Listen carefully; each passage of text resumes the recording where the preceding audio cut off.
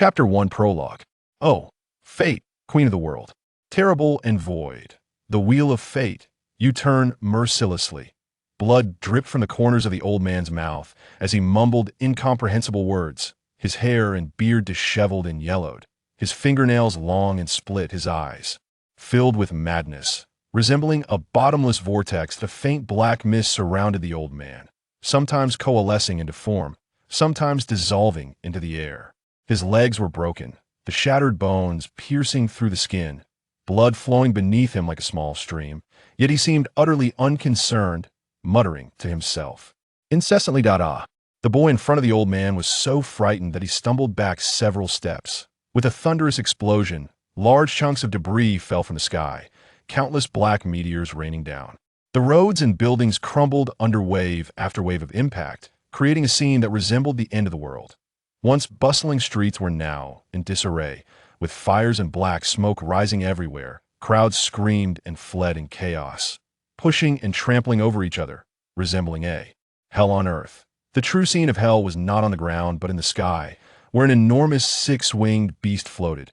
Its body was composed of black mist and white bones, parts of it disappearing and reappearing, like a flickering image on an old television.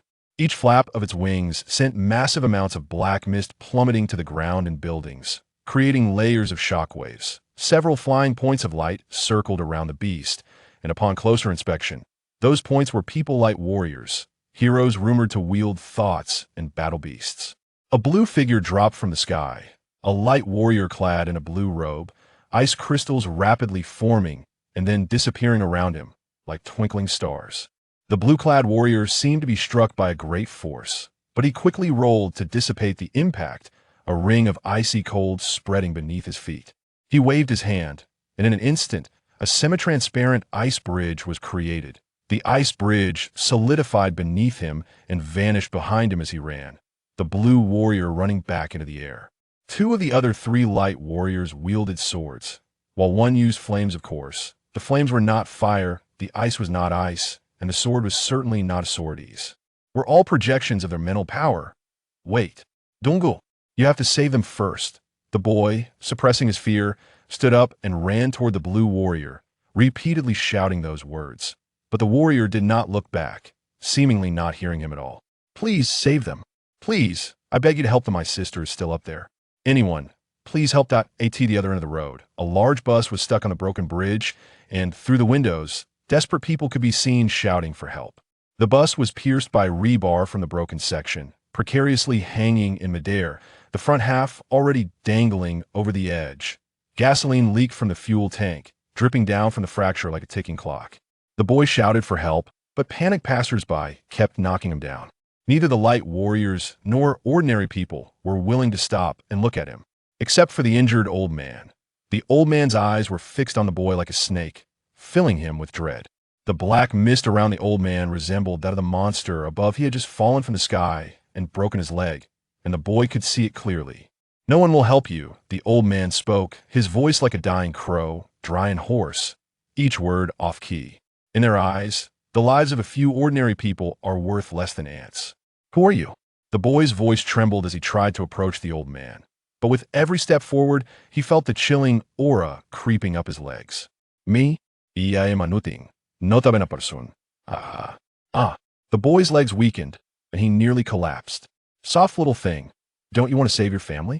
Go on. You can only rely on yourself. In this world, no one is more reliable than you. The pillar over there hasn't broken. You can climb up that way.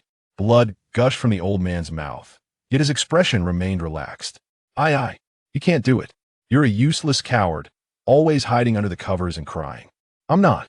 The boy's gaze drifted over the old man's shoulder, where he saw a light warrior with a sword wheel jump from the broken bridge, ignoring the cries and pleas around him. You just need power. If you want it, you can have it. The old man stretched out his withered hand, his nails cracked and dark, his fingers so thin they looked like those of a bird rather than a human. Come on, take it if you want it. Take it freely. I have plenty more. No, you are a thought beast. You are not human. Where the heart dwells, all is transient. One should dwell nowhere and give rise to the heart. The old man stopped responding, a sinister smile on his face, repeating those words. His hands were covered in black mist, resembling black gloves. You have killed many people.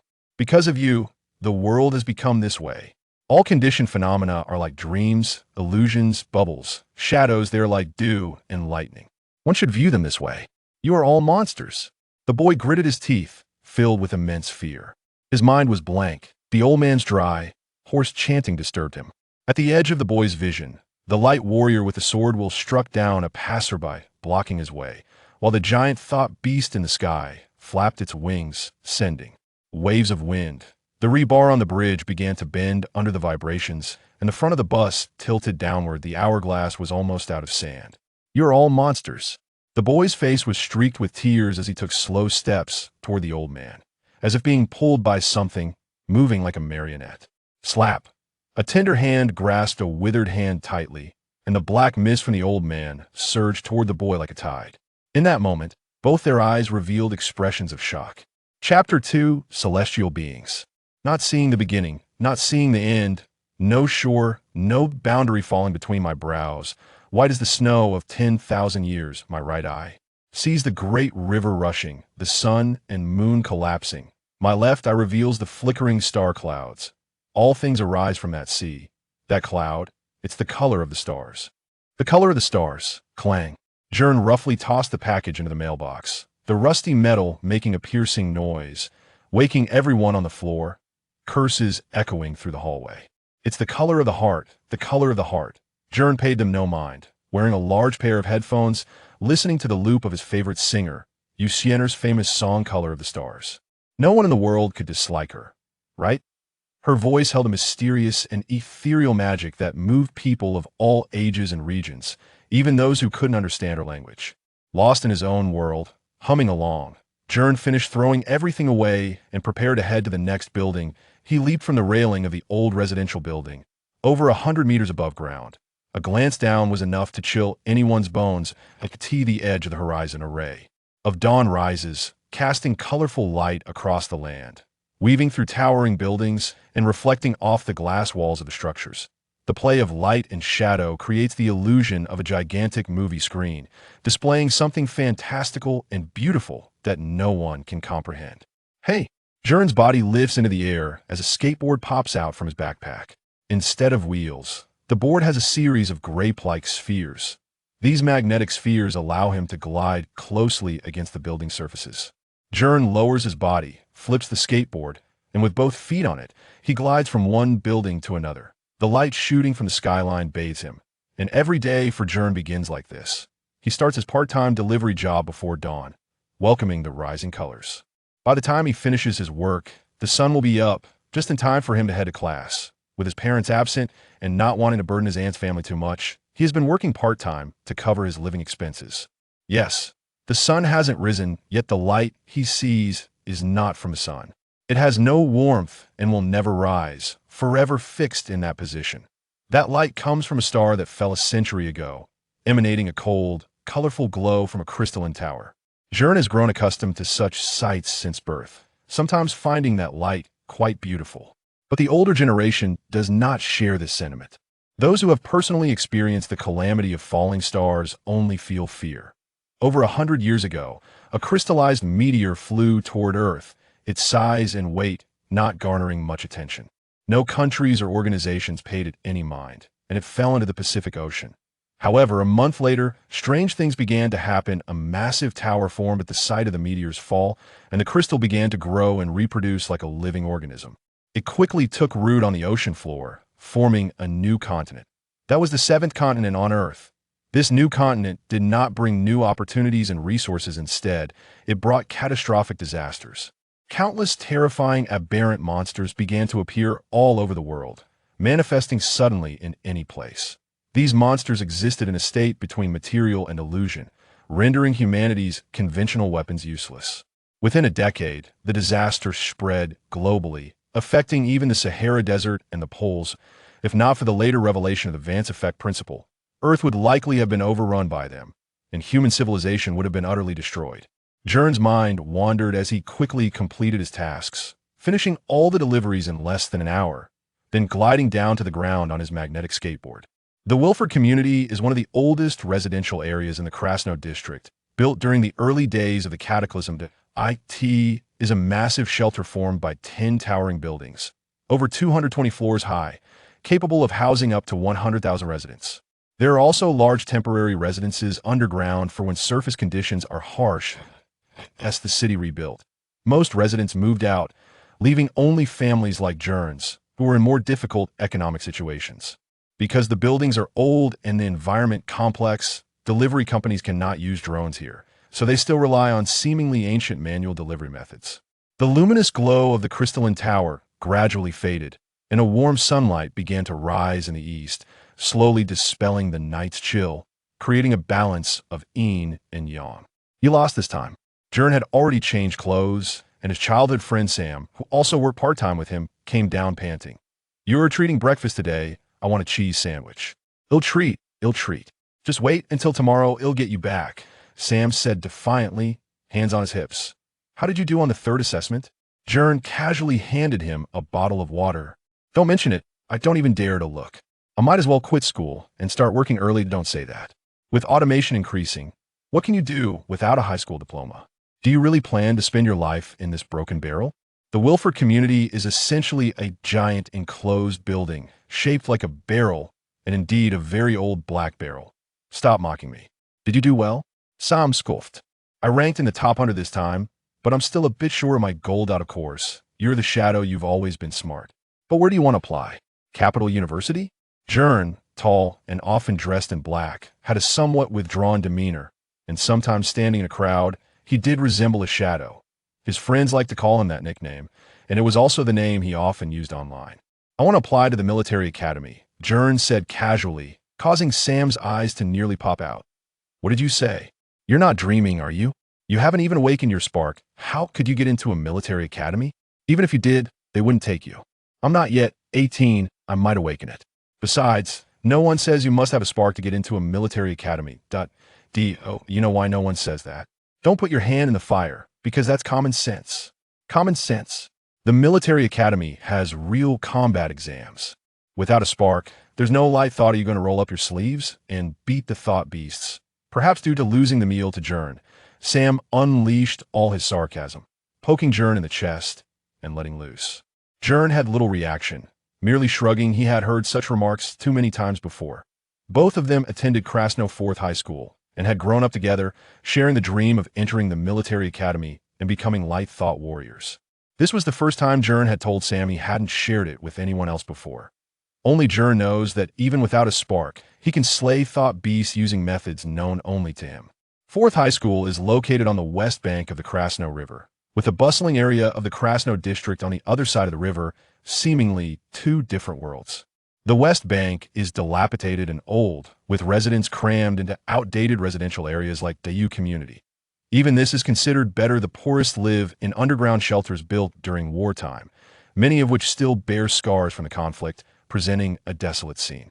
In contrast, the East Bank is among the first areas to be rebuilt, with skyscrapers rising rapidly. Point 1 can see the luxurious villa and commercial district from afar. The roads are wide and well-lit, and there's even a city garden. It's worth noting that the ecology was severely damaged during the Great War, and plants have become a luxury, not to mention timber. Those who live there are wealthy individuals, officials, researchers, and light thought warriors for various factions. Light thought warriors are humanity's only weapon against thought beasts. Over a century, humanity has been at war with them. Thanks to countless light thought warriors fighting day and night, slaying thought beasts, humanity was able to reclaim the spark of life from the depths of despair, allowing them to contend with thought beasts on equal footing. The status of light thought warriors is beyond question, whether in the military, the 4 major academies, or mercenary organizations. They enjoy high social welfare. Even free hunters, who are not accepted by major factions, hold a superior status. Money, status, and welfare are certainly what Gern needs most. He dreams of moving his family out of that broken place. However, that is not the most important reason he wants to enter the military academy. The true reason is known only to him. "Come on, hurry up. We're really going to be late," Sam urged from the front. "What's the rush? We still have half an hour. You forgot that the first class today is on Warcraft? I don't want her to remember me. If you don't leave, I'm going first." Okay. Gern walked out of the breakfast shop, stretched his back, and was suddenly bumped hard by someone he thought his physical fitness was decent, but he was knocked back several steps, not exaggerating to say it felt like crashing into an iron mountain. Upon closer inspection, the person who bumped into him was just a girl, shorter than Gern, looking rather ordinary, but her steps were steady and her lower body was exceptionally solid. The girl glanced up at Gern with disdain, said nothing, and continued walking forward. In the moment they brushed past each other, Gern noticed her neck, which was clean and free of a thought wave suppressor. To prevent thought beasts from being born in the city, all residents are required to wear thought wave suppressors to avoid overly excited emotions from giving rise to thought beasts. Gern had one around his neck, Sam had one, and so did the boss of the breakfast shop. Everyone he could see had this small circular device around their neck. But this girl had none. Only one type of person in this world could be exempt. Heavenly person, Gern murmured to himself. I end the second thought beast war. The descendants of the four most outstanding heroes were born. They are known as heavenly people, born with sparks of power, possessing the most top-notch light thought talent, the pinnacle and strongest existences among light thought. Warriors. Every city has floating aerial castles built for them to live in, enjoying the most luxurious life and the worship of all the citizens. Heavenly person. Why are they here? You brat. What are you mumbling about? Did you get knocked silly? How can you act so composed when you see someone like her? Sam was completely oblivious. You go ahead. I have something to do. Gern shoved his backpack into Sam's hands and turned to follow the girl into a small alley around the corner. Chapter 3. Beast Shadow. Gern lowered his footsteps and slowly followed the strange girl. It was hard not to be curious about a heavenly person coming down to the commoners area, especially in a backward district like Hushi. The girl had short white hair, was not tall, and had a slim figure with no muscle definition on her arms or legs, making it hard to imagine she had just nearly knocked Gern away. She wore a black and red dress, layered with a white sleeveless vest. The style was nothing special, but upon closer inspection, the material was clearly high-end. Crash! Just as Gern reached the end of the small path, he saw two men collide on the road and fall to the ground. Their bicycles toppled beside them, still spinning. Idiot! Can't you see? Who are you calling blind? Yes, the two rolled up their sleeves and were about to argue. Their suppressor rings emitted a simultaneous beep alarm, and the indicator lights changed from green to yellow. The two froze in place, their anger dissipating as they helped each other up, asking about each other's well-being until the lights turned green again, at which point they calmed. Down, van's level. Everyone in the survival zone must control their van's level. The thought wave suppressors display 4 levels of van's effects. Green means no reaction, yellow indicates a slight reaction, red signifies a dangerous reaction, meaning the van's effect has begun, and the highest level, black, represents a strong van's effect, indicating a thought beast is about to be born. Thus, everyone must always pay attention. If the van's level gets too high, they will be forcibly sent to the thought wave control center, and if that doesn't improve, they will be transferred to a correction facility. Once someone enters there, they can forget about leaving normally. They will be injected with large amounts of tranquilizers daily and subjected to extremely harsh psychological correction therapy. Even if they come out, their personalities, thoughts, and worldview will have been completely erased, leaving only an empty shell of a puppet. Of course, there is one type of person who can be exempt. Heavenly people. Heavenly people are considered the strongest-willed humans in the world. They can perfectly control their minds and will never allow thought beasts to be born. Thus, they are not subject to any institutional control, existing above all worldly frameworks. That, if there is an exception, Gern could be considered one. His suppressor had been illegally modified to always display green, and despite reaching black-level thought wave levels countless times over the years, he also did not give rise to thought beasts. The heavenly girl moved quickly, striding through the alley and turning into a concealed, dark passage. Gern was still puzzled about where she was heading when suddenly a figure appeared in front of the girl. It was a middle-aged man with graying hair, dressed in a black trench coat, wearing white gloves. He had a square face, a small mustache, and a robust neck. Even through his loose clothing, one could tell he was very muscular. Miss, stop causing trouble. That guy is just trying to deceive you, the man in the black coat said in a low voice. Get out of the way, Bart. Who told you to follow me? Protecting the miss's safety is my duty. Do you think there's anything in the commoner area that could harm me? You're insulting me. The white-haired girl had a fierce look in her eyes, with small tiger-like teeth that made her look like a fierce little white wolf. I wouldn't dare, miss. You're a rare talent in the Eisberon family, easily defeating wolf-class thought beasts at your young age. However, thought beasts are easy to guard against, but human hearts are hard to guard against. It's inappropriate for you to leave home without permission. Eisberon. Gern perked up his ears from a distance, realizing she was indeed a heavenly person, and from one of the four great families of heavenly people, the Eisberon family. He's a liar. Why are you still so nervous? The young lady shot back. Just consider it a little outing for fun. I'll explain to my father when I get back. And you don't need to take responsibility. I am the butler of the Eisberon family from the moment you left the door. I cannot be absolved of my responsibility. The girl said nothing more, lowered her body, and with a step, her entire being transformed into a shadow, racing along the wall of the alley. Her hair trailed behind her like a long white shadow. You are still so mischievous. The butler Bart shook his head and immediately pursued her, both of them moving at a similar speed. Is this the physical quality of a heavenly person? Gern stepped out from the shadows, crossing his arms. That I've heard heavenly people undergo strict training from a young age, with physical and mental abilities far beyond normal people. This is the first time I've seen it with my own eyes. Of course, Gern couldn't keep up with their speed, but being a local, he was very familiar with the terrain. That white-haired girl seemed to be invited by someone, heading to meet that person. Anything that could attract a heavenly person must be a big secret, and nearby, in that direction, the most suitable place for secret exchanges was Blink Street. Gern smiled slightly and took a shortcut to catch up. Blink Street was originally just an ordinary underground commercial street, but later marginalized due to construction reforms, and the newly built residential area blocked the main road.It then became a dark street unseen by light day and night, controlled by smugglers and gangs, trading in all sorts of illicit goods. There were no surveillance networks or police patrols near Blink Street, and very few pedestrians, making it very suitable for underground transactions.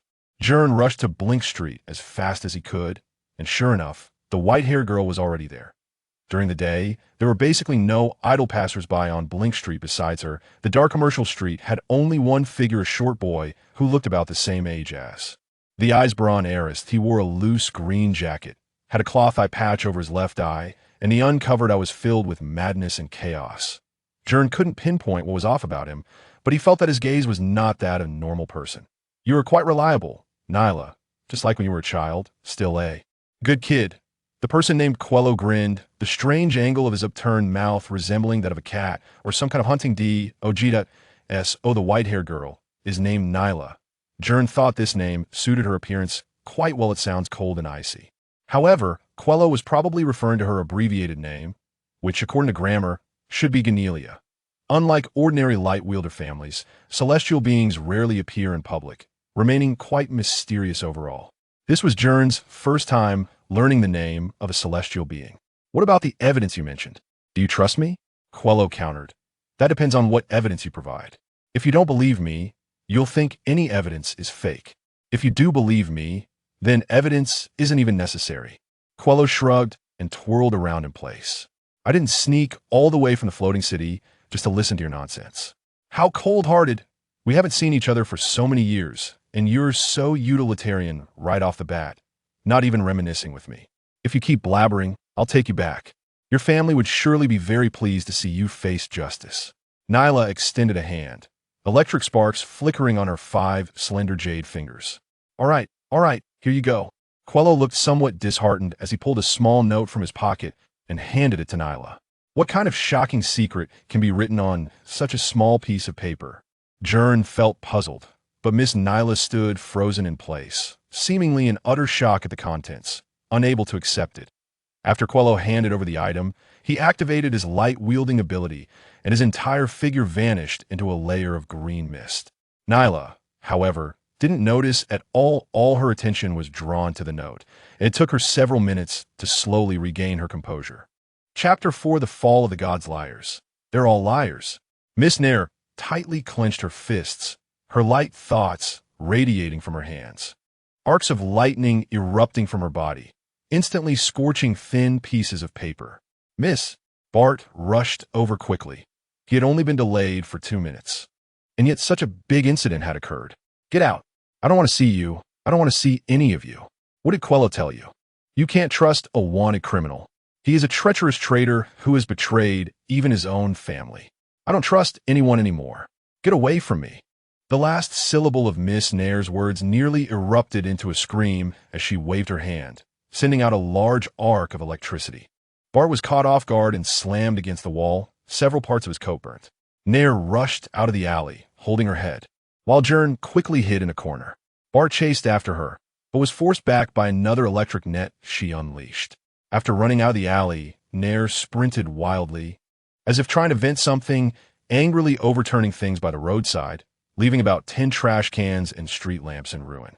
Hey, what are you doing? Are you crazy? An angry shopkeeper, whose shelf she had just overturned, shouted a couple of times, but seeing the yellowing suppressor on his neck, he quickly controlled his emotions and forced a smile. No, miss, please don't go. Do you need help? Why are you breaking my things for no reason? Nair ran all the way to the riverbank in the city when Bart caught up in time and hugged her tightly.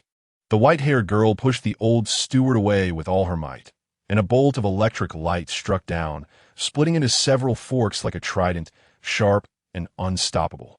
However, Bart swung his hand and created a rock shield with his light thoughts to block it.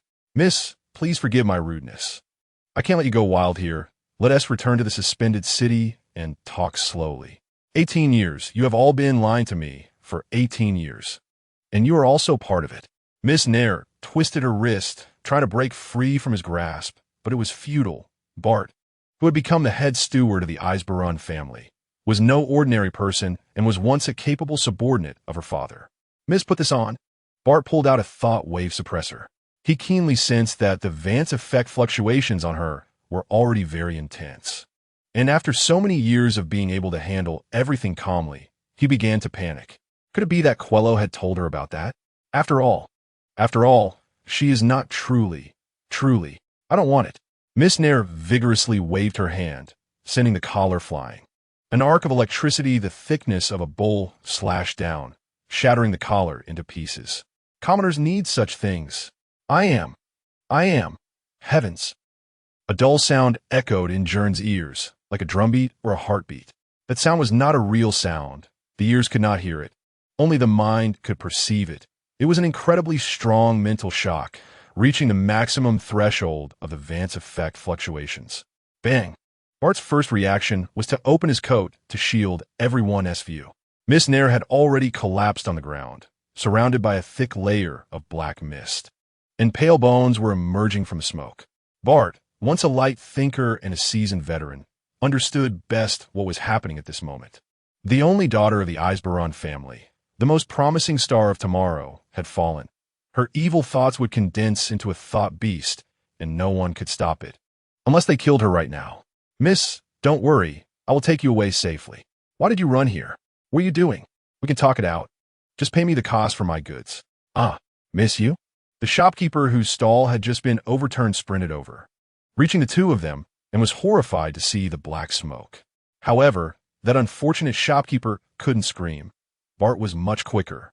A pitch-black blade condensed in his hand, and in a flash, he struck out like lightning, one blade severing the shopkeeper's arm, and the other cutting out his tongue. How convenient. I just needed a scapegoat. Ugh. The shopkeeper let out a wail and collapsed to the ground, rolling around as blood gushed from his mouth like a fountain. Help! Someone. Realizing that Nair had already fallen completely, and a thought beast egg had been released into the air, Bart immediately picked her up and ran while pointing at the bleeding man, shouting loudly, "This person has fallen. Call the police. Hurry." Gern, watching from a high building nearby, felt like a bomb had exploded in his heart, shockwaves reverberating through his mind, although he had already caught a glimpse of some truth. Witnessing such a scene still left him deeply shaken. Even celestial beings can fall. The pitch-black egg was slowly unraveling, revealing a slender figure, resembling a woman, entirely made of black mist, bone spurs, and white bandage-like material. She had a pair of bony wings and a long tail, her face obscured. Yet she bore resemblance to Nair. Loneliness. The thought beast let out a low growl, causing chaos around it as residents from the nearby buildings rushed down to escape. The sound of police sirens echoed in the distance. It seemed the police were quite responsive. Deception. The thought beast screeched again, suddenly flapping its wings and unleashing a blinding flash of electricity that cleaved a sturdy tree in half. The severed surface covered in intricate fork-like patterns. Boy! The lightning quickly spread across the thought beast's body, its figure flashing rapidly. The tail, trailing a long arc of electricity as it instantly reached the opposite bank of the river.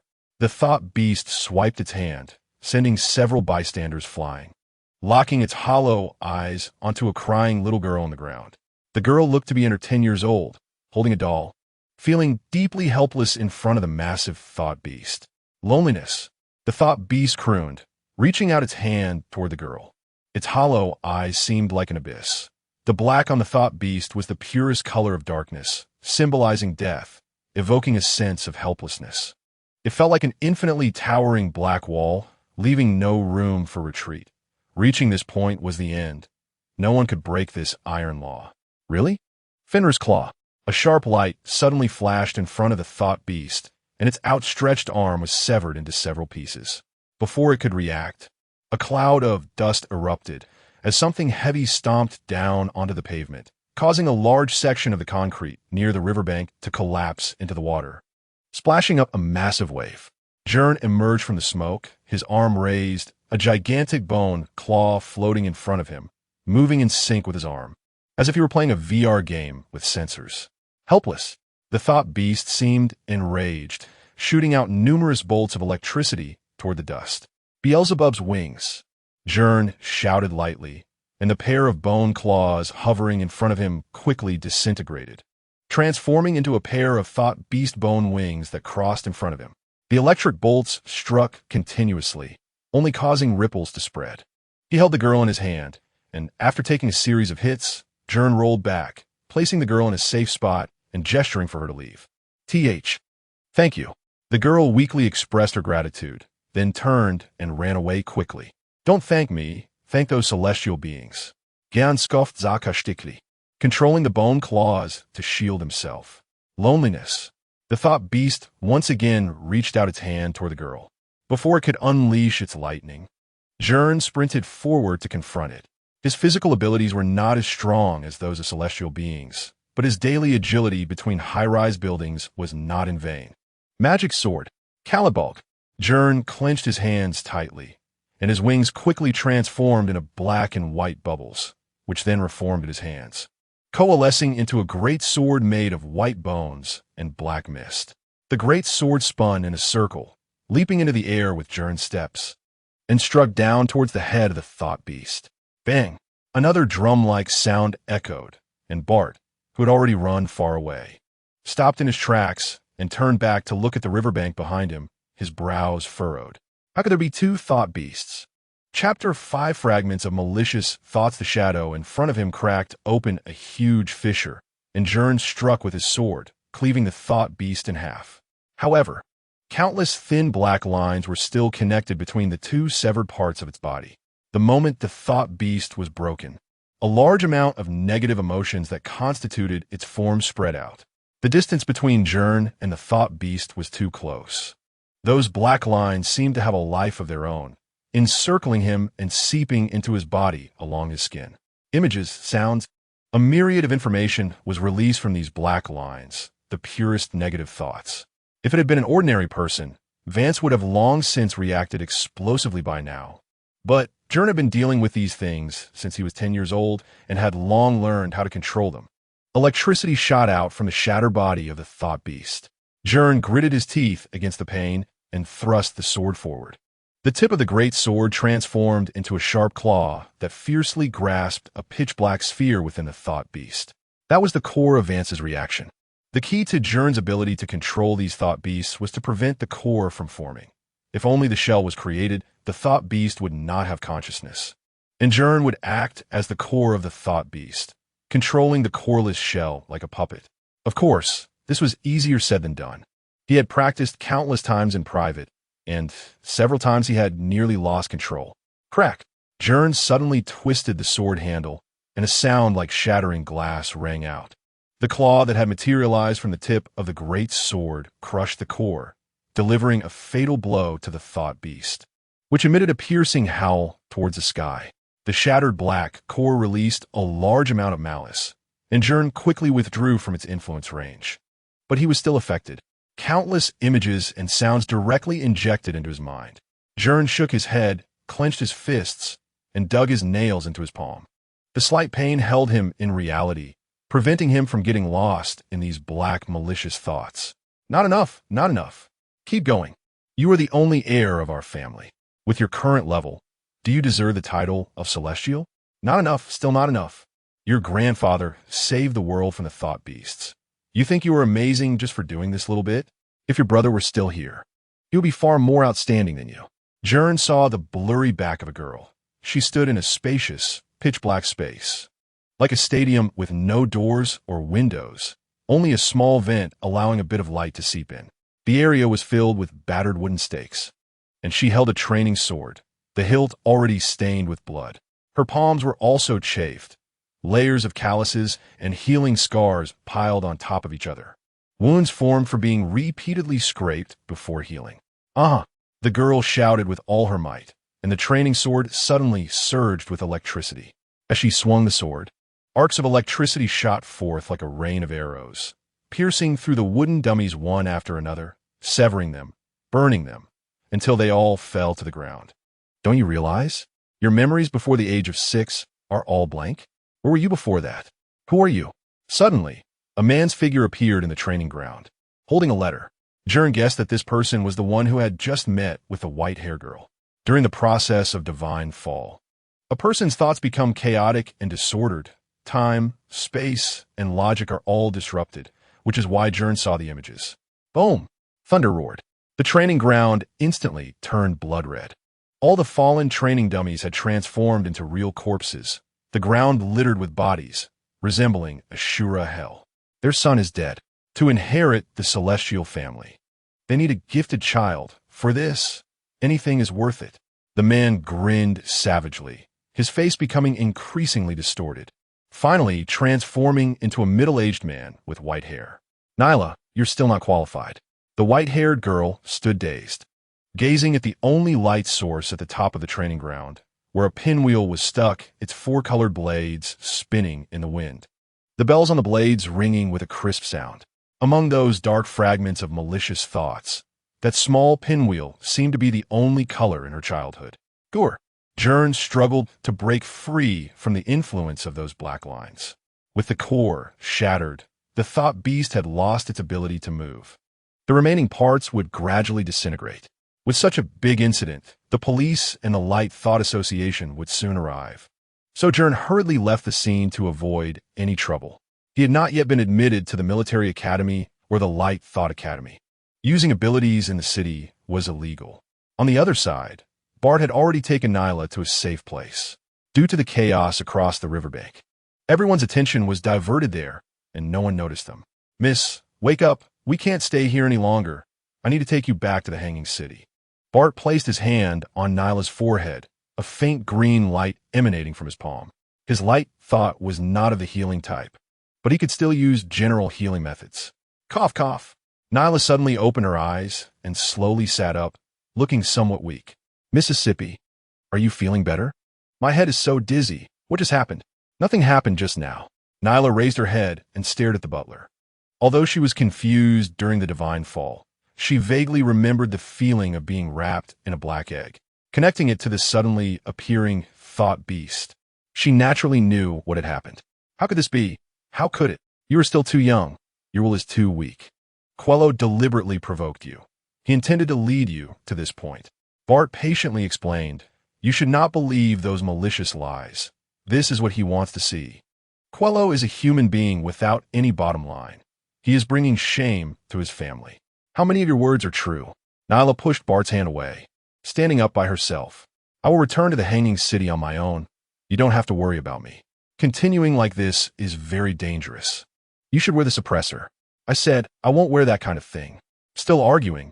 Are you saviors so idle? Do you have nothing else to do? Just as they were bickering, a figure appeared at the end of the alley, slowly approaching the two. Bart initially thought it was Quello and immediately reached out to shield Nyla behind him, but Miss Nyla pushed his hand away with dissatisfaction. However, that person was not Quello, but a black-haired common youth. He crossed his arms over his chest, looking natural, but there was a scent on him very similar to that of a thought beast. He is the one who dealt with that thought beast. Bart was startled.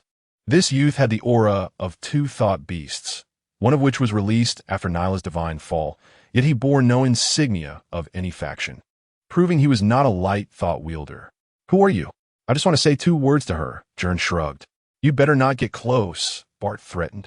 Gathering light thought, creating a special colored light in the surrounding air. Don't be agitated. If it comes to blows, I might not be able to beat you. But causing a commotion will let people know that 2 celestials have come here and that a thought beast incident has occurred nearby. Gern extended his hand, a translucent black claw coalescing in his palm. If I'm discovered, it wouldn't be good for anyone. What do you want to say?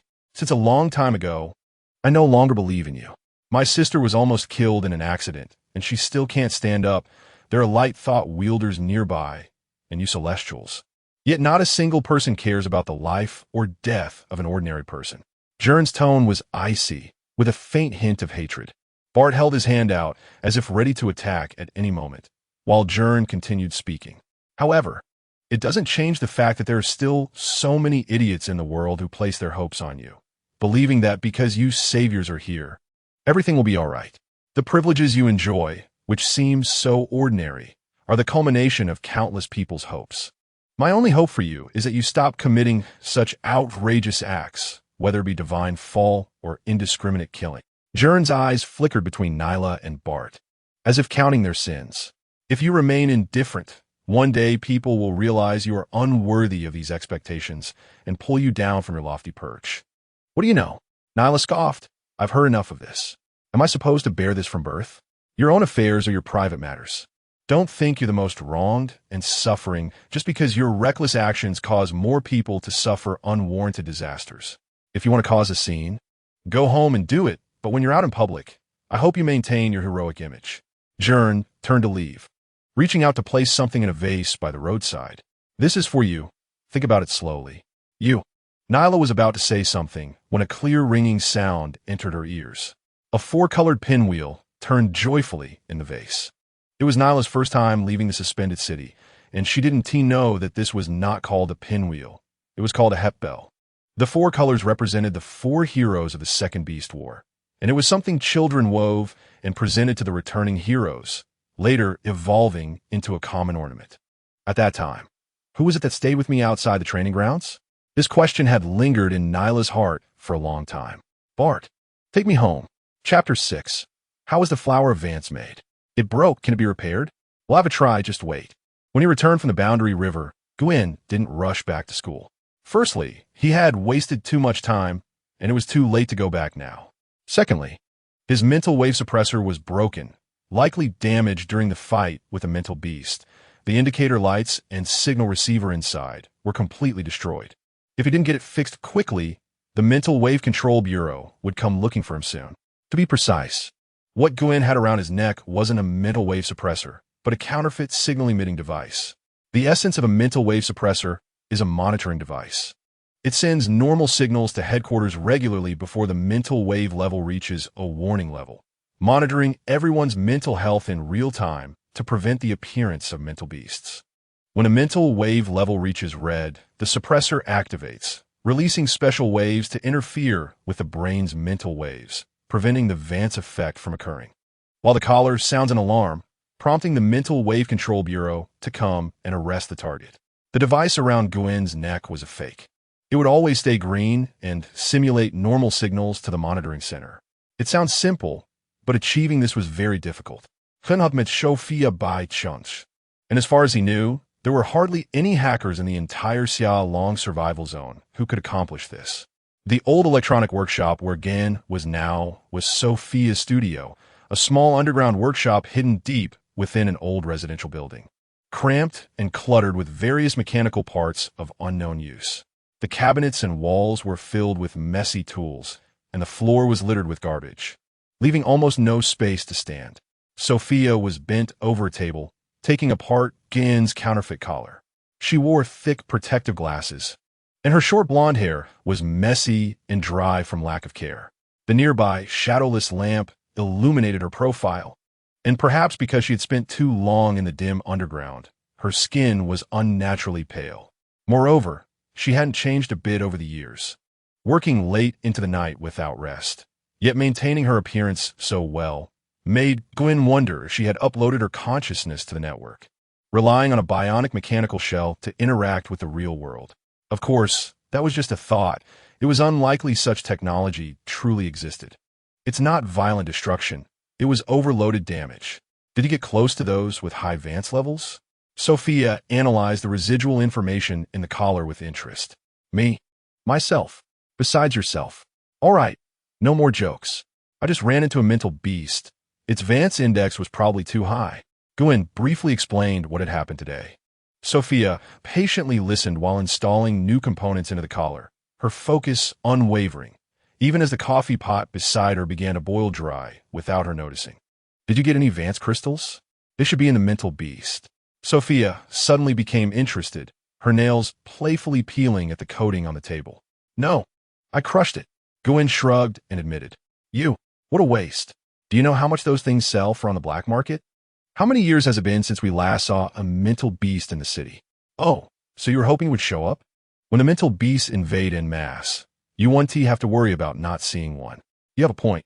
Sophia quickly installed the new parts into the collar and connected it to a computer to upload the new data. To make the counterfeit collar function, she needed to hack into the central system of the Mental Wave Control Bureau and import the fake identification number. Gwen watched as Sophia pressed her hand tightly against the computer's connection port, green light radiating around her wrist. The light formed rings of code made up of countless zeros and ones, continuously drilling into the computer through the port, converting her will into a powerful hacking virus capable of breaching the firewall via the network. This was her light thought, known as the roaming worm. She could use it to hack into various systems at will, slipping in like a worm. Perhaps it was her extraordinary obsession with machinery and programming that had awakened this light thought. Sophia's spark was also a mass of green code hovering above her head, resembling the halo of an angel from mythology. Sophia had no idea how many times she had come and gone through the Mental Wave Control Bureau's firewall. It had become routine, and she felt no challenge in it anymore. While uploading information, she still had energy to chat with Gwen. On her table was a delicate crystal sculpture depicting the Crystal Tower from across the ocean, a star that had fallen from the cosmos 50 years ago. People had a love-hate relationship with it. The Crystal Tower could magnify human thought, ushering in the era of light thoughts. But the mental beasts it produced nearly led human civilization to a point of no return. You say, Gwen gazed at the sculpture, feeling an inexplicable thrill. What magic did the tower possess that could truly turn human thoughts into reality? The Vance effect. Didn't you pay attention in class? Sophia shot him a glance. Of course I know about Vance, but everyone talks about it. What exactly is it? So dumb. Our universe is made up of matter and energy. You know that, right? But the matter we know and can observe only makes up about 14% of the total matter in the universe. The rest is dark matter, which we cannot observe, and it doesn't affect our normal lives. We once thought dark matter was far away in the depths of space, but later we discovered it's everywhere, right beside us. Our human senses and technology are simply too primitive to detect its existence. So, the light thoughts that are condensed are dark matter? Exactly. The tower magnifies human mental fluctuations, or mental waves, by millions of times. When the frequency of mental waves breaks the threshold, Vance occurs. The invisible dark matter is condensed into the form you imagine, and the phenomenon is supported by dark energy. Dark energy makes up 70% of the total energy in the universe, which means that the countless stars like our sun, the vast galaxy, and even the black holes that can swallow light and supernovae that can illuminate a million black holes, all the celestial bodies, dust, and wonders in the universe. Their energy combined is just the tip of the iceberg, 30%. The main energy of the universe is the dark energy that we cannot grasp. Gwen continued her thoughts. And as he spoke, he was also shocked by the mental image he had painted. Sophia smiled bitterly and said, "That's right. We're like worms in a ditch. Perhaps we can't blame the tower for our lives becoming this way, but blame the truth it brings, which is too cruel. The sun breaks the darkness of the ditch. and all the worms are left wondering where to go. Aren't we doing pretty well? Humanity has already mastered the laws of light thoughts. Yeah, truly a victory of idealism. After saying this, Sophia removed the collar from her hands, repaired it, and said, "Remember to take it off next time you fight. The counterfeit transmitter is very fragile and can't withstand your antics." "Thanks. I owe you one." Gwen grinned and reached out, but she quickly grabbed the collar back. Hey, what about the money? You still owe me from last time." I was in a hurry, all right? If I waited any longer, they'd have reported me. I'll go back and get the money. Next time for sure." Gwen felt a bit awkward, forcing a smile and rubbing his hands together. "Last time you said the same thing. You keep owing me money. If they don't report it, I'm thinking of reporting you myself." Sophia snorted and stuffed the collar into her chest pocket, crossing her arms and leaning back into the office chair, her whole body slowly sinking into the soft sponge. She relaxed completely, and even though she was wearing a loose shirt, it was still evident that she had a good figure. She pushed her goggles up on her forehead, her blue eyes lazy and deep, and below her ordinary denim shorts were two fair and plump thighs. Recently, money had been a bit tight. "Well, fine. I can help you out." Sophia's eyes darted around as if she was thinking of some crazy idea. "Help me with something." "What is it?" Before Sophia could answer, there was a loud knock at the door, the studio's iron gate vibrating continuously, mixed with angry shouts from outside. The newcomers were aggressive, clearly having a significant conflict with Sophia. "Here, these guys have been bothering me. Deal with them for me, and I'll give you the stuff. There's only 10 minutes until the system detects that you're not wearing the suppressor, so hurry up."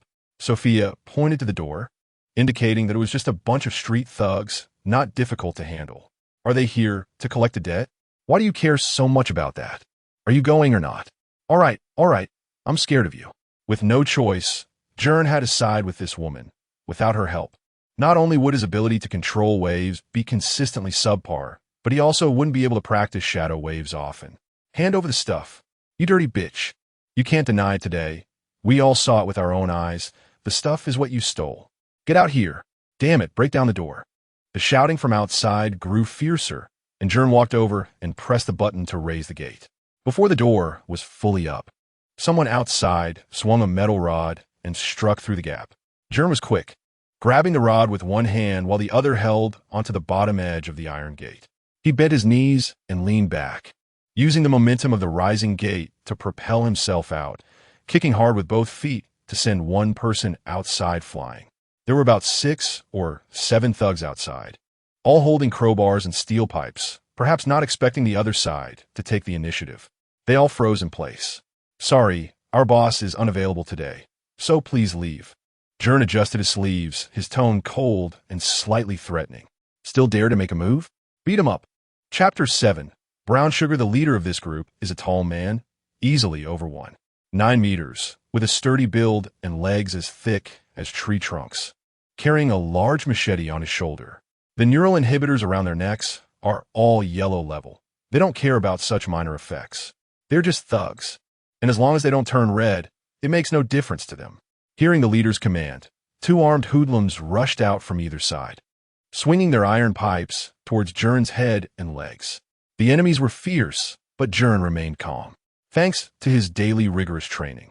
His physical fitness is quite good compared to ordinary people, and even without using his shadow thoughts, handling these few was not a problem. Gern swiftly intercepted a blow aimed at his head with one hand, while his feet left the ground to evade the strike coming from below. Taking advantage of the jump, he kicked forward with both legs, hitting one thug squarely in the chest. The man grunted and fell backward to the ground. Gern, maintaining his momentum, kept a firm grip on the thug's iron pipe and spun in midair, using his other hand to slam down heavily on the enemy's head, driven by the dual force of inertia and his weight, smashing the thug's head hard into the ground. Just lie there." Gern released his grip and stood up, kicking the person on the ground aside, who landed face first, losing a front tooth in the process. "You little brat, are you looking to die? You started it first. I was just acting in self-defense. Get him." The burly leader signaled with his eyes, and the remaining 3 men charged forward, grabbing their weapons to flank Gern. Gern hooked his foot around a fallen iron pipe, kicked it up, and caught it, swinging it to strike the enemy on the right side. He twisted his wrist and delivered 2 quick blows, knocking the weapons from the opponent's hands. At that moment, an enemy behind him shouted and charged in. With a swift motion, Gern used his foot to push off the ground, rolling to avoid the incoming strike.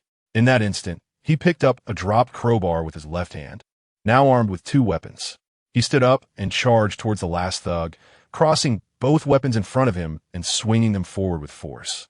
The thug attempted to block, but his speed was far too slow, and he was hit squarely in the chest, tearing 2 large rips in his shirt and causing a clear crack from his ribs as he flipped backward and fell to the ground. Clang! Gern threw aside the weapons in his hands and looked at the burly leader, asking, "What's it going to be? Are you still going to fight? Damn it. You got yourself a tough helper. We're leaving." The leader turned as if to walk away, but after just 2 steps, he suddenly turned back, drawing a black metallic object from his waist and pointing it at Gern. A thunderous roar followed, and the black object spat fire, the leader's eyes turning menacing. Clearly determined to achieve his goal at all costs. Guns have basically been phased out by the military. This thing is useless against shadow beasts. Humanity is now united against external threats, and the major governments have not engaged in civil wars for a long time. Only gangs still possess such weapons. Beelzebub's wing shield. The moment the bullet was fired, Gern hurriedly summoned his shadow thoughts, envisioning a shield to protect himself. Shadow thoughts are different from light thoughts. Light thoughts come from willpower and imagination, while shadow thoughts are rooted in negative human emotions. This isn't something that can be conjured up at will. Gern didn't have enough time to brew any emotions, and the recent fight didn't ignite much anger in him, leading to a nearly transparent projection of bone wings. Fortunately, the burly man's weapon was just a makeshift pipe gun, lacking rifling and dispersing its power, allowing Gern to barely block it. As the black mist and white bones slowly dissipated, the bullet embedded in the shield fell to the ground with a crisp sound. The burly leader and his crew all stood with their mouths agape, stunned in place. Light thoughts? Oh dear, little brother. No, big brother. I was wrong. We won't dare again. We won't trouble you anymore. You keep your stuff, just let us go. The leader immediately cowered, dropping his knife to the ground and kneeling. These thugs only dare to bully ordinary people. They wouldn't mess with someone with light thoughts. Anyone who awakens light thoughts, even if they're not a light thought warrior yet, will soon be recruited by major forces, military, academies, light thought associations, or mercenary groups. They are not people that thugs like them can provoke. If they make an enemy today, they might not even know how they die tomorrow. Don't you know to get lost? What happened today? Gern cracked his knuckles, a shadowy figure appearing behind him. I know. We absolutely won't talk. We'll leave right now. With that, the group vanished in a flash, moving much faster than they did during the fight, fearing Gern would change his mind. Well done. Sophia came out of the room with a cheerful smile. Next time, don't involve me in this. Here, your stuff. You're welcome to visit again. Sophia wrapped her arms around Gern's neck, fastening a collar around him. The moment it closed, a beep sounded, and the display on the collar turned green. Gern caught a warm, fragrant scent, and Sophia's hands rested on his shoulders, bringing them very close together. The collar had just been tucked into her close-fitting pocket, and Gern could feel its warmth. Wait a minute. Let me check if the connection is stable. Those people shouldn't dare come back. They seem to be trying to extort you and falsely accuse you of stealing something from them. Gern changed the subject. No, I was telling the truth. I did take their stuff, Sophia replied nonchalantly. What? Gern exclaimed in surprise. You're making me an accomplice. I'm done for. I was planning to apply to the military academy. This could leave a stain on my record. What if I fail the political review? Don't worry. If they lose this thing, they won't dare to speak out. Sophia waved her hand dismissively, then released Gern and picked up a box from a nearby shelf. Our boss somehow got this good stuff. I borrowed it to study. Inside the box lay a black square object, glowing with specks of light. Although black, it wasn't a pure black. It looked like oil slicks on water, constantly shifting in different colors. What is this? Gern had never seen anything like it. A small cube the size of a thumb, worthy of a knife fight, making them willing to risk lives to get it back. They call this black sugar. It's selling for hundreds of thousands per gram on the black market now. Sophia said, is it some new kind of drug? Gern found it hard to imagine something could sell for that much. I heard it can grant light thoughts. Huh? No way. If there was such a thing, everyone would be a light thought warrior. It seems the side effects are severe. It might even be lethal. I personally think it's a failed product leaked from a military lab. I see. We're both awakened beings and can't do business. Why don't you find an ordinary person to be a guinea pig? If it works, they 1T lose out, Sophia suggested coolly, her expression unfazed by the horrifying suggestion. Are you a devil? People could die. I'm just kidding. But if you ever meet someone who has taken this stuff, find a way to bring them to me. There's a big reward for you, sister. Sophia winked, while Gern felt a chill run down his spine. This woman might be more dangerous than shadow beasts. Chapter 8. Wind and Sea. Helena, by the time Gern arrived at the school after leaving Sophia's workshop, it was almost noon. Avoiding the security's gaze, he climbed over the wall into the courtyard, taking advantage of the fact that there weren't many people on campus during class. Gern took out the hoverboard from his backpack and gradually maneuvered it up against the wall. Hey! Finally at the window outside the classroom, Gern flipped over and landed on the windowsill, just as the teacher at the front was still facing away, writing on the board. Gern jumped through the window and slipped back to his seat in the last row of the classroom. Gern's actions were, of course, noticed by many classmates, and laughter erupted from the back of the classroom. This wasn't the first time for Gern.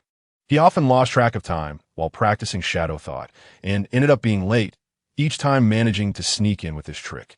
The teacher turned around and tapped the desk to restore order. Oh, you still know how to come? I thought you overslept.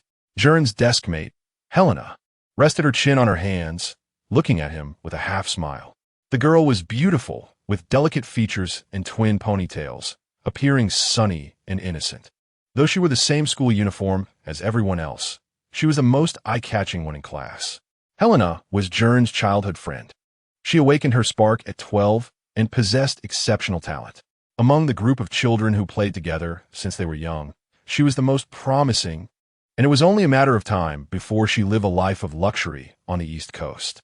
As a light thought awakener, she had already been recommended to military school and just needed to pass the practical exam to become a military light thought master. Yet for some reason, she insisted on coming to school every day, even more diligently than Gern. I can't help it. There's been a disturbance on the other side of the River of Realms, with some divine beings falling, and the noise is quite loud. Just wait for the news, Gern said mysteriously. River of Realms? Your route to school has nothing to do with it. Sniff, you still smell like a woman. You didn't go on a date with that pretty girl. Did you? Gern, you can't go on like this. With your abilities, you shouldn't be a light thought master. You should work as a police dog for the military instead, or else it would be a waste. Gern retorted, then asked, did the Beastmaster find out I skipped class? The Beastmaster referred to the strict and rigid class supervisor who also served as their homeroom teacher, nicknamed for resembling an orc from an old game. No, I covered for you. Helena summoned her light thought, and a stream of water gathered in her hand, slowly taking the shape of Gern's head, looking exactly like the real thing. Her light thought belonged to the common water control type, which had a very strong plasticity. They say light thought is a projection of a person's spirit, but honestly, Gern didn't think Helena was a gentle person at all. How could she have such a light thought? Wow, you molded it so well. You must remember me deeply. No one would believe you don't have a crush on me. Gern joked. Though he appeared cold to outsiders, he was very cheerful and natural around friends. Go to hell. Helena stomped her foot in anger and smacked Gern's water-shaped head on his real one. Damn! The splash exploded, drenching Gern's head, but within a second. Before the droplets could hit the ground, they all vanished without a trace. Water is not water, fire is not fire, and swords are definitely not swords. All light thoughts are projections of the mind. Gern understood this principle at a young age, and after gaining the power of shadow thought in that accident, he understood it even more deeply. Everything created by light thought would quickly dissipate. It couldn't remain in this world forever. Light thought could create food, but after eating, one would still feel hungry. It could create water, but after drinking, one would still be thirsty. It could solidify into a blade to slay beasts.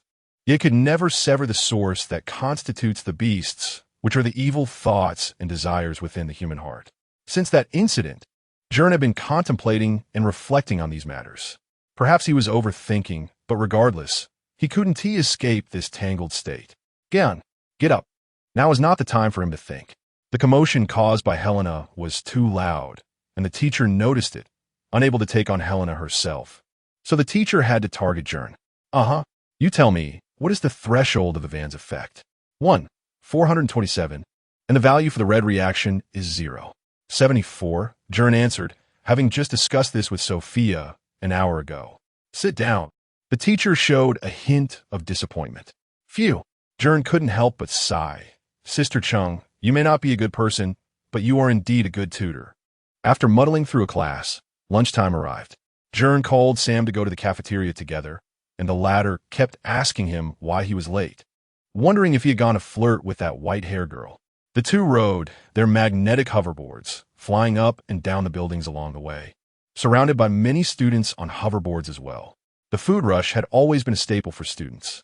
Suddenly, a blue figure rushed up from behind, quickly catching up to them. The blue figure zoomed past Gern from above, not on a hoverboard, but on layers of waves. Waves constantly formed in front of her and vanished behind her, the flying water splashes turning into transparent fragments, spreading in the air before ultimately fading into nothingness. Helena spun around and drifted to a stop in front of Gern, splashing water all over him, laughing so hard she could hardly breathe. Snap! Helena snapped her fingers, and the water on Gern instantly disappeared. I'm freezing. Achoo! Sam was also hit by her splash, sneezing several times. What are you doing? This is so random. Ha! Look at you all flustered, just cooling you down a bit. Helena laughed triumphantly, a swirling water orb floating beside her. Want to go eat together? Gern asked, patting his clothes. Come to the rooftop first. I need to talk to you. Helena said to Gern, I'm leaving now. You must come over. Chapter 9. The night of Krasno Bay, between the school's comprehensive building and the dormitory, there was a piece of interconnected open space, originally intended for future facilities. However, due to budgetary reasons, the plans were canceled. Instead, a variety of green plants and flowers were placed there, along with some decorative sculptures, transforming it into a relatively pleasant rooftop. Usually, many students would come here to stroll or study, but at this time, during meal hours, not many would wander around idly. Helena stood by the railing of the rooftop. Beside her was a patch of blooming pansies. The gentle breeze caused the flowers in her ponytail to sway together. The weather was almost too good, with the direct sunlight becoming scorching hot. Yet, she lifted her head to gaze at the sky, not using an umbrella or wearing a sun hat, the bright sunlight making her skin glow as white as fresh snow. Don't hurt your eyes, Gern said as he walked over to her side. He noticed Helena was still channeling her light energy, with swirling sparks floating around her. The beams of light shone through the translucent water patterns, reflecting a beautiful crystal-like luster. I created a thin layer of mist above. It acts like an umbrella, blocking most of the sunlight. Why don't you come a little closer and try? You call me over just to see this? Of course not. You came to see this. Helena shook her phone, which was currently playing a video. Gern casually walked over to take a look. It was no big deal, but when he glanced at it, he was startled. The scene in the video was indeed the boundary river of Krasno City, captured this morning. In the center of the frame, a shadow was slowly moving forward, flickering with electric sparks, and layers of black ripples radiated from it. In front of the creature stood a figure, also shrouded in black mist, confronting it. Without a doubt, this was the very scene Gern had experienced today, and that figure was Gern himself. Who has the nerve to film a video when something like this happens? Gern thought silently, maintaining a nonchalant expression. Does it look familiar? What's wrong? The creature appeared in the city. I told you this morning, but you didn't believe me. Gern feigned ignorance. Even though it's blurry, it's obviously you. When did you awaken? And you've been hiding it from me. Where's your firework? Show me. Helena tugged at Gern's collar. You're mistaken, right? It's so blurry. I do believe you if you said that figure was me. Gern casually brushed it off. If it wasn't you, why did you dare to apply for the last spot? The school only has 4 military academy application spots each year, and this year, including Helena, there are only 3 eligible awakeners. Yet Gern proactively claimed the last spot. The entrance exam for military academies has high requirements for both physical fitness and academic performance, and the practical assessments are particularly strict and brutal. Every year, many candidates die due to various accidents. Without light energy, it's impossible to survive. So even if that spot remained empty, no one would fight for it. In previous years, there were rarely more than 4 awakeners. Gern taking the last spot made it impossible to deny he was an awakener. Who was keeping tabs on you? If you don't admit it, fine, sigh. Let's go eat. Helena feigned exasperation. Just as Gern turned to leave, she suddenly sent a sharp water arrow his way. Gern sensed a fierce aura and instinctively raised his hand to summon a shield. However, nothing happened. His remaining anger had been exhausted during his fights with the local thugs. Having spent time on campus with Helena, and Sam had kept him mentally and physically relaxed, making it impossible to summon shadow energy. As a result, he was caught off guard and hit by Helena, falling hard into the flower bed and inadvertently munching on some grass. Damn, you really came for this, didn't you? You really haven't awakened? Or are you just pretending? Helena cautiously asked. Pretending? If you dare, don't use light energy. And see if I 1T beat you. Huh, even without it, you can't beat me. All right, sorry. Helena was half convinced, but couldn't confirm, so she helped Gern up. Gern had his reasons for suppressing his abilities. It wasn't that he didn't trust Helena. It was that his powers were ultimately not light energy, but shadow energy taught by an illegal organization that colluded with the creatures. He wanted to use it as little as possible unless absolutely necessary. After managing to evade Helena's questioning, Gern returned home after a day of classes. He had not yet told his family about his participation in the military academy assessment, and even his closest family members were unaware of his shadow energy. During that year's creature attack, after Gern accepted the power from that strange person, he lost consciousness. Perhaps it was the first time he used shadow energy, and at that moment his fear and anger were at their peak, filled with intense negative emotions, causing the summoned creature to go berserk. Fortunately, Gern's desire to save his sister influenced the creature, which ultimately climbed the broken bridge and brought the car down. However, what Gern did not expect was that an accident occurred during this process. Where's my sister? Gern had changed his clothes and was almost ready for dinner, but he noticed his sister was not at the dining table. Was she feeling unwell? Back already? Your aunt is busy in the kitchen. His aunt poked her head out upon hearing Gern's voice. She hasn't had an appetite since returning from the hospital and has been hiding in her room. What did the doctor say? Who knows? Your uncle and sister are being tight-lipped. They didn't tell me, so you'll have to ask them yourself? His aunt said helplessly, a hint of worry in her voice. Gern pushed open his sister's room door and saw a frail girl sitting on the edge of her bed. She looked pitifully thin, her complexion pale, with little color, leaning against the window and looking outside. The tower was glowing again, and the city that had just plunged into darkness was bright as day. Little sister, brother, you're back. The girl struggled to turn around in her wheelchair, a smile still on her face despite the effort. At that moment, when Gern summoned the creature to bring down the car from the broken bridge, the battle between the light energy warrior and the creature affected them. His sister, Vicky, was struck in the waist, and a piece of metal damaged her vertebra. To this day, she could only live with the help of a wheelchair. This incident had become Gern's greatest shadow. He felt guilt and remorse over it, and his hatred for the light energy warriors and celestial beings continued to this day. Chapter 10. Moonlit Bud. Vicky had long, soft black hair and wore a white dress. She sat quietly, exuding a melancholic yet tranquil aura, like a flower in the rain, evoking a sense of pity in those who saw her. The light from a distant tower illuminated her profile through the window, revealing faint tear stains on her cheeks. However, when she saw her brother approaching, a faint smile appeared on her face. She had always been an introverted and melancholic girl, and after such a severe injury, she had become even more so. Despite the care and concern from her aunt's family and her brother, they had not been able to open her heart again. Oh dear, what's wrong now? Gern approached lovingly and patted his sister's head. Nothing, it's just that the light over there is too bright. Vicky rubbed her eyes. Do you want to listen to Sienna's new song? Sure. Gern opened his phone and set it to speaker mode by the window. He moved a stool over and sat next to his sister. The beautiful and melodious voice of Sierra filled the air, and it seemed to heal Vicky a little, as the sadness in her eyes faded somewhat. Sierra truly deserved to be a world-class idol singer. Her voice carried a power that touched people's hearts. Even in this era, she made the world recognize the importance of music and its soul. In the 5 major survival zones, her fan base exceeded 100 million, transcending age, gender, culture, and language, allowing everyone to find hope in her songs.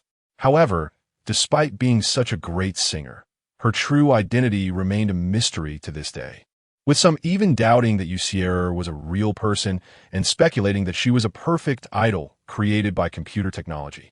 The starry sea is vast and indifferent, only wishing that we hold each other's hands tightly and never let go.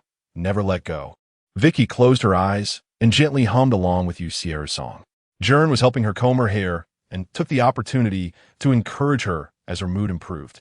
Why are you unhappy as soon as you come back? Is it because the test results aren't good? We're not in a hurry. Take your time. The main thing is to improve your mood. If you keep being listless, your body won't recover either. No. The doctor said, I'm recovering well. After a while, I should be able to have the surgery, Vicky said, biting her lip. You're not worried about the surgery costs, are you? Don't fret. I'll figure something out for you. Don't worry. It'll all be fine. I know our family situation. What can you do? Vicky sighed. I'll only tell you. Don't mention it to them yet. Gern looked around the living room and leaned closer to Vicky, whispering in her ear, I've awakened my spark. Next month, I'll take the military academy exam, and then I can become a light warrior too. Our whole family can enjoy military medical services. How about that? Are you feeling happier? Vicky covered her mouth and smiled, while Gern chuckled foolishly beside her. However, she said, I'm not happy about that. I'm laughing at how silly you are. Brother, I've known about your situation for a long time. We're twins. We're in sync. I can sense it. Really? You practice secretly on the rooftop every day. I can sense your light. It's wild and fierce, like an untamed beast, very suitable for battle. You must have been trying hard to protect us, which is why you awakened such a light, right? Do Auntie and the others know? I haven't told them. After all, you might have your reasons for keeping it hidden. Brother, please don't go. I'd be very satisfied just living together safely. Vicky finally expressed her true feelings. Fighting against the beast was very dangerous, and she didn't want to take risks for her. Actually, I'm already very lucky. So many people died in the attack that year, yet our family can still gather together for meals every day, none missing. I should feel grateful. I don't want to lose you all over something. I'm doing okay now, anyway. I never like to move around much, huh? Gern looked at his sister's smiling face, unsure of what to say, and simply nodded. Don't feel unbalanced, either. I have something to show you. You must have missed it because you're so slow. Vicky extended her hand in front of her, and a faint glow began to gather in her palm. The light appeared thin and almost transparent, deriving a thin light path pointing toward the distant shining tower, and another shorter one directed toward Gern. When Gern stepped aside, the light path quickly adjusted direction to point back at him. A faint shadow also floated behind Vicky, resembling stained glass artwork on ancient buildings, seemingly sketching a complete picture with different colored blocks. That was her spark. How could it be? You're also? Gern was greatly shocked. His sister was actually an awakener, something he had never noticed. Moreover, Gern was not a legitimate spark awakener, but had actively inherited someone else's shadow power. This power was not the right path, and it was uncertain what kind of impact it would have on him in the future. However, Vicky was a true awakener. The probability of an ordinary person awakening light was extremely low. It was just a pity that her body. I knew you wouldn't notice. You've always been foolish since childhood. Vicky smiled smugly as the glow in her hand continued to rise, the light path quickly extending and reaching outside the window. The one directed toward Gern connected to his chest, startling him. Little sister, do you know your ability? Don't mess around. I don't know. I've been secretly trying, but it can't do anything. It can't move things, and it's hard to shape it into something else. I can feel it's very calm and harmonious, not like a fighting light. Maybe it's because of me since I'm a weak-willed person. My light is also so weak. Vicky lowered her head. Having only used her light for a short while, she was already a bit out of breath. Maybe it's a very unique energy. You're isn't weak. You're stronger than most people in the world. Gern patted his sister's head. The distant tower had stopped shining, and the light path pointing to it instantly retracted. It looks like your light can sense nearby awakeners. It's attracted to the tower's energy. Maybe it could be used to search for hidden awakeners nearby. Perhaps you could become a police officer, Gern analyzed. Is that so? It doesn't seem very useful, Vicky said, feeling a bit down. After thinking for a moment, she seemed to come to terms with it and lifted her head to say, "Look, I'm not going to be a light warrior. Living together peacefully is pretty good. Time to eat. What are you two talking about? The food is getting cold." In the living room, Annie was already calling them to eat. Gern didn't answer his sister's question, simply acknowledging it and pushing her out. Despite this, he felt a significant internal conflict, caught in a dilemma about which direction to take. Chapter 11. The New Awakened Ones? Did you see the live broadcast yesterday? It was amazing. I didn't expect the experts from Dragon Academy and Viscera Academy to show up. On Lauren Dragon's side, there was Lancelot Lord, known as the Black Lightning. His sword techniques were truly impressive. So impressive that words fail me, and his movements were crisp and decisive, without the slow-motion shots. One wouldn't be able to see anything at all. But the Viscera Academy's Noi was also formidable. The ferocious tiger-level spirit beast was ultimately slain by him in a single strike. Sam was excitedly talking away over there, while Gern merely nodded numbly. He couldn't focus on anything else, his mind only on the conversation he had with his sister yesterday. He and slept well all night, constantly pondering the matter. His sister was indeed right, and given Gern's situation, if he wasn't strong enough, he wouldn't be able to handle powerful spirit beasts. If he was too strong, it might attract the attention of other light practitioners, making it difficult to hide his peculiar powers. Not to mention the organization that granted him his power, the infamous terrorist organization Shadow Crow, a name that frequently appeared in newspapers and major news outlets. It was something that made everyone tremble at the mention. The Shadow Crow organization had orchestrated several violent attack incidents, causing massive casualties across various survival zones. And even now, it had not been completely eradicated. If he joined the light practitioners, who has to say that this mysterious Shadow Crow organization wouldn't come looking for him? But to give up just like that, to be honest, Gern felt somewhat unwilling. This might be the only opportunity in his life to touch the extraordinary path. With his heart full of contradictions, he arrived at school, only to suddenly be informed of something that directly resolved his dilemma. What? My spot has been canceled? Hearing this notification felt like a bolt from the blue for Gern. Yes, just yesterday he received the news. Our school actually had a fourth awakened one this year. Truly extraordinary. There was no choice but to give up your spot. Gern, just focus on studying for the college entrance exam. Stop thinking about nonsense. You haven't awakened a spark. Going would be like walking to your death. The chubby homeroom teacher, known as the Beastmaster, said with sarcasm. Who is it? Gern wasn't a gossiping person, but this matter was indeed a bit odd. Why awaken now of all times when it could happen at any other time? And the awakening spark isn't something that can be controlled by humans. It's that Colliver from the next class. Him? Wasn't he already expelled? He now an awakened one, with a bright future ahead. He can just come and go as he pleases. Who can stand up to that? Gern returned to his seat, feeling somewhat regretful, but also strangely relieved. The Colliver mentioned by the homeroom teacher was the most notorious guy in school during the entrance exam. His scores were far below the standard line, and because his family was relatively well off, he managed to enroll by throwing a lot of money as a borrowed student. After getting in, Colliver didn't change his ways. Instead, he continued to gang up and misbehave. At first, the school turned a blind eye, but who would have known that Colliver would become even more outrageous?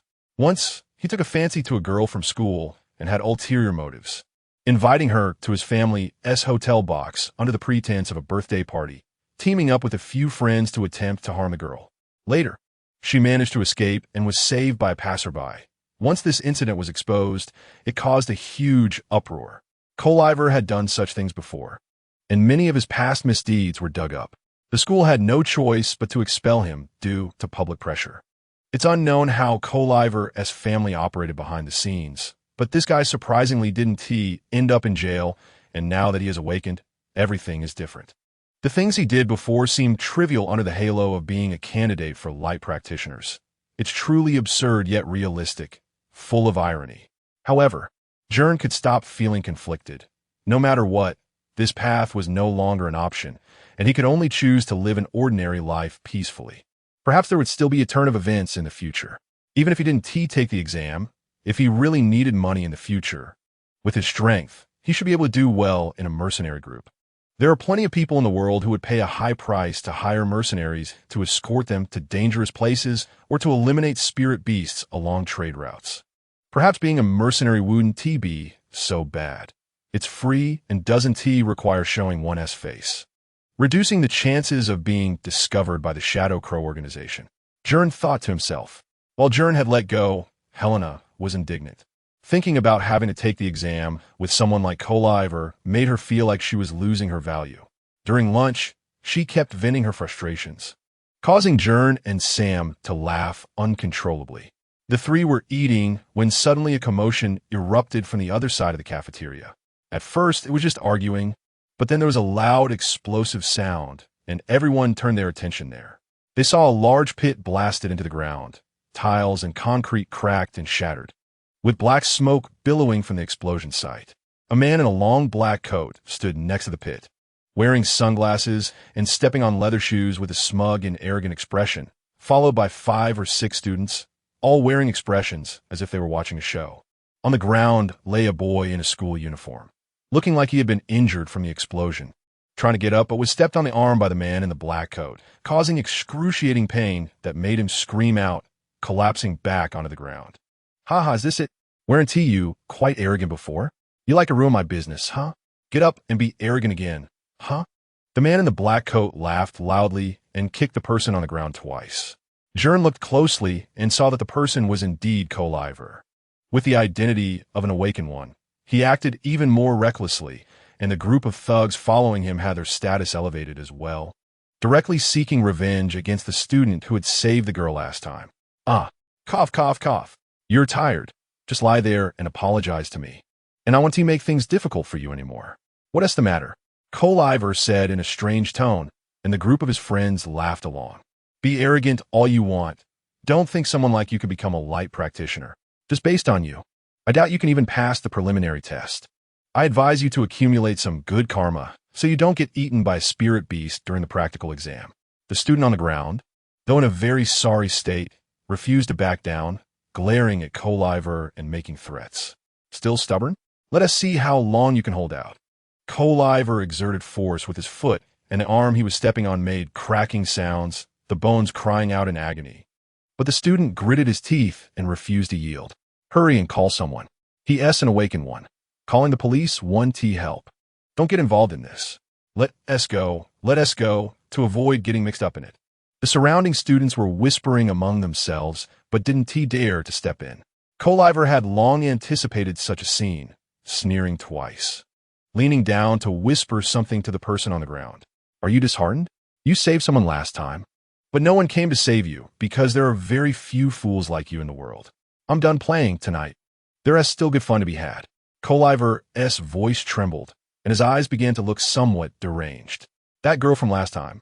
My buddies know where she lives. You messed things up last time. Ready for more fun tonight? You beast. The student on the ground struggled to get up, but his hand made a sound like a bone breaking, causing him to double over in pain. Tie blade, a feminine voice suddenly rang out, and a stream of flowing water patterns appeared in front of Coliver. Water flowing from nothingness and merging back into nothingness, forming a circular ring around him. The ring tightened suddenly. A sharp cutting sound erupted in the air, and Coliver instantly ducked to avoid a strike, with a powerful stream of water slicing through his hair. A large gash was also cut into the cafeteria counter behind him. You should tone it down a bit. What's there to show off about? Are you that impressive? Helena didn't want to cause a scene, but the other party's behavior was simply unbearable. Behind her, fireworks flickered and water ripples spun rapidly, with light thoughts continuously surging from within. Coliver was startled and initially very annoyed, but his expression softened upon seeing that it was Helena. I thought it was someone important. Turns out it's just Miss Helena. Coliver adjusted his clothes and made a face at Helena, saying, No more fuss, no more fuss. There's nothing to discuss with these mortals. We are from the same world, aren't we? Stop being so disgusting. Let him go. Bullying an ordinary person isn't a skill. If you want to fight, I'm here for it. Helena clenched her fists, and the water ripples around her surged like the splashes of a waterfall. I was just joking with him. Don't get angry.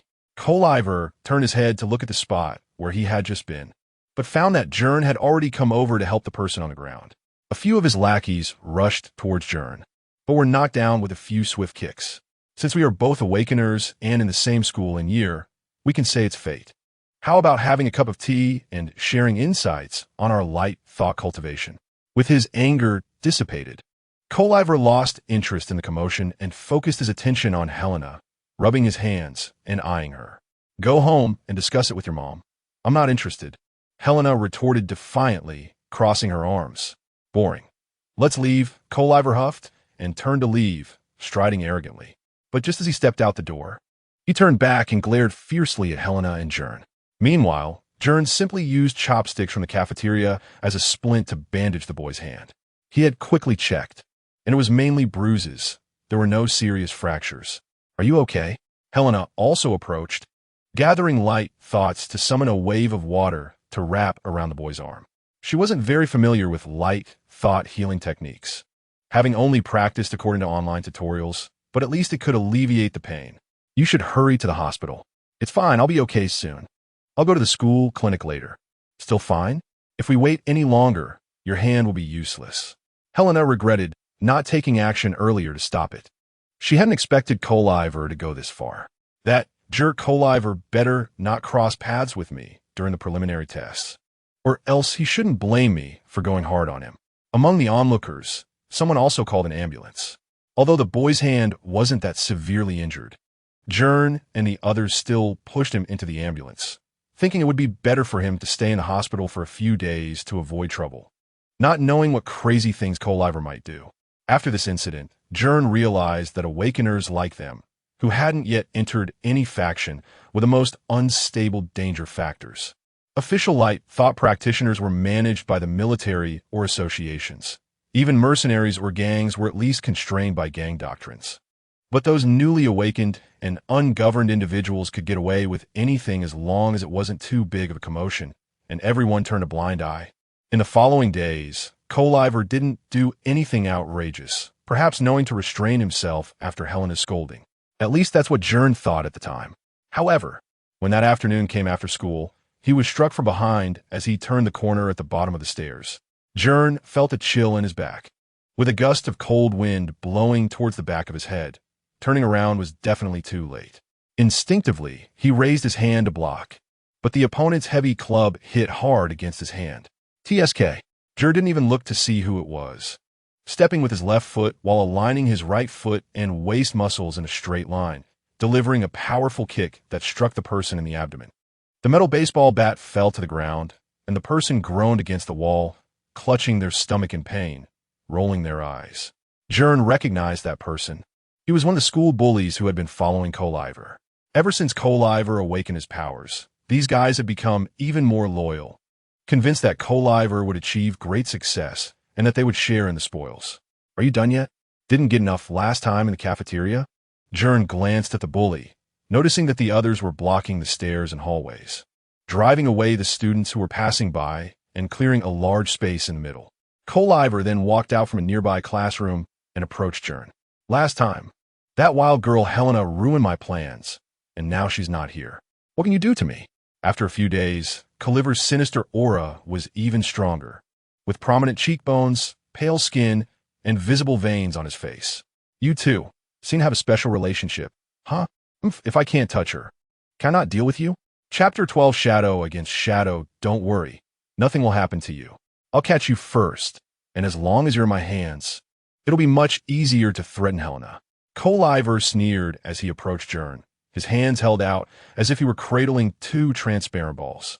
Gern saw sparks of black fire flickering from Colliver's fingers, and those sparks gathered faster and faster, quickly transforming into two basketball-sized black fireballs in Colliver's hands.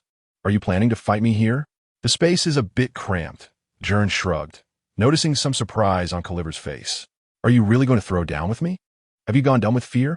If you beg for mercy now, I might go easy on you, Colliver threatened, the black fire casting a sinister shadow on his face.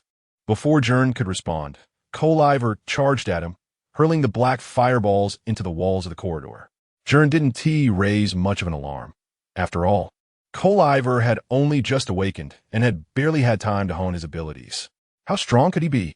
It was likely just a show to intimidate ordinary people. But against someone like him, it wouldn't hold up. However, upon hitting the walls, the two black fireballs exploded instantly, sending dust and debris flying everywhere, creating two large craters in the corridor and exposing the rebar embedded in the concrete. Gern was caught off guard by the force of the explosion, and Iver leapt up, emerging from the smoke and slamming his hand against Gern's face, using his weight and momentum to pin him heavily to the ground. Thud! Though Gern instinctively bent forward to absorb some of the impact, his head still hit the floor hard, momentarily blanking his vision. Iver gathered another ball of black fire in his hand, bringing it close to Gern's face, which radiated an oppressive heat. How is this possible? Gern thought in shock. Iver had only awakened a few days ago. How could he exhibit such control? Helena was considered to have good potential. Having awakened at 12 and taking 2 years to gain basic control over her light thoughts. Could Iver have some sort of innate talent? Gern didn't have time to ponder this. He shook his head to clear his mind, letting his disdain for Iver and the anger from the pain transform into shadow thoughts. Since Iver was serious about attacking, there was no need for him to hold back any longer. Ha, shocked are you? Have you figured it out now? It doesn't matter. Since you refused to back down earlier, I won't let you go so easily. At the very least, I'll leave a scar on your face. What character do you want? Ha. Iver laughed wildly, reaching out to slap Gern's face. However, as soon as he got close, Gern seized his wrist with a sharp grip. To be honest, I'm not someone with a strong sense of justice. I don't like meddling in others' business. I just want to live my life as I please. People I don't know, people I've never seen, don't exist in my world. So, I can't be bothered with you committing wrongs in a world that doesn't exist. Gern exerted dark energy, forcing Iver's hand open. Iver winced in pain, veins bulging on his forehead as he looked at Gern in disbelief. You dare to fight back? But since you came to attack me and plan to harm my friends, don't blame me for teaching you a lesson. Huh? Did you hear what he just said? Boss for a guy like this. You don't even need to step in. We can take care of him ourselves. Exactly. Iver's hand, which Gern was gripping, suddenly opened, gathering a large amount of black fire.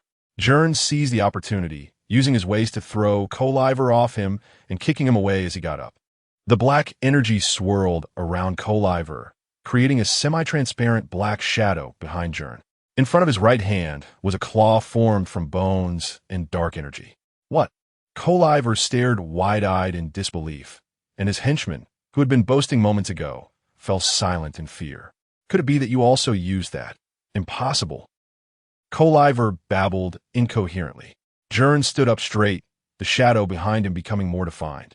He continued to adjust his breathing, suppressing his emotions to keep the shadow thoughts within control. Gern had no master, but by inheriting the rat man's shadow thoughts, he also received part of that being's memories and spirit.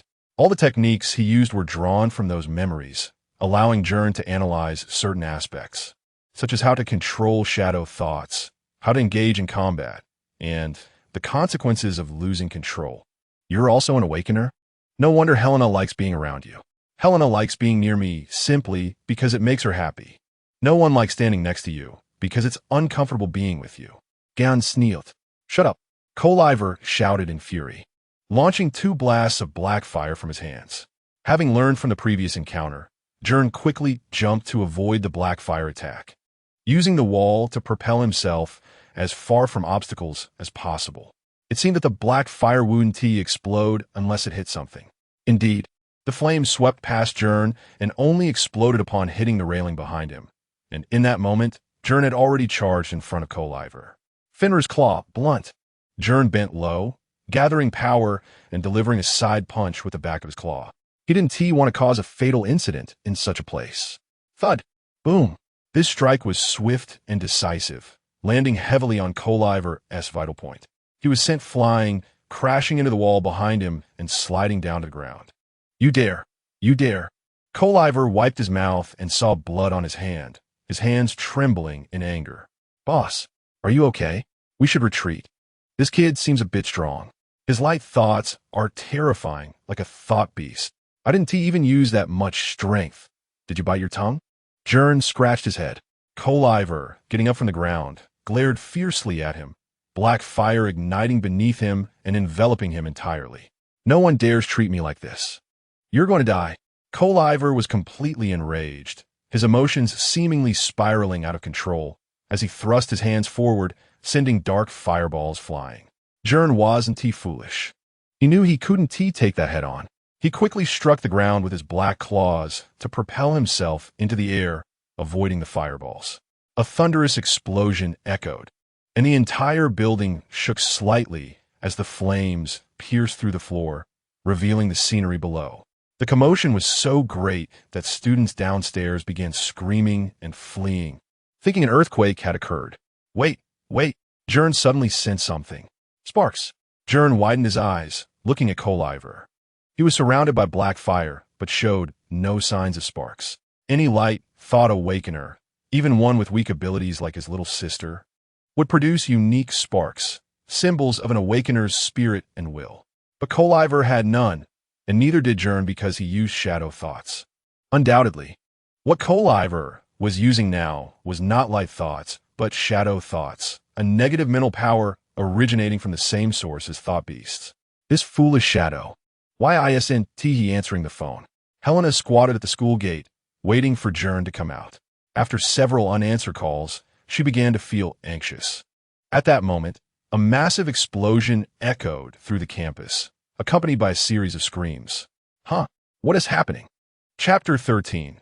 The bridge of water and rainbow shadows and light thoughts are fundamentally different, and Gern, as a holder of shadow thoughts, understands this best.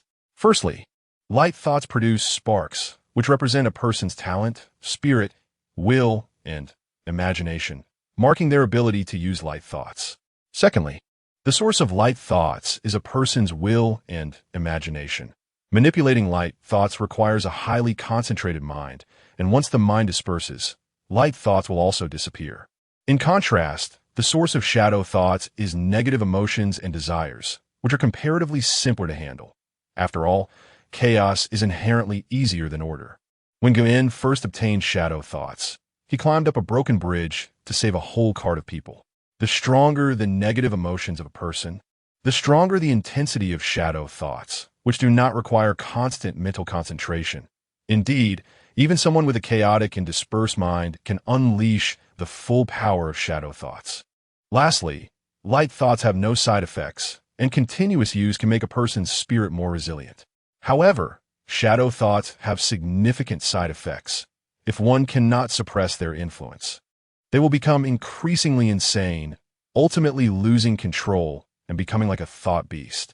Although Gern did not know how Coliver managed it, there was no doubt that he was using shadow thoughts. What kind of wicked method did you use to gain your abilities? Gern asked coldly. You are not a legitimate awakener. You can't fool me. What are you talking about? I am an awakener. My light thoughts are the strongest. I am exceptionally gifted. You mortals should kneel before me. Coliver's emotions became increasingly uncontrollable, and the black flames around him grew more vigorous, causing the ground beneath him to smoke. First, go down. Gern suddenly launched an attack, lowering his body and rolling forward. His black claws transformed into a long-bone whip, whistling as it lashed out, tail of the wind. Bind. Let go. Coliver did not expect Gern to have such a move. He was suddenly bound at the ankle and flung down from the building. Falling from the third floor, Coliver hit the ground hard, but the shadow thoughts on his body gradually intensified with his emotions. He quickly got up and hurled several fireballs at the building, the explosive power of the black flames becoming even greater, though his aim was significantly off.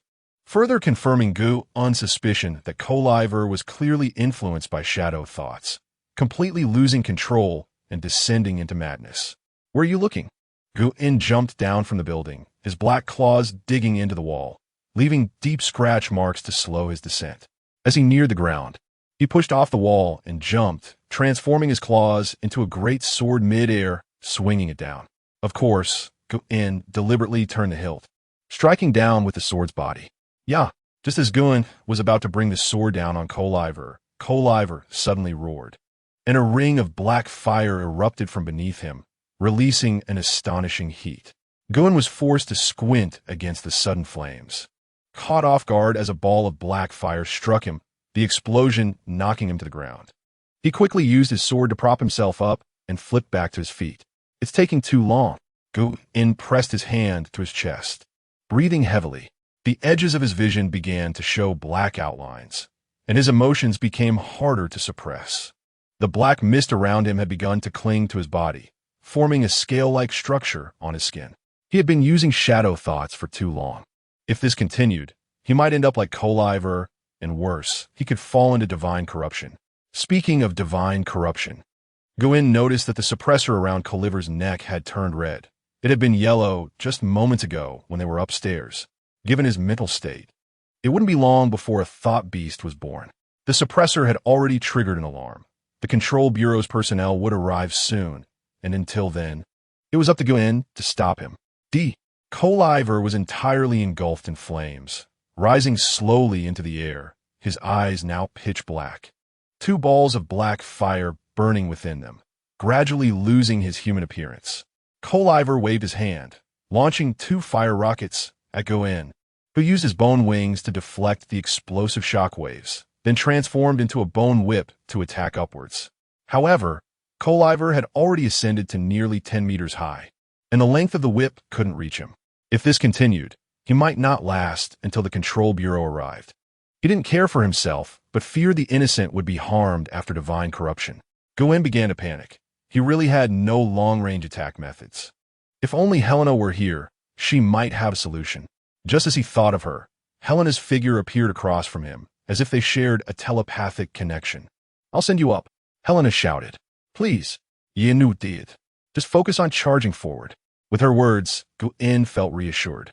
He stepped forward toward Coliver in the air, and beneath his feet, a path made of flowing water formed, extending upward like a water dragon breaking through the sea. Gern sprinted across the water bridge, holding the great sword formed from condensed shadow thoughts at his side. The water bridge continued to extend forward, and Coliver quickly noticed the anomaly. Launching a barrage of fireballs at Gern, Helena controlled the water bridge to extend barriers to block the attacks for Gern. "Shadows!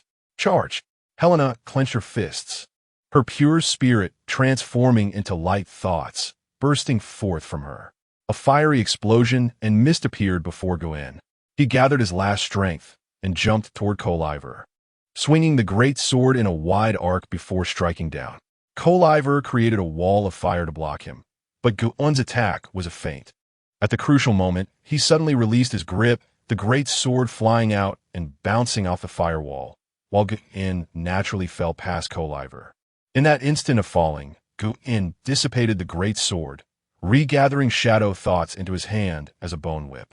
At that moment, he was perfectly in Coliver's line of sight, the latter completely focused on the great sword, unaware that Gern had a hidden attack. Tail of the wind bind. Gern swiftly lashed out with a whip, segments of spine and black mist forming a whip that crawled up Coliver's ankle, tightening suddenly to bind him.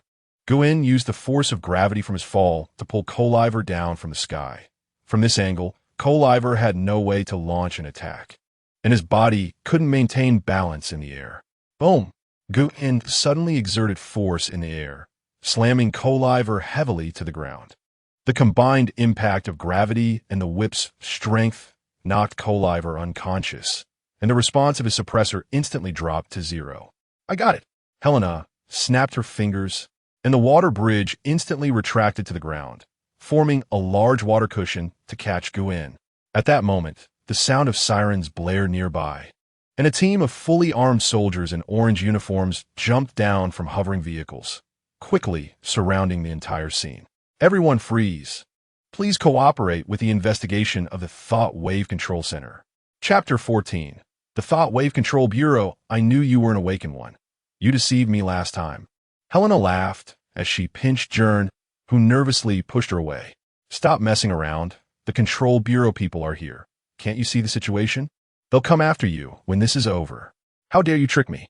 Less than a minute after the Control Bureau personnel arrived, they took control of the scene. A team of orange-clad guards cleared the area, dispersing the onlookers, then quickly formed a perimeter around Gern, Coliver, and others. They were holding devices that looked like guns. but were actually oversized thought wave suppressors, based on the same principle as the collars, just on a much larger scale. The Thought Wave Control Bureau is responsible for managing the thought wave conditions of residents within the survival zones. It can be simply understood as a combination of an intelligence agency and a gendarmerie. They can monitor the mental states and danger levels of residents through the collars. And they are also a violent authority with law enforcement powers. The Bureau has the right to detain and correct individuals with abnormal thought wave levels. Every city has a thought wave control center, and once someone is locked up, their life is essentially over. Even if released, they are left as mere shells of their former selves. A man in a black military uniform stepped out of a hovering vehicle. His clothes were impeccably neat, without a single wrinkle from head to toe. He was very tall, estimated to be over 6 feet 3 inches, wearing white gloves and a military cap, with sunglasses covering half of his face. Just as the man stepped out of the vehicle, Cole, who had been knocked out by Gern, suddenly woke up. Dark flames quickly gathered around him, and despite his injuries, he attempted to stand up from the ground, resembling a monster with no sense of pain. "Shut up." The man pulled down his sunglasses and glanced at Cole. With a motion of his right hand, a thick black iron rod appeared around Cole. The rod quickly elongated and coiled, forming multiple square frames of various sizes that tightened around him, binding him completely. The dark flames on Cole vanished instantly, leaving him looking as if he were encased in a coffin, with only his head exposed. Gern sensed that the thought wave energy around Cole had also disappeared. The man from the Control Bureau seemed to have the ability to suppress thought waves. Finally, it was quiet. The man began rummaging through his pockets. And Gern thought he was going to pull out identification, but after searching for a while, he took out a cigarette. "I am Scaly, the director of the Control Bureau in Krasno City. We have received a Level 1 alert. Everyone here must stay and cooperate with our investigation." He used an old-fashioned flint lighter, and as the sound of the flint striking created a spark, the flame illuminated his face in a chilling manner. Scaly exhaled a puff of smoke and coldly said, "No excuses." A group of orange-clad guards quickly came over to move Cole away, leaving Gern, Helena, and Coliver's entourage behind to be questioned one by one. The Control Bureau soon confirmed that Cole was the source of the alert. The necessary procedures had to be followed, which made Gern feel a bit uneasy. After all, his collar was fake, and if discovered, it would be a big problem. He could only hope that Sister Chang's skills would allow him to evade detection. Name. Scaly brought Gern into an empty classroom, devoid of glaring white lights and interrogation chairs. Gern wasn't handcuffed, but the moment Scaly sat down, the atmosphere became even more oppressive than an interrogation room. Gern, male, 18 years old, citizen number 341815100. Bang! Scaly suddenly slammed his hand on the table. "I didn't ask. Just don't say more than you have to. Not a single word extra." "Okay." Gern decided not to make things difficult for himself. These Control Bureau people were the craziest of the crazies. To be targeted by them was just bad luck. "Do you know Cole?" "I know. His infamous reputation is known throughout the school." "Have you had any conflicts with him?" "He beat someone up in the cafeteria before, and Helena and I stopped him." Helena said, "She has known you since childhood, but only today found out you are an awakened one." Scaly folded his hands in front of him, a strange smile on his lips. "This is unusual. An awakened one is a highly regarded identity. Why are you hiding it?" "I'm a more introverted person. I don't like being the center of attention. I experienced an incident with a thought beast when I was young, and I've had psychological shadows since then. I also applied for a military academy assessment quota, planning to announce it after I got in." Gern thought of a plausible excuse. "Psychological shadows? Your mental state seems quite normal. In fact, I would say is too normal. Citizen Gern, your thought wave index has remained at a green level for the past 3 years. During your fight with Cole just now, your thought wave level showed no fluctuations. Your mental resilience is comparable to a professional light warrior. Maybe it's a special talent." Beep. Scaly took out an instrument and scanned Gern's collar. Gern's heart raced, feeling as if his heart was violently pounding against his ribs. He tried not to engage in nervous habits like rubbing his nose, fidgeting, or wiping sweat, but the cold sweat on his forehead was uncontrollable. "Can I see your light thought?" "I'm a bit." Too nervous to concentrate. What are you nervous about? A high school student shouldn't be nervous in front of you? Your retorts are excessive. You are a conflicted and self-doubting person. You have always paid close attention to your actions and force yourself to look me in the eye. You are aware of the Control Bureau's common interrogation methods. You are concealing your identity as an awakened one, and you possess a considerable combat level. As a high school student who has not received professional training, being able to defeat a wild dog-level thought beast on your own. When Scaly said the last sentence, Gern's heart sank. The other party placed a tablet on the table, and the screen displayed the video Helena had shown him. This time, he couldn't argue with blurry video evidence. The Control Bureau had real-time control over everyone's location information. Although Gern's collar was fake, the positioning function still worked properly. So what did I do wrong? What exactly do you want me to answer? Gern thought to himself that this was not good. No wonder. Coliver hadn't even fallen into darkness yet. He was only at the red level, and they brought a director here.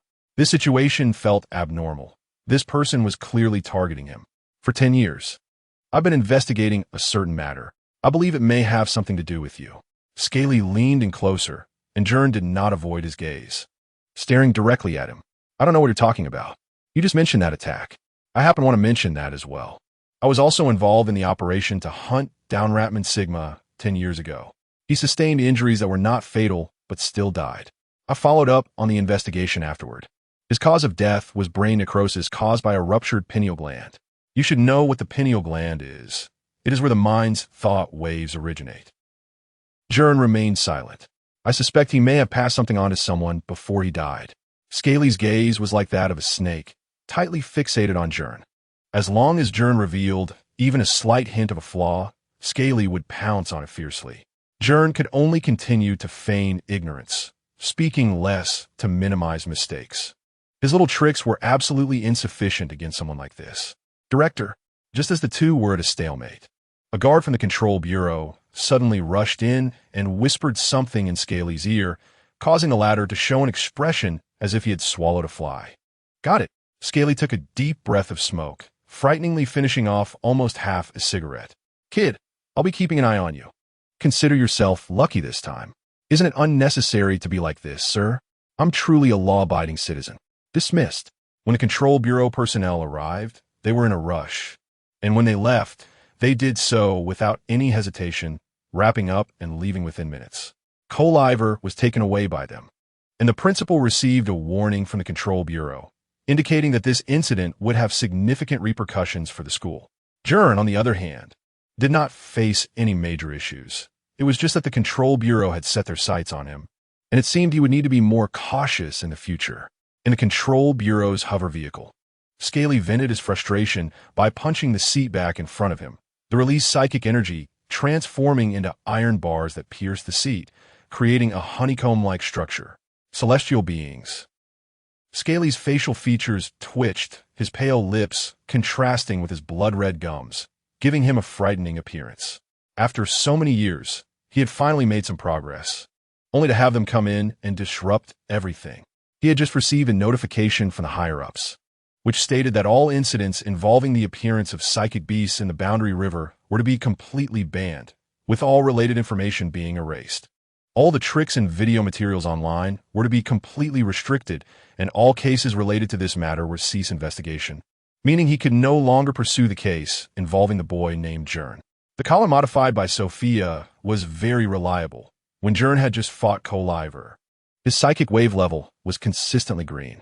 Scaly couldn't investigate Gern through Coliver's case.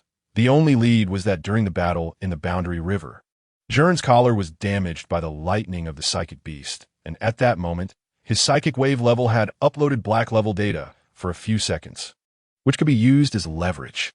However, because this matter involved celestial beings, all investigative directions were completely locked down, and Scaly had no choice but to give up. Just you wait. I won't give up. The man, like a venomous snake, gritted his teeth and said. Chapter 15. The clear mirror in my heart. After returning home, Glenn was caught by his family for a conversation. The incidents at school had already been exposed, and the Control Bureau was managing public opinion, keeping most information under wraps.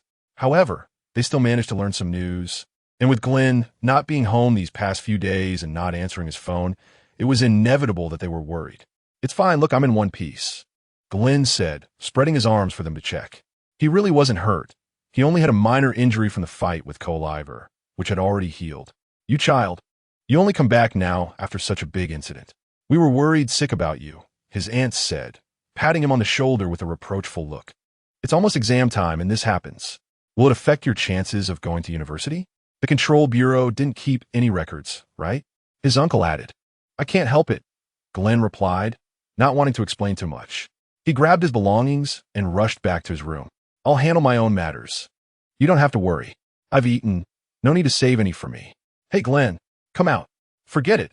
He's been sensible since he was little, never causing us any trouble. He won't do anything bad." Once back in his room, Glenn shut the door and locked it. His room looked like the typical room of a high school boy. A bed, a desk, a wardrobe, and walls adorned with old posters from who knows how many years ago. Books and clothes were strewn across the chair. Compared to others, it might have lacked some decorations and toys, but Glenn had neither spare money nor time. On the desk was a photo of a woman who looked just like his sister Vicky, clearly an image of her as she would grow up. That was their mother. Glenn had never seen her, and he had never even heard about their father. Since he could remember, the siblings had lived with their aunt, and they rarely spoke of their parents. Glenn didn't harbor any resentment towards his parents. After all, he was born at the end of the Second Beast War, when the Krasno region had just been taken. Life must have been very difficult back then. They surely had their own struggles. The mother in the photo smiled kindly, and Glenn firmly believed she must have been a gentle person. Although he had never met her, he often recalled a nursery rhyme from his childhood. It had no lyrics, just a vague melody, which was his only memory of his mother. These past few days, Glenn hadn't had a proper rest. As soon as he hit the pillow, he fell into a deep sleep, his body feeling as if it had sunk into an endless abyss. While his body entered a dormant state, his consciousness gradually delved deeper into the realm of his mind. Negative emotions in a person are the source of shadow thoughts. During battles, Glenn had to actively induce feelings of anger, fear, greed, and sadness. These emotions wouldn't dissipate easily. Glenn had to actively readjust himself afterward. Otherwise, the accumulation of shadow thoughts would intensify, adversely affecting his mind. There were many methods to suppress shadow thoughts, and Glenn had tried dozens, including meditation, writing, handstands, and the simplest one, just sleeping. However, the most effective was still meditation. As long as your mind could fully immerse itself in its own state, you would find that sorting through emotions was as easy as emptying the recycle bin on a computer. Glenn spent several minutes suppressing his restless thoughts and successfully entered a state of immersion. He felt as if his body were submerged in the deep sea, with faint ripples below. However, it wasn't water, but an enormous mirror. Glenn called it the heart mirror. It symbolized a person's inner state. Currently, it was covered in numerous black, viscous substances, which kept gathering and growing larger. This was the side effect of shadow thoughts. Once used, your negative emotions would worsen, and timely clearing was necessary. If one were like Coliver, who only used it indiscriminately, they would soon become a slave to shadow thoughts. "All right, let's begin. Who goes first?" Glenn said, appearing quite familiar with the process as he slowly descended onto the mirror surface. The surrounding black objects seemed to sense something and twisted towards him. "Kill. Kill. Destroy them all. Ruin. Blood. I want to kill." A mass of black sludge twisted in front of Glenn, taking on the shape of a knife. It had no mouth, yet its voice resonated in Glenn's heart. That was the murderous intent that brewed in his heart during battles, which could also be called rage. Life and death are endless cycles. The world is a knife, and all things compete and filter, ultimately leading to death. What significance is there in killing?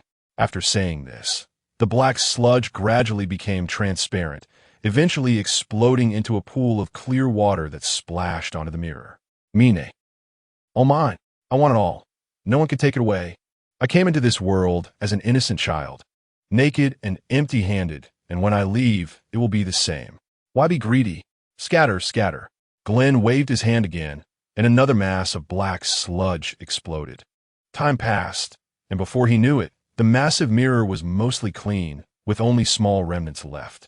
Through the mirror, Glenn could finally see his own reflection. The black sludge before him morphed into Helena's form, then into Sophia's, and eventually even transformed into that celestial girl he had seen last time. Hey. Don't tarnish my innocence. This one is definitely not good, Glenn said as he tried to sort out his emotions. Form is emptiness. Emptiness is form. It's just a bunch of red-skinned skeletons. However, after he spoke, the black sludge did not disappear. Instead, it grew larger, morphing into the celestial girl's form as it approached Glenn, reaching out to caress his cheek with a seductive smile. It seemed Glenn's words did not convince himself, so the black sludge remained unaffected. Get away. My goddess is only you, Sierra. Boom. At his words, the black sludge suddenly expanded and exploded. Phew, what was that? Is that all? You, Sierra. You, Sierra is truly perfect. It feels like seeing her. Is this ever going to end? Is there more of this? Just as Glenn was straining to clear his mind, a different voice suddenly rang out behind him, entirely distinct from the sludge's voice. It was a completely normal human voice. Kid, you're still so flustered. The voice came from a vague figure that floated freely in Glenn's mental space. And Glenn had no way to deal with him. Glenn ignored him, but the figure drifted closer. Go find that thing. Do you really know where it is? The Shadow Raven will give you everything you want. Don't you want to gain more? Repeatedly cleaning like this is so mindless. Someone like me, no matter how I use it, won't pollute myself. Don't you want to know how I do it? Come on, come find it. Stop bothering me. You're no different from that sludge, you know? Glenn replied impatiently. How heartless. You should still call me Master, the Shadow murmured. That's right. This shadow was left behind by the Ratman Sigma from back then. Before his death, he passed his shadow thoughts to Glenn. As one of the higher-ups of the Shadow Raven, he wouldn't show kindness without reason. The grand gift he gave Glenn was for this purpose. This shadow was a remnant left by the Ratman. He mixed a part of his memories and spirit into the shadow thoughts and transmitted them to Glenn, essentially tearing off a small piece of his soul, which clung to Glenn and lived on until today. Although Glenn felt helpless, there was no way to eliminate this guy.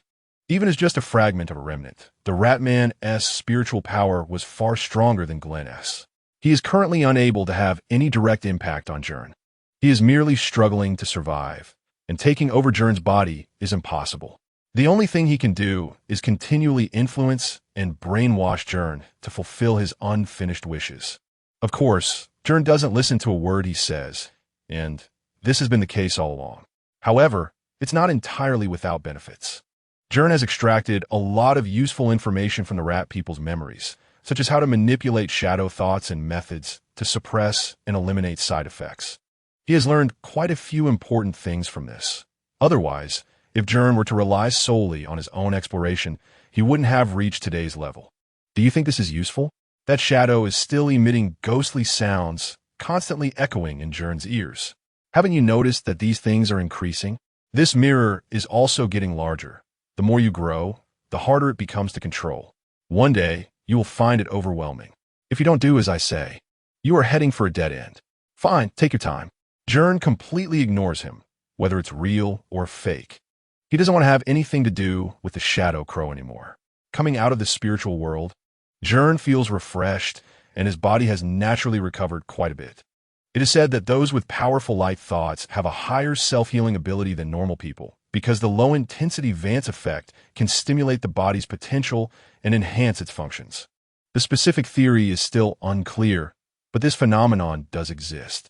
Ever since Gern gained the power of the rat people, he has felt a significant improvement in his physical condition. Is it related to what Sophia said about dark energy? The dark matter materialized from light thoughts is also involved in the body's circulation, enhancing its functions. But that doesn't make sense. If that's the case, wouldn't the body become broken when the effects of light thoughts disappear? Gern mused, and when he thought of Sophia, he suddenly remembered that she had mentioned brown sugar to him. Although Coliver has already been taken away by the Control Bureau, perhaps Sophia can still find some clues. After making 2 phone calls with no answer, Gern guessed she was probably hiding in the network space. He should go to the fiber world to find her. She should be inside. Chapter 16. The fiber world Gern put on the illusion goggles and connected them to the collar's port with a data cable. A familiar scene flashed by, dozens of colored threads intertwined, eventually forming a circular logo that connected at both ends. This was the logo of the fiber world. The fiber world is the first multi-functional interactive website directly connected to the Thought Wave collar. By linking the collar with the illusion goggles, users can access the network. Essentially, the fiber world is an anonymous website, but since everyone has only one collar, in principle, each person can only have one account, and the ID is unchangeable. When entering the fiber world for the first time, the server binds an ID to you based on your collar number. The server has high confidentiality, so, generally, there is no need to worry about information leakage. Everyone can speak freely and do what they want. Of course, this world is open, and many people from the Control Bureau come in for undercover enforcement. It is not a lawless place. As the boot screen ended, Gern's virtual avatar dropped from the sky into a vast public square. Users who had not entered rooms would wander around this square. Looking down from above, one could see a variety of colorful characters. The virtual images can be designed freely. You can create a cartoon character or a highly realistic one. Gern's avatar is a simple cartoon figure, lacking facial features and intricate details, resembling something a child made out of clay. He initially wanted to create a handsome figure, but accidentally confirmed the design before finishing, and redesigning would cost a lot, so he decided to leave it as is. His cartoon character has a pair of small bat wings on its back. Gern doesn't particularly like bats, but he got them as a prize in an event, so he wore all the few accessories he had. In the square, many people were holding signs. By walking over, users could enter the rooms they created. If they were acquaintances, they could also directly search by room number. Rooms are the main gameplay of the fiber world. This hall is merely a space for socializing and wandering. The rooms in the fiber world have many functions. Using the built-in editor of the server, users can create their own games and showcase their designs. Excellent rooms can earn a significant amount of money, and regular users can entertain themselves with friends. Gern sometimes enjoys looking for interesting games in the hall, as the regulations here are much looser than on traditional networks, allowing for more freedom in what can be played. Of course, there are also many dark corners in the fiber world, which are not places Gern usually encounters. Those areas belong to advanced hackers like Chung Xin. Shadow, you're back again? I just logged in. Want to play? Suddenly, a translucent frame popped up in front of Gern, and a huge rabbit was bouncing on the screen, displaying the ID Lucky Rabbit Foot. She was an online friend Gern had met before. Gern rarely made friends in the fiber world. He usually played games quietly by himself before logging off. He met the rabbit in a simulated fighting game, and since then, she had been persistently bothering him. I have some errands to run today. I'll be offline soon. Don't move, I'll be right over. Although Gern refused, Lucky Rabbit Foot seemed to ignore his words. About 3 seconds later, she suddenly appeared next to Gern. Hey, you haven't been to the fighting room in a while. I've been so bored lately. The big rabbit casually leaned against Gern's back. The fiber world lacks tactile perception unless you specially install a full set of simulation equipment. But Gern still didn't like others being so close to him. I've got a lot going on lately because of school, Gern explained. I'm telling you, a few masters have come recently, but they're all idiots, and I've knocked them all down. It's much more fun to play with you. Lucky Rabbit Foot said, gesturing animatedly. Despite her childish appearance, she was very skilled at gaming, excelling in shooting, fighting, and real-time strategy games. Gern often lost to her, but he could still put up a bit of a fight compared to other opponents, which is why every time I logged in, Lucky Rabbit Foot would quickly latch onto him. So, are you coming to play? I've invented a new move. Let us bet an accessory. Look, it's a rabbit, just like me. Lucky Rabbit Foot pulled out a plush rabbit charm. In the fiber world, items players possess can be freely traded, and some rare accessories can even be used as equivalents. Next time, I have something urgent to deal with. All right, but I'll give you this one. Remember to find me next time. Oh. Lucky Rabbit Foot's body flickered and then disappeared, leaving the rabbit charm on the ground in front of Gern. She had logged off, as if she had waited a long time just for him. Gern picked up the charm and placed it in his inventory. It didn't match his cool bat wings at all, so it would just gather dust in the warehouse. Passing through the bustling game room area, Gern arrived at the edge of the hall, surrounded by locked, encrypted rooms. In a blank area, He entered the key Sophia had given him, and suddenly a large door appeared in front of him. As he walked in, it immediately vanished. This was a hidden back door that Sophia had found within the framework of the fiber world, originally meant for administrators only, but she had managed to find a way in and usually treated it as her secret base. This virtual space stored a large number of domain vulnerability switches and data bombs for hacking attacks. Little brat, why are you here again? Sophia's avatar was a black cat wearing a witch's hat. This secret base was dimly lit, and various dangerous data bombs were carelessly strewn across the floor. Someone from my school was taken away by the Control Bureau today. I'm not helping you rescue anyone. The Control Bureau has been acting crazy lately, checking for vulnerabilities in the collar system everywhere. I can barely protect myself. No one wants to rescue him. That jerk deserves to rot in the correction facility. The main issue is that he might have used black sugar. He was just an ordinary person before, and suddenly he awakened for no reason. And he uses shadow thought just like me. What? Chapter 17. The IronNet District having grown up in Krasno City. This was Gern's first time coming to this place, the IronNet District, the most chaotic gray area of Krasno, completely controlled by gangs. The underground area of the IronNet was originally the old industrial district of Krasno City, with factories held by the Selwer Technology Company, supported by the Celestials. However, after encountering attacks from thought beasts, this area gradually turned into a desolate city, becoming a no-man's land within the city as industries declined.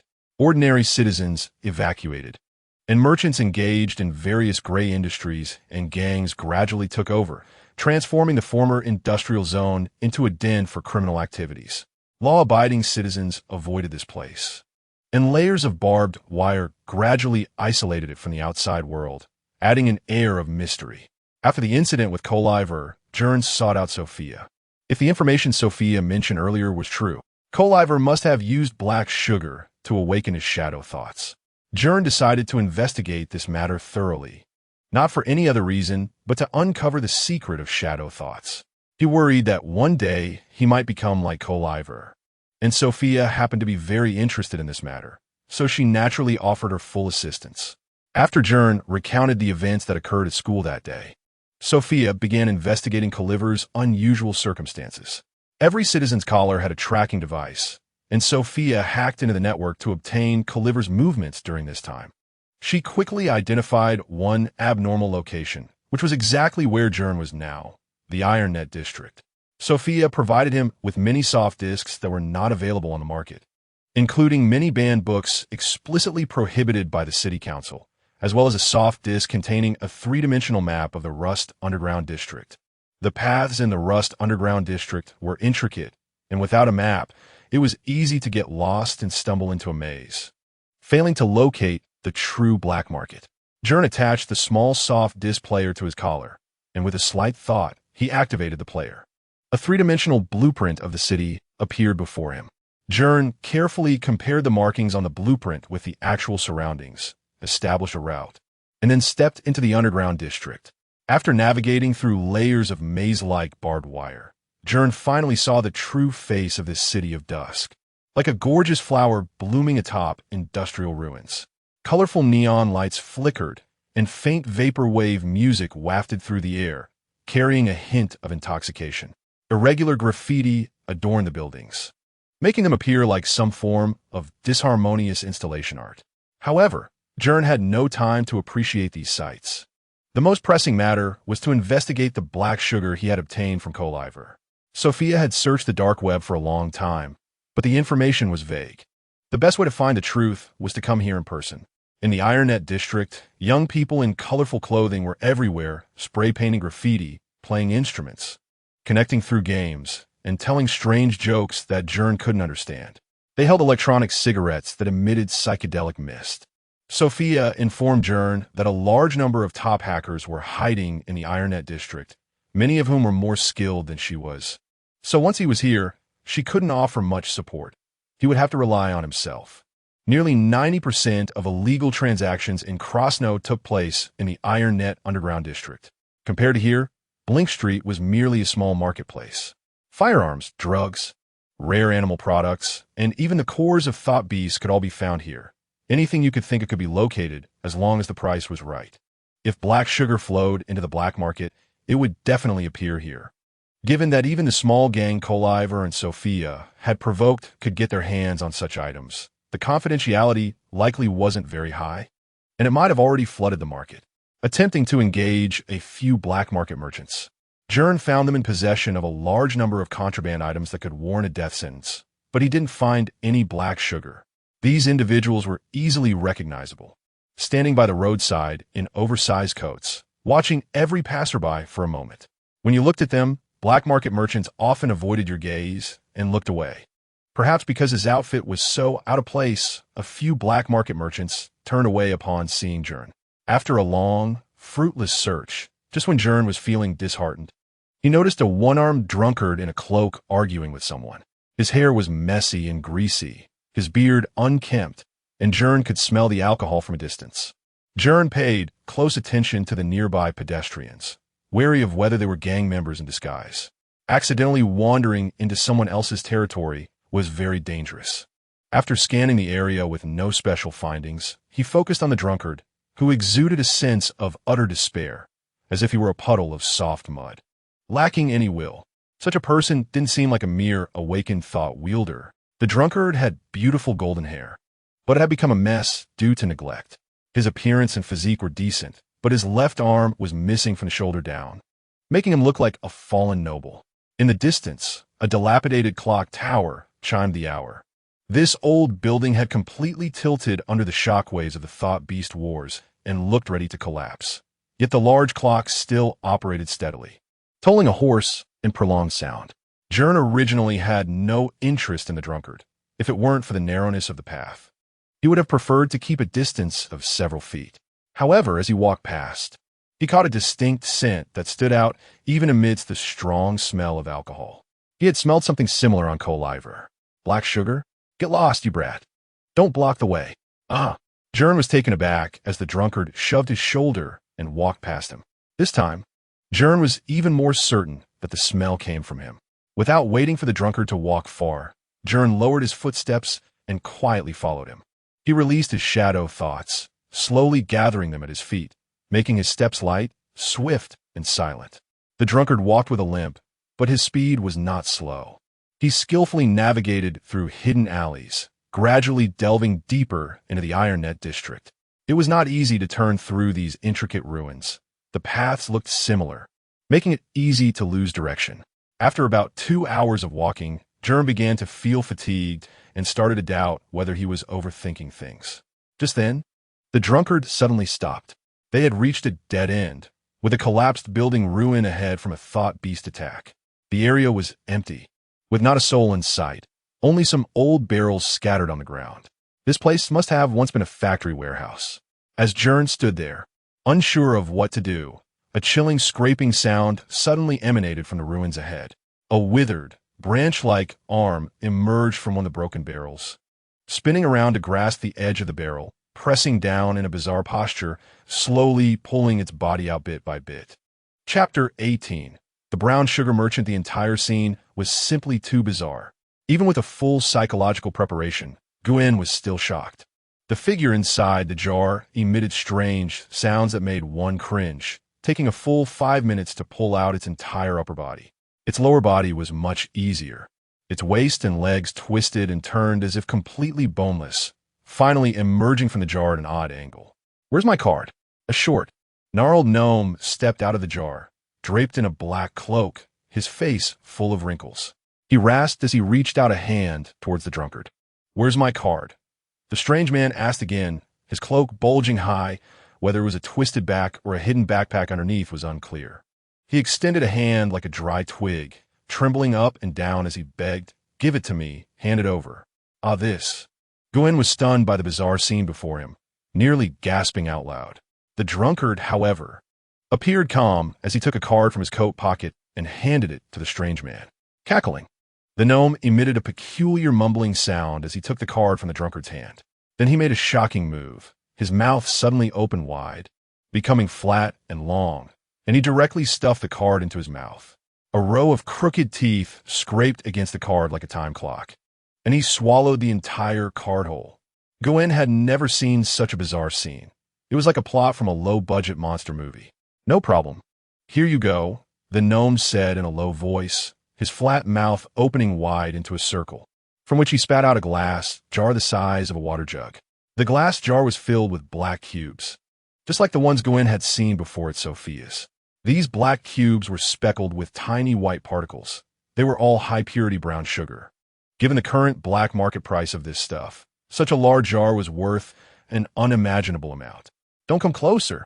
As soon as the drunkard took a step forward, the gnome let out a sharp warning. What's wrong? I'll leave it here.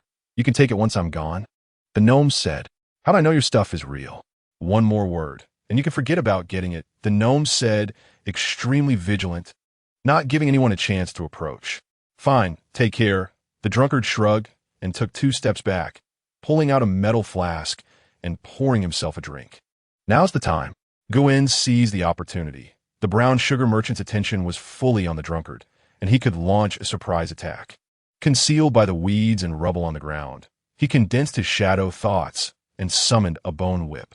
The bone whip slithered through the grass like a cunning viper, moving swiftly and silently, making no sound as it crept closer to the mysterious supplier's feet. Tailwind and twine. Gwen seized the moment and clenched his hand forward. The bone whip shot out instantly, tightly wrapping around the gnome's foot like a snake pouncing on its prey. A successful hit. The gnome was caught off guard by the bone whip, but his expression remained calm, eyes wide open as he stared at the drunkard. You broke the agreement. The goods can't be given to you. Hey, I'm not in cahoots with him. He's been following me all the way. The drunkard looked completely unconcerned. You will regret this. Cackling, the strange man made a bizarre sound, seemingly threatening Gwen. Who cares about that? You think you can escape? Gwen yanked back the bone whip, pulling the gnome towards him. But the gnome twisted wildly in midair, just like when he had just emerged from the jar. His whole body folded in midair, and the leg that Gwen had bound suddenly detached and fell off. Gwen quickly pulled back the bone whip, but only managed to retrieve a leg. What? Gwen was startled.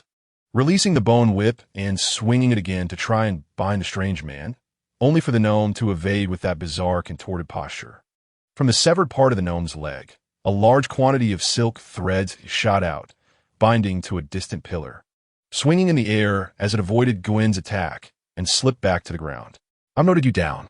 The gnome's mouth split wide open, a long tongue flicking out as he bizarrely crouched on the ground, moving in a strange manner like an oversized frog before disappearing into the ruins.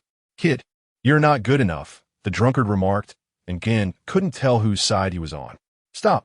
At that moment, Gwen noticed the severed leg the gnome had left behind. Inside, there were neither flesh nor bones, but a mass of metallic structures that resembled mechanical parts.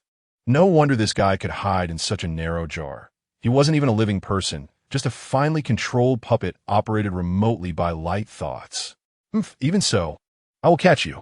Don't think you can escape. Gwen rushed over the dirty, low buildings of the underground district, his shadow thoughts operating at high speed, generating strands of black lightning as he pushed his speed to the limit, almost on the verge of losing control, but still barely keeping up with the moving figure ahead. Cackling, the figure ahead, whom Gwen was pursuing, let out a teeth-grating cackle. The gnome's movements were stiff like a puppet, but its speed was ghostly quick. The gray figure darting swiftly past the buildings in the night, and in a moment of inattention, it had gained a bit of distance on Gwen. Shadow wind. Gwen accelerated again, the black shadow thoughts surging beneath his feet, stirring up a whirlwind among the rubble, bringing the distance between them down to arm's length. The two figures chased each other until they reached a corner of a street sign. Gwen focused his thoughts, preparing to gather shadow thoughts in his hands to launch an attack on the puppet. Just then, a large hand suddenly reached out to Gwen's chest, blocking his next move. It was the hand of a middle-aged man, scarred and weathered, and Gwen's progress was halted. Gwen looked up in surprise. It was the tall, one-armed drunkard he had seen earlier, but now he was wearing a white robe exclusive to light thought practitioners. In that instant when Gwen was blocked, the puppet had already sprinted far ahead. Seeing his longtime target about to escape his pursuit, Gwen felt anxious, but the man stood like a mountain in front of him, showing no intention of letting Gwen pass. The puppet continued to run wildly, its slender feet landing at an intersection, when suddenly a bright light appeared ahead, and an iron net was raised to block the puppet's path. 3 or 5 figures dressed in trainee light thought practitioner robes flew out from the depths of the alley, surrounding the puppet's figure. These people had been hiding here without Gern noticing at all. Just a moment ago, he had done a sweep and hadn't detected their presence or seen through the drunkard's disguise. Was this the power of the light thought practitioners? "Kid, hurry home. Don't meddle here," the middle-aged man said nonchalantly, looking down at Gern, his cloak fluttering without wind, causing Gern to feel the surging spiritual thoughts hidden within him. Chapter 19. Artificial thought beast having a bunch of little kids around is already annoying enough. And then there's some unknown brat trying to play the hero. It's such a hassle. The one-armed light thought warrior muttered to himself, pulling out a flask from his waist and taking a couple of big swigs. The smell of alcohol on him was not a disguise. The battle on the field was exceptionally fierce, with several young light thought warriors crazily surrounding the cloaked figure. Their attacks slammed against the ground and walls, while the cloaked figure constantly dodged, slipping away like an eel, completely avoiding the waves of attacks. It looked like he was about to break free from the encirclement, but the one-armed man seemed completely unfazed by what was happening there. "Burn it up. Yoo-hoo!" A burst of flames shot out like a lotus flower, exploding upon hitting the ground. As the flames dissipated, a pretty little girl with dual ponytails appeared. Flames of condensed light thought burning in her hands. She laughed maniacally while launching a series of fireballs at the cloaked figure. The girl had delicate features and beautiful, flame-like long hair, clearly from a noble lineage of light thought warriors. She looked around 17 or 18, not much younger than Gern, and it was truly astonishing for someone so young to possess such immense and impressive light thought. The light thought she released was almost equivalent to the power of Khalif's berserk shadow thought state. The large fireball she waved could easily blow apart low walls. But she seemed to have no aim, more interested in wanton destruction than actually pursuing the enemy. "Hey, Peanut, are you just going to stand there watching? If you don't act soon, I'll take this guy down myself." While she fiercely attacked the puppet with her light thought, she didn't forget to complain about her teammate beside her. Behind the red-haired girl was a hooded boy with a cute doll-like face, but his expression was scrunched up like a little bitter melon. "Whatever, I'm definitely going to die. I'm so weak I can't survive. I shouldn't have come to be a light thought warrior. I just wanted to make some money. I don't want to face such terrifying monsters. I'm going to die. I'm going to die." The boy curled up in the corner, muttering to himself. "Such a coward is just a coward. Hey, yeah, this place is spacious enough. Just go wild. As long as you catch that guy, I won't care about you this time." The one-armed light thought warrior said in a defeated tone. He seemed to be the mentor of these people, but did nothing but stand there. "Got it. That's great." The girl named Ella swung her flames once more and charged into the enemy formation. Nightingale's lament, rose-red flame. The flames in her hands formed long, fiery projectiles, launching at the puppet that was bouncing in front of her. Under such a fierce attack, even the agile puppet was hit. Its mechanical components were damaged by the intense heat, and its movements gradually became sluggish. 2 older teammates joined forces, weaving their light thoughts into a large net that enveloped the puppet's body, binding it to the ground at the intersection. Another older teammate, carrying a thought shock rifle on his shoulder, stepped forward and aimed at the puppet's head. A crisp trigger sound rang out, and the puppet fell to the ground, its joints instantly going limp. Everyone let out a sigh of relief. The pulse released by the shock rifle disrupted the puppet's internal light thought remote control, and another teammate took the opportunity to throw a binding net over it. They had finally caught it. "I survived this mission again, but what is the point? I'll die next time for sure, definitely." Muri, who had been hiding in the corner, looked relieved but also downcast. "Stop saying die all the time. It's so annoying." Ella couldn't help but curse. Just as everyone relaxed, an unexpected change occurred. The puppet, which had already stopped moving, suddenly let out a series of eerie laughs. Its hands transformed into claws, tearing through the binding net, and its body leaped into the air. How could this be? The one controlling it is not ordinary, connecting mental control even under thought wave interference. "Be careful." Several light thought warrior teammates retreated to the side. They saw several hidden containers on the puppet's body begin to swell and break apart, dropping chunks that resembled mineral crystals to the ground, trailing a comet-like white tail of light. The dark night at the corner was instantly illuminated. Keek. You all went through so much trouble to catch me. I can't just leave without giving you something. This is your gift. After saying that, the mechanical puppet spontaneously ignited, flames instantly engulfing it, causing its metal and skin to rapidly melt and char under the high temperature. The young light thought warriors were momentarily at a loss. Even the tall man, Raymond, who was standing with Gern at a distance, slightly changed his expression. Artificial thought beast, he silently murmured. The artificial thought beast technology on the black market was not yet mature. The artificial products were not as powerful as wild thought beasts, but their brutality and bloodthirstiness were not inferior to those of wild beasts. 3 thought beast cores released boundless malice, instantly expanding and exuding a chilling aura. Hiss! These cold auras quickly crystallized into icy shards, and 3 thought beasts covered in ice crystals formed from the crystallization.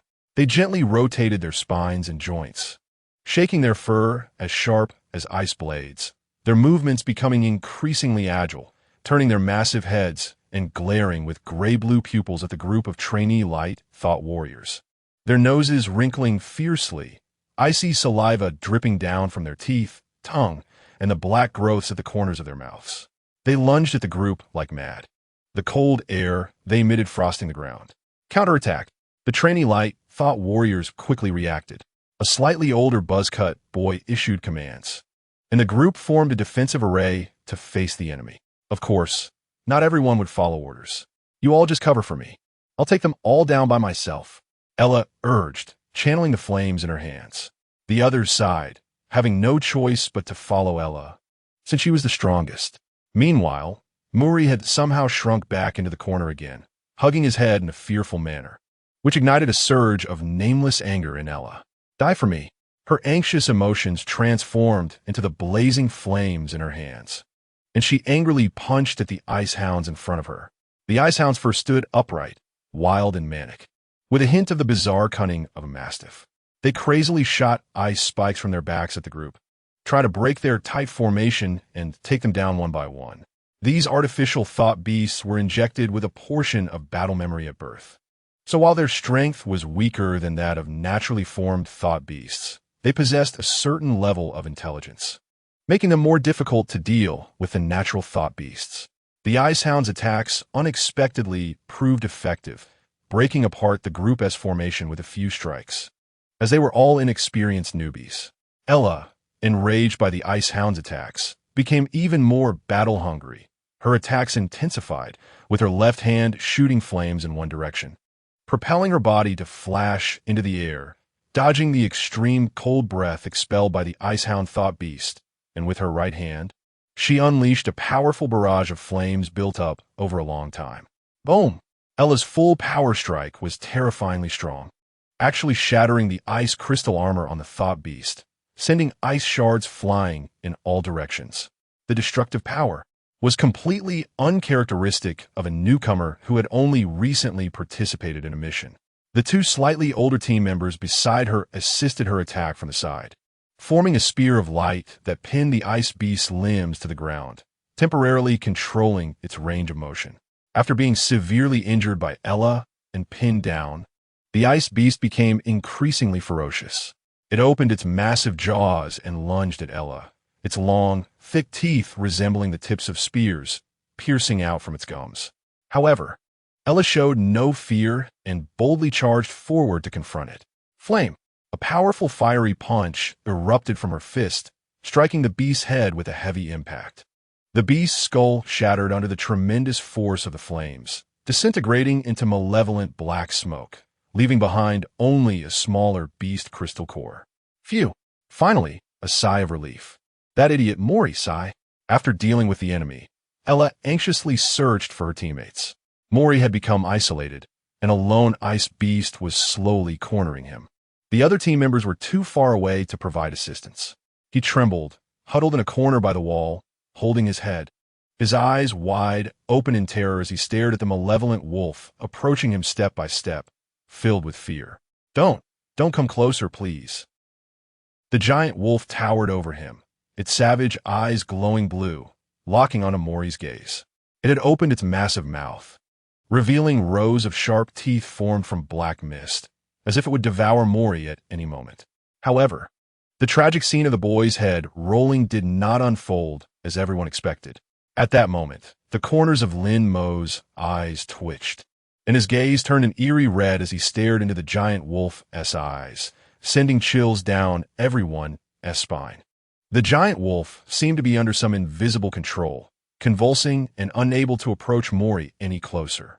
Dozens of iron chains locked around the giant wolf from all directions, and above its head, a guillotine-like object materialized, accompanied by the clanking of metal. The enormous blade gradually sank into the wolf's flesh, slowly beheading it. The eye of death. The accompanying teammates felt a chill run down their spines and began to look at the seemingly timid boy with newfound respect.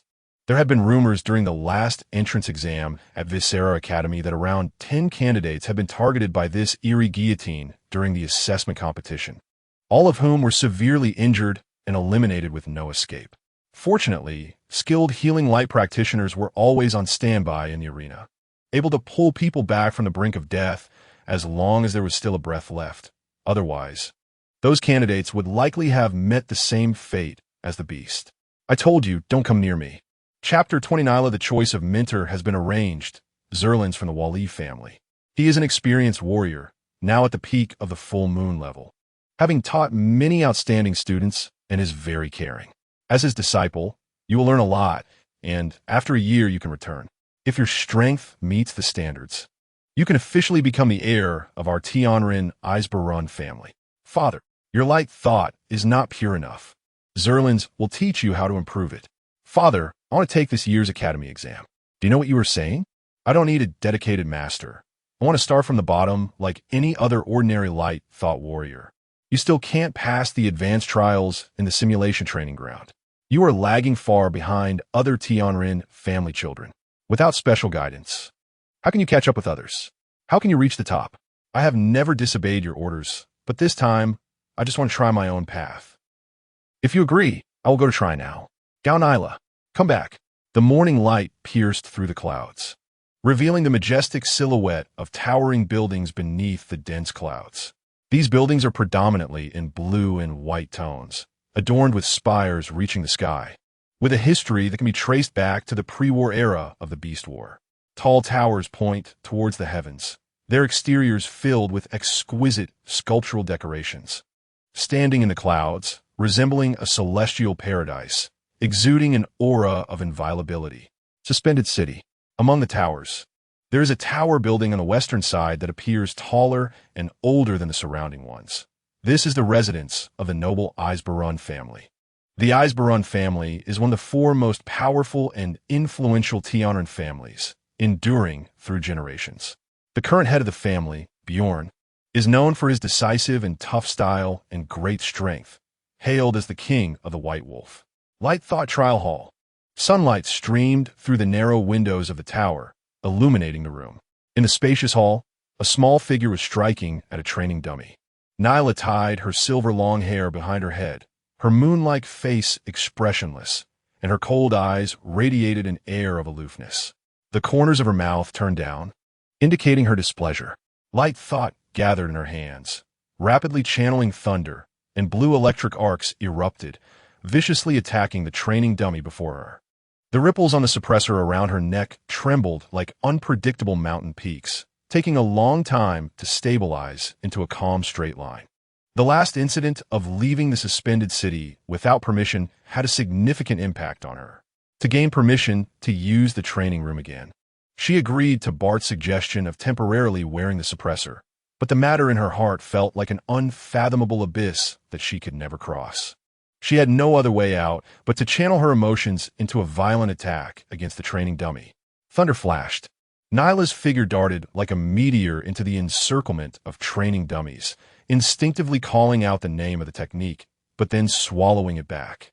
The combat techniques created by the ancestors of the Eisbaron family had once been a source of pride for Nyla, but now she had to reassess everything. Her conviction wavered. and her techniques were slower than before. With the momentum of wind and thunder, her technique struck the rapidly moving training dummy, which was made of special metal, causing it to break in half under the force of her blow. Electric arcs flashed. A powerful technique was unleashed from Nyla's hands. The long electric arcs swirling around her slender white arms like a light veil, striking forward in an elegant dance, creating a charred hole in the chest of the dummy, which fell lightly to the ground. Nyla's pupils constricted, her movements becoming even more rapid. In just a few moments, several dummies were dismantled by her powerful light thought, turning into shattered parts and collapsing to the ground. The training room was in utter chaos, as if it had just experienced a large-scale massacre. Nyla snapped her fingers lightly, and the mechanical parts of the dummies, following automatic commands, wriggled on the ground, transforming into a pool of liquid metal particles, which were then reabsorbed back into the dummy machines for remelting. Nyla's fingers slid across the control panel screen, raising the dummy level to orange, morphing into 3 beast forms. This was just a warm-up, and the real test was about to begin. The sound of printing dummies echoed from the remelting machines. And creating dummies of this level consumed a massive amount of energy, causing the external indicator lights of the machines to glow red. The lead plate valve opened, and 3 beast-shaped dummies emerged with heavy steps, their eyes glowing with a brutal red light, their expressions not much different from real beasts. Their paws moved slowly yet agilely, making it hard to imagine they were lifeless replicas produced by intelligent computers.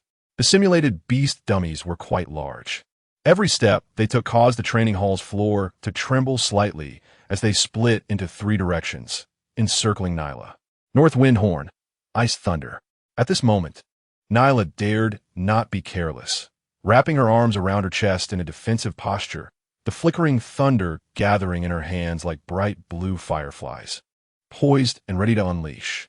Suddenly, the dummy on her left launched the first attack. The simulated beast lunged forward, its sharp claws aimed at Nyla, creating a fierce gust of wind and a loud sound as it came rushing in. However, the first strike of the dummy missed, and Nyla instead kicked off its back. Bouncing in front of another dummy, her palms swung out, channeling her power rapidly, landing a punch on the dummy's mouth, pushing it back several steps. As the level of the dummies increased, the rigidity of the materials became much stronger than before. Despite Nyla's powerful strike, the dummy was not shattered. Instead, it became more agitated and furious, recklessly lunging at Nyla. A smile gradually formed at the corners of Nyla's mouth. This was the fight she truly desired, not the petty skirmishes under adult supervision. Lightning Sparrow. Nyla's silver hair fluttered behind her, her fingers pointed in the air, forming electric fields that rapidly coalesced into the shape of a bird, spreading its wings towards the direction of the beast, the electricity emitting a clear sound like wind chimes. Nyla charged forward, instantly reaching the beast, and unleashed the gathered light thought. Unexpectedly, the beast let out a scorching breath, and the moment high-temperature steam spread throughout the room.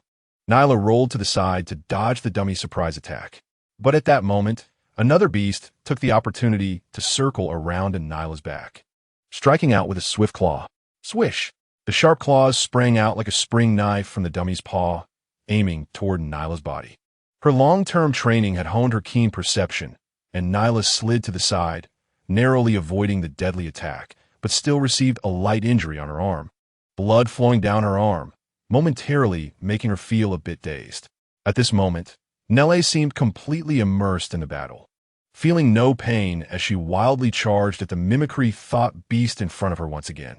The thunder in her hand erupted uncontrollably, and under her frenzied high-frequency attacks, one thought beast was quickly shattered, collapsing into a state of ionized disintegration.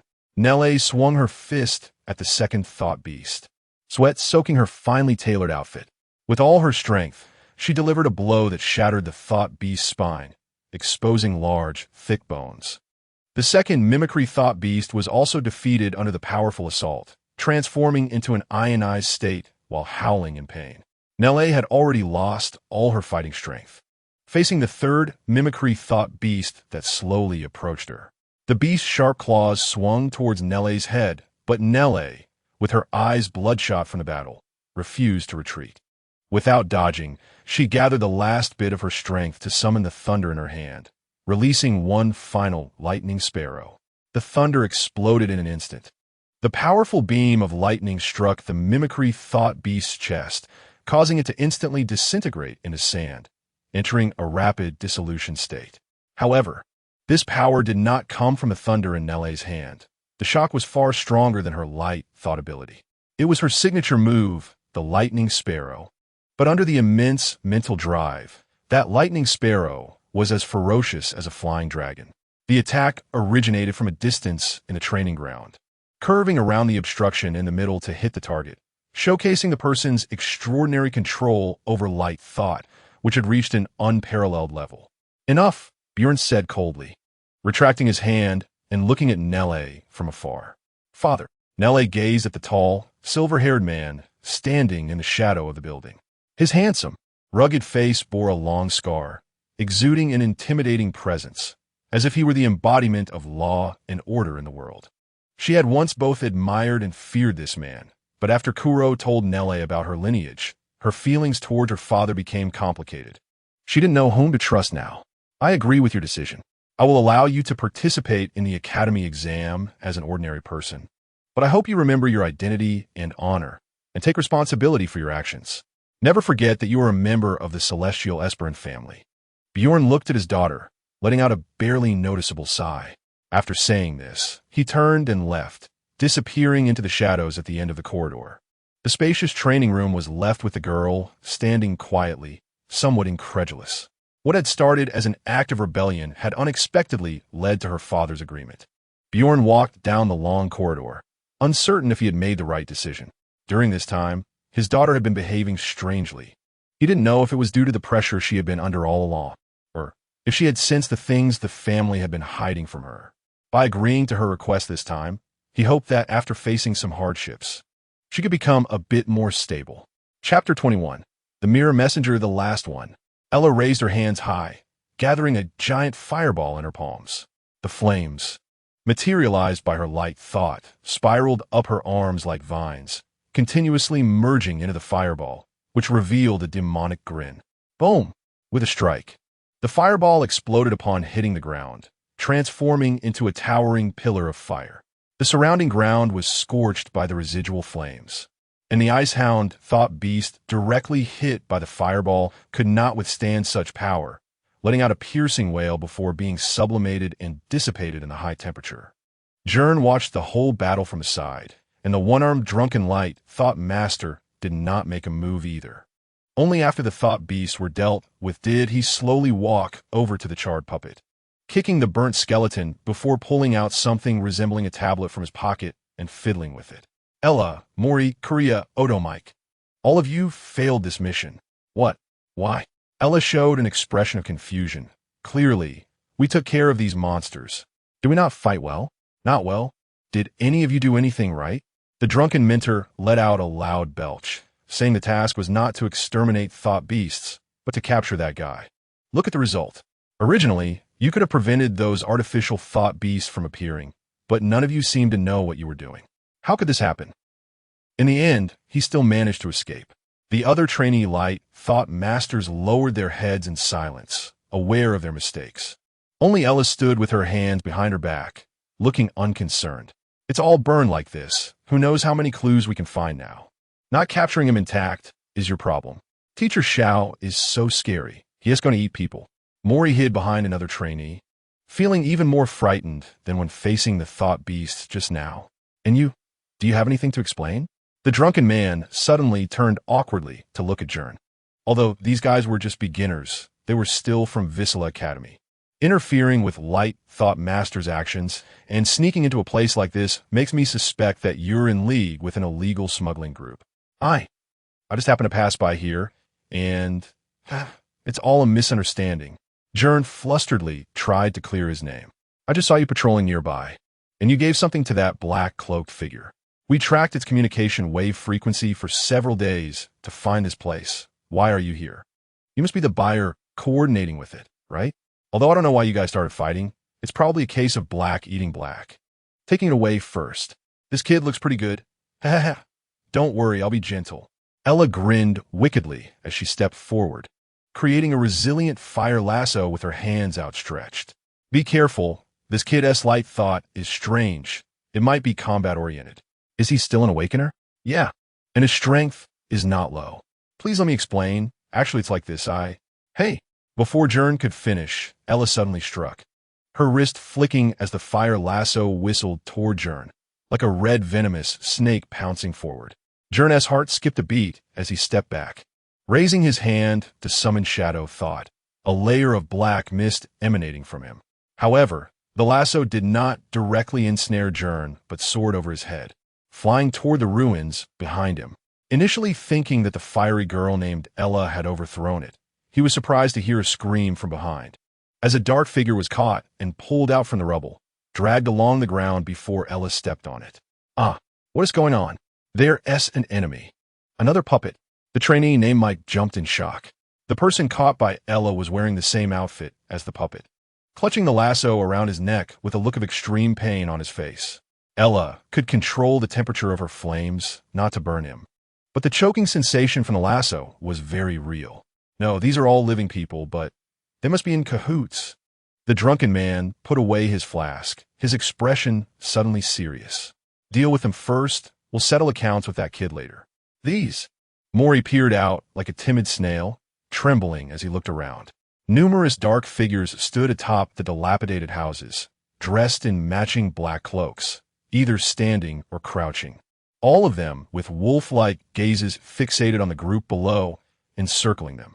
Scary. We're going to die. Maury shrank back in fright, his teeth chattering, mumbling to himself. Take the stuff away. Don't waste time. Yes. A slender woman stepped forward from among the black cloaks, wearing a black veil, but her eyes, not covered, exuded an alluring charm. As she finished speaking, the other cloaks sprang into action, jumping down one after another. Go grab the puppet's remains. I'll handle this. The drunken man told the trainees, then staggered toward the enemies. Oomph. Arrogant. One of the black cloaks waved his hand, launching several black arrows.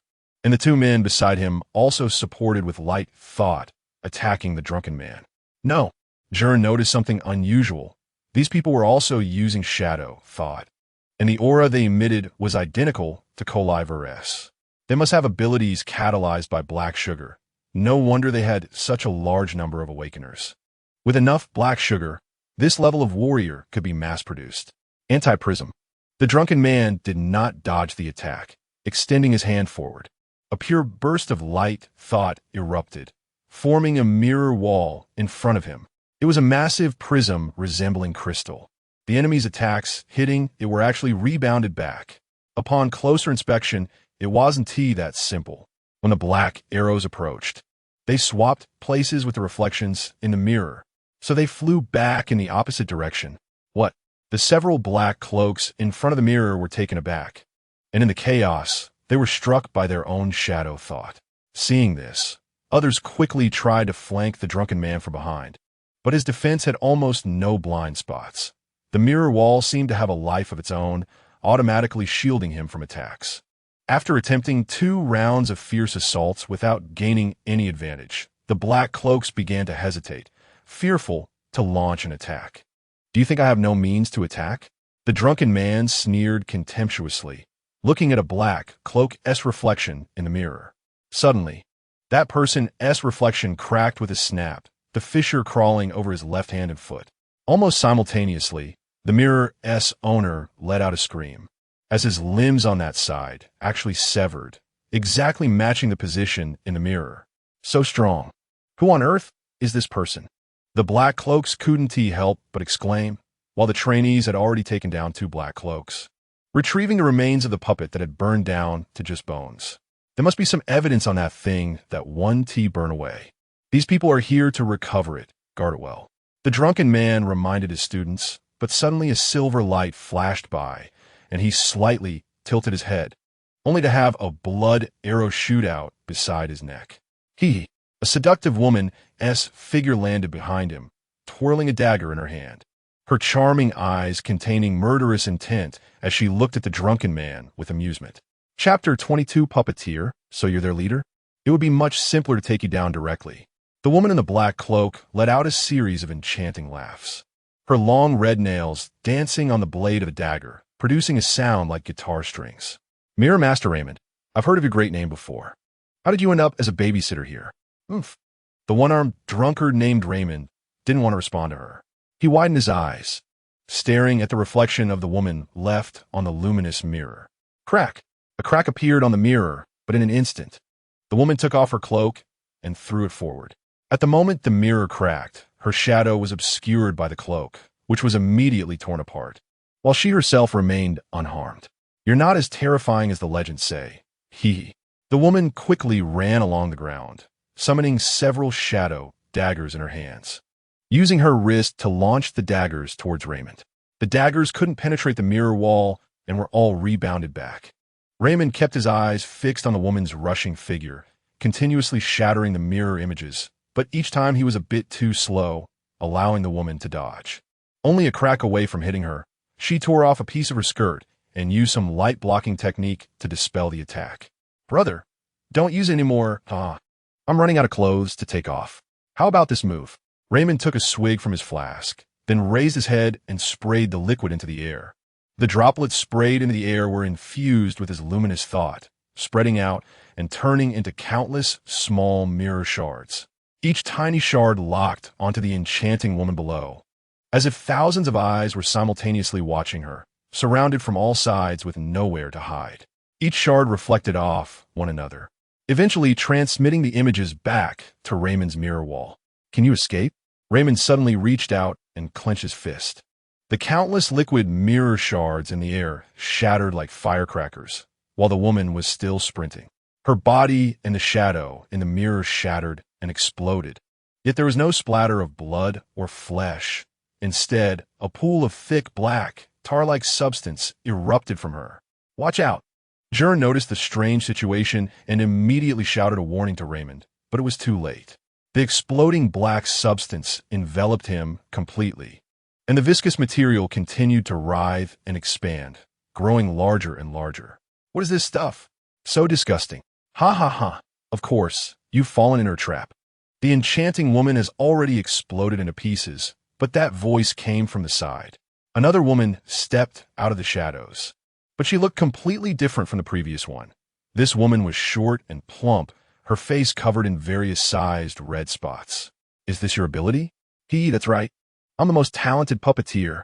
Not only can I control mechanical puppets, but I can also condense my own luminous thought into seamless puppets.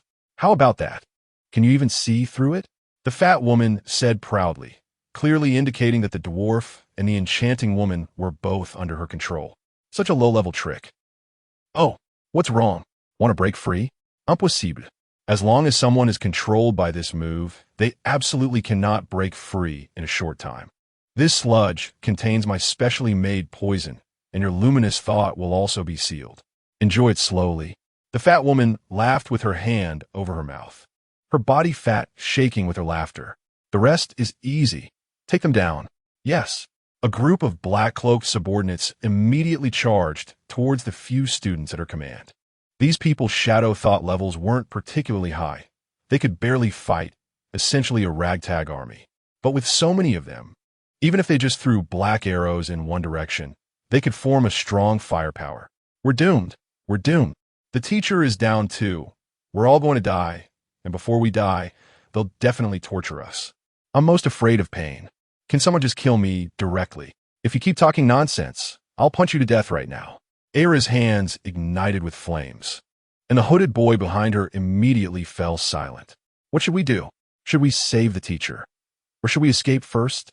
You escape if you want. I want to smash these despicable guys. Era punched her palm, flames erupting beneath her feet, and she bent down and charged forward, her fists wrapped in flames like a pair of fiery red gauntlets. Gotcha!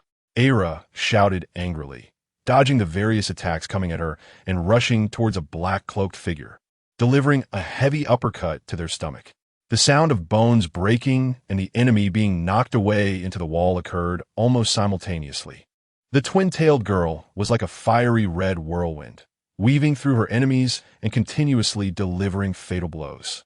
However, It was hard for one strong punch to fend off four hands.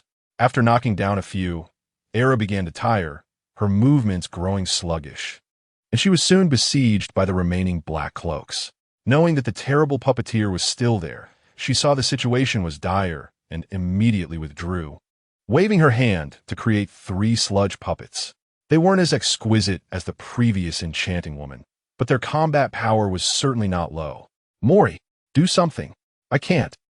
It's too terrifying. I can't look. I'm not looking. Useless. The hooded boy huddled into a ball, while the other students, while trying to protect the remnants of the puppets, had no time to care for him. The fat woman seized the opportunity, controlling the sludge puppets to pounce on Era.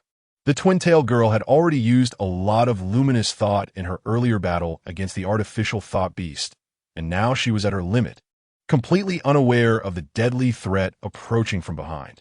Kill her. Roar. The 3 sludge puppets jumped simultaneously, their sludge coalescing into weapons like guns, swords, and knives. Blade transformation. Slash. Gern swung his bone blade fiercely, but he wasn't cutting the puppets. He was cleaving through the air behind them. Strangely, when he swung down that sword, the 3 puppets all fell down in unison. Phew, thanks, bro. Just helping you out. Don't doubt that I'm in cahoots with him anymore. Don't worry. I'll speak up for you. At the critical moment, Gern joined the battle. He had been observing a detail since earlier. Whether it was the dwarf puppet or the later female puppet, they all had something in common.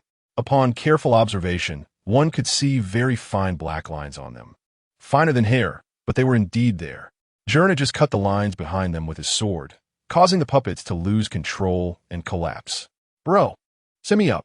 Era ran towards Gern, who understood and positioned his sword horizontally, using his great sword as a springboard for her to step on. Ready, jump. Gern gathered his strength, infusing his shadow thought into his feet for added power, and with all his might, he swung the great sword, launching Era into the air. Who?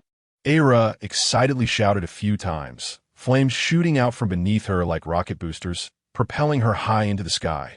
Then, Era placed her left hand on her right wrist, gathering all her luminous thought, and spiral flames ignited at her fingertips, the luminous sparks behind her also igniting. Brightness steadily increasing, resembling a supernova shining in the night sky. Extreme flame binding. A blinding pillar of flame shot from Era's hands. Now high in the air, she had a clear view of the situation below, precisely locking onto every enemy, including the puppet woman. Oh no! The puppet woman panicked instantly, immediately unleashing all her shadow thought to create a dozen misshapen puppets as meat shields above her. However, Era's strike was not aimed at her. It was directed at the trapped mentor, Raymond. Whoosh! Under the blazing flames, the tar-like substance on Raymond's body was burned away, and he successfully extricated himself from within. You little brat, using so much force, do you want to burn me to death? Raymond walked out of the fire, his clothes and black oil burned off, leaving only the invulnerable, fire and water-resistant light night cloak wrapped around him to cover his modesty. However, Ella couldn't respond to him. It seemed she had exhausted all her light energy in one strike, instantly draining her mental strength, and she could no longer maintain flight, starting to fall from the sky. Gern retracted the bone blade, folded it behind him, and transformed it into bone wings, leaping into the air to catch Ella. So heavy. Gern was startled and almost spoke out. Ella looked thin, but in his arms, she felt as heavy as a solid iron block. Just how high was her muscle density? He had heard that practicing light energy could change a person's physique. The stronger the light energy, the stronger the body would gradually become. It seemed it wasn't just hearsay. The 2 celestial beings he had seen before had physiques as strong as monsters, Gern thought. Damn, I've been tricked. The puppet mistress finally reacted and ordered the puppets around her to attack. Gern placed Ella down and quickly rushed up, swinging his bone wings to shatter them all. What's wrong? You can deceive others, but others can't deceive you? Raymond moved his body slightly, and the surrounding black cloaks dared not make a move. They had witnessed Raymond's strength, and now that the beast was unleashed, there was no room left to fight. So what if you've come out? You've been poisoned by me. You're at the end of your strength now. The puppet mistress still wanted to act tough, but then she heard the sound of a mirror shattering. She saw a huge crack appear in the wall behind her, as if it had been cleanly severed in half. The cut was incredibly smooth, as if sliced by a gigantic, transparent blade. "Oh, what did you just say?" Raymond sneered. "We retreat." The puppet mistress's expression twisted. Her entire face scrunched up and reluctantly gave the retreat order. The group of black cloaks jumped to the top of the ruins and quickly vanished into the shadows of the night. The remnants of the puppets were saved, but they failed to capture the opponent. This battle ended in mutual destruction, with neither side gaining an advantage. "At least we got our lives back. That was too dangerous." The trainee students sat down one by one. This was the most dangerous situation they had encountered since their training began, even more perilous than the task of hunting thought beasts. "What? Just let them go? Why not chase them?" Ella got up from the ground, clearly devoid of any light energy, yet her momentum remained undiminished. "Chase my ass. I can barely hold on," Raymond said, only halfway through his words before he knelt down, blood spraying from his mouth. "Teacher, are you okay?" Teacher Xiao? He had just been enduring the poison, and he probably felt terrible. They quickly needed to perform first aid, Gern said. "I won't go to the hospital. I'd rather be killed than go to that kind of place.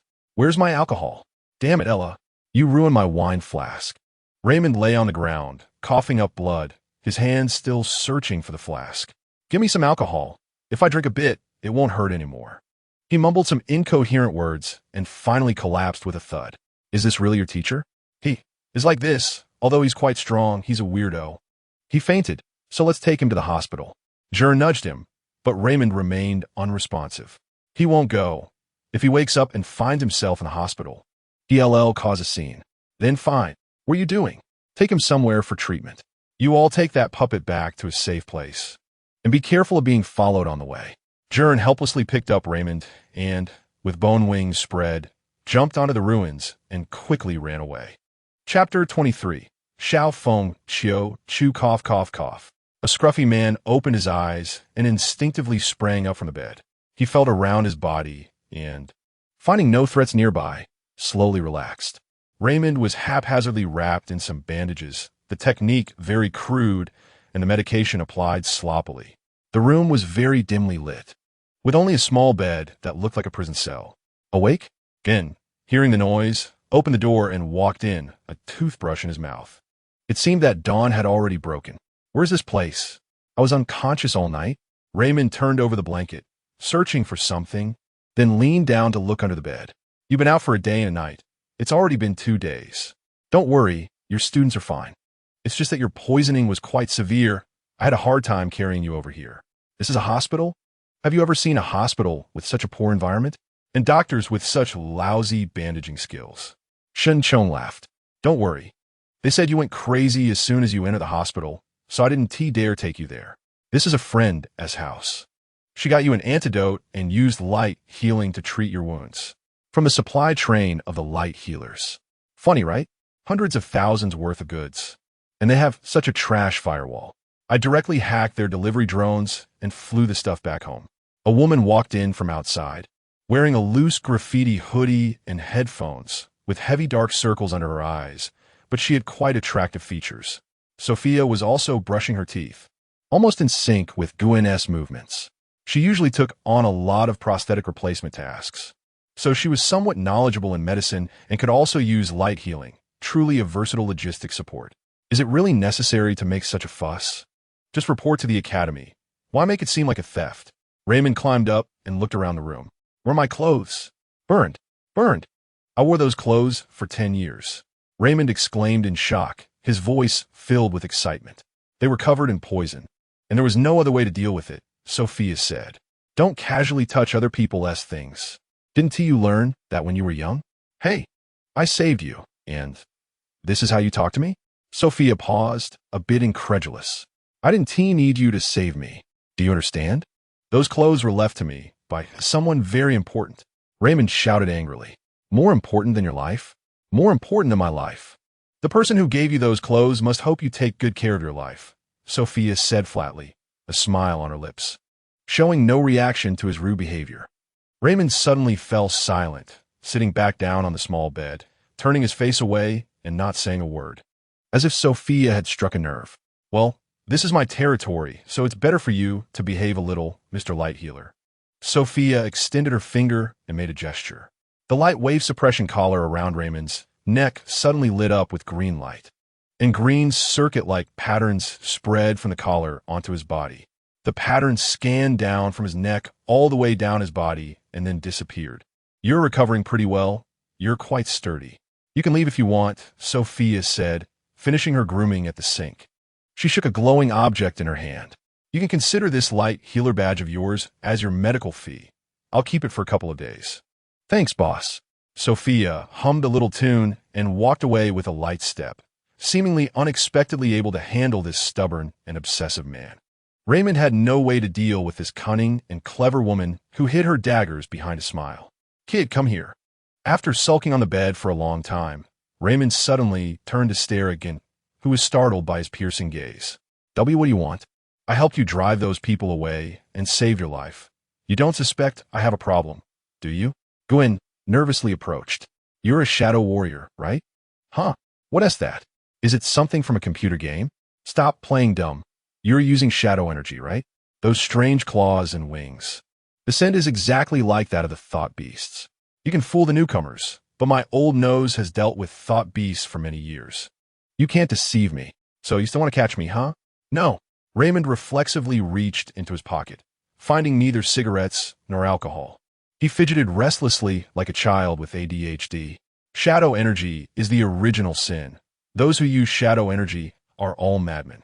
If the other members of the Light Healers Association see you, they will definitely hunt you down, but I can't be bothered with that. Why not? Yanaskid. As this drunken man touched on his most concerned issue. I've controlled this power since I was a child. I've lived like this without any problems. Shadow energy is connected to human emotions and desires. How can a person be devoid of feelings? You can tell that to the stubborn old folks in the tribunal. And by the next day, you'll be tied up and burned. I just want to know the secrets behind it. I want to use it to do something, to protect the people I want to protect, just like you light healers. Just that? Ha ha. Protecting someone is sometimes the hardest thing in the world. I never managed to do it well. So you've been drinking all this time? No. I've always been a drunkard. I used to drink for fun, and now I drink to find suffering for myself. Someone like me doesn't deserve to live comfortably. Raymond looked at the empty corner of the room with a bitter smile, his eyes hollow and his gaunt face looking extremely dejected. Do you want to be a light healer? Of course, Gwen said. This morning, he had received some bad news, which was why he and T slept all day, constantly pondering this matter. Coliver had been arrested by the Control Bureau. Although he lost his assessment quota, this incident also placed a significant responsibility on the school, and the pressure from public opinion was immense. After all, a student nearly fell into depravity, and all the quotas for the school had been canceled. This meant that, including Helena, none of them could participate in this year's Military Academy assessment. Gwen had initially thought that Coliver being taken away would allow the quota to return to him. But who knew this would escalate so badly that no one could play anymore? Helena and several others would probably have to choose to stay at school and wait for next year's opportunity. Gwen didn't know how he should choose. The world of light healers is completely different from what you imagine. We are not heroes, just a bunch of idiots with weapons, waiting for us idiots to save the world. So we can act recklessly, but we all know we can't save anything. The world is gradually collapsing, and we are helpless. Raymond said dejectedly, I thought you were full of passion at your age, but later just considered it as blood spilled on the ground. I certainly know you are a bunch of idiots. You almost killed my sister and ruined my life. A demon has taken residence in my heart, and every day, I fight it to not go insane. Gwen's response surprised Raymond, who studied him and revealed an interested smile. Then do you still want to be a light healer? You're not thinking of revenge, are you? Just because of you? Raymond mocked. I don't want revenge. It's meaningless. I just want to change everything. This world shouldn't be like this. Gwen spoke slowly, his words filled with strength. How do you plan to change it? I don't know, but at least I need to become part of you first. A decaying tree can only loosen from the inside. Ha ha. Am I crazy or are you crazy? Raymond covered his face, as if he had just heard the funniest joke in the world. Are you going to take the Military Academy exam? This year I can't make it. I can't get a spot. Gern sighed. If you join the military, your shadow abilities will be discovered quickly. You won't last long. Raymond said bluntly, "Come to our Viscera Academy. If you become my student, maybe I can help you keep it a secret. The Academy 1T publicly recruit from the common people, right? Of course, they need to ensure the purity of their student body. Unless you have exceptional talent and can get a recommendation from the Guanyin family, you 1T even be able to touch the threshold. If you want, I might be able to help you. You can recommend me? I can't. I've already severed ties with my family and am now a useless drifter with no power at all. Then why say so much? Have you seen that red-haired, hot-tempered little fool? She is a genuine noble, the only daughter of the Garcia family in Julie City.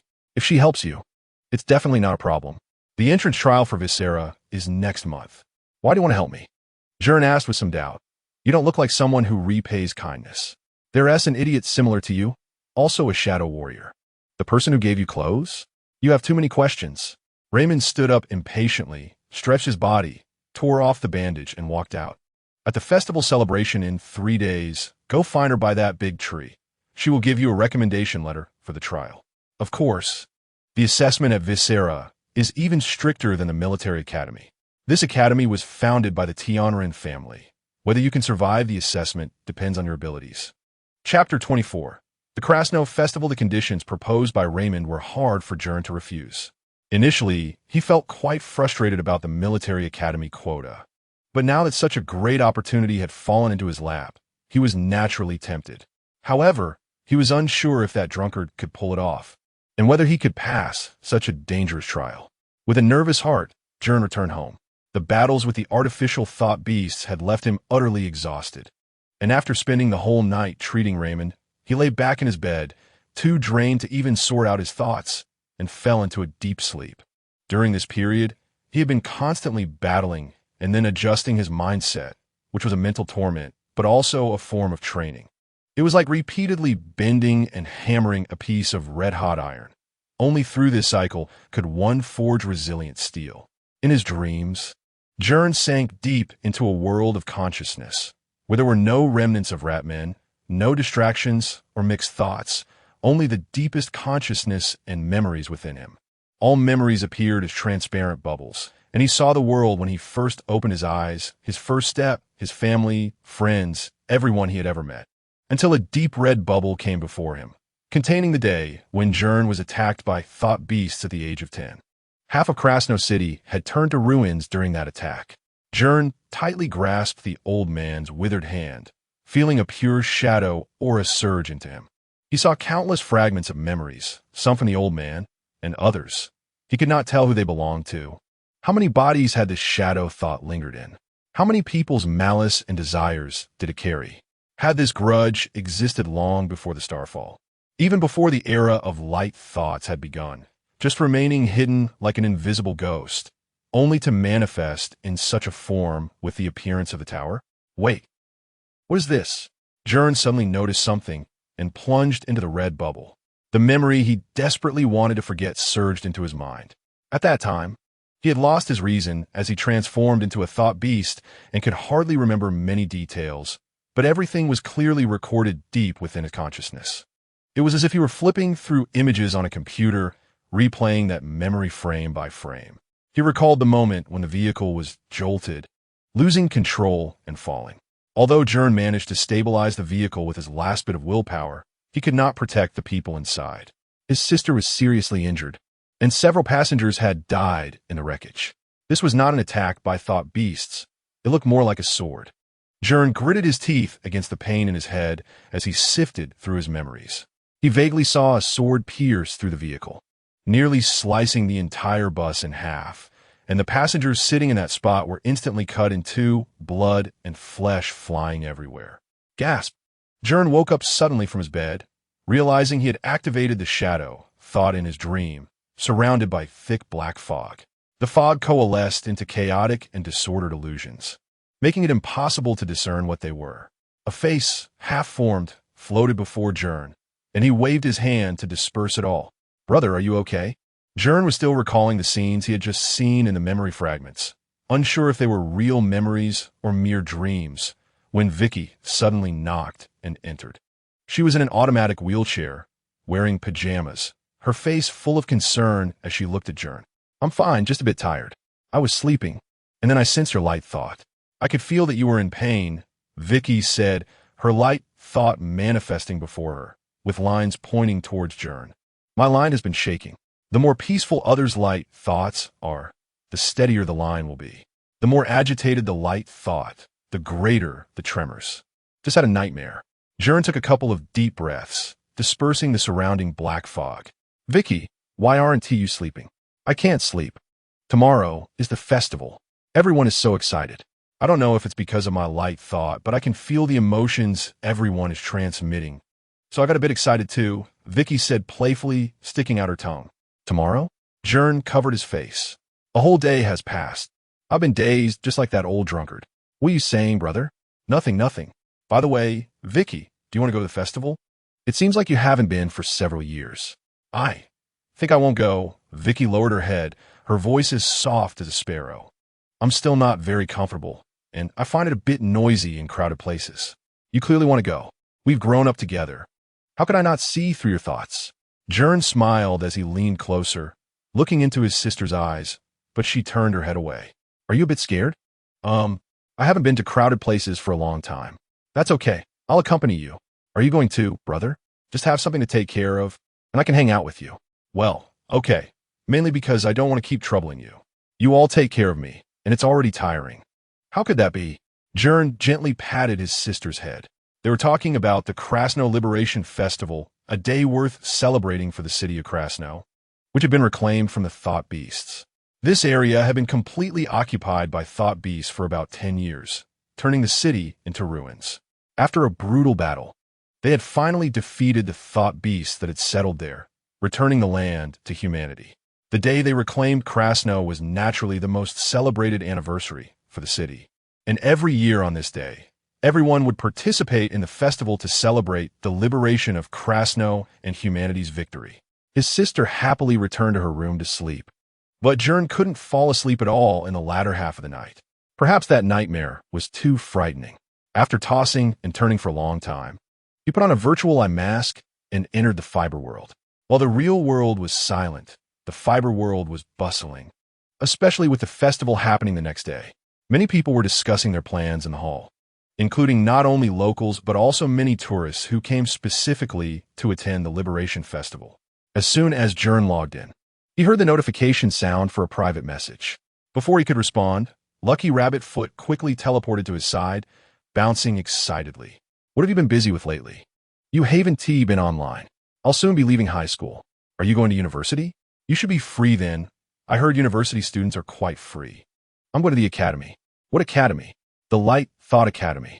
I'm going to participate in this year's assessment. Gern expected her to laugh and say he was bragging, but surprisingly, Lucky Rabbit Foot became serious, looking thoughtful. I'm also in an academy, but I don't know if it's the same as yours. Really? Of course it's true. If you and I are in the same academy, you should call me senior. Hee hee. Lucky Rabbit Foot was joking, but with her reaction speed and combat level, she might actually be quite a formidable light thought practitioner. Come on, tell your senior which academy you're going to. I want to tell you. TCH, if you really came, I would recognize you. Even over the internet, I can smell you, sniff, sniff.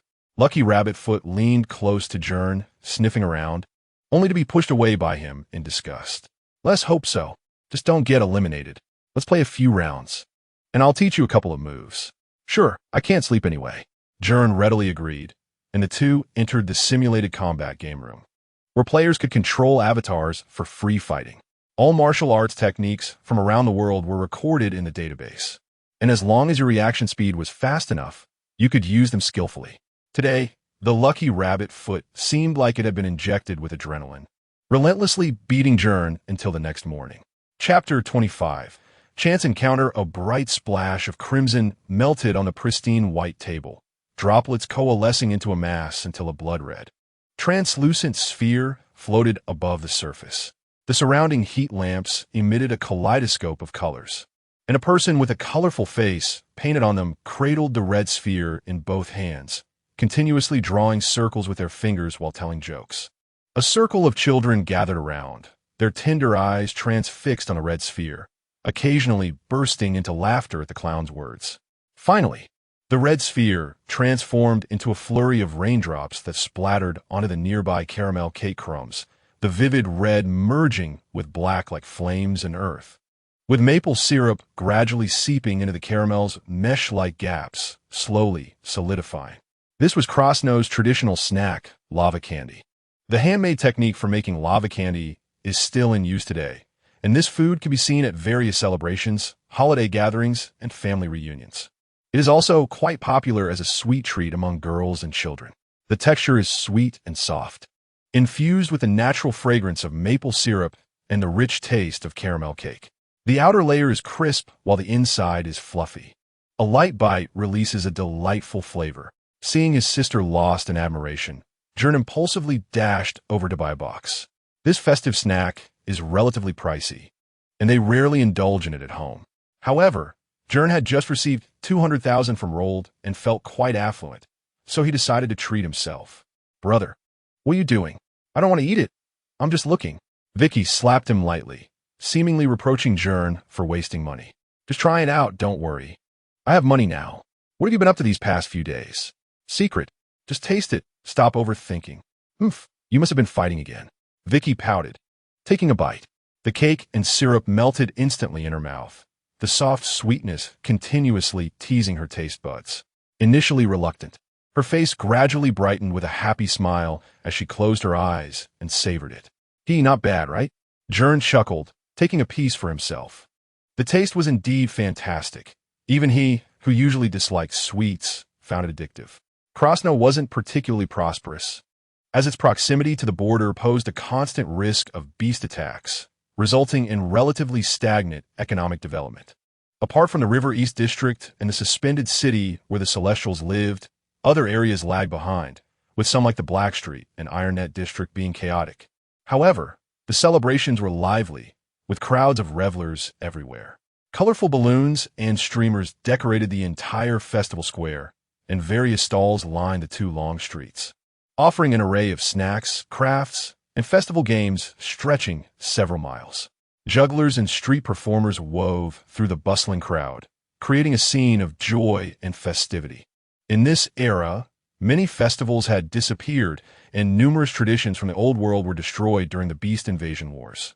The scarcity of resources had dampened people's spirits, leaving Krasno with only this annual Liberation Festival, allowing its residents a chance to unwind and enjoy themselves after a year of accumulated tension.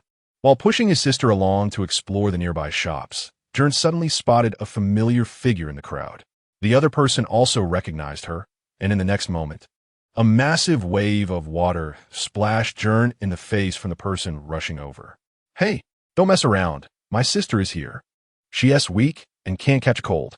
Gern spat out water, cursing Helena, who always greeted him this way, which was unbearable. "Huh, I'm not an idiot. Of course I can't control it. Helena didn't get wet, so don't be mad." Vicky tugged at Gern's sleeve, smiling. She had a good relationship with Helena and wasn't upset over such things. "What are you doing here?" Gern asked. "Of course I'm here for the celebration. What else?" Helena replied, cradling a large pile of lava candy, fruit gummies, fruit milk mixes, and many other items Gern couldn't name. "Your quota has been canceled, and you still have the heart to come out to play? You're quite bold." You underestimate me. I don't care about military school. I'm going to participate in the academy trials," Helena said with a mysterious smile. "Really? You're going to Viscera?" Gern exclaimed in surprise. No. I was noticed by a mentor from Lauren Long Academy. He gave me a recommendation. I met him a few years ago during a competition," Helena said proudly. "See? As long as you stay happy, good things will happen. Aren't you envious?" Lauren Long Academy was founded by the Qin family, another celestial clan, located on a peninsula on the easternmost coast of the continent. It seemed to have a strained relationship with the Esperin family, who supported Viscera Academy. The four major academies had similar overall levels, each with its strengths and weaknesses. However, the one commonality was that entry into the academies required passing extremely rigorous assessments. "That's great. I was worried about you," Gern said. "Don't worry. If I become a light warrior in the future, I'll definitely look out for you." "Vicky, don't think of your sister. I'll come back to see you often." Helena pinched Vicky's cheek and shared half of her pile of snacks with her. "You're getting ahead of yourself. You haven't even started yet." Besides, Vicky was born on the same day as me. She's 2 months older than you, so you should call her sister. Do you want to try going with me? You have good strength. You could compete with some rookie light warriors. Helena said seriously, suddenly becoming more earnest. I'll take you to meet the mentor from the Dragon Academy. He will definitely be willing to recommend you. Actually, Gern was about to say he intended to participate in Vizira's selection when a loud cheer from the crowd drew their attention. 10 consecutive wins. This contestant has successfully defended their title 10 times. Today's highest win streak has accumulated a substantial prize pool. For previously registered contestants have forfeited. Is there no one else to challenge? We welcome the audience present and viewers watching on the screen to participate actively. It seemed they were hosting a festive arena competition, and the announcer shouted excitedly through a loudspeaker, while the audience cheered continuously, creating a very lively atmosphere. Let's go check it out. Helena immediately perked up, and Vicky nodded in agreement, so Helena quickly pushed her over to join the excitement. From a distance, Gern spotted a red figure on the arena and felt an ominous premonition rise in his heart. Chapter 26. Incompatible forces. Gern squeezed into the crowd, surrounded by spectators who were loudly cheering. Everyone was gathered around a large central arena, with music blaring from speakers on both sides, creating an exciting atmosphere as two figures moved rapidly on stage. This was a traditional festival sport in Krasno called horn spear. The competitors had to move on a grid floor made of bamboo, using long spears made from cow horns to push each other off the stage. Of course, the water beneath the stage had now been replaced with a pool of ocean balls, and the bamboo had been substituted with more stable square columns. The spears they held were also fitted with plastic tips. There was basically no danger, as it was more about creating a lively festival atmosphere. Generally, it was like this. Gern heard a scream from a distance, and saw a figure fly off the stage, tumbling through the air and crashing into the audience, causing a commotion. The person on stage twirled their spear, striking a cool pose in celebration. The person had fiery red hair tied into twin ponytails, was tall, and wore a fiery red sundress that matched her hair color, with red and white knee-high socks that accentuated her long legs. Her delicate features were highlighted by striking orange eye makeup. But don't think that a good-looking girl lacks explosiveness. The person who just flew out was a prime example. No need to say more. This person was Ella, who had agreed to meet Gern today. Anyone else? Ella waved her spear and poked it into the ground, yawning with a hint of boredom.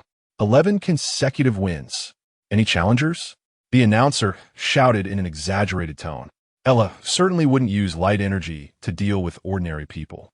But her physique was not something an average person could compete against. If there were no challengers, the limited edition projection gaming console, sponsored by the Illusion Group, would be this lady's prize. Vicky, do you want that? I've seen you staring at it, Helena suddenly said.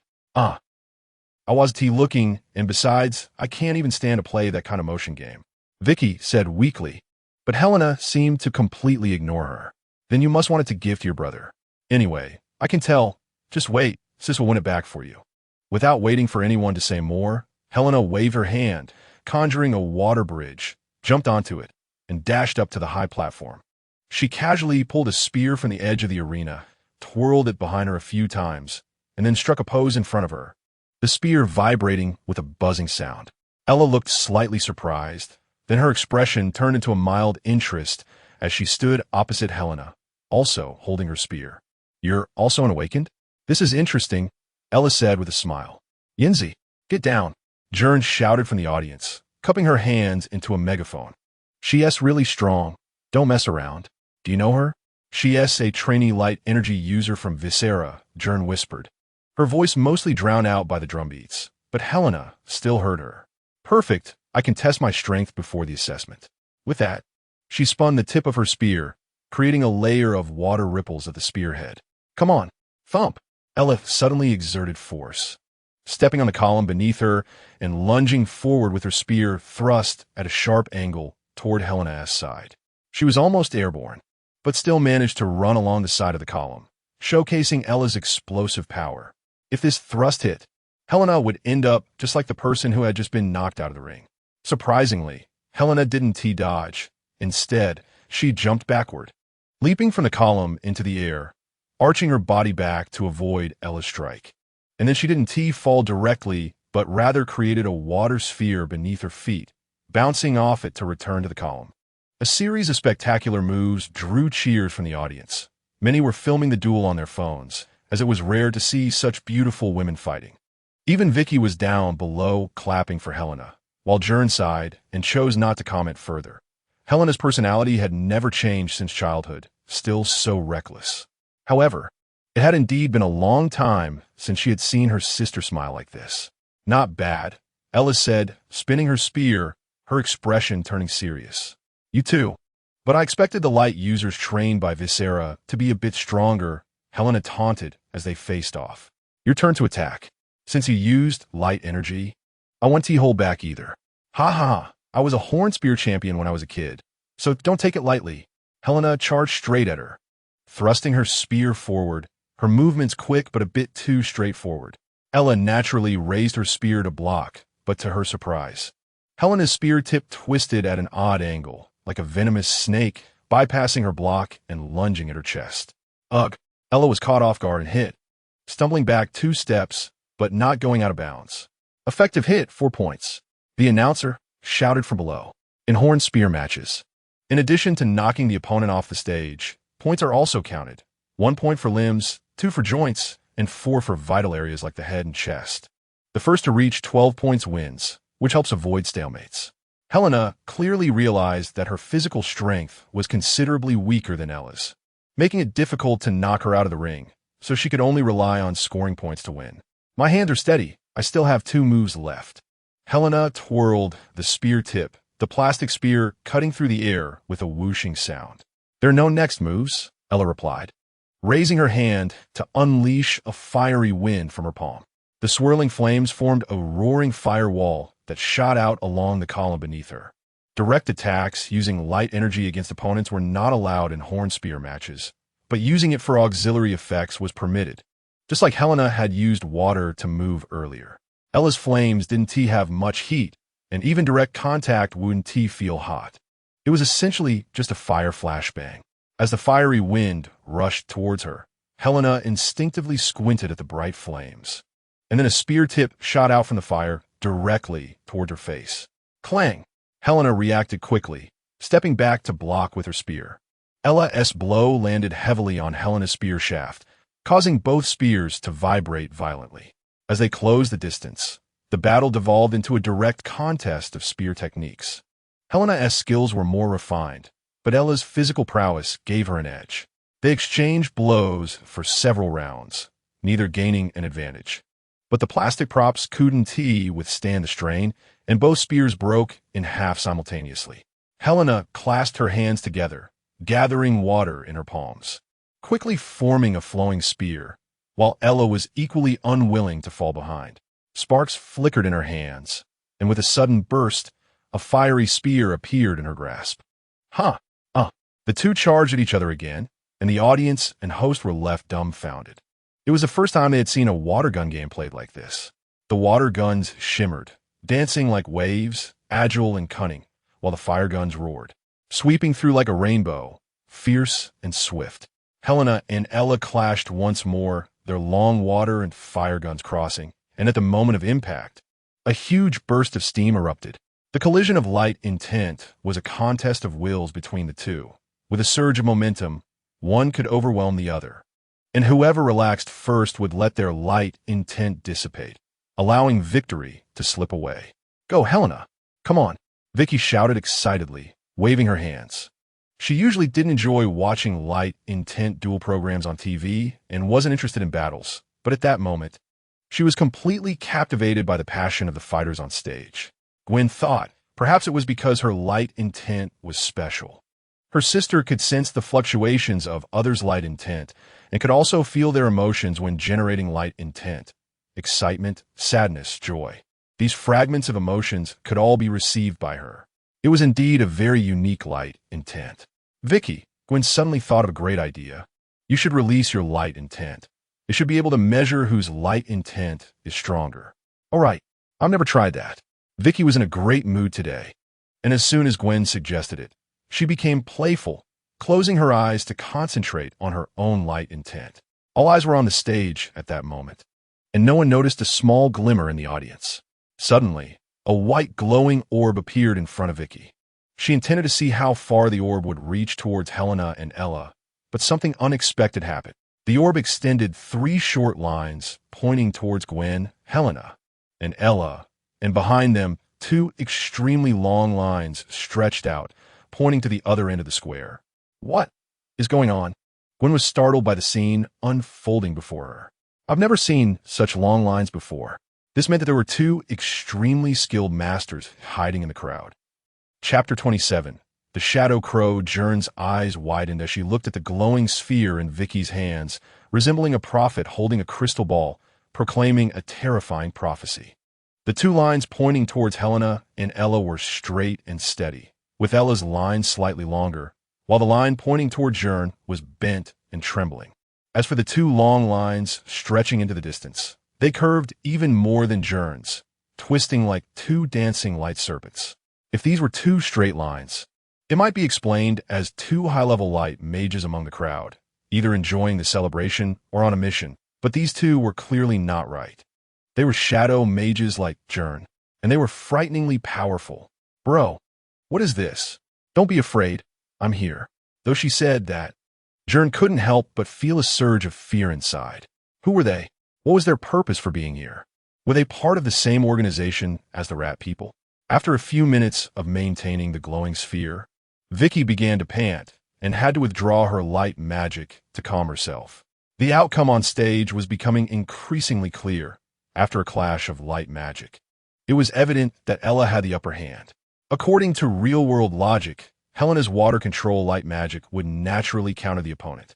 But light magic duels don't adhere to real-world common sense. Water is not water, fire is not fire, and swords are certainly not swords. Everything is a projection of human will. Therefore, there are no attribute counters in light magic duels, only victories based on mental strength and technique. Helena's water gun shot out, but due to excessive light magic consumption, her shot was somewhat deformed.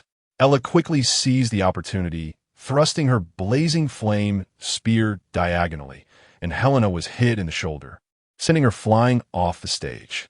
The power of Ella's strike was so great that even the column beneath her feet was shattered. Helena, who was tossed into the air, surprisingly did not give up the match.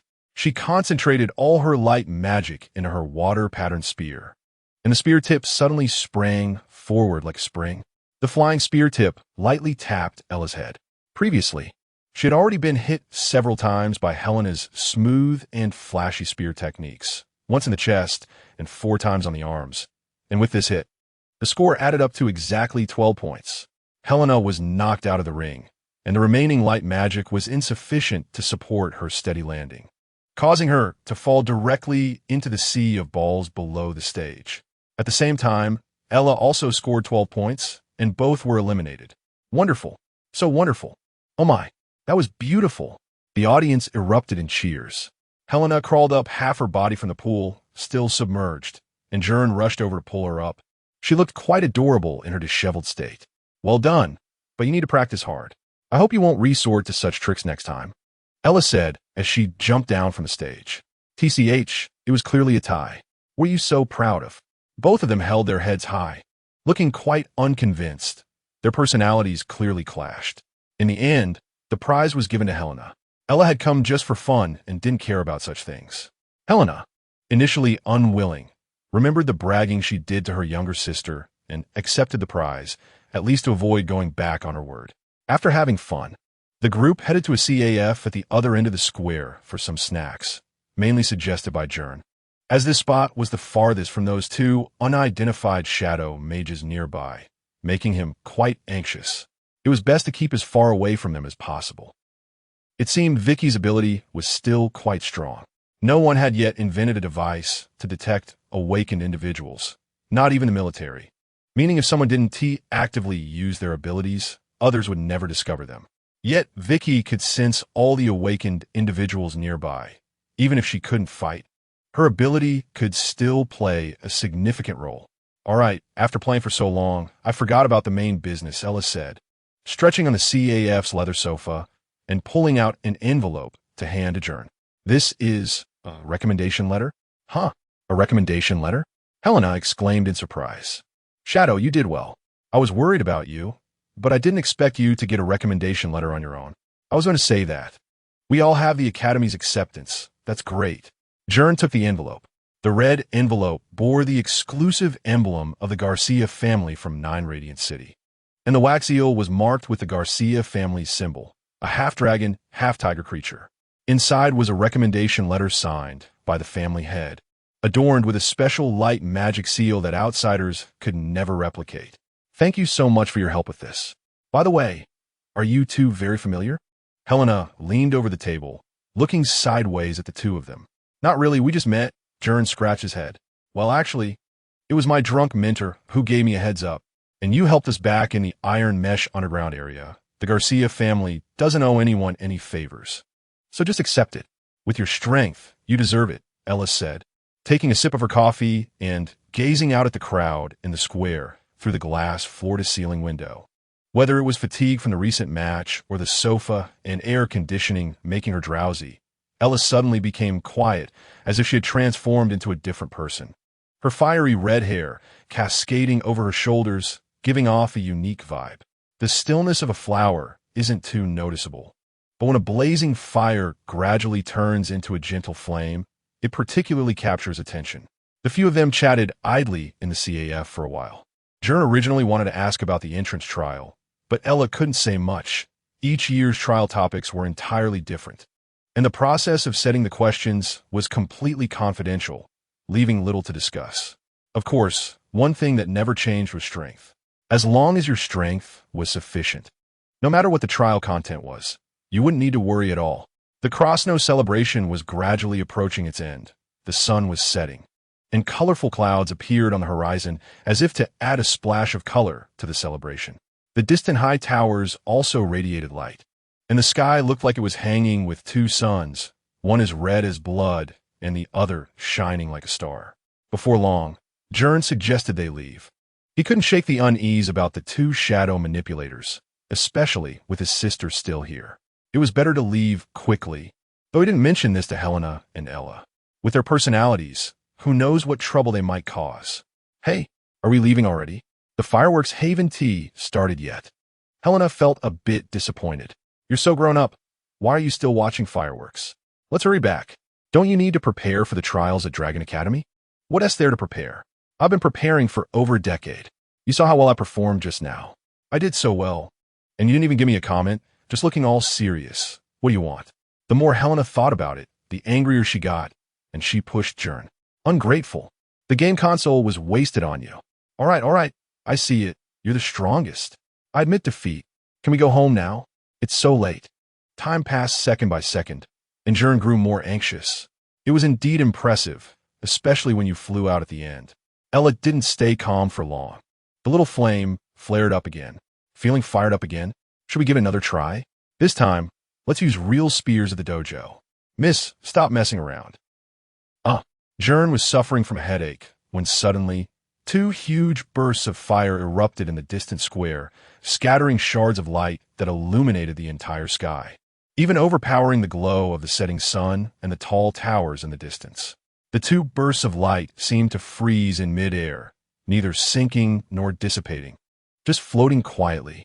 Are they starting the fireworks this early? Wasn't it supposed to be at 8 o'clock? Helena looked out of the window towards the distant square, where the screams and cheers of the crowd could be heard even from here. The Crossnow Festival happened every year, but such large fireworks were indeed a rare sight. No, something's wrong. It was Ella who noticed the problem first.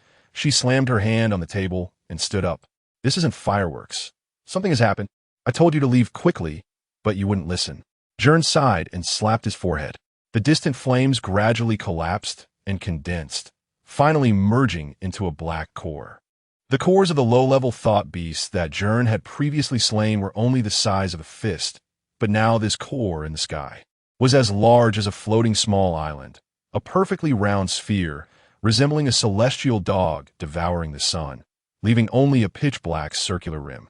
Black mist began to gather around the core, with bones, bandages, teeth, pure black limbs, and various chaotic parts slowly emerging from mist, gradually forming a massive body.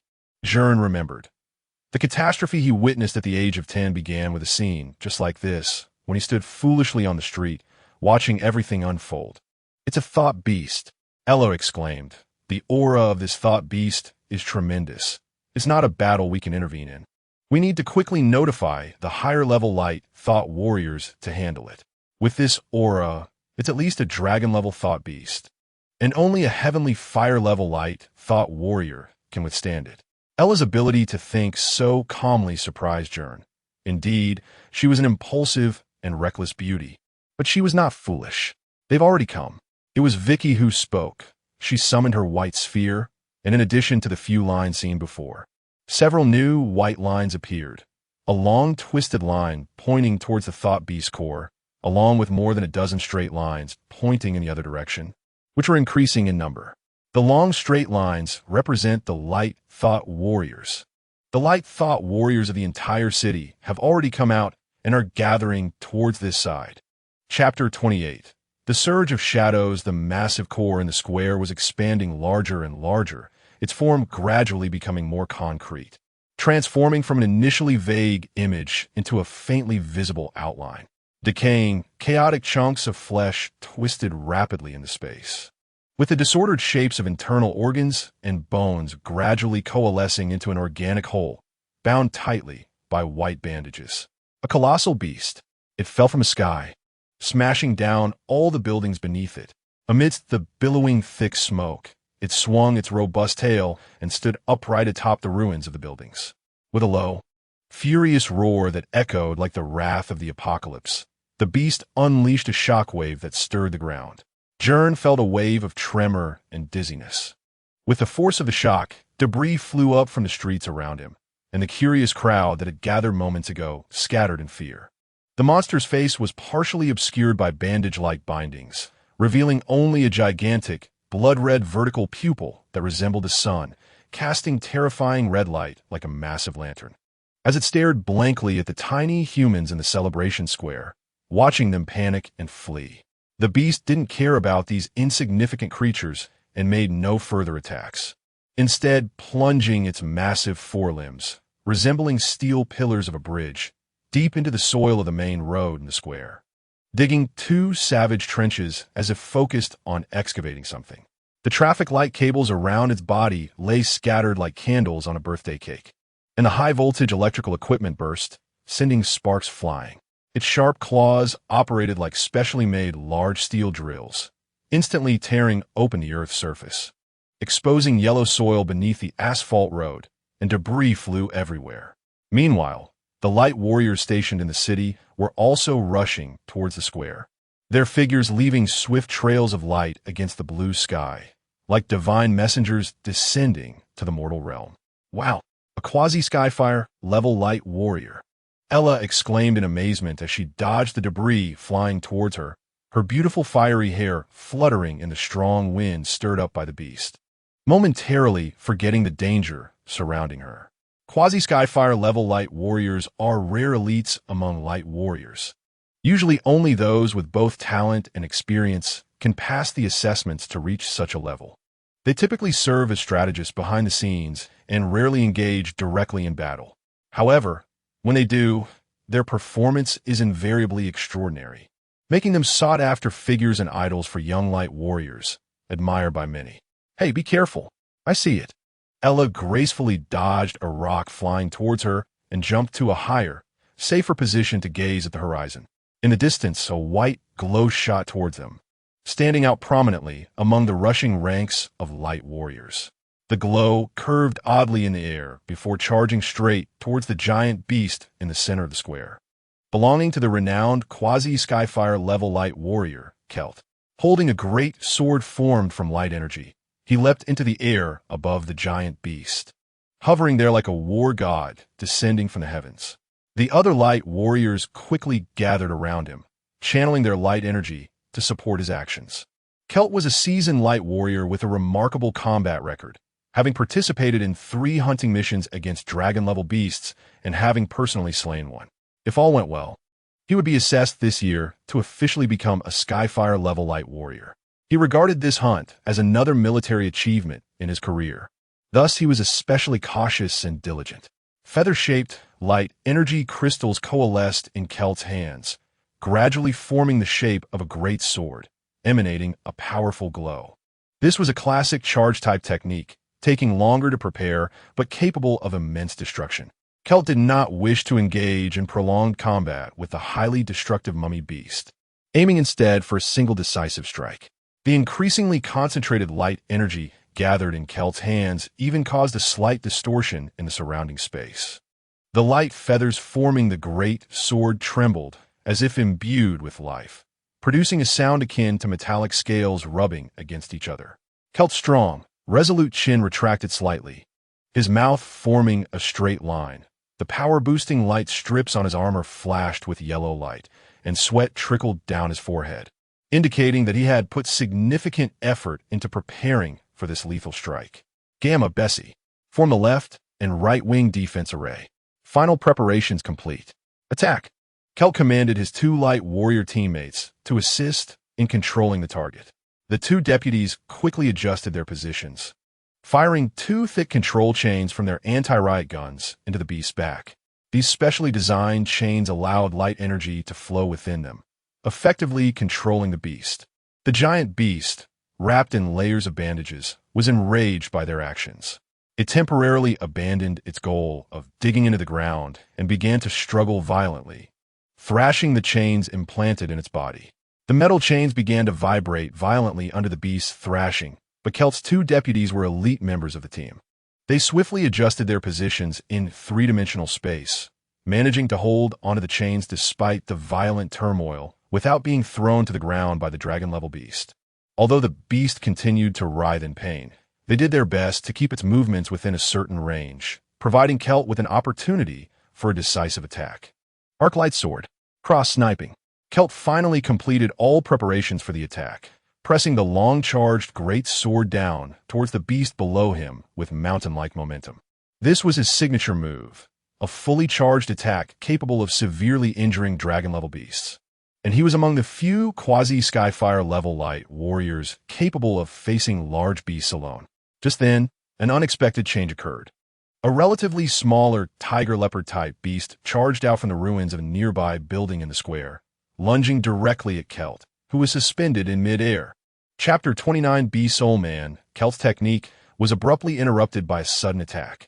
He quickly retracted the giant sword that was drawn, and a rich and powerful light thought surged from his body, pushing the small thought beast away.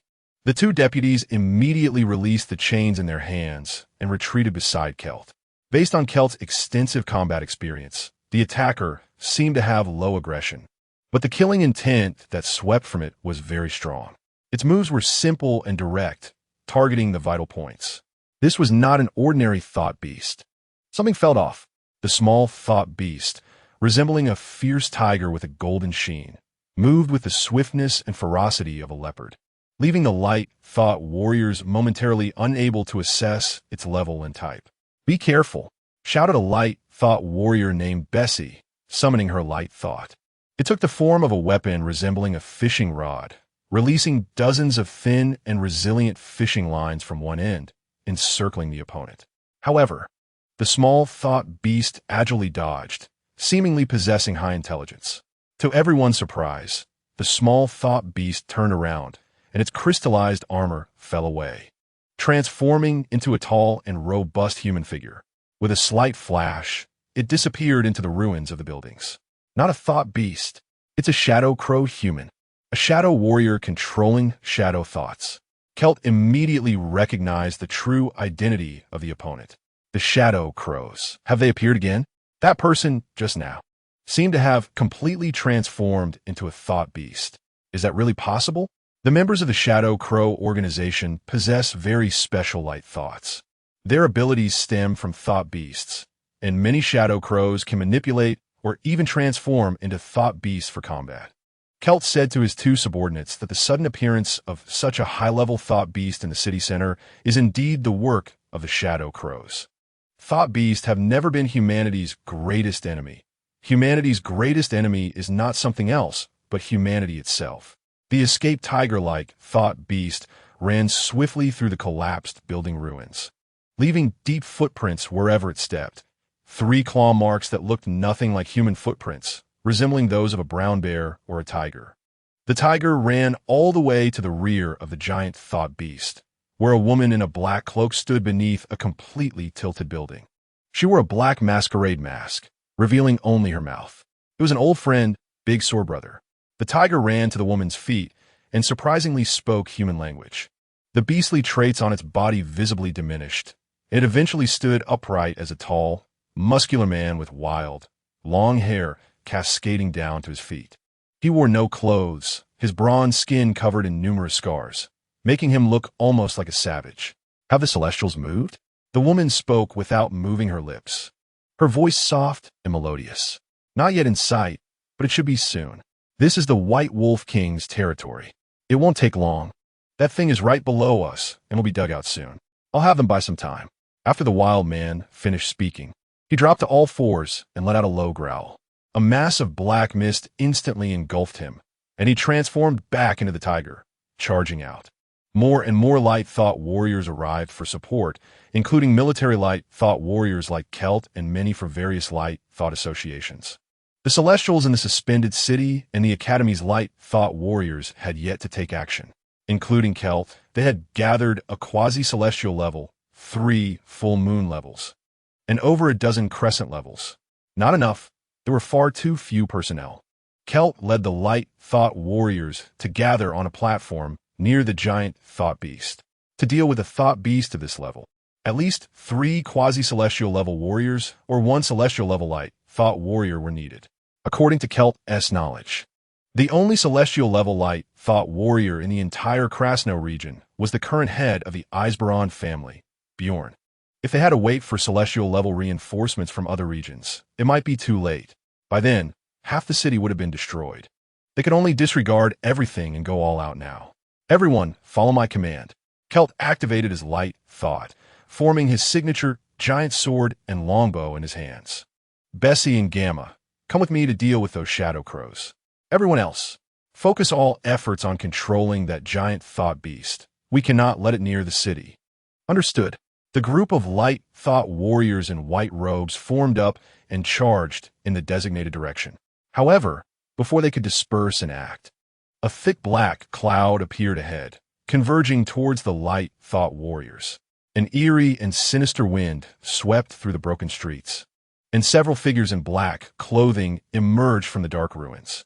Their blood-red crow emblem on their clothing revealed their identity, the Shadow Crows. They emitted a thought beast-like black mist as they stepped forward, confronting the arriving team of light thought warriors. This was a terrifying underground organization with a threat level that could even be equated to that of thought beasts. Since the death of the Shadow Crow's wing knight, the Ratman Sigma, 10 years ago, the Shadow Crows had gone underground, vanishing from sight for many years, as if they had disappeared into thin air. Many messages and legends about them had nearly faded, and even rumors, whether true or false, had not mentioned any large-scale actions for a long time. Today's operation could be considered the first of its kind in many years. Celt felt a bit heavy-hearted at this moment. Facing these Shadow Crow lunatics was far more troublesome than hunting thought beasts. The light thought warriors had already gathered around him. He originally wanted to split them up for action, but unexpectedly, the opponent acted faster, taking the initiative to engage. Now it seemed they could only fight to the death. Several warrior-level light thought warriors stood in front of everyone, their various energy shields blooming like umbrellas, covering the members of the light thought task force behind them. At the same time, the Shadow Crows began their actions, moving with the agility and speed of ninjas, quickly approaching using a spine-like zipline to attack the front line of the light thought warriors. A volley of shadow arrows condensed from shadow thoughts rained down upon them. These shadow arrows had significant power, far surpassing the hastily made products that Gern had encountered before. Celt swung his giant sword, a sharp blade of light slicing through the air, creating a crescent-shaped barrier in front of everyone, severing the shadow arrows. The Shadow Crows did not linger in battle, continuously launching harassment around the light thought warriors' formation, shooting once and retreating, clearly trying to buy time. Their movements were ghostly silent, not making a sound. Strange and sharp sounds echoed, not from any of the shadow crows, but that sound was indeed present and growing louder and closer. Some inexperienced, light, thought warriors lost control of their emotions under the disturbance of the strange noise, their bodies trembling uncontrollably, causing their light thoughts to disperse. And the originally tight defense developed gaps. The shadow crows seized the opportunity to launch attacks, shooting shadow arrows into the openings of the light thought warriors' formation. Disruption sound waves. This was a common tactic used by the shadow crows. Kelt made the judgment. He first filled the gaps, using his strength to protect everyone. Then ordered Bessie beside him to blow the special whistle she carried. The sharp sound of the whistle rang out, and the light thought warriors felt a jolt of clarity, slightly awakening from their previous lethargy. Laser slaughter. Gamma, the deputy of Celtic, unleashed his light thought with all his might, standing firmly on the solid stones of the ruins. The light thought in his hands transformed into the shape of two machine guns, left and right, and began to fire at the members of the shadow crows in formation. The shadow crows quickly scattered, tearing a gap in their encirclement. Bessie took the opportunity to spread out her transparent fishing line, which, difficult to detect, resembled deadly invisible snakes, instantly ensnaring several shadow crow members. Combined with Gamma's machine guns, they were directly killed, and the light thought warriors let out a slight sigh of relief, counterattacking the remaining shadow crows. At this moment, the giant thought beast, which had been overlooked by everyone, let out a heavy roar, its hands digging out from the ground as if it had unearthed something from beneath. This is bad. Their true purpose is probably not destruction, but in search of something. The experienced Celtic keenly sensed something amiss. He had initially intended to leave a few shadow crows alive, but it now seemed he had to resolve the battle quickly. Phoenix sword. Slash. Celtic stepped forward and swung his great sword fiercely towards the front. At the moment of the strike, the sword transformed into countless splashing feathers. The seemingly thin feathers shot out in the direction of Celtic's swing, forming a powerful arc of light. A nearby building that had not yet collapsed from the tremors was actually sheared off at the top by his sword. The members of the Shadow Crows were caught within the lethal range of the sword arc, with no escape, like fish on a chopping block, waiting to be slaughtered. Roar! Just as the sword arc swept over the Shadow Crows, a sudden and brutal roar echoed, and a massive black tiger burst forth from the ground, swinging its claws to forcibly shatter Celtic's proud, great sword. Chapter 30 Sword and Claw. The fierce tiger that emerged from the ground was covered in black mist, its unique darkness identical to the giant thought beast in the square. It let out a low growl from its throat, standing upright from the ground, transforming into a strong man who was half human and half tiger. "It's you again." Kelt frowned slightly, extending his hand forward as the scattered feathers quickly gathered into a sword in his grasp. "I'll deal with the old guy. You keep an eye on the others. The item is almost in hand. Be ready to retreat at any time." The Tiger Man spoke, and the members of the Shadow Crow quickly dispersed, taking up high ground around them and aiming their shadow arrows at the Thought Warriors. "Shapeshifter, if I'm not mistaken, you're the Blood Tiger Karidi, one of the Feather Knights of a Shadow Crow." Kelt recognized the opponent's true identity. Like the Ratman Sigma, Karidi was also a high-ranking member of the Shadow Crow organization, referred to as a Feather Knight, one of the most powerful figures within the group. Karidi was proficient in Thought Beast shape-shifting and excelled at transforming into various forms of Thought Beasts for combat, having climbed to the position of Feather Knight at a young age, showcasing his formidable strength. Karidi seemed unwilling to waste time with words, quickly sprinting and leaping, his claws extending as he climbed rapidly up the outer wall of the building, kicking off the wall with a powerful force to leap down directly towards Kelt. A piercing sound of air being sliced open erupted in the air. Kelt stood firm with his sword, his expression intensely focused. The reason Karidi was called the Blood Tiger was due to his brutal methods and terrifying destructive power. His attacks, seemingly simple and direct like those of common beast, were incredibly deadly. He had just broken through Kelt's sword arc with a single claw, demonstrating the might of the Blood Tiger's attacks. Arcblade. Skybreak. Kelt seized the moment to thrust his sword upward, sending several sword arcs slicing into the air. taking advantage of Caridy's lack of range capabilities to trap him in midair with the sword arcs. Roar! Caridy's body spun rapidly in the air, first breaking through two sword arcs with his claws, then surprisingly kicking against the air, his leg transforming into a rapid afterimage, creating small clouds of mist wherever he kicked. He was actually using the sonic boom effect generated by his kicks as propulsion, frequently changing direction in midair to dodge the numerous sword arcs Kelt unleashed. Beside them, Bessie was also assisting with fishing lines, but Caridy's instincts were as sharp as a beast's. Even the fine lines of light, thinner than hair, were detectable to him. He continued to weave and leap through the air, evading the dense barrage of attacks. Fall back. Seeing Caridy approaching the team, Kelt waved his hand backward, sending forth a powerful surge of light thought that pushed the thought warriors back several meters, allowing him to face the blood tiger alone. The blood tiger Caridy spun in the air, his hands swinging down violently, 10 sharp claws slicing through the air like razors. Kelt blocked the strike with his sword, but the massive force pressed his feet into the ground, fracturing the earth around him in a web-like pattern, while the old man's legs remained straight. The moment the claws and sword collided, a dazzling spark erupted, creating a circular rainbow light around the two, a special phenomenon caused by the high-intensity clash of thoughts. The two were evenly matched. Caridy, descending from the air, launched an attack but still failed to overpower Kelt in sheer force. Is it that hard to go up against an old man like me? Kelt laughed, suddenly redirecting the point of his large sword and swinging it forward. In that instant, Caridy released his grip, soaring over Kelt's head, while the large sword grazed his abdomen. Ha! The moment Caridy landed behind Kelt, he immediately attacked with his claws. But Kelt's reaction was just as timely, quickly turning around with a sword strike that deftly neutralized Caridy's assault. You used two different sets of techniques against thought beasts and against humans. Caridy grasped Kelt's sword blade. Although he had neutralized the attack, he wore a smug smile.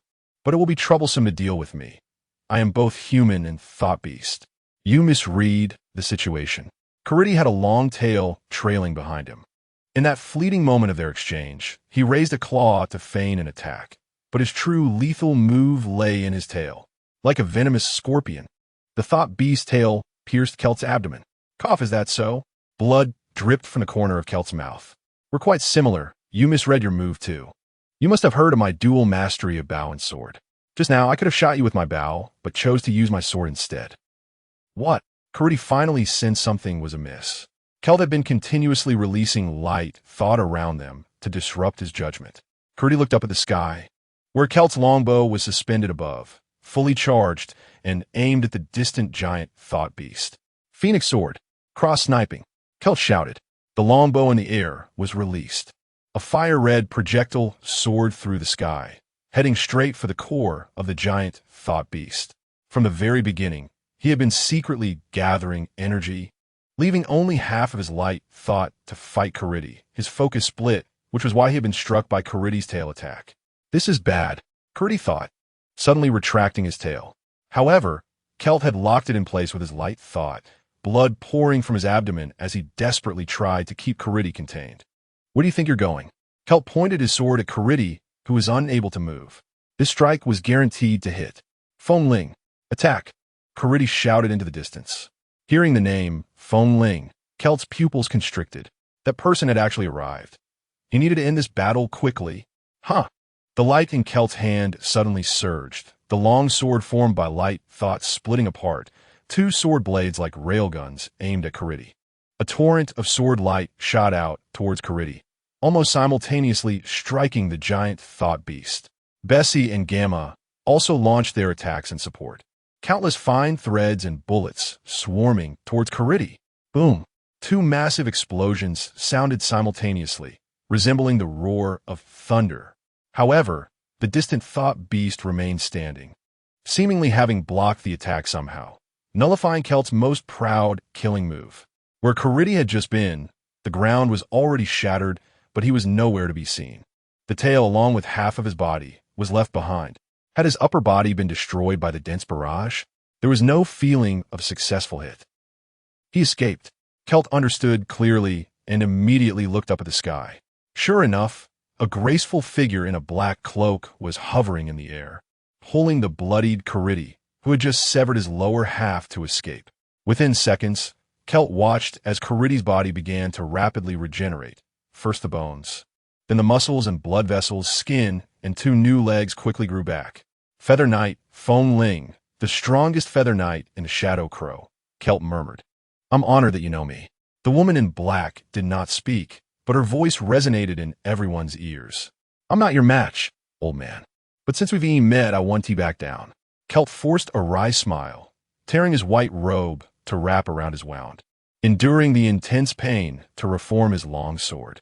No one could have imagined that the so-called unyielding Iron Man, Kelt, would be in such a wretched state. This task isn't to kill you. I don't want to fight you. Feng Ling produced a jet-black box from her hand, which still bore traces of soil, as if it had been buried underground for ages. Finally found it. These white-robed nuisances, why not just eliminate them all? Caridi said, meaningless slaughter has no significance.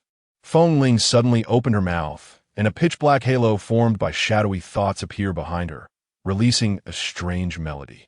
This sound was more potent than the magical sound used by the Shadow Crow members before, as if it could directly penetrate into a person's soul, drawing out their fears. Sins, shadows. The lightsaber in Celtic's hand instantly vanished. The song rendered him unable to strike at the thoughts. Light thoughts are a condensed state of spirit, while that song was like an all-pervasive nightmare, capable of precisely destroying everyone's spirit, plunging them into different illusions. Beep, crackle.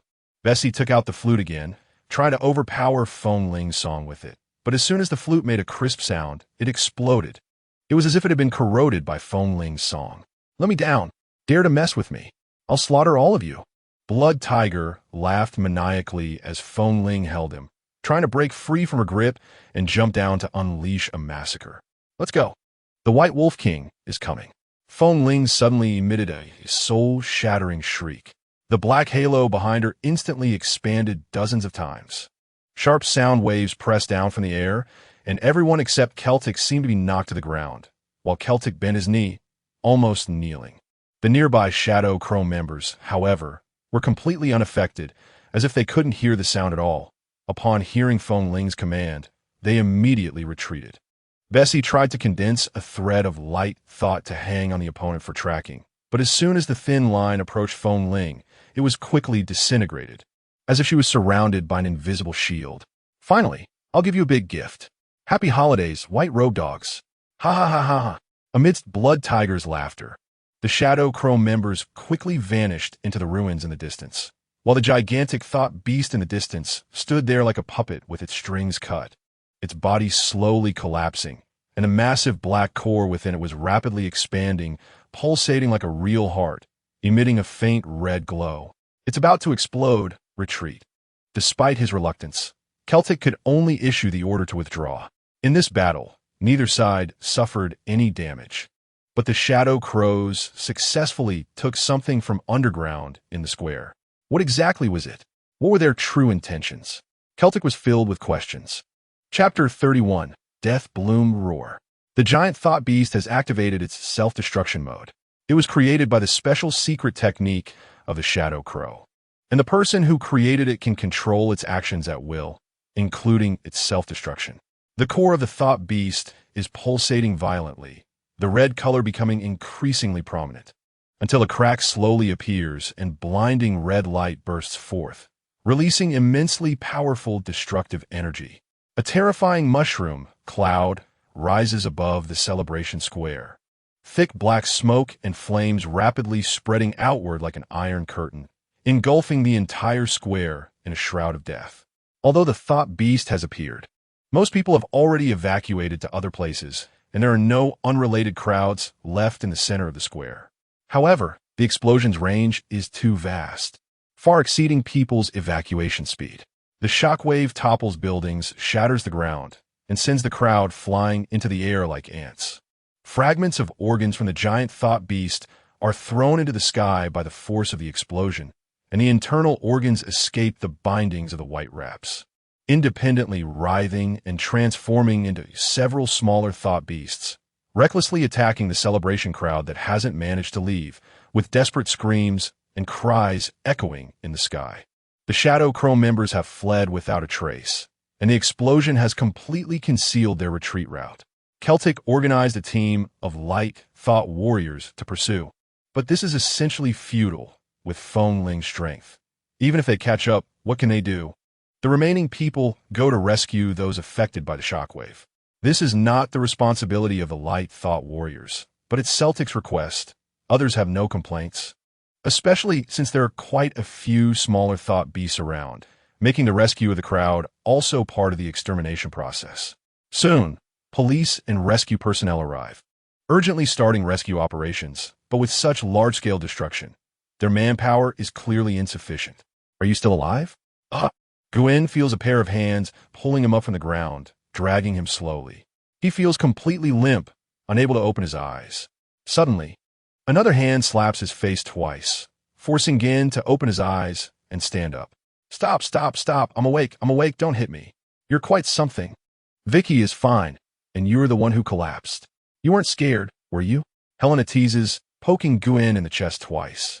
Helena and Ella worked together to form a shield, and when the shockwave hit, everyone sheltered behind it. The shield blocked most of the impact, but Gwen still fell backward. It wasn't that he was knocked out by the shockwave, but rather that a large amount of shadow thought fragments released during the explosion affected him. As a shadow thought owner, Gwen is very sensitive to the conscious components that make up shadow thought. The massive influx of information overwhelmed him, similar to the feeling he had when he shattered that thought beast by the river. But this time, the impact was magnified hundreds of times. My head hurts. That big guy exploded suddenly. Was it Celtic who killed it? Truly my idol. So cool. Ella said excitedly. Doesn't he look like it? It should be the work of the Shadow Crow members. That big guy split off quite a few smaller thought beasts. A light thought warrior of the unyielding level wouldn't make such a mistake. Gwen shook his head. Such destructive power. It's too exaggerated. Not exaggerated. I've seen worse scenes when I was young. That was true hell on earth. Where are you going? Helena gasps, seeing Gwen step out of the shield and jump down to the ruins below. To save people, Gwen says calmly, "Are you crazy? You dare to go out in a scene like this? Are you trying to get yourself killed?" Ella is shocked. Dealing with a few small ones isn't dangerous. What if the Shadow Crow members haven't left yet? Gwen can't afford to think about that anymore.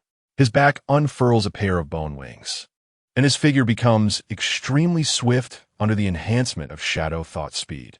Shadow Thought Wind Walk. Gwen calls out, using Shadow Thought acceleration.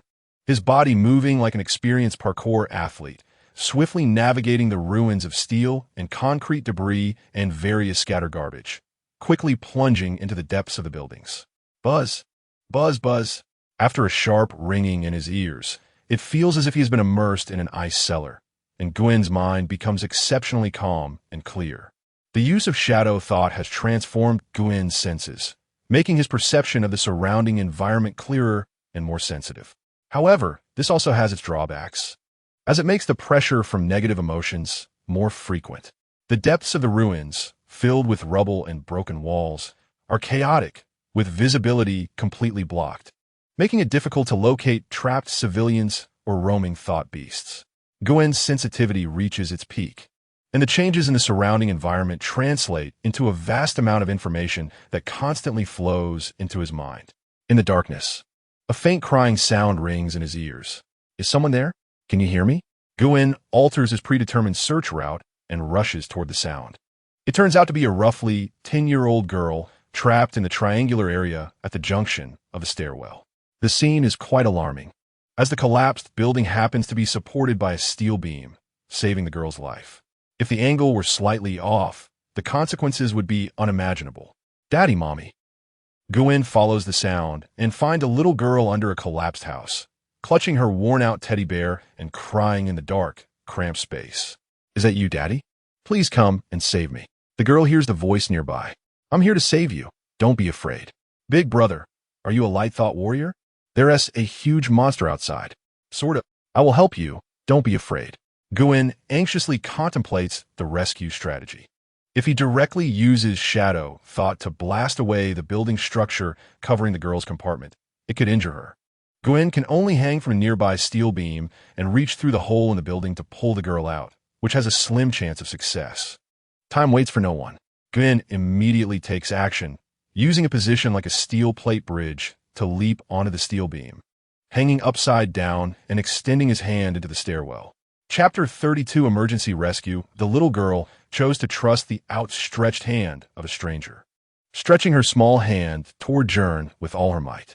In an instant, their hands overlapped, and Gern gently pulled the little girl out of the precarious stairwell, holding her and her teddy bear in his arms. The moment Gern pulled the little girl out of the stairwell, a steel beam above it suddenly fell, and the structure of the building collapsed. Gern was drenched in cold sweat from the shock. What would have happened if he had hesitated for a second? He held the little girl tightly and quickly ran toward the medical area outside. The rescue team had set up makeshift facilities there, and a group of medical light sentinels gathered, working hard to treat the injured. From a distance, Gern spotted Vicky and Helena, which gave him some reassurance. They were together caring for the injured, wearing medical masks and white sleeves sourced from the rubble, looking quite professional. When Gern set the little girl down, he realized she had fallen asleep in his arms, exhausted from her earlier crying. Now she lay innocently and peacefully. This reminded Gern of his own experience at the age of 10. Gern placed the little girl in a safe area and looked at Vicky and Helena with some concern, his eyes seeming to convey many unspoken words. Helena walked over and punched him lightly in the chest. "You made it back alive? Not bad. Sigh. I was originally trying to be a hero on my own, and now I've dragged you all into it. You know you're trying to be a hero, but you've always been like this. You seem cold and indifferent, but can't help but care for others." Helena sighed, speaking about Gern, but also about herself. "But don't forget, I also aspire to be a light sentinel, to be a hero. It can't be just you playing the hero. Keep searching for the injured. Vicky has me to take care of her." "Okay, thanks." Gern nodded, coming back to his senses, and with a flap of his bone wings, he dashed into the devastated city. This time, Gern encountered a small, split-off psychic beast halfway. It seemed that a battle was unavoidable. Upon hearing cries for help, Gern rushed over and discovered a family of 3 trapped in a corridor, facing a creeping crocodilian psychic beast. The rough-skinned beast emerged from the cold, dirty underground water, its eggplant-colored body covered in sinister, blasphemous patterns, with irregular teeth jutting out like saw blades surrounding a restless tongue. Its triangular head held 2 malicious little eyes that glinted coldly, inching the curled-up family toward a dead end. At that moment, Gern used the pipes on the building as a natural slide to glide toward the corridor, while summoning bone claws to slash at the beast. The bone claws struck the back of the crocodilian beast, creating showers of sparks against its tough hide and even shattering 2 of the bony spikes on its back. In pain, the beast abandoned its attack on the family and submerged back into the cold water. Its dorsal fin broke the surface as it swam in a wide circle, gathering momentum to launch an attack on Gern from the other side. A foul stench hit Gern's face as the beast opened its massive jaws, 2 rows of long, spear-like teeth snapping at him. Bang! Bang! Bang! Shadow energy shot out from Gern's hands. At this moment, he couldn't care about controlling the shadow energy and didn't even form a weapon, directly pointing his hands at the beast and unleashing a torrent of shadow power. The uncontrolled black energy sphere broke free from Gern's grasp, hurtling toward the beast. However, this time the beast was well prepared. Its bulky body darted aside, evading all of Gern's attacks. Gern realized he had clearly underestimated the agility of the short-limbed crocodilian beast and had no choice but to engage in close combat. "Where are you running?" Gern condensed the shadow energy in his hand into a slender stabbing sword, extending it and raining down countless sword shadows toward the beast's open jaws. To his surprise, the beast didn't give Gern a chance to attack first. It launched a breath attack at him. The dark water stored in its abdomen was instantly spewed out, sweeping toward Gern. This water glowed with a dark purple fluorescence, evidently mixed with the beast's stomach acid, carrying a strong toxicity. Gern jumped to the right to evade, entering a nearby building, climbing up the shattered ceiling through the ventilation ducts, constantly changing positions in the corners to avoid the beast's pursuit. The crocodilian beast turned its cold, small eyes silently tracking Gern's location. But perhaps due to its primitive intelligence, its thoughts were disturbed by Gern's movements. Tilting its head, it fixated on the ceiling, its abdomen vibrating with a rattlesnake-like sound, and its attention gradually began to wane. Slice!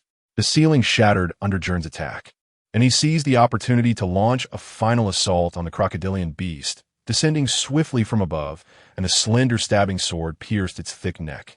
Who? The beast struggled desperately, its scales moving rapidly, cutting Gern's body with small wounds like countless tiny blades.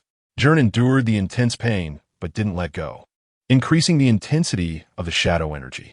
The dark, murderous aura of the shadow energy spread wildly into space. Gern had always suppressed his own powers, but in this enclosed, dark environment, he no longer needed to hide, unleashing all his brutal strength. The stabbing sword in his hand began to branch out like a dark trunk, taking root in the beast's body. The cutting power attached to the shadow energy sword spread across the massive body of the beast, tearing it apart. Black smoke enveloped the beast's remains, collapsing inward into a core. At that moment, the shadow energy in Gern's hand dissipated as well. Gern fell onto the slick ground, feeling his mind go black. Dizziness washing over him, and the objects in front of him began to sway and double. Black, vein-like patterns flickered in his vision. Chapter 33, The Language of the World. Gern saw a tall figure wearing a shadow crow cloak. His strong arms were covered in strange black tattoos, and under the hood of his cloak was a beastly face resembling a tiger, with several sharp, thick fangs protruding. The hot breath he exhaled slapped against Gern's face like a burning slap. The man grabbed Gern by the neck and slowly tightened his grip, lifting Gern off the ground. Gern instinctively kicked downwards, but his struggles felt as powerless as a bug in front of the half-orc. The scent was right, but it was mixed with many other things. The half-orc lowered his head and sniffed at Gern, who could feel a tremendous surge of shadow thoughts emanating from him. How much hatred could a person harbor to contain so many shadow thoughts? Why weren't they affected by the shadow thoughts? Did the method mentioned by the rat folk in the inner world really exist? Who are you? Gern squeezed out a few words through his teeth, nearly exhausting the air in his lungs. I see. The half-orc revealed a strange smile, a row of sharp teeth making him look terrifying. Rat, you're really an idiot. Not only did you fail to seize this body, but you also let someone else use it as a weapon, wasting your entire reputation. Cough, cough, cough. Since that's the case, I might as well send you on your way. The half-orc's other hand flicked out 5 incredibly sharp claws, aiming for Gern's abdomen, ready to stab down. At that moment, a strange song echoed through the tunnel. The voice was ethereal and elusive. Gern couldn't find the words to describe it. Due to hypoxia and severe injury, his consciousness was already blurred, and he thought it was a song from some afterlife. Fortunately, it wasn't. As the song rang out, the half-orc's hand froze in midair, his face twisted, veins bulging on his arms, unable to stab down no matter how hard he tried. Let him go. A tall woman wearing a mask appeared in front of Gern. Through her thick mask, she gazed at Gern with beautiful brown pupils, as if she could see through his eyes into the depths of his soul. The half-orc showed a dissatisfied expression, but his hand obediently loosened. Thud! Splash! Gern fell into the sewage below. He struggled to shake his head, trying to clear his mind, but his stamina was at its limit, and he could faint at any moment. Fengling, he is no longer a rat. Killing him now is the best choice to avoid future troubles. The task is complete. We leave. I'll say it one last time. Fine. Blood Tiger shrugged, feigning surrender. After taking a step, he suddenly turned and slashed a claw at the boy on the ground. You! The pair of phoenix eyes beneath the woman's mask brimmed with anger, but at this distance, she couldn't act in time. Blood Tiger's hand transformed into a fierce beast's claw, tearing 3 deep grooves into the tunnel's wall. The sewage on the ground was blown apart by a powerful gust of wind, only closing several meters away, while the boy who had just been lying on the ground had vanished without a trace. Oh! Blood Tiger tilted his head, looking at Gern, who stood in the distance. His head hung low, exuding a strong wave of thought pressure. Gern was completely unaware of his own actions. In other words, he was entirely in a state of unconsciousness, with something else controlling his body. In his inner world, the massive mirror had turned completely black, with countless twisted, worm-like creatures crawling out from the pitch-black mirror's surface, slowly climbing onto his body. For some reason, Gern felt no disgust toward these worms. Instead, he felt an inexplicable sense of familiarity. A vague lullaby echoed in his ears, a tune he couldn't remember where he had heard it, giving a warm and natural feeling coming from a distant memory, like from infancy, like when he was still immersed in amniotic fluid. His thoughts were completely empty, leaving only tranquility and peace. Mom! Gern tried to open his eyes, only to see the completely tainted mirror in his inner world. The wriggling worms formed strange patterns, resembling some kind of writing. Gern didn't recognize it, but it seemed he could discern something from it. The lullaby in his ears slowly transforming into a warm whisper. Follow my reading. Okay, Gern replied, as if he were a marionette, feeling that the voice was very gentle and reliable, willing to trust her unconditionally. He repeated after the voice, try to understand those strange patterns, like a baby learning to speak. Language has its own power. It is the foundation of our communication with the world. The correct language can elicit a response from the world and change reality. Is it the light thought? Light thought can change reality. You are truly adorable. His thoughts raced quickly, while in reality, Blood Tiger and Foamling stared in shock at Gern, who suddenly stood up. In that brief moment, his speed surpassed Blood Tiger and even Foamling. Is it the rat? He asked back. Blood Tiger was surprised that the child had actually dodged his attack. No, it's something else. I can't see through it. The woman shook her head. Trying will tell us. The burly man flashed back in front of Gern, lifting him up again with the same trick. This time Gern didn't evade. He was caught by the neck like a chick, showing no struggle, simply extending his hand calmly. Gern raised his head, tightly closing his right eye while his left eye appeared pitch black, like an endless abyss. He mumbled something, and Blood Tiger couldn't understand the meaningless murmurs. His palm transformed into a tiger's claw, aiming for Gern's ribs, but Foamling's pupils trembled with shock. This is the world language? Foamling felt the boy's murmurs resonate strongly with her own shadow thoughts. That was the highest form of shadow thoughts she had been pursuing, the power to change reality forever. The language of the world's origin. Just searching through the fragments of these words in the cracks of history could exhaust a lifetime, let alone mastering, understanding, and infusing one's own thought waves to express it. Could this boy, only 18 or 19 years old, truly use it? Facing the razor-sharp claws of Blood Tiger, Gern merely whispered a raw and strange word, clearly in a life-threatening situation, yet showing no fear, exuding a calm and proud aura like a king. Destruction. Foamling translated as if simultaneously interpreting. Boom! Blood Tiger's hands instantly exploded. It was as if every cell had turned into a powerful bomb, igniting and starting a violent chain reaction. In an instant, his arms and most of his body dissolved into blood mist in the air.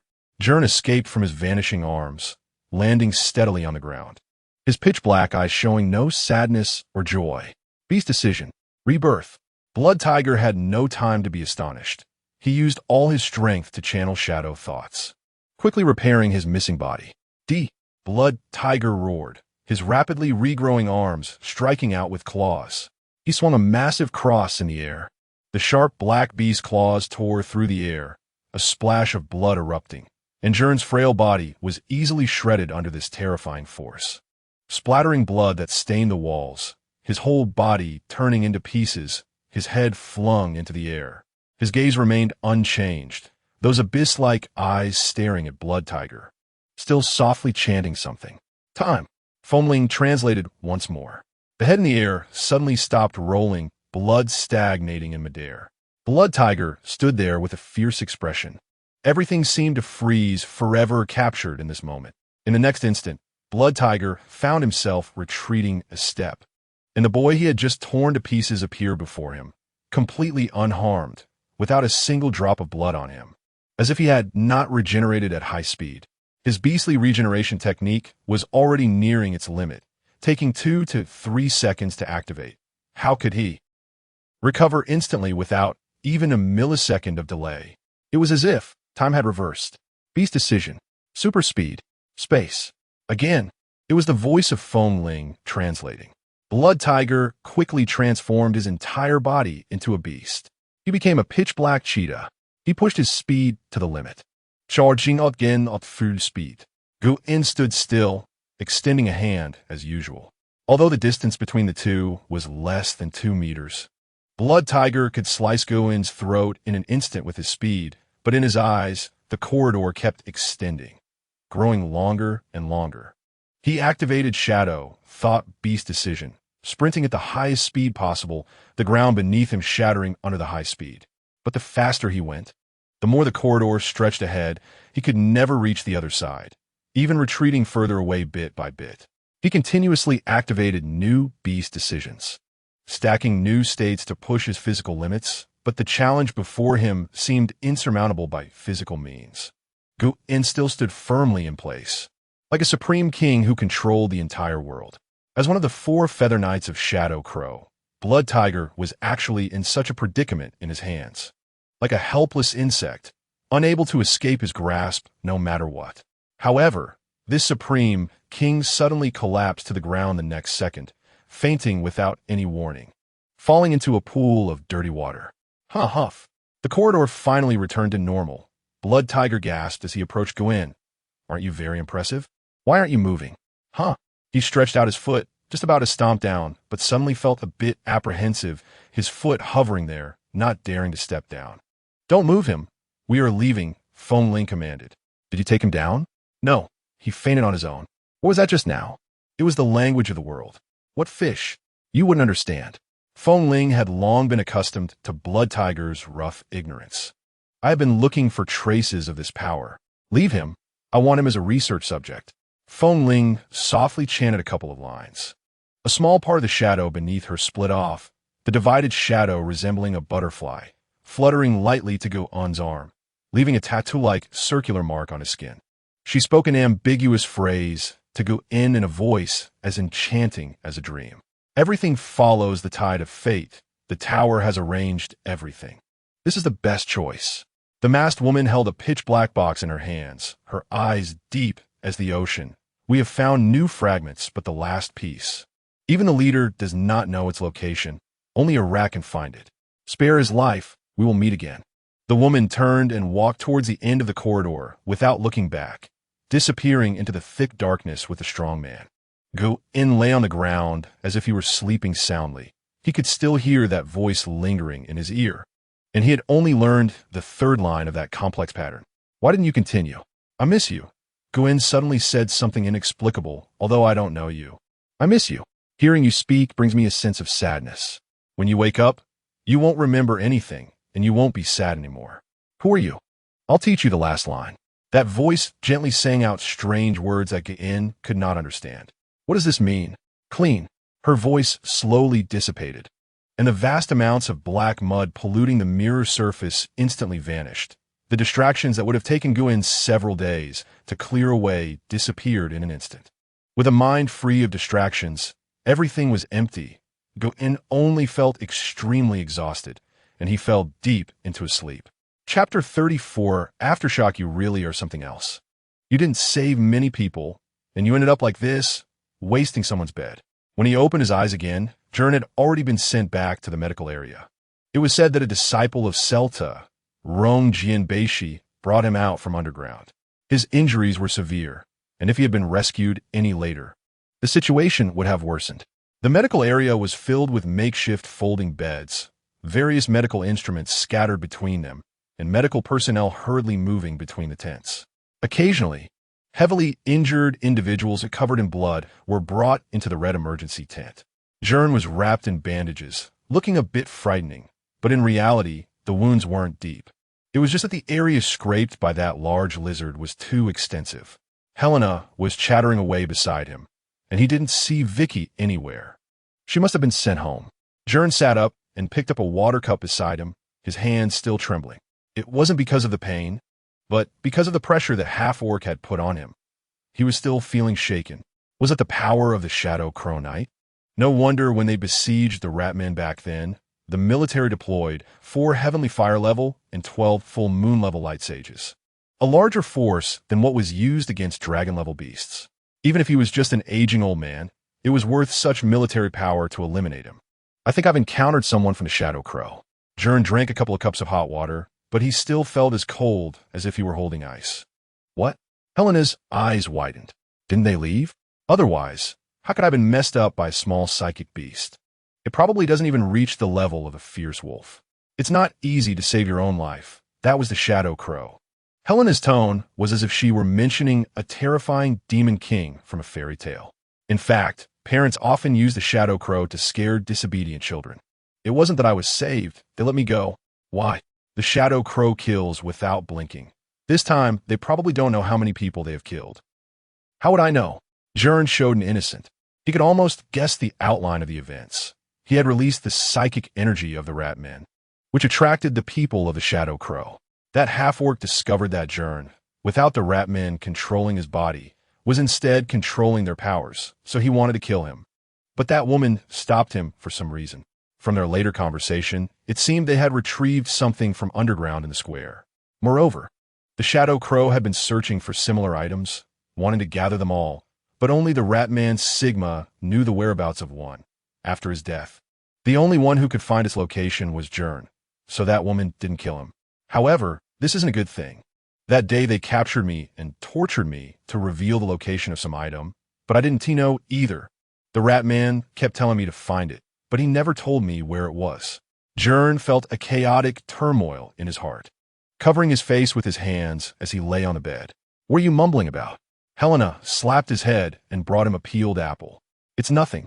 And I'm an injured person, okay? Can you be a little gentler?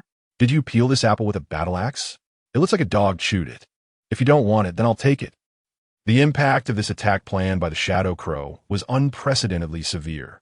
Although the giant psychic beast did not directly attack the urban area, the aftershocks from the explosions still caused significant casualties, with the death toll exceeding thousands.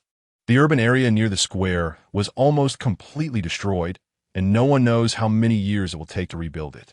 The area of the Krasno Iron Mesh District, previously destroyed by psychic beasts, still remains in ruins to this day. After years of silence, the Shadow Crow returned to the public's view. The term Shadow Crow, which had almost been forgotten, became a new symbol of fear. For a long time, the Shadow Crow completely dominated the front pages of newspapers and television programs, and online discussions spiraled out of control, despite the government's continuous suppression of online discourse, deleting posts and banning accounts. The fear and curiosity in people's hearts could not be contained. Especially in this era, the internet is a new continent where people would always gather in corners untouched by the official hand. During this period, the Control Bureau was also very active, with the psychic wave levels exceeding warning levels reaching a historical peak, almost 100 times that of usual. Every day, a large number of people were captured by the Control Bureau, and the control center in Krasno was overcrowded. It had been many years since such a situation occurred. Patrols of light sages could be seen on every main street. The military and the Association of Light Sages were thoroughly enraged this time. The actions of the Shadow Crow could be described as bold, and Krasno was still the city where the Celestial clan resided. And this time, it was a complete slap in the face to the Celestial family. It was said that the head of the Celestial Eisbaron family, the White Wolf King Bjorn, was not in the Krasno floating city at the time, but rushed back from Vissela Academy. By the time he arrived, the Shadow Crow had already detonated the psychic beast and evacuated, as if everything had been calculated by the Shadow Crow. This already indicated a significant issue. There were traitors from the Shadow Crow within the Light Sage organization. Of course, for Gern, all of this was still too far away. War, politics, conflicts, when these things truly fall upon ordinary people, you will only be a victim. At least the people around him were not affected by the shock, and even his sister was unharmed, which made him quite satisfied. After resting at home for a few days, Gern's injuries had mostly healed, but adjusting his mindset took a lot more time. Because of the chaotic battle last time, the mirror in his inner world had turned completely black. He could only meditate daily to gradually restore it to a normal state. Originally, Gern was worried that his sister would be frightened by this incident, but it turned out he was overthinking. Before the giant psychic beast was born, Vicky's light sphere sensed something was wrong, and they had evacuated many civilians at the beginning. These people were saved thanks to Vicky's ability. Being able to help others made Vicky feel an unprecedented sense of fulfillment. Due to her physical condition, she had always been the one being protected and tolerated.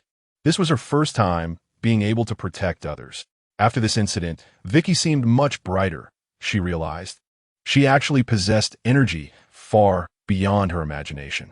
Her seemingly weak and useless light energy could also save others. Meanwhile, Gern's worries grew heavier as the day of the Visela Academy entrance trials drew closer.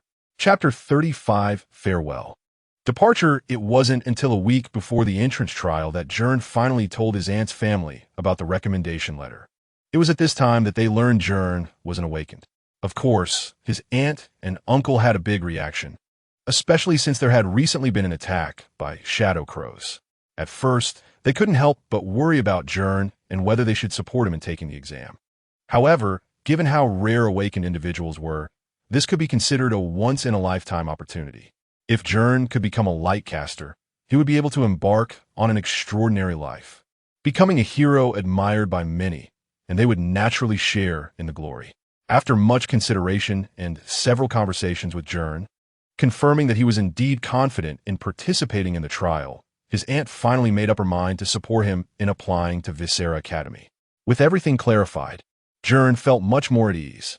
Having concealed this from his family made him feel uneasy. His parents had not been around since he was young, and his aunt and uncle were no different from his biological parents.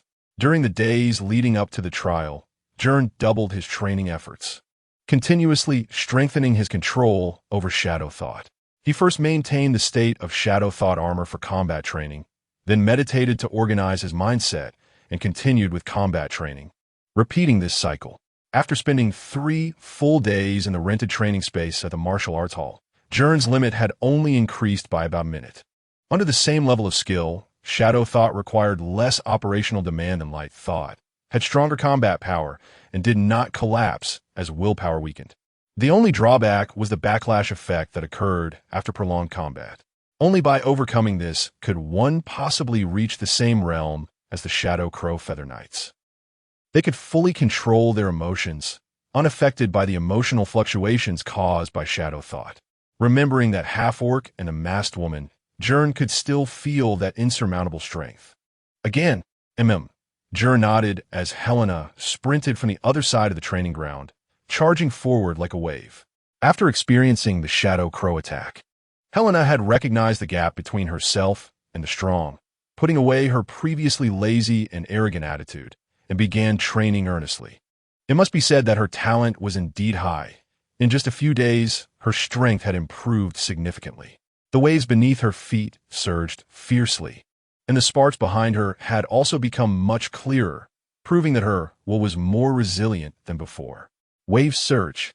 Water dragon, Helena called out, riding the waves as she charged up the training ground's wall, flipping in the air and quickly kicking out. The wave beneath her feet shot out along the tangent of her kick, rising high and gathering into the shape of a dragon's head. Shadow thought wind walk. A swift shadow dashed along the ground as Gern chose not to take her strike head-on. Instead, he used shadow thought to accelerate and evade directly, causing a burst of water to explode on the ground. The training ground had been specially modified to absorb strong impacts, but even so, it still cracked under Helena's powerful blow. Helena repeated her technique. Before she even landed, the water patterns beneath her feet had gathered again, and another water dragon surged down towards Gern's position. This time, Helena was even faster and more ferocious. Gern leaped into the air, taking advantage of the fact that Helena's light thought had not yet fully formed, using his bone wings to hover and close the distance, engaging her in close combat with punches and kicks. However, Helena did not form a water dragon, but quickly changed her move, waving her hand to create several ropes that shot towards Gern to bind him. Fenrir's Claw. Gern retracted his bone wings to defend, gathering his bone claws to slash at Helena's water ropes. However, the bone claws slightly deviated, and Helena subtly shook the water ropes to evade the attack, slipping through the gaps of his claws and binding Gern.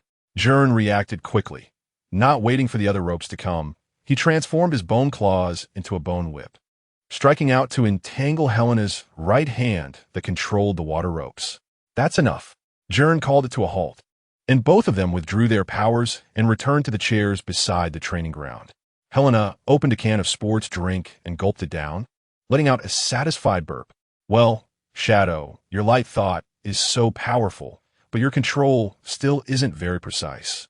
You need to practice concentrating your will more. It's hard to explain to you. It still comes down to laziness, huh? Ha. Helena playfully punched Gern, laughing heartily. The two had been practicing for quite a while, and without a clock in the training ground, they had almost forgotten the concept of time.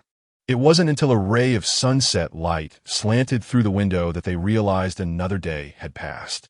Shadow, what's wrong? Gern turned to look at Helena. The light outside cast a glow on her face, sweat sticking her bangs to her skin. Dressed in a loose white training outfit, it somehow suited her temperament well. They had grown up together as childhood friends, familiar to the point of being inseparable for many years, but for some reason, Gern suddenly felt that she seemed a bit different today. In the future, we probably won't have many opportunities to meet, right? Helena said, her smile suddenly turning somber. I'm going to Dragon Academy, and you're going to Viscera. The work of a lightcaster should keep you quite busy. That's fine.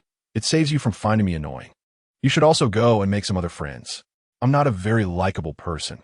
I probably won't have many people willing to be my friends, and not many would want to practice with me like this. Helena said with a bitter smile. Don't be so down. It's not like I'm going to die. Gern also opened a bottle of soda, raising it towards Helena. If we both become lightcasters, no matter where we are fighting to protect others. For fairness and justice. For the future of humanity. We'll be battling on the same battlefield. Just don't die, okay? Every year's trial sees quite a few people die. Helena extended her hand to clink glasses with him. Ugh. That's such an unlucky thing to say. Haha. But with your level, it should be fine. If the Shadow Crows couldn't kill you, nothing else should be a problem. Your life is quite tough. At this time, I really should treat you to a bottle of wine. Let's save that for next time, when we both become lightcasters. Chapter 36. Viscera Academy. Gern had seen the name of Viscera Academy countless times on television and in magazines, but he had never seen it in person. The four major academies are military strongholds on par with military bases, not only completely managed under closed conditions, but also prohibiting any photography.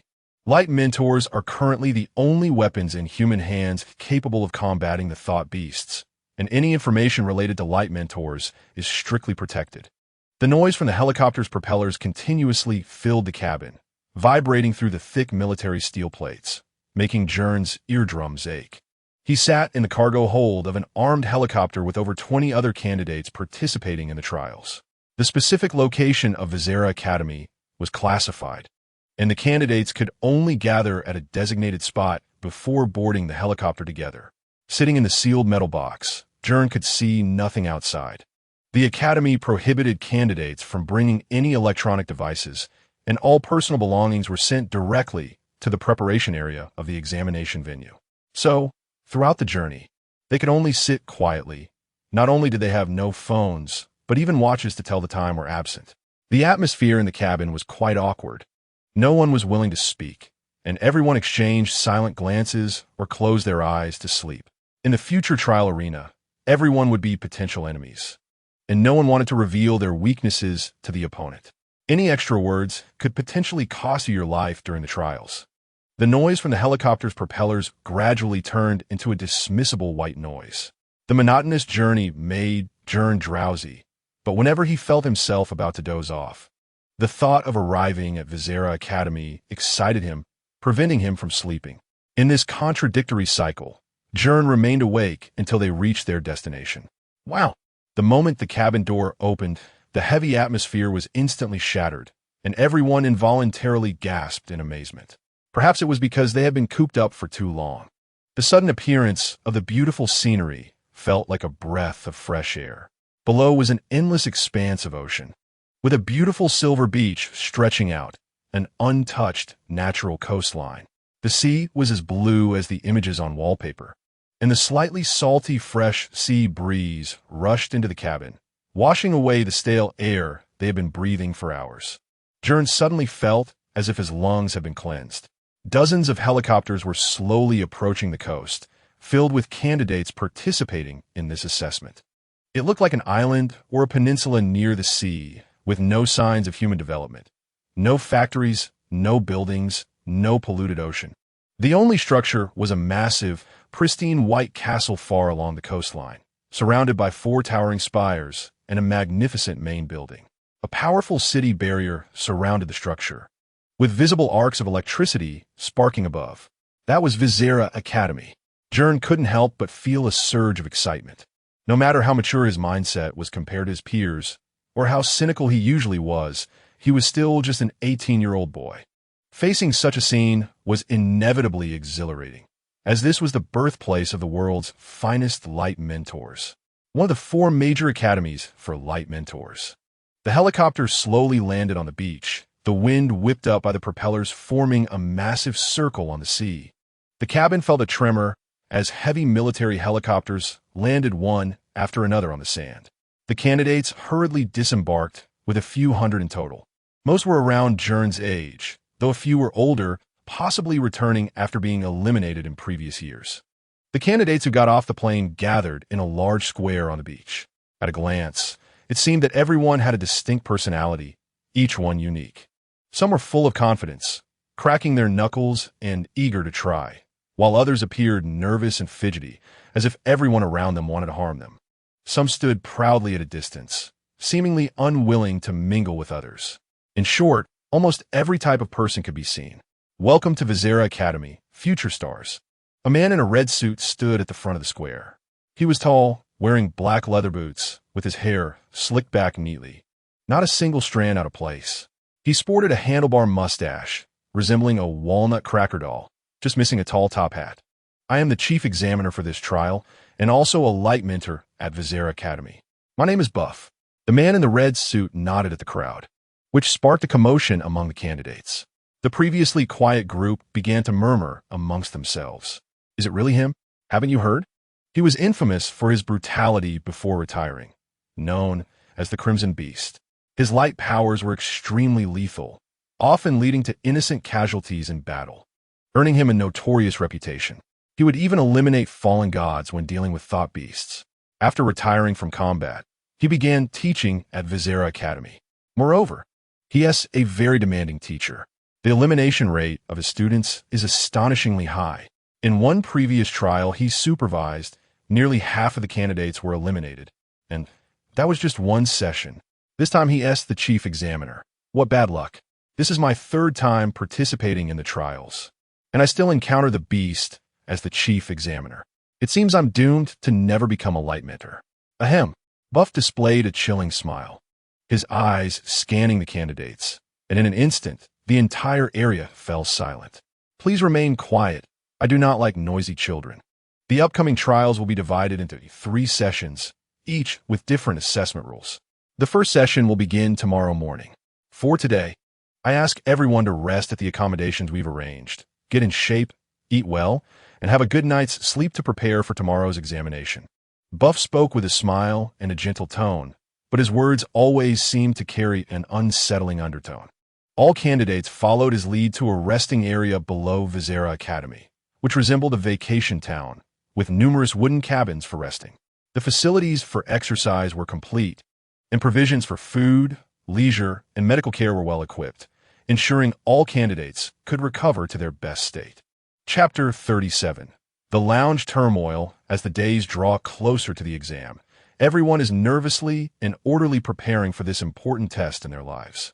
The exam is a crucial opportunity for young people to realize their dreams and change their fates, and no one wants to fall behind in future competitions and assessments.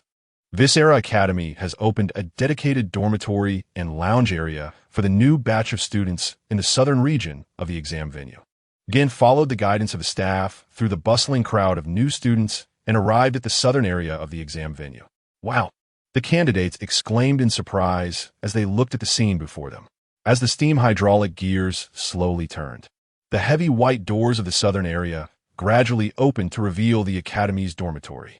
Directly opposite the doors was a fountain, with a golden statue of a goddess symbolizing the light practitioners standing gracefully in the center, extending her arms outward as if warmly welcoming the candidates.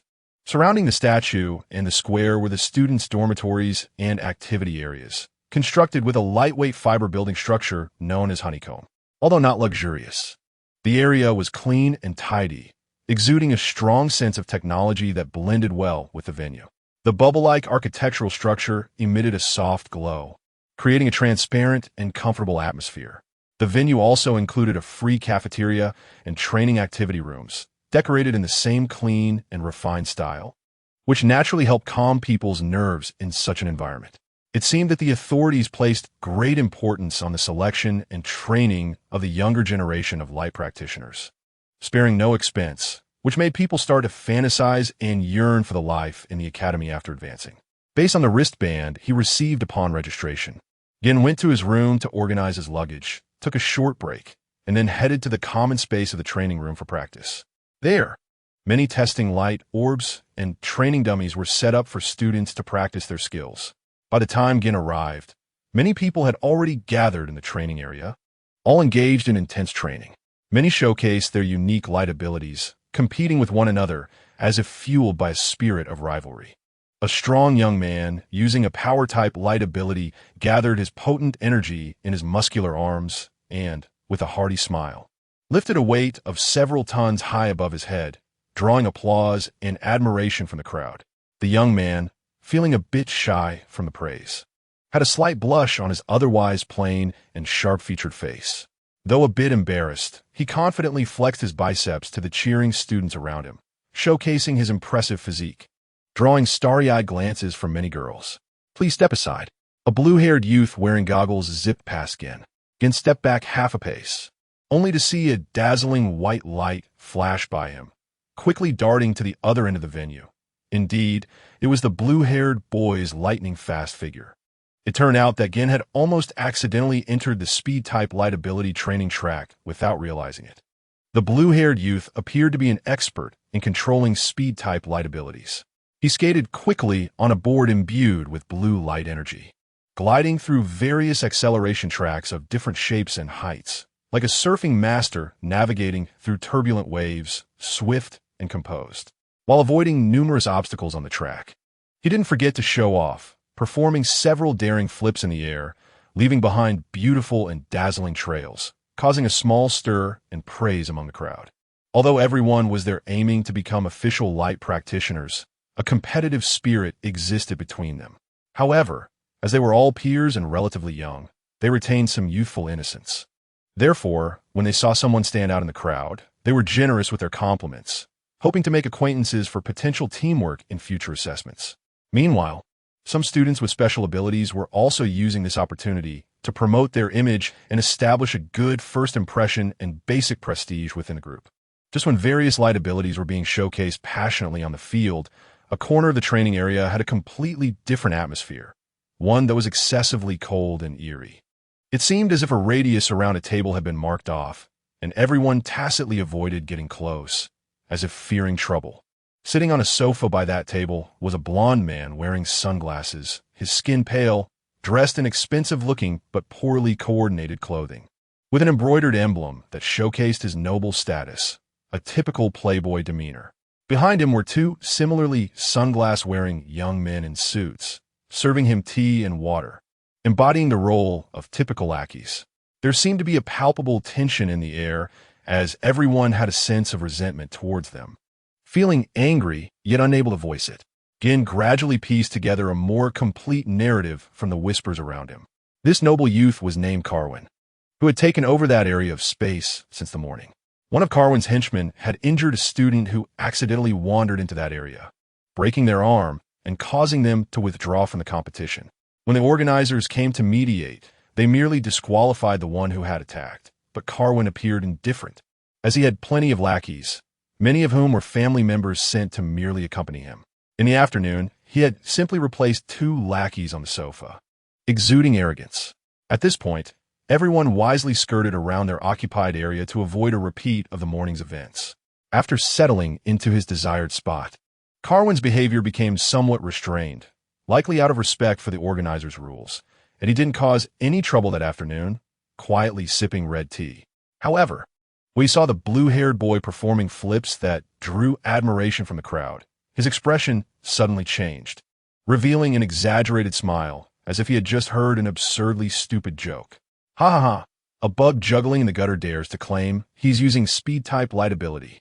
He laughed so hard he clutched his stomach, his legs kicking against the ground, completely lacking any noble demeanor. The two young men in sunglasses behind him echoed his laughter. Ha ha, bug! Pig! Carwin's eyes turned cold, and in an instant he sprang into action, his long legs shooting out like spider limbs. Leaping onto the speed-type light, training track not far in front of him. He stood like a wall, arms crossed and legs spread wide, blocking the track. The blue-haired boy, speeding along the track, had no time to change direction or shape and collided directly with Carwin's body. Carwin, unfazed, simply raised a hand and a thin, eggshell-like blue energy shield appeared, sending the blue-haired boy flying away. The blue-haired boy crashed heavily onto the ground surrounding the track, looking severely hurt. With various abrasions on his body and his clothes torn, a trickle of blood running from his nose. Nakawin's long legs moved quickly forward in 2 steps, indicating that he was also using speed-type light thought with skill control. In just a few steps, he arrived in front of the fallen blue-haired boy. "You bug, you've blocked my way." A cold glint of murderous intent blossomed in his eyes. "Look, my clothes are torn. How are you going to compensate for that?" Nakawin used his long nails to tear a gash in his clothes in front of everyone, his attitude extremely arrogant and domineering. However, the crowd was unwilling to provoke him and turned their faces away. "Then let your life repay it." Nakawin's tone turned neurotic and brutal. At that moment, the 2 lackeys behind him rushed out, condensing their light thought into 4 daggers, targeting the vital points of the blue-haired boy from 4 directions. They were loyal servants, willing to commit crimes for their master when necessary. Just then, a splash of blood erupted on the ground, but it didn't come from the blue-haired boy. It flowed from the arms of the 2 lackeys. At this moment, Gern moved, leaping into the arena, condensing shadow thought in his hands, knocking Nakawin's 2 bodyguard lackeys to the ground. "You dare!" Nakawin's eyes widened, his pupils starting to dilate and contract. He glared at Gern with his icy blue, dead fish-like eyes. The light thought in his hand also activated at that moment, transforming into a spear made of crystal aimed at Gern. "Aren't you the one who started it?" Gern's bone claw began to take shape in his hand, ready to strike. Just then, a pressure from a high-level light thought user spread throughout the venue, causing both of them to stop their movements. "Enough! Everyone holding weapons. Stop immediately and go to the confinement room for 3 hours. Otherwise, you will be disqualified from the assessment." The administrator's voice spread throughout the venue via the light thought amplifier. Feeling a headache, the administrator realized he had given enough face to this influential noble, but he still didn't know how to act low-key. Allowing the situation to develop would only harm the image of fairness and justice of the management organization. Now, he could only offer a relatively fair handling opinion. Chapter 38. The coin grab battle after the administrator's warning was issued. The candidates who were just watching the commotion all dispersed. Regardless of which side they supported, no one wanted to get involved in this trouble. The entire venue fell silent. It should be noted that the proctor this time was the ferocious Beast BEF, and no one wanted to be caught by that person. Colin's anger flared, and he clenched his fists tightly. The crystalline spear in front of him quickly turned red, then shattered into a pile of fragments that vanished into thin air. He glared at the microphone, his tone dismissive. "You dare to confine me? Do you know who I am? I am Khan of the Defoe family." Participating in the Vizira trial alongside these commoners is already giving you enough face. Gwen, on the other hand, said nothing. He just retracted his shadowy thoughts and stepped back a couple of paces. A red figure appeared in the distance, bringing with it a chilling aura of killing intent, causing the other candidates, still watching, to feel a shiver down their spines. Oh, BF suddenly appeared beside Khan, his mustache dancing with the smile on his lips. "This candidate, if you go to the confinement room quietly now, I might pretend I didn't tea here. Anything just now? Oomph. Are you trying to intimidate me?" The blonde, spoiled young Master Khan scoffed. "Defoe family. Your father should be Haishi Defoe. right? If he were here, he would definitely act before me. Only a child like you can maintain this clueless arrogance. Even if Haishi himself came, he wouldn't dare to disrespect Vizira Academy like this. Hearing his father's name being called out directly, Khan felt a surge of irritation, but he truly didn't dare to act against this guy. He could only retort, "Letting me participate in this trial was a foolish decision. With my bloodline and abilities, I shouldn't have to compete with these bugs. I should have been directly admitted. I've seen many nobles perish on the battlefield, all of whom were as arrogant as you. I've also seen the bravest commoners, like my friend the unyielding Celt. In the eyes of the Celestials, our bloodlines are no different. Vizira Academy is simply selecting warriors that can be used by the Celestial adults." BF lowered his voice. The smile on his lips was frightening, but when it disappeared, it was even worse. "Also, don't keep bringing up bloodlines. It makes you look like a pet dog." Yukon was about to explode when BF shot him a glare that silenced him. This man, dressed like a comical nutcracker, had such a terrifying gaze, one that seemed to come from someone who had walked out of a mountain of corpses and rivers of blood, completely indifferent to life. The arrogant young master, initially wanting to regain some dignity, was scared stiff, his legs going weak, nearly falling to the ground. In the end, Gwen Khan and his few lackeys all entered the confinement room together. For Gwen, who often meditated, this was not much of a punishment. After organizing his mindset for a while, 3 hours passed. Meanwhile, Colin kept pounding the walls of the confinement room with his fists, unable to vent his pent-up anger. He had always acted recklessly, never having experienced such humiliation. That clown in red actually dared to threaten him and belittle his proud, deformed bloodline. This grudge, even if he couldn't take it out on BAF, he would make that black-haired kid pay for it. Colin deeply etched this hatred in his heart during the long hours of confinement, not knowing how many times he cursed Gwen in his mind, looking utterly frantic, completely lacking the demeanor of a noble. On Gwen's side, however, he didn't take the matter to heart at all. As he sank into meditation, he suddenly found the movement style of that blue-haired boy quite interesting. It seemed he wasn't just relying on light thoughts to propel himself forward. He was also creating a forward pull resistance while driving his skateboard forward to help himself accelerate. Perhaps he could mimic that. The more Gwen thought about it, the more engrossed he became, planning to redesign his shadowy wind movement. He continuously practiced and drafted in the meditative world, ultimately spending the entire night in the confinement room. Perhaps since the inception of the Vizira entrance trial, he was the first person to do something like this. The next day, Gwen woke up feeling refreshed. Observing the light thought usage methods of more people had indeed been useful. His control of abilities had become much smoother. After returning to the resting area and eating something to replenish his strength, he waited for about an hour until Minter BF appeared as promised. When that eye-catching red suit appeared, all the candidates felt both excited and fearful. The platform in the center of the resting area rose into the air, and BF stood in the center of the high platform, clapping his hands and clearing his throat. Ahem, everyone please pay attention. The first round of the Vizira Academy entrance trial is about to begin. Let me explain the rules of the trial. BF said slowly while holding a script. Strictly speaking, the trial is a static internal battle among candidates. I also dislike disobedient and irritable bad kids, which is why I gave them a small punishment yesterday. However, regretfully, once you enter the trial grounds, no matter what casualties occur, they will only be counted as accidents in competition. The Academy will not intervene in principle.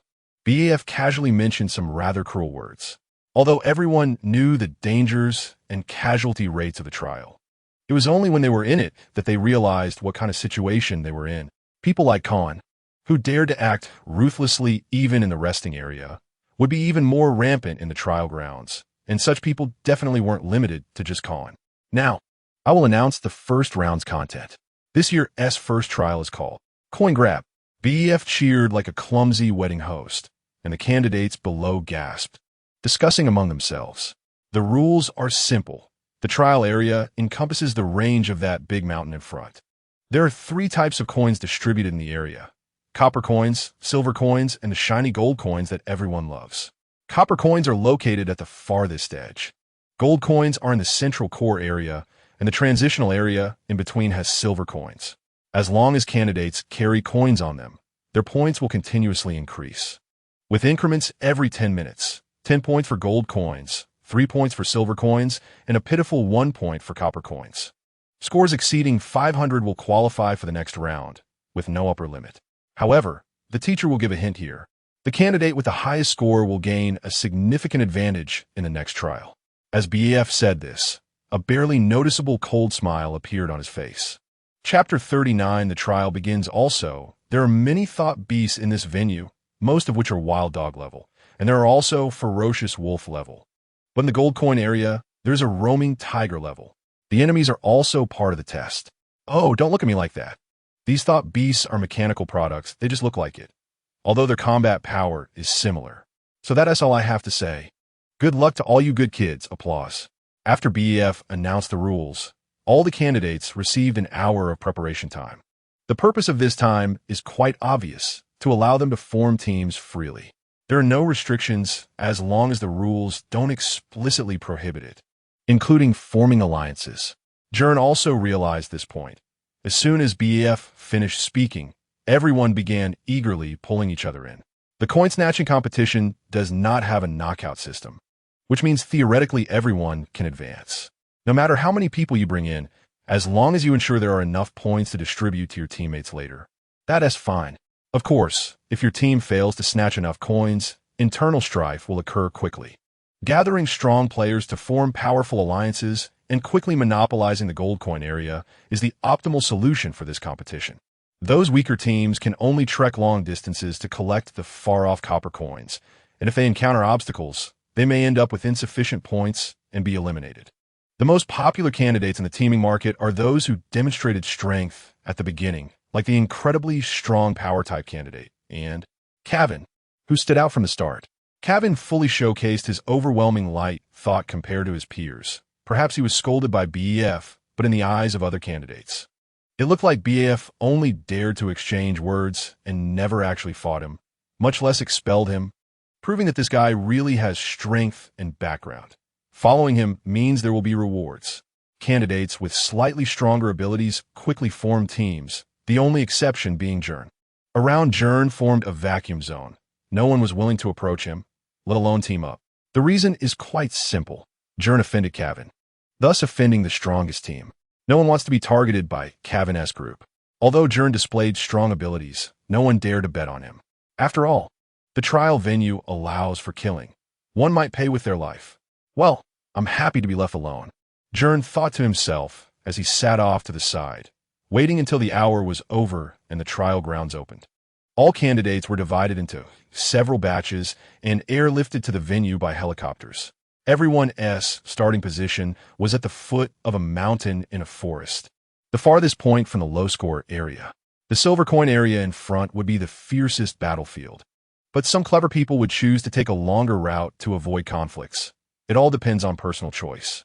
Gern's thought was to seek victory steadily. Among all the candidates he observed, there weren't many speed types.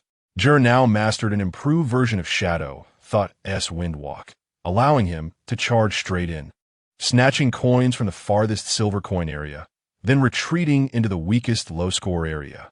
Would help him preserve the silver coins in hand, while collecting some copper coins to make up for the point gap and speed up his score time. Let us get to it. As soon as the whistle for the start of the competition blew, Gern unfurled his bone wings, activated Shadow, thought's Windwalk, and transformed into a streak of black lightning, instantly leaping onto a nearby tree trunk, then using the interwoven branches as springboards to quickly navigate through the complex terrain of a jungle. Thus, he marched at a high intensity for several hours. Gern did not encounter attacks from other teams along the way. Since the competition had just begun, everyone's focus was on snatching coins. In the latter half, those with insufficient points would start to fight each other and hunt the weak. Before that, as the target of many, Gern had to secure a substantial number of points. Not enough. Everything did not go according to Gern's script. Soon, he encountered an unexpected situation. Help! No, go away! While jumping over a large tree, Gern heard a cry for help from below. It was a short-haired boy who looked very quiet, claiming to have come to participate in the trial. Rather, He looked more like a student who got lost during a spring outing in the trial venue. He had a large mountaineering backpack on his back, and his leg was injured and bleeding profusely.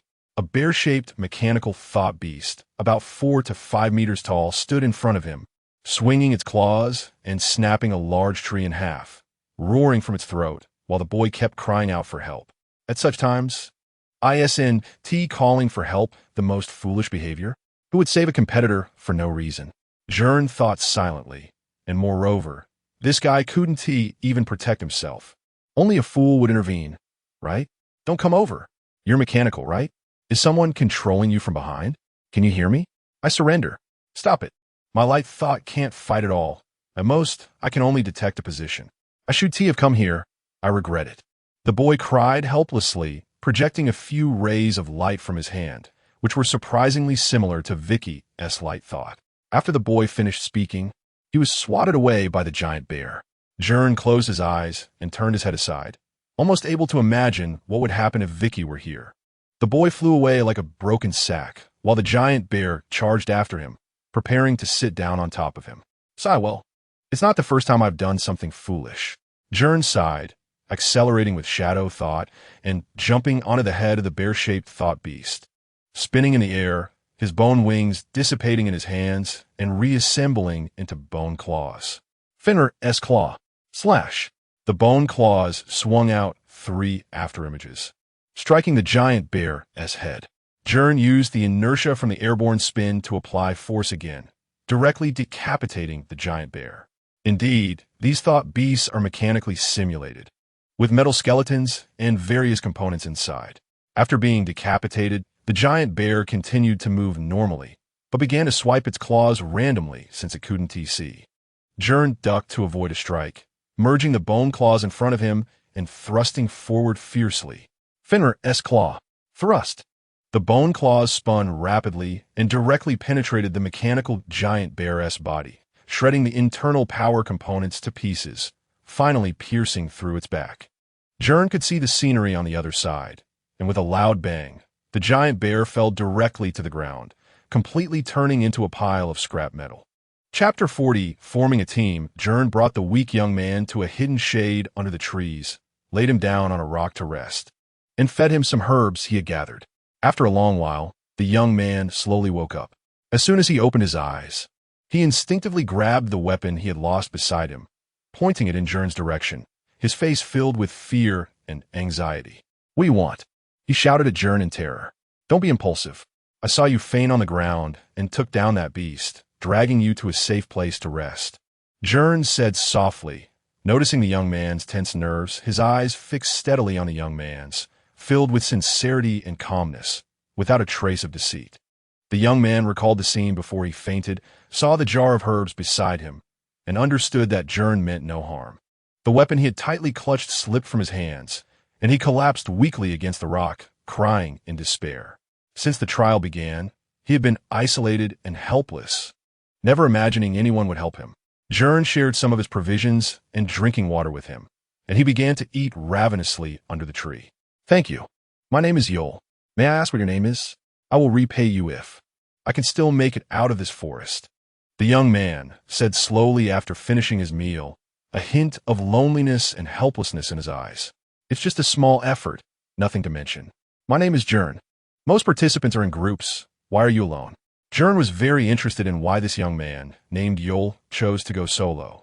Alas, I'm too weak. No one wants to team up with me. At the beginning of the competition, I joined a small group, but they abandoned me as bait, Yol said, his eyes growing even more despondent, as if something painful had been touched in his heart. I'm also alone. If you don't mind, let us form an alliance and move together in the upcoming trials, Gern suggested. Yol did not expect Gern to propose an alliance, as the trials were crucial and no one wanted to find a teammate who would hold them back. What's wrong? You don't want to? Gern asked. Well, I have a grudge with that guy Carvin. I might hold you back. Then let us part ways. He began to pack his belongings, planning to head to the nearest target point. Too much time had passed, and he couldn't delay any longer.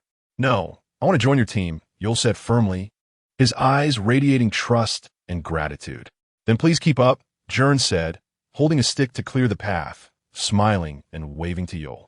Yol jogged to catch up with Gern, and the two set out from the hidden area towards the front. The forest was dense and deep, and they struggled to move through it. "Are you headed to the White Canyon, to the low-score area?" Yol asked Gern, slightly out of breath due to his weak physical condition. Gern had slowed his pace to accommodate him, but Yol still found it somewhat challenging to keep up. "Yes, I figured out the route to get there over the past few days. According to the original plan, we should be able to reach there within a day. However, I'm actually heading for the silver coin area ahead." Gern revealed his plan, surprised by Yol's keen insight. "But that is just your original plan. If there are two of us in the team, our food supplies and travel speed may not meet the established requirements," Yol analyzed calmly. Gern stopped, and even he had to admit that Yol's analysis was quite reasonable. Yol's joining caused subtle changes in the whole plan. To ensure the completion of the original plan, Gern would have to abandon Yol, but that went against his principles, a choice he would never make. Fortune favors the bold. We're not far from the core area of the high-score zone. Why not head there? With your strength, it would be a pity not to go to the high-score area. Seeing Gern hesitate, Yol proposed his plan. "However, there's an intermediate area between here and the high-score zone, and we still have to pass through there. The obstacles and difficulties inside are numerous, and there are many patrolling simulated beasts at the edge of the high-score area. Just the two of us might find it hard to cope." Gern expressed his concerns, which was also a reason he had previously chosen the low-score route. "We don't have to walk there. We can fly over," Yol said, pressing a button on his wristwatch. His backpack instantly expanded into a large pair of gliding wings. "My light ability is weak, but I have a good head on my shoulders. I've developed quite a few auxiliary devices that should help you." "Then it's up to you," Gern nodded. "We're not far from the bush cliff. It's a steep cliff that most people wouldn't venture near. We can glide down using the wings straight to the high-score area," Yol said calmly, revealing the reason he appeared in this edge area. For him, a weakling, flying to the high-score area to seek opportunities was his last chance of survival in this trial. "All right, let us head to the bush cliff," Gern agreed with Yol, and the two headed towards the bush cliff. The path to the bush cliff was overgrown with thorny plants, and they fought their way through, suffering quite a few scrapes. But fortunately, they encountered no beasts or other competitors. The journey was relatively smooth. It seemed all creatures avoided such barren land. However, this barren land held the potential for victory in Gern and Yol's eyes. After a great deal of effort, they finally reached the summit. The view was extremely broad, allowing them to see the entire forest in the distance, filling their hearts with a surge of ambition. They could see the high-score area beyond the intermediate zone, marked by a red isolation zone, like a small island on land. This was their final destination. Yol fitted Gern with a gliding wing similar to his own and shared a pair of flying goggles after a simple adjustment. They prepared for gliding. With goggles on, they reached the edge of the cliff and looked down at the vast abyss, which made them hesitate slightly. However, since they had already made a plan, nothing could stop them. Two pairs of blue lightweight skeletal wings unfurled in the wind atop the cliff, creating a rustling sound as they swiftly dove down into the chasm. And after a brief moment of streamlined descent, the angle of the glider began to rise, ascending towards the blue sky, one in front and one behind. They soared like two dragons, proudly rising to the heavens. Chapter 41. Enemies on a narrow path at such a high-flying speed. The trees and patterns of the forest below, the two men flew past them like green and brown lines. Whoosh! Gern skillfully controlled his glider to make a gentle roll, feeling incredibly light, as free as a bird. Whoosh! Ywer accelerated by retracting his wings, playfully darting in front of Gern. His glider control technique was exceptionally mature, indicating he had made thorough preparations in advance. He turned his head slightly and gestured with his hand, instructing Gern on how to operate the glider. Soon, Gern would also be able to skillfully control his glider like Ywer, and their movements in the sky became increasingly light and free. Gern was amazed by Ywer's exceptional intellect and practical skills. He had designed the glider with an improved wing shape, attaching a special foam structure to the wing model, which enhanced its maneuverability and allowed for a longer gliding distance. The two swiftly navigated through the sky, quickly reaching the edge of the high-level and mid-level areas. The red boundary line dividing the regions was clearly visible, presenting a perfect arc when viewed from above. Victory was near. The two exchanged smiles, feeling much more relaxed. It seemed they would be the first group to arrive at the high-level area, gaining an advantage in the upcoming actions. However, what they did not know was that they had already been targeted by a pair of vengeful eyes. Kevin, leading his team, had just brutally killed a mimetic thought beast in the mid-level area. At this moment, he looked up at the sky with resentment, thinking he, as the leader of the strongest team, would be the first to reach the high-level area, only to find others had gotten there first. He could not accept such a result. He took the composite bow and arrows handed to him by a teammate, knocked an arrow, and pulled the bowstring taut, shooting it into the sky. The arrow, infused with speed-type light thought, quickly converted its speed into potential energy, piercing towards Gern and Yuer with a thunderous force. Gern barely dodged the arrow, but Yuer's glider was hit by a series of arrows, causing the wing to break and plummet straight downward. Gern quickly maneuvered beneath Yuer, catching him, using the remaining momentum of the glider. They barely reached the red circle marking the outer edge of the high-level area and were forced to land. They stowed away their gliders and walked into the high-level area.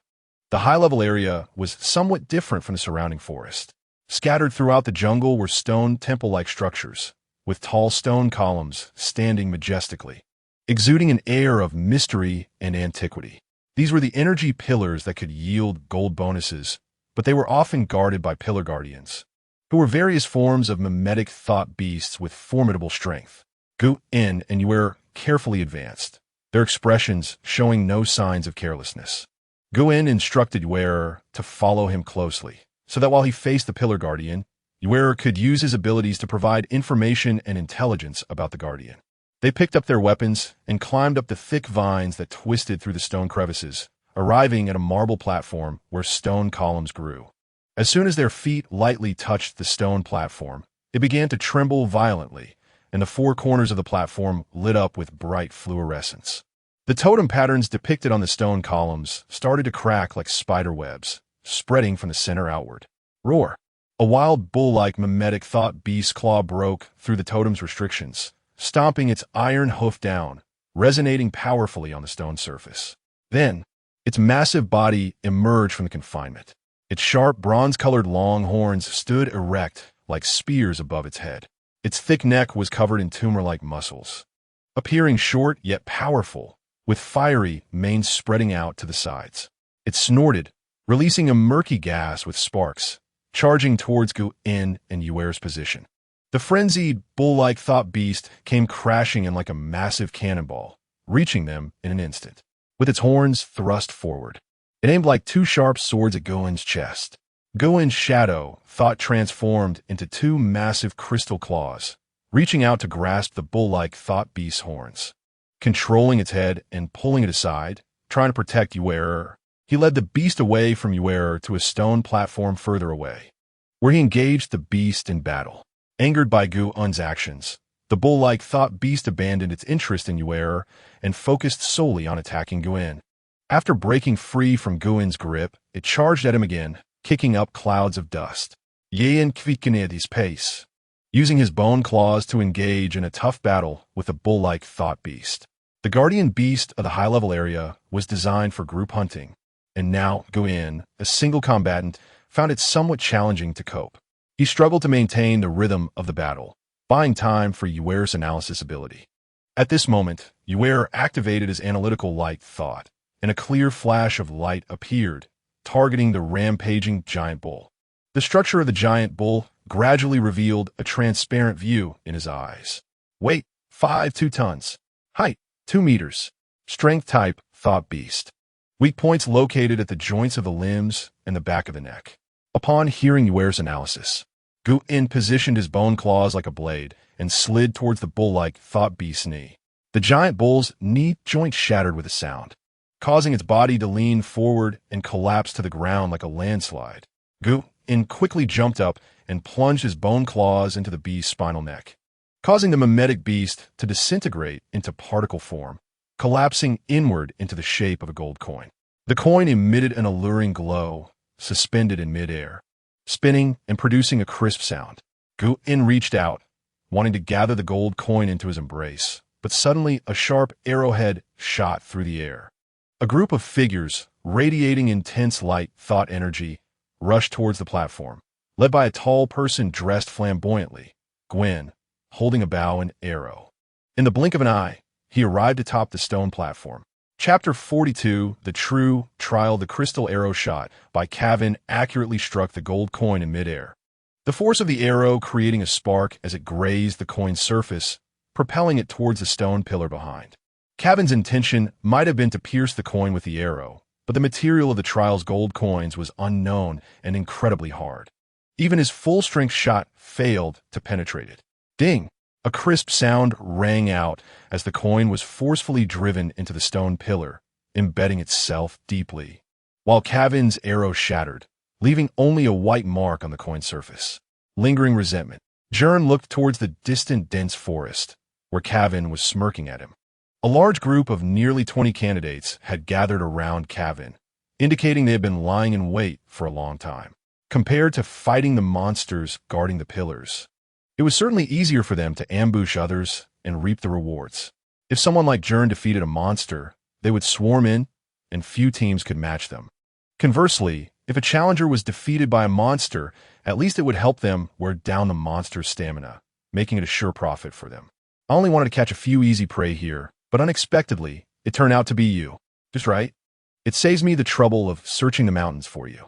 I never intended to let you leave the trial alive, and I haven't properly settled the score for what happened before, Kevin said with a sinister smile, changing into a long coat while casually grooming his golden hair. I don't understand you guys, Gern said somewhat speechlessly. The trial has just begun, instead of sniping others. The best solution right now is to quickly occupy new pillars, isn't it? Isn't what you're doing counterproductive? You should say less. If we provoke them, we're doomed. Joel trembled behind Gern, clutching his shirt. He suddenly regretted teaming up with this guy, knowing he had a grudge against Kevin. He had held onto a lucky thought that they wouldn't encounter Kevin. Perhaps this was fate. Ha ha, did you hear that? Kevin suddenly burst into laughter, and his teammates joined in. Alas, this is the impoverished mindset of the commoners. They completely fail to grasp the realm of people like us. Exactly. To achieve 500 points for promotion, given our strengths, it's simply too easy. A female candidate wielding a spear scoffed. One gold coin can earn 60 points an hour, and there are no restrictions on trading. Once one person has enough, they can give to another, making it a simple matter for everyone to clear the trial. This is the trial of Vizera Academy. How could it be so easy? Another candidate said sarcastically, crossing his arms. This trial gives us so many days. Are we just here to enjoy the scenery? Kevin led his group to the base of the stone pillar, a piece of purple crystal energy coalescing behind him, forming two blades and a set of armor from the light energy gathered from the void. Although that guy in red is quite annoying, he did reveal a crucial piece of information. The person who secures first place will gain a significant advantage in the next trial.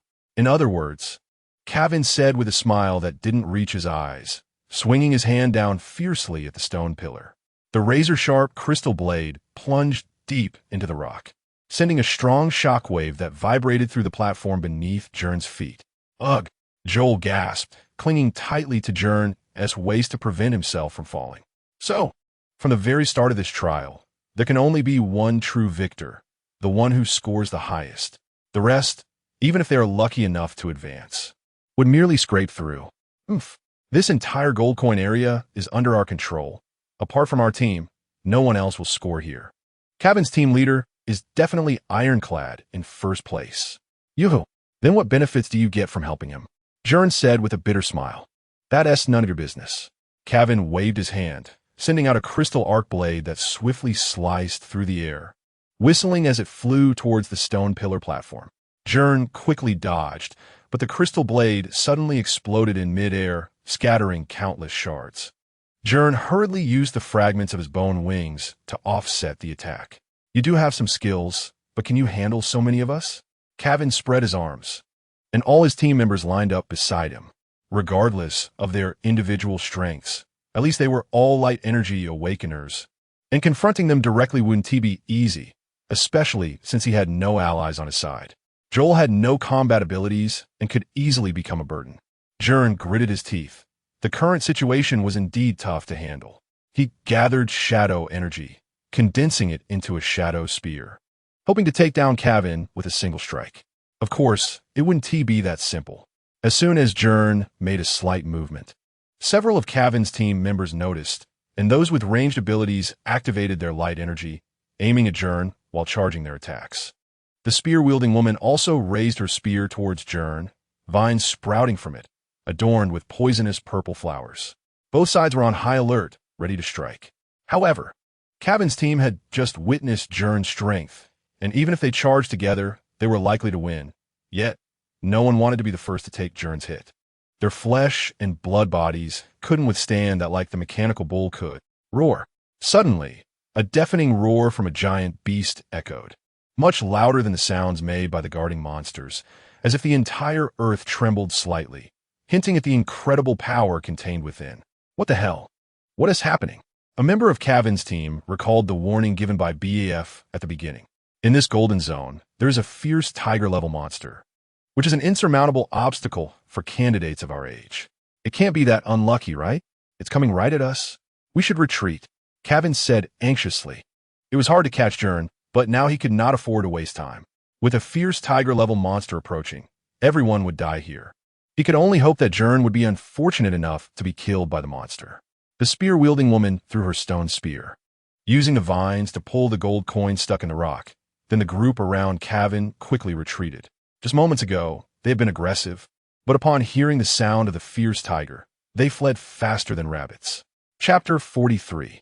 The strange beast herd, aren't you afraid? Looking at the disappearing figures of Kevin and his group, Joel stepped out from behind Gern, grinning. Not afraid. It might work on them, but it won't fool me. Although there was a sound, there wasn't a hint of a thought beast's aura. I've seen dragon-level thought beasts before. Their stench and dark energy could block out the sky. A tiger-level beast shouldn't be that much weaker. Gern remained calm. You're really calm to the point of being scary.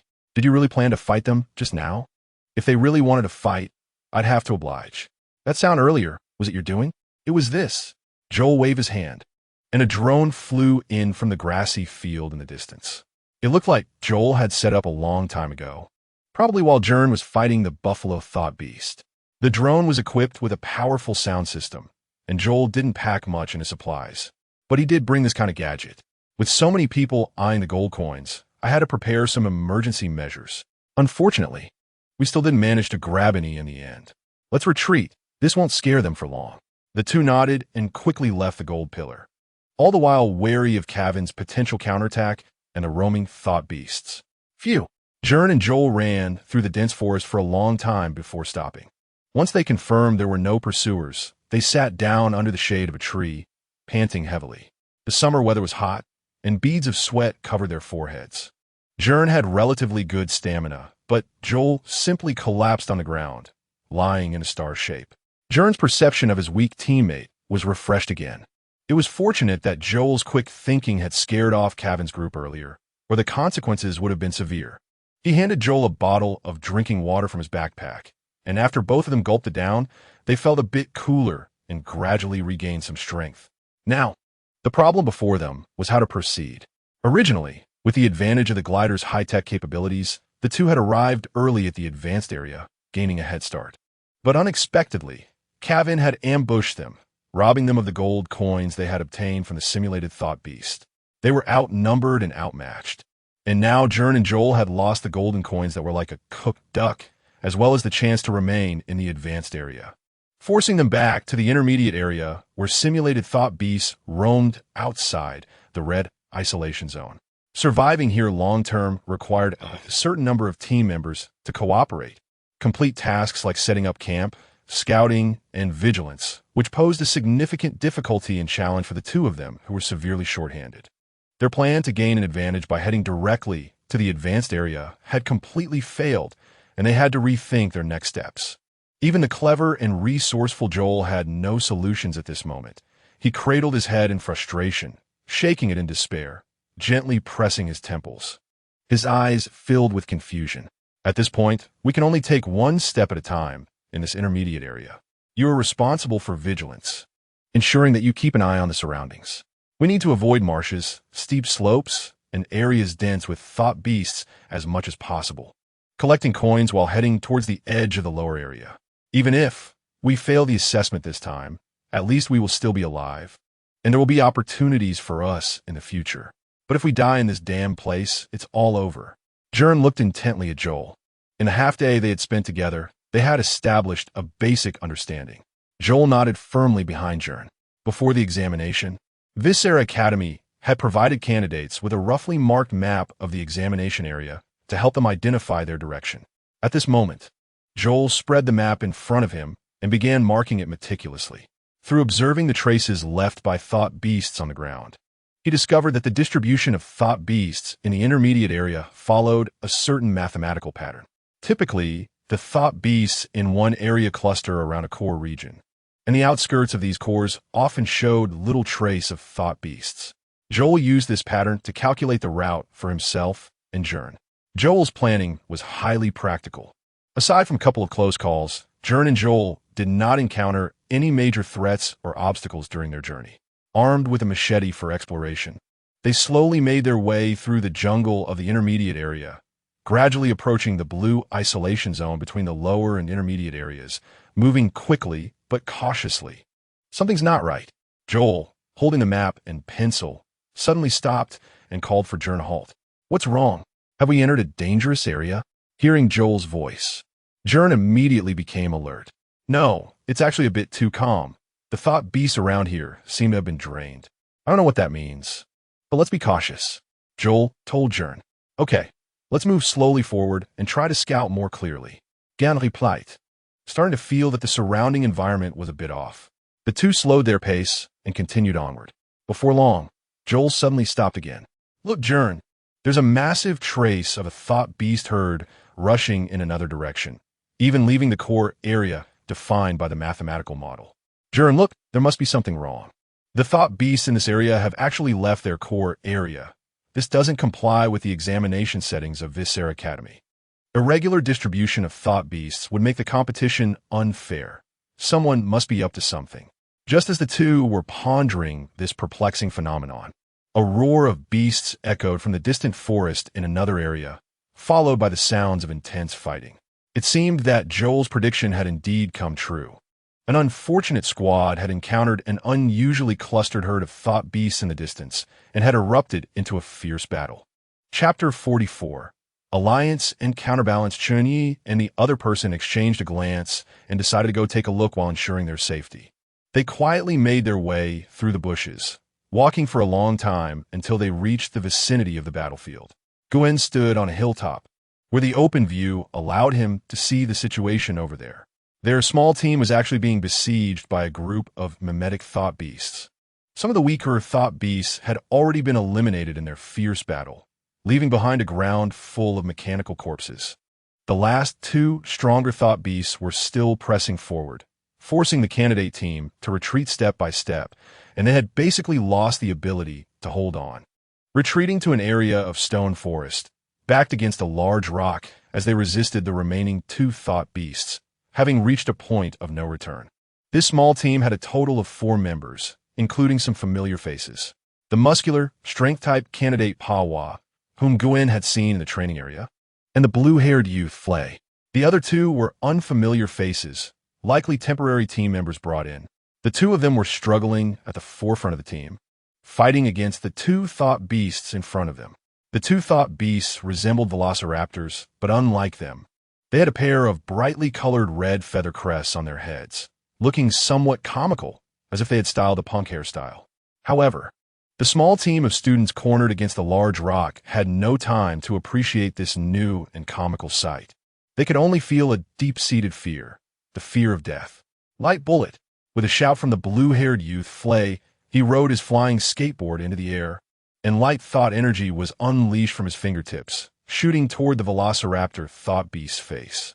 With a boost of speed-type light thought energy, the blunt projectile instantly became incredibly sharp, slicing through gold like iron. Flay's strike actually broke the bone-like armor on the velociraptor thought beast's face. However, Long-term overuse of light thought energy had left the boy increasingly weak and sluggish. His fingers trembled as he fired the light bullets. The sparks of light thought energy flickering intermittently, losing the initial precision of his strikes. Roar! The velociraptor thought beast's green eyes widened, appearing to enter a state of rage. It flexed its thigh muscles slightly and turned its body, its thick tail whipping through the air like a whip toward the direction of the blue-haired youth, covered in spikes. Guaranteed to tear flesh if hit. At this moment, the boy hovering in midair was powerless to control the skateboard beneath him.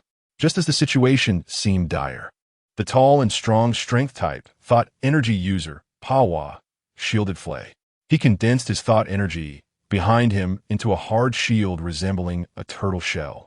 Taking the hit for the blue-haired youth, blood flowed from Pawa's clenched teeth, but he showed no sign of retreat. The saved blue-haired youth Flay had no strength left to fight against the thought beasts. Now, only the injured strong boy could confront the velociraptor. Titanic shield. The boy spat out a mouthful of blood, and a strong golden light of thought energy burst forth from his body. At this moment, he had pushed his thought energy to its limit, calmly walking toward the enemy, with golden light illuminating his clenched fists. Just then, a black figure moved like lightning, swiftly darting down from the surrounding trees. It was Gern, who had been observing from the side. Quantity, 2. Height, 2. 5 meters, weight, 1 ton. The neck pattern is the third weak link. The neck's movement angle is only 40 degrees.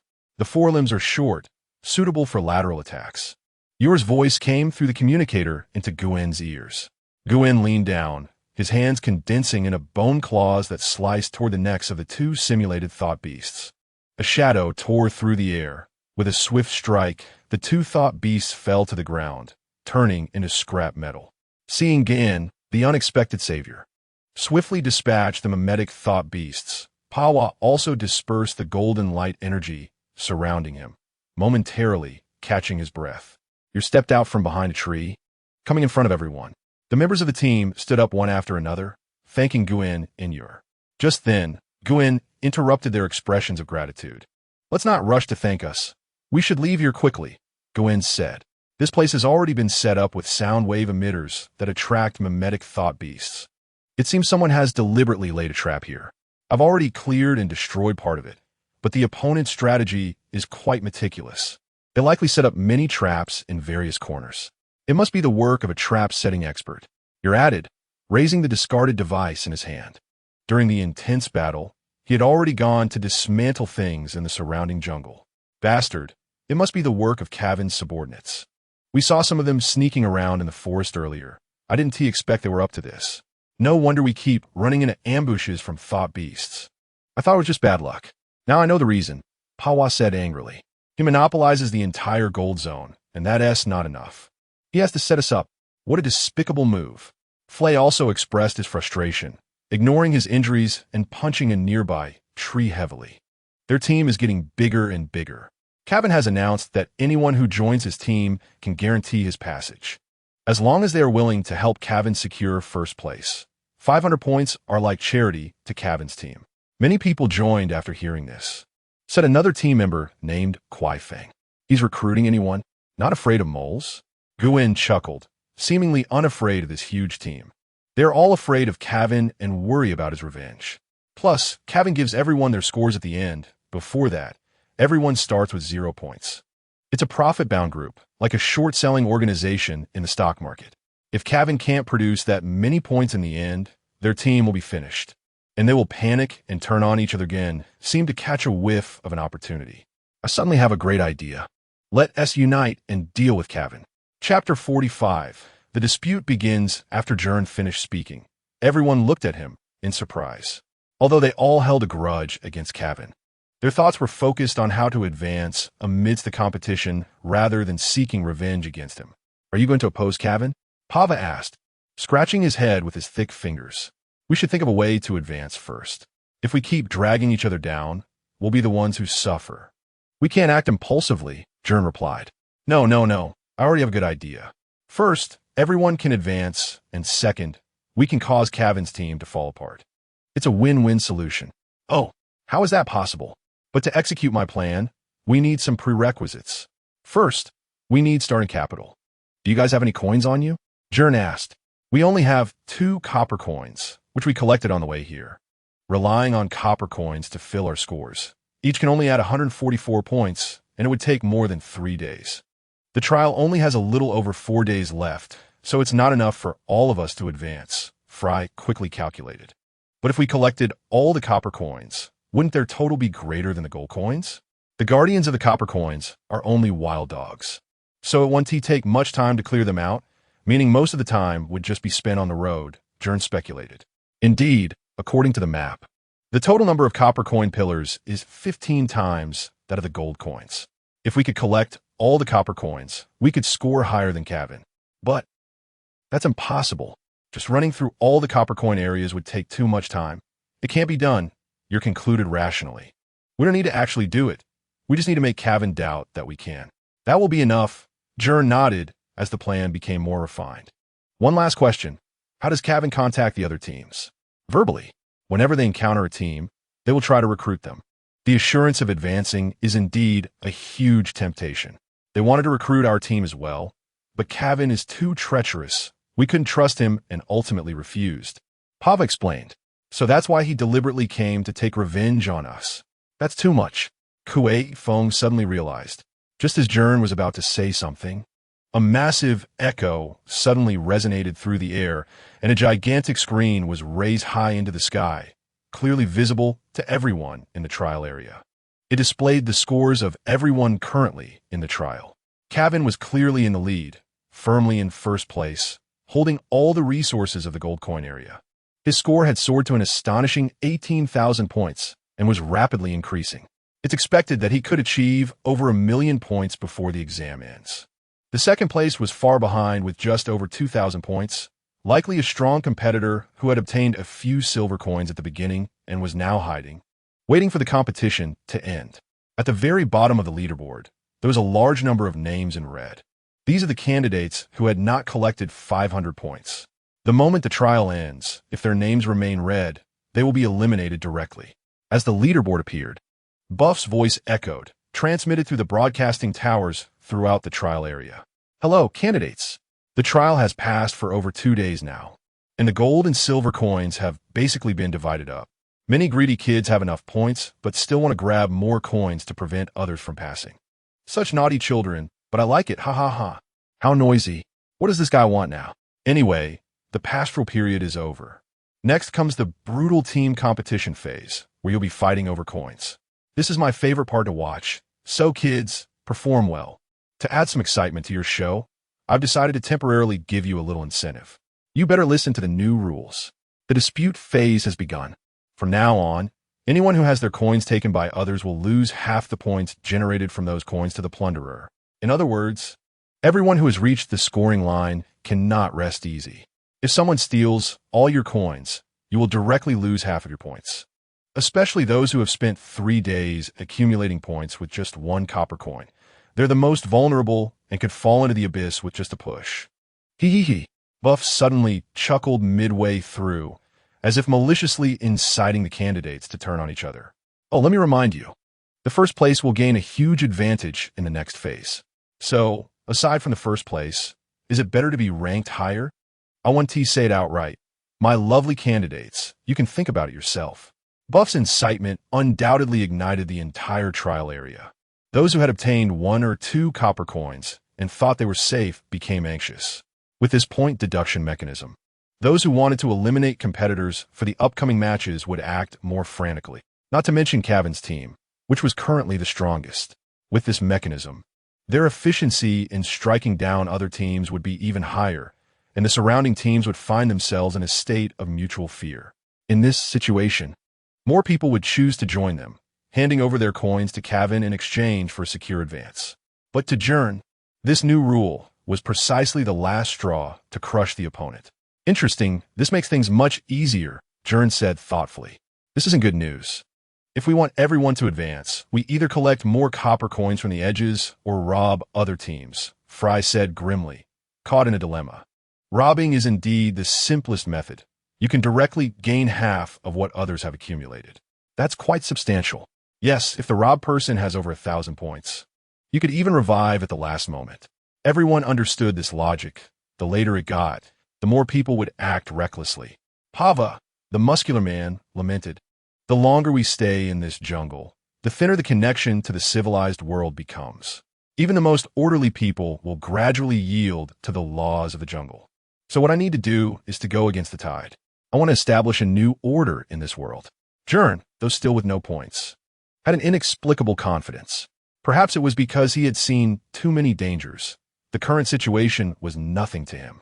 Buff just used that broadcasting tower to make the announcement, right? Let's start from there. Don't worry, I will ensure that all of you pass. Chapter 46 Game Theory Boss. Another group of 3 is going to join us. A candidate rushed over from a distance to report.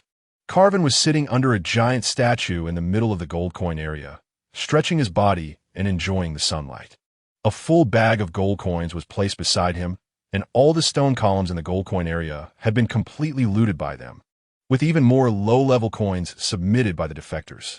He pinched a shiny gold coin with his long, sharp nails and looked up at the leaderboard in the sky, feeling immensely satisfied. The unassailable first place. What could be better to highlight his noble status? Send all the new arrivals outside to hunt. Anyone unwilling to join our team, eliminate them. Carvin waved his hand as if instructing a gardener to remove weeds, deciding the fate of others. Understood, boss. How many do we have now? We now have nearly 30 in the hunting team, with the 10 strongest staying here. The others are divided into 5 groups to act. Carvin's subordinate reported truthfully. We have enough coins. On the last day, I will give them all the scores they need, and I will accept anyone who wants to join. The subordinate nodded and withdrew, while Carvin continued to enjoy the sunlight, feeling that the throne of first place was undoubtedly his. Even if keeping these gold coins on him would waste a bit of score, it didn't matter. No one in the field could surpass him now. At that moment, suddenly, the broadcast tower in the distance came to life again. Carvin initially thought it was Bath, who had whimsically decided to announce something, but unexpectedly, it was a familiar voice that came through. How could it be him? Carvin's anger flared, his nails digging deeply into the statue. Didn't he die?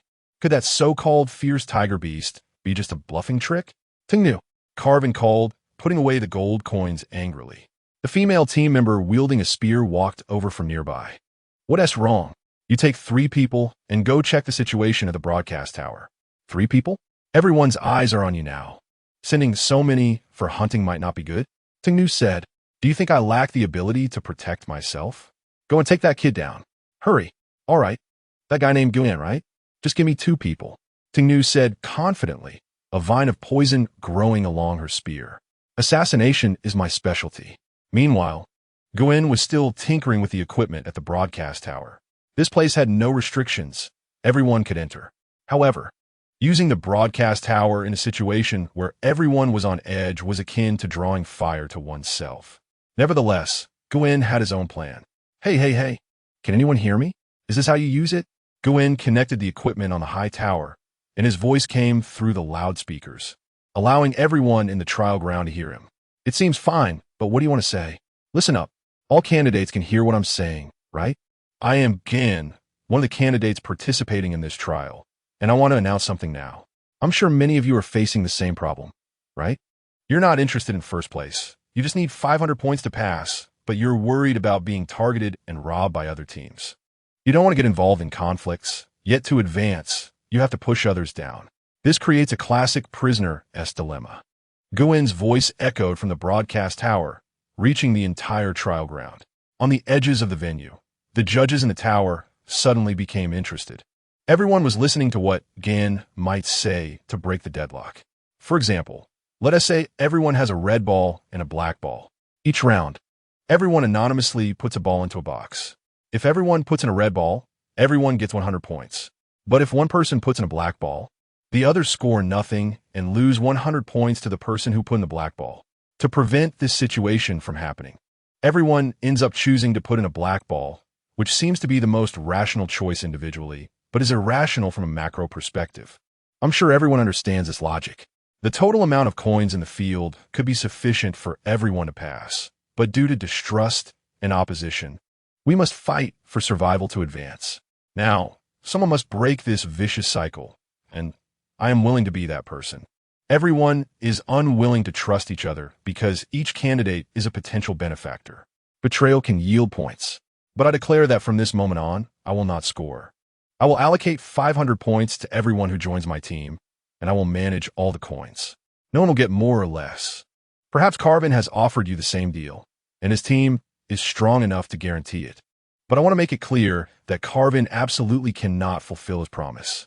The biggest difference between our two teams is that he aims for first place. While I will not take a single point, everyone can watch the leaderboard. If my score increases, you can overturn me at any time. Perhaps Carvin could still distribute excess points to others, but now I want to announce our team's action rules. Everyone, listen carefully, including those from Carvin's team. Gwen paused. In the room at the top of the broadcast tower, his entire team was stunned by his words. Pawa, Fry, and Joel were all agape, not expecting Gwen to come up with such a mad plan. Next, a glint of determination flashed in Gwen's eyes, and he spoke even more resolutely.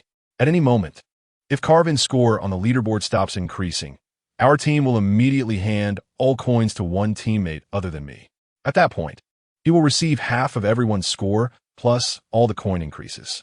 Although gold coins are monopolized, the total score of silver and copper coins across the entire map is higher than that of gold coins. Copper coins are 5 times, and silver coins are double. If we loot most of the low-score coins, we will soon catch up to Carvin's first-place score. Perhaps Carvin can hold out until the last moment, winning with his accumulated score, but then, all of you following him, will you still be able to receive the points he promised? And will he be willing to give up his first place to fulfill his promises to you? Everyone, whether you have coins or not, regardless of your strength, as long as you obey the allocation, come to Broadcast Tower 5. I will give you the 500 points you deserve. There is no limit on the number of people, including those who defect from Carvin's team. Carvin, didn't you say that only the first place is the winner in this game? Then let me see your determination. If you think we are weak, I will show you that the weak also have their way of forcing the strong into a corner. With a sharp crackle of electricity, Gwen cut off the loudspeaker, but the signal he conveyed sent the entire trial ground into an uproar, especially among those within Carvin's team. This was undoubtedly a heavy bombshell. They didn't know how many chips Gwen had or how many would turn to him. Given Carvin's suspicious nature, he would definitely hold onto the gold coins until the last moment, until the combined low-score coins of the entire field could not shake his first place. At that time, distributing scores to others would mean someone would inevitably end up with nothing. No one wanted to be the one at the bottom. Even if Gern currently had only a measly 2 silver coins, the foundation of Carvin's team's interest had already crumbled, leaving only time for suspicion to continue to ferment. Hey, you don't really believe his words, do you? That useless guy. Can he mobilize everyone? Can he collect all the low-score coins? Kevin laughed mockingly, but his hands had already begun to scratch the statue restlessly. Trying to trick me with such a lowly tactic would only lead to his quicker demise. Soon, the Vine Girl would come over and take him out. Since he enjoys being eliminated so much, I'll give him a hand. Yes, the boss is brilliant. That Gern is the one we stole gold from before, and he wants to take revenge on us, thinking he won T get a share? Is he out his mind? Boss, why don't you just give out the points now? Use the gold to distribute. It won't take long to gather enough. We need to stabilize the morale first. Nonsense. How dare you say such a thing? Kevin suddenly exploded in rage, sweeping his hand to send a crystal spike past the face of that subordinate. Blood flowed down his skin. I'm sorry. A 1T dare again. If I really do that, wouldn't it mean I'm genuinely scared of him? Besides, with that bunch of rabble, once they have points, why would they still listen to me? Who knows, some might even run off with my gold. Don't worry, in the end, you won't be shortchanged. Kevin himself started to panic. If a large number of people really joined Gern's side, perhaps Gern's plan could indeed succeed. If he stayed put in the gold zone, Gern would have plenty of time to scavenge the low-value coins outside. If he were to go out and confront them head-on, it might also be a trap to lure him out for an ambush. The line between truth and falsehood was blurred, and Gern's move truly caught Kevin off guard. Old Bear, what should we do now? Are we still giving the coins we hunted to Kevin? A 2-man squad that joined Kevin's group was making their way through the jungle. One of the male candidates was as strong as a bear, while the other was slender like a snake, both carrying a large bag of coins hunted from other teams. Old Snake, you're such a fool. Give what? With that idiot-ass personality, the distribution would probably collapse, and we might end up with nothing. Should we just pocket it then? The slender young man asked. No way. Kevin will notice our points keep increasing and know we pocketed it. DLL turn against us. We need to find a place to hide. If Kevin collapses, we'll have an alternate route. Once everyone turns against him, Kevin won't care about us anymore. Old Bear, you really have good ideas. The two quickly found a crack near a hidden spring to stash the coins, and they were a microcosm of all the hunting squads. All the hunting teams sent out by Kevin shared the same mindset. They had no allegiance. They would help whoever was winning. Chapter 47. The Judgment Tower, as the students participating in the academy exams struggled on the brink of life and death in the jungle. A different scene unfolded far away in a white tower at the edge of the exam area. The small window of the reception room at the top of the tower was ajar, resembling a peephole on a battlefield fortress. Through the telescope set up above, one could overlook the situation in this exam area, with occasional gusts of wind blowing in from the forest, carrying a faint whistling sound. Buffer twitched the small mustache on his lips, pulling his eyes away from the double-headed peephole of the telescope, his expression somewhat displeased, the red capillaries swelling on his cheeks. That little bastard, Carwin, is quite interesting. He actually came up with such a sinister scheme. If he becomes my student in the future, I'm sure I'll have plenty of ways to teach him a lesson. He clenched his gloved fingers, making his knuckles crack, his expression bizarre. I find that guy, Gern, quite interesting. His insight into human nature is profound. He might know how to break apart Carwin's team. Moreover, this year's candidates are generally of higher quality than last year. Our students at Viscera are indeed getting stronger year by year. In contrast, your coffee here really gets worse every year. This is not a wise way to treat guests. A graceful woman, holding a coffee cup, elegantly sat on the sofa among the mentors like a cat, her body soft and boneless, a lazy voice emanating from her throat. Her eyes were of different colors, adorned with exquisite smoky makeup, and her figure was accentuated by a sheer evening gown. She looked like a stunning dancer. Likewise, you've become increasingly sharp-tongued, Buffer said to the woman with a hint of annoyance. Hee, thank you for the compliment. The woman leaned forward slightly, adjusting her crossed legs beneath her skirt, placing her empty coffee cup on the table, her smile radiant. This woman was Evelyn, the light mentor of Viscera Academy. Although she held the esteemed position of a mentor, her record of violating school rules was even longer than that of the most mischievous students. She barely avoided being expelled from the teaching department due to her past military achievements. After all, nobody wanted to provoke such a madwoman, especially a crazy woman. Additionally, there were two other mentors sitting on separate sofas in the reception room. One was Raymond, with disheveled hair and deep-set eyes, looking as if he were suffering from a hangover. The other was a man wearing a bright silver helmet-like mask reminiscent of a medieval knight, sitting upright with a serious demeanor, exuding a mysterious aura that contrasted sharply with the environment. He sat opposite Raymond, and their postures appeared strikingly different. Buffer was unwilling to continue the conversation with Evelyn, and the silver-masked knight remained silent. He could only turn to Raymond to break the awkwardness in the room. I say, old Shao, weren't you at Krasno before? Considering what happened recently, you came back unscathed. You really have a charmed life. Buffer said with a smirk as he walked away from the window and returned to his seat. Oh, what? Raymond was pulled out of his reverie by Buffer's question. He had seen Gern's figure in the new batch of student materials and recalled the shadowy techniques Gern had used. But he had been lost in thought until Buffer interrupted him, taking quite some time to gather himself. Kelt had dealt with that matter. I thought since he showed up, there shouldn't be any problems. I didn't expect it to turn into a big issue. Raymond's tone was low, sounding more like he was talking to himself than answering someone else. Kel, I really miss him. Back when I was a student, he was my idol. Although he is a bit older now, he is still full of masculinity.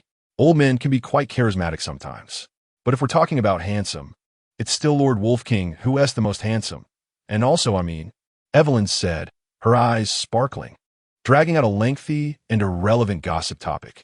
Wolf King, didn't he send you reinforcements? The iron-faced knight's tone was somber, and his voice came through the mask with a strange quality.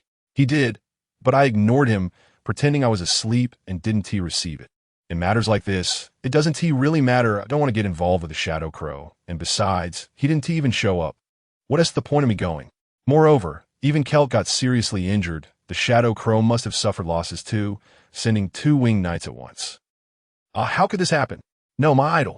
Buffer stroked his chin and sighed. Ever since the Rat Man was taken down, the winged knight's haven appeared again. Right? Hee, I still miss those days of fighting with the Shadow Crow. The feel of a thought beast is so empty. Nothing beats the sensation of living flesh and blood. This time, the Shadow Crow retreated quickly. It didn't seem like a destructive action, but rather like they were searching for something. After saying this, Raymond fell into silence, and the atmosphere became heavy as the others seemed to know something but were unwilling to speak. Could that thing be underground in the city? After all these years, I can't believe they haven't given up. They can't find it. The last few pieces are in the hands of the Celestials, and they're just struggling to hold on. The Shadow Crow's influence is shrinking, and this incident has angered both the military and the Celestials. They want to have long to live. That is quite good. Buffer took a sip of tea and agreed. Well, watching little kids fight here is really boring. Sometimes I really envy those terrorists, living freely and doing whatever they want. Evelyn lazily stretched in her seat and said bluntly. As soon as she finished speaking, Buffer and Raymond looked at her with serious and surprised expressions, as if they had seen an alien. The iron-faced knight, sitting upright, also seemed to emanate a chilling, murderous intent behind his mask. Hey, I was just joking. You guys don't joke around usually, do you? Evelyn didn't expect her one-liner to provoke such a reaction and hurriedly explained, looking at the other 3 in the room as if they were bizarre creatures, unable to comprehend their behavior. In the future, please don't make such jokes. Raymond's eyes drooped, his expression impassive, as if he had recalled something deeply buried in his heart, speaking to Evelyn in a weak voice. The Shadow Crow's recent action completely pinpointed our deployment flaws. The Tribunal has long suspected that we have a traitor among us. Those old fossils want to joke with you. The sculptural silver-faced man also turned his face back to its original direction, resuming his rigid posture to rest with his eyes closed. The light from the crystal chandelier on the ceiling poured down like mercury, sprinkling speckles of light on the 4 of them. A long afternoon was about to pass, welcoming a dim evening. Just then, the sound of leather shoes striking the floor echoed from the spiral staircase below the tower, gradually approaching the reception room. Generally speaking, the White Tower serves as a private resting place for the Light Mentors, guarded by soldiers outside, and unauthorized personnel are not allowed to approach easily. Who could be coming? Friend or foe?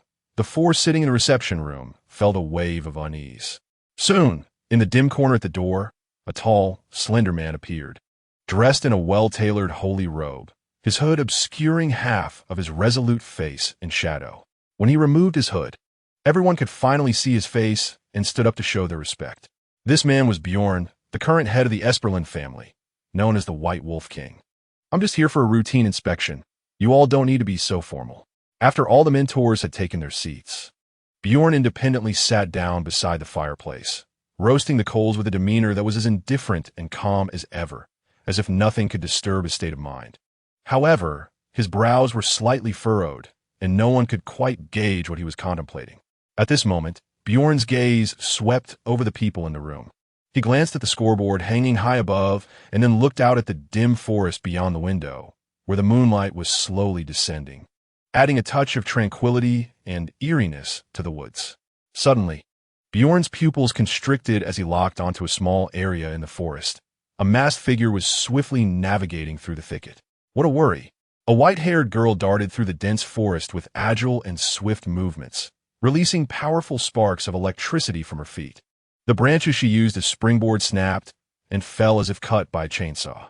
She wore a fox mask and an ordinary tracksuit, which seemed deliberately loose, perhaps to disguise her figure. In a flash, the white-haired girl moved like lightning, quickly passing an obstructing mimicry beast. The electric blade she conjured pierced through the enemy's body without obstruction, cleanly slicing it in half. Ahead lay a stone pillar used for storing coins. But the white-haired girl didn't even glance at it. She continued moving forward. Once she crossed this hill, she would be able to overlook the entire gold coin area from above. And her goal was evident. She needed to prove it to that person. She had to seize this first place. Chapter 48. The Wind of Poison Vines. After Gern issued the announcement, he quickly saw results. 2 4-member teams approached them expressing their desire to join, but of course, the initial applicants were all weak teams without any points. These individuals had no pursuit for high scores. They only sought advancement. Camwin had already absorbed a considerable number of people, and they could not get any resources. Gern's speech also swayed them. He distributed the remaining copper coins as starting funds to the 2 teams, instructing the others to split into 2 groups and collect copper coins along the direction he had set. The broadcast station served as Gern's base, and all exploration teams would eventually return here with their coins for redistribution, ensuring everyone received 500 points. As long as the number of people and coins continued to accumulate, team resources would soon increase geometrically, and according to Gern's estimation, it would be enough to meet everyone's score requirements. Camwin, on the other hand, was clearly intimidated. His score was still rising, but although he occupied the gold coin area, his actions were restricted to the vicinity of that area. His subordinate teams could only hunt nearby, and if anyone attacked the gold coin area to seize Camwin's gold, they had to be able to respond in time. As a result, Camwin could hardly spare any manpower to investigate the situation outside, leaving him completely unaware of Gern's current situation. Under these circumstances, he dared not stop accumulating points, much less distribute the gold coins, and could only hold onto them tightly. However, Gern did not expect that Camwin would still grit his teeth and send someone over. Even facing immense pressure, he sent his strongest fighters to hunt Gern. A nimble figure darted swiftly through the woods. It was a brown-skinned woman. She kept her body low, running like a gust of wind through the forest. Her long ponytail swayed behind her, and she wore a sleeveless leopard print vest paired with camouflage shorts, revealing 2 long, powerful thighs, reminiscent of a beautiful yet deadly leopard. In her hand, she held a long spear made of the most primitive wooden material, as if she had walked out of a documentary about tribal warriors. This was not because she couldn't wield a metal spear, but because the wooden spear resonated best with her light thought. Behind her, a wooden tube held several retractable spears. If one were to let their guard down because of the primitive and inefficient weapon, that would be a grave mistake, combined with her light thought. This antique weapon could unleash deadly power. The wild woman was named Conial, from the Giesland family of light thinkers in the southern wastelands. Although not as prestigious as the Defon family, they held a considerable status locally, and Conial was among the first of the younger generation to awaken her spark. She disliked being bound by tedious social etiquette and preferred to adventure, hunt, and travel freely. Compared to Conial, she preferred others to call her by her nickname, Vine Woman. Once she became a light thinker, she intended to use this nickname as her title. Only 3 people are left behind. Are they looking down on me? Conial quietly climbed to a high ground, her amber eyes keenly observing the situation near the broadcast station. She wore a floral headband, with leaves on either side resembling drooping cat ears. Crouching down like this made her look even more like a wild leopard. Gern had indeed sent most of his people out to collect coins, to prevent other teams from robbing them. He had also included Pava's team, and the formidable Fry was dispatched as well, as his high mobility could maximize coin collection efficiency. Now only Pava and Joel remained behind with him. Joel was hardly a combat force, and his presence here was convenient for Gern's calculations and deployments. If enemies came knocking, Gern would have to handle it alone. You two, support me. I'll go first. Conial gestured to the back, but the 2 teammates assigned to her by Camwin could hardly keep up with her pace, panting and trying to muffle their breaths to avoid detection. Vine Woman, don't be impulsive. That guy is very strong, right? Even Camwin might not win in a one-on-one. The 2 teammates were twins. The brother was named Fury, and the younger brother was Frank. Both had rushed to Camwin at the start of the trials, and their abilities were not bad. Fury's light thought was to create ground spikes, while Frank S was toxic sludge. Both were ground-type abilities and lacked any means to enhance their speed, so just keeping up with Conial was already quite a challenge. I never thought Camwin was that strong. I'm not following him because I think he is powerful. He is just easy to use. Coniel revealed a disdainful smile. Just watch from here. I'm enough on my own. From beneath Coniel's feet, numerous vines sprouted, the eerie, purple-flowered vines looking somewhat bizarre and enchanting. The vines climbed up her legs and enveloped her body, and then her entire figure blended into the thicket, as if melting into the dense forest. Only a few faint footprints visible on the ground to prove her existence. Meanwhile, Gern was still planning more routes within the broadcast tower. Just as they had planned, they were nearly finished collecting all the copper coins, and the sooner, the better, if they waited until the last 2 days. Even if the number of copper coins multiplied several times, they wouldn't be able to catch up to Camwin and form a deterrent against him. Will this really work? Pava stood behind Gern, somewhat anxious. His wounds had been bandaged and had mostly healed. Do you trust me? Gern replied. I'll help even if I don't trust you. You just save me. I'm not the kind of person who likes to owe others favors. Pava said with a simple smile. Actually, I don't know either. I just don't want someone like Camwin to have his way. To stand on this trial ground and walk the path to becoming a light thinker is a dream for many people throughout their lives. We should compete, but we shouldn't maliciously trample on others' ideals. The selection of light thinkers we wish to see shouldn't become so ugly and bloody. Just like the story I told about the red and black balls, someone has to break this vicious cycle. Someone has to be the first to throw the red ball. Regardless of the outcome, Gern spoke earnestly. Are you really going to keep 0 points and be eliminated in the end? Of course not. Actually, Before Gern could finish his sentence, he suddenly felt a chilling wind by his ear. The grass beside him was empty, yet Gern sensed a sharp chill. Watch out. Gern and Pava moved almost simultaneously. Gern crouched down while Pava took a step forward, gathering light thought to form a barrier shield. Suddenly, a black shadow appeared in the empty space ahead, seemingly conjured out of thin air. Even Gern's keen eyesight couldn't capture its shape. Just as it was about to crash into the shield, the incoming object suddenly veered. It sped around Pava's shield and came up behind him.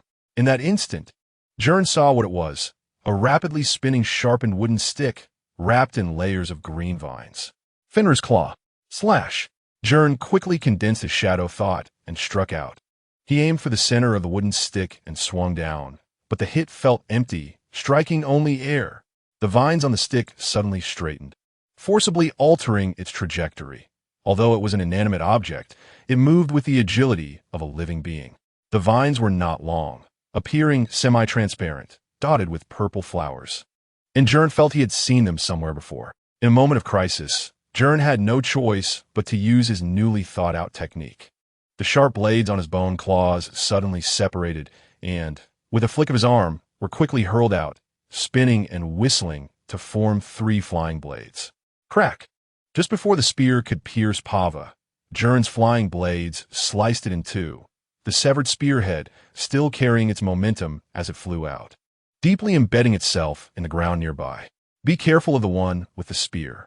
Gern recalled the ambush by Kawon, where there was a woman in the opposing team who used such a spear. His gaze quickly swept around, keenly capturing subtle changes.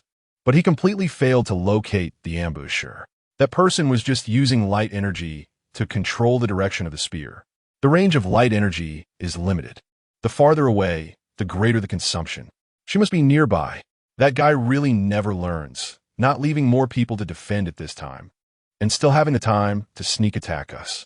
Pava's temples bulged, his expression extremely angry, unable to find her position. Her light energy might be suitable for assassination and hiding. Then that works. Pava took a deep breath, focused his mind, and spread the light energy around, forming a semicircular shield to protect both of them. But this won't last long. So it's up to you. Hurry up and find her. Gern lowered his head, his mind racing. Right now, the enemy was hidden while he was exposed. If the other side continued to play a war of attrition, Gern would be at a disadvantage. Fry and their team wouldn't be able to return for reinforcements anytime soon. And Gern didn't like them wasting time collecting resources for meaningless battles. Her light energy hasn't been retracted, Gern thought, seeing the broken spear segments, which were still entwined with flickering vines. The vines were slowly wriggling and reconnecting the broken spears.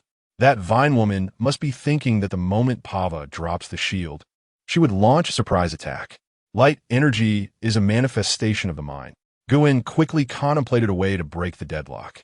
When a person charges forward bravely, the aggressiveness of their light energy increases. But when a person is fearful, their light energy instinctively retracts to protect themselves. What are you mumbling about? When I rush out, you turn off the shield. Gern lowered his voice. 3, 2, 1. Thud. With a sound like a beast stomping on the ground, the moment Pava removed the shield, Gern pushed off the ground and charged out. Found you, Gern shouted, releasing a wave of shadow energy around him, not condensing anything, but simply wanting the other side to feel the pressure of the shadow energy. Chapter 49. The betrayer. At the moment of releasing his aura, Gern's eyes were still fixed on the short spear on the ground. He had no idea where the vine woman was at this moment. He was merely bluffing. However, as long as he could scare that person even slightly, even just a hint of fear, her spirit would waver. This was an instinct buried deep within, not as easily hidden as the body. Sure enough, the vines on the ground twitched quickly, and the vine woman instinctively thought to protect herself, causing her light thought to waver as well. In that direction, it was where she was hiding. Tailwind. Gern gathered the release shadow thought into a bone whip in his hand, which was his most extensive area attack. He had roughly located the vine woman's position. From here, it would be all guesswork. Whoosh! The sound of the whip cracking echoed in the air, and a short tree in that direction was directly snapped by Gern's strike. At the same time, a blurred figure appeared, and the vine woman quickly dodged the whip, her body seeming to suddenly emerge from the air, just like the spear a moment ago. She was wrapped in vines with purple flowers, indicating that her light thought indeed had an invisibility effect, but getting too close or making too much movement would reveal her. Not bad, quite clever. A smile of approval appeared on the vine woman's face as she took a new spear from her back. With a click, a wooden tube, the length of her forearm, sprang open, transforming into a spear nearly 2 meters long. It really is you. The last time we met, you got away. This time, we can have a proper duel. Your light thought is quite interesting, but it seems to be effective only when attached to something else. You are a person lacking confidence, aren't you? Enough small talk. The vine woman waved her spear forward, and the vines growing from her hand quickly wrapped around the spear. Gern took a combat stance, and Pava rushed forward to help. But Gern gestured for him to step back, saying, "Your light thought is suitable for close combat and defense. You would be at a disadvantage fighting her. I can handle this alone." Thud! The vine woman leaned forward and sprinted quickly, her figure gradually becoming blurry as she advanced, eventually disappearing into the air. Here we go again. Gern felt like crying. The same trick wouldn't work on her a second time. Getting her to retreat outside her hiding range and then catching her wouldn't be easy. However, Gern couldn't see her, and she couldn't approach him either. The moment she made a move, it would be when she revealed a flaw. The spear would only become visible after entering a certain range. And the vine woman knew this. She would surely run a bit further to avoid Gern guessing her location. Whoosh! Crack! The moment the spear flew toward him, Gern also made his move, swinging the whip toward the direction he anticipated, hitting. The vine woman's figure flickered into view, her expression somewhat astonished, not expecting Gern to catch her trajectory. However, because he couldn't see her, Gern could only make a half-hearted guess, and this strike only hit the vine woman's ankle. Before he could continue his pursuit, her spear was already flying toward him. Gern dodged the incoming spear, and the vine woman, enduring the pain in her foot, used her light thought vines to drag the spear downward, aiming it at Gern, who was crouching to dodge. Fenrir's Claw. Gern hurriedly summoned his double-bone claws, one blocking the spear coming from above, while the other swiped to knock away the spear from behind. The spear coming from behind was the one the vine woman had just repaired. She indeed used this trick, but luckily Gern had been cautious. Is that all you can do? Gern propped himself up, and without waiting to get up, he transformed one of his bone claws into a spear and threw it toward the blurred figure in the distance. The spear instantly pierced through the shadow, wrapped in vines, pinning a bundle of vines to a nearby tree. It felt somewhat light and off, and upon closer inspection, Gern realized it was the vine woman's coat. She had turned invisible and slipped away the moment she revealed herself, leaving a half-visible coat as bait. Gern, northeast at a 35-degree angle. Yours voice suddenly rang out. He had been observing from the broadcast station. Right, I almost forgot about him. Gern felt a surge of joy. Yours combatability wasn't strong, but his ability was very effective against stealthy enemies, similar to Vicky. 42, 39, 50. Your continuously reported the Vine Woman's location.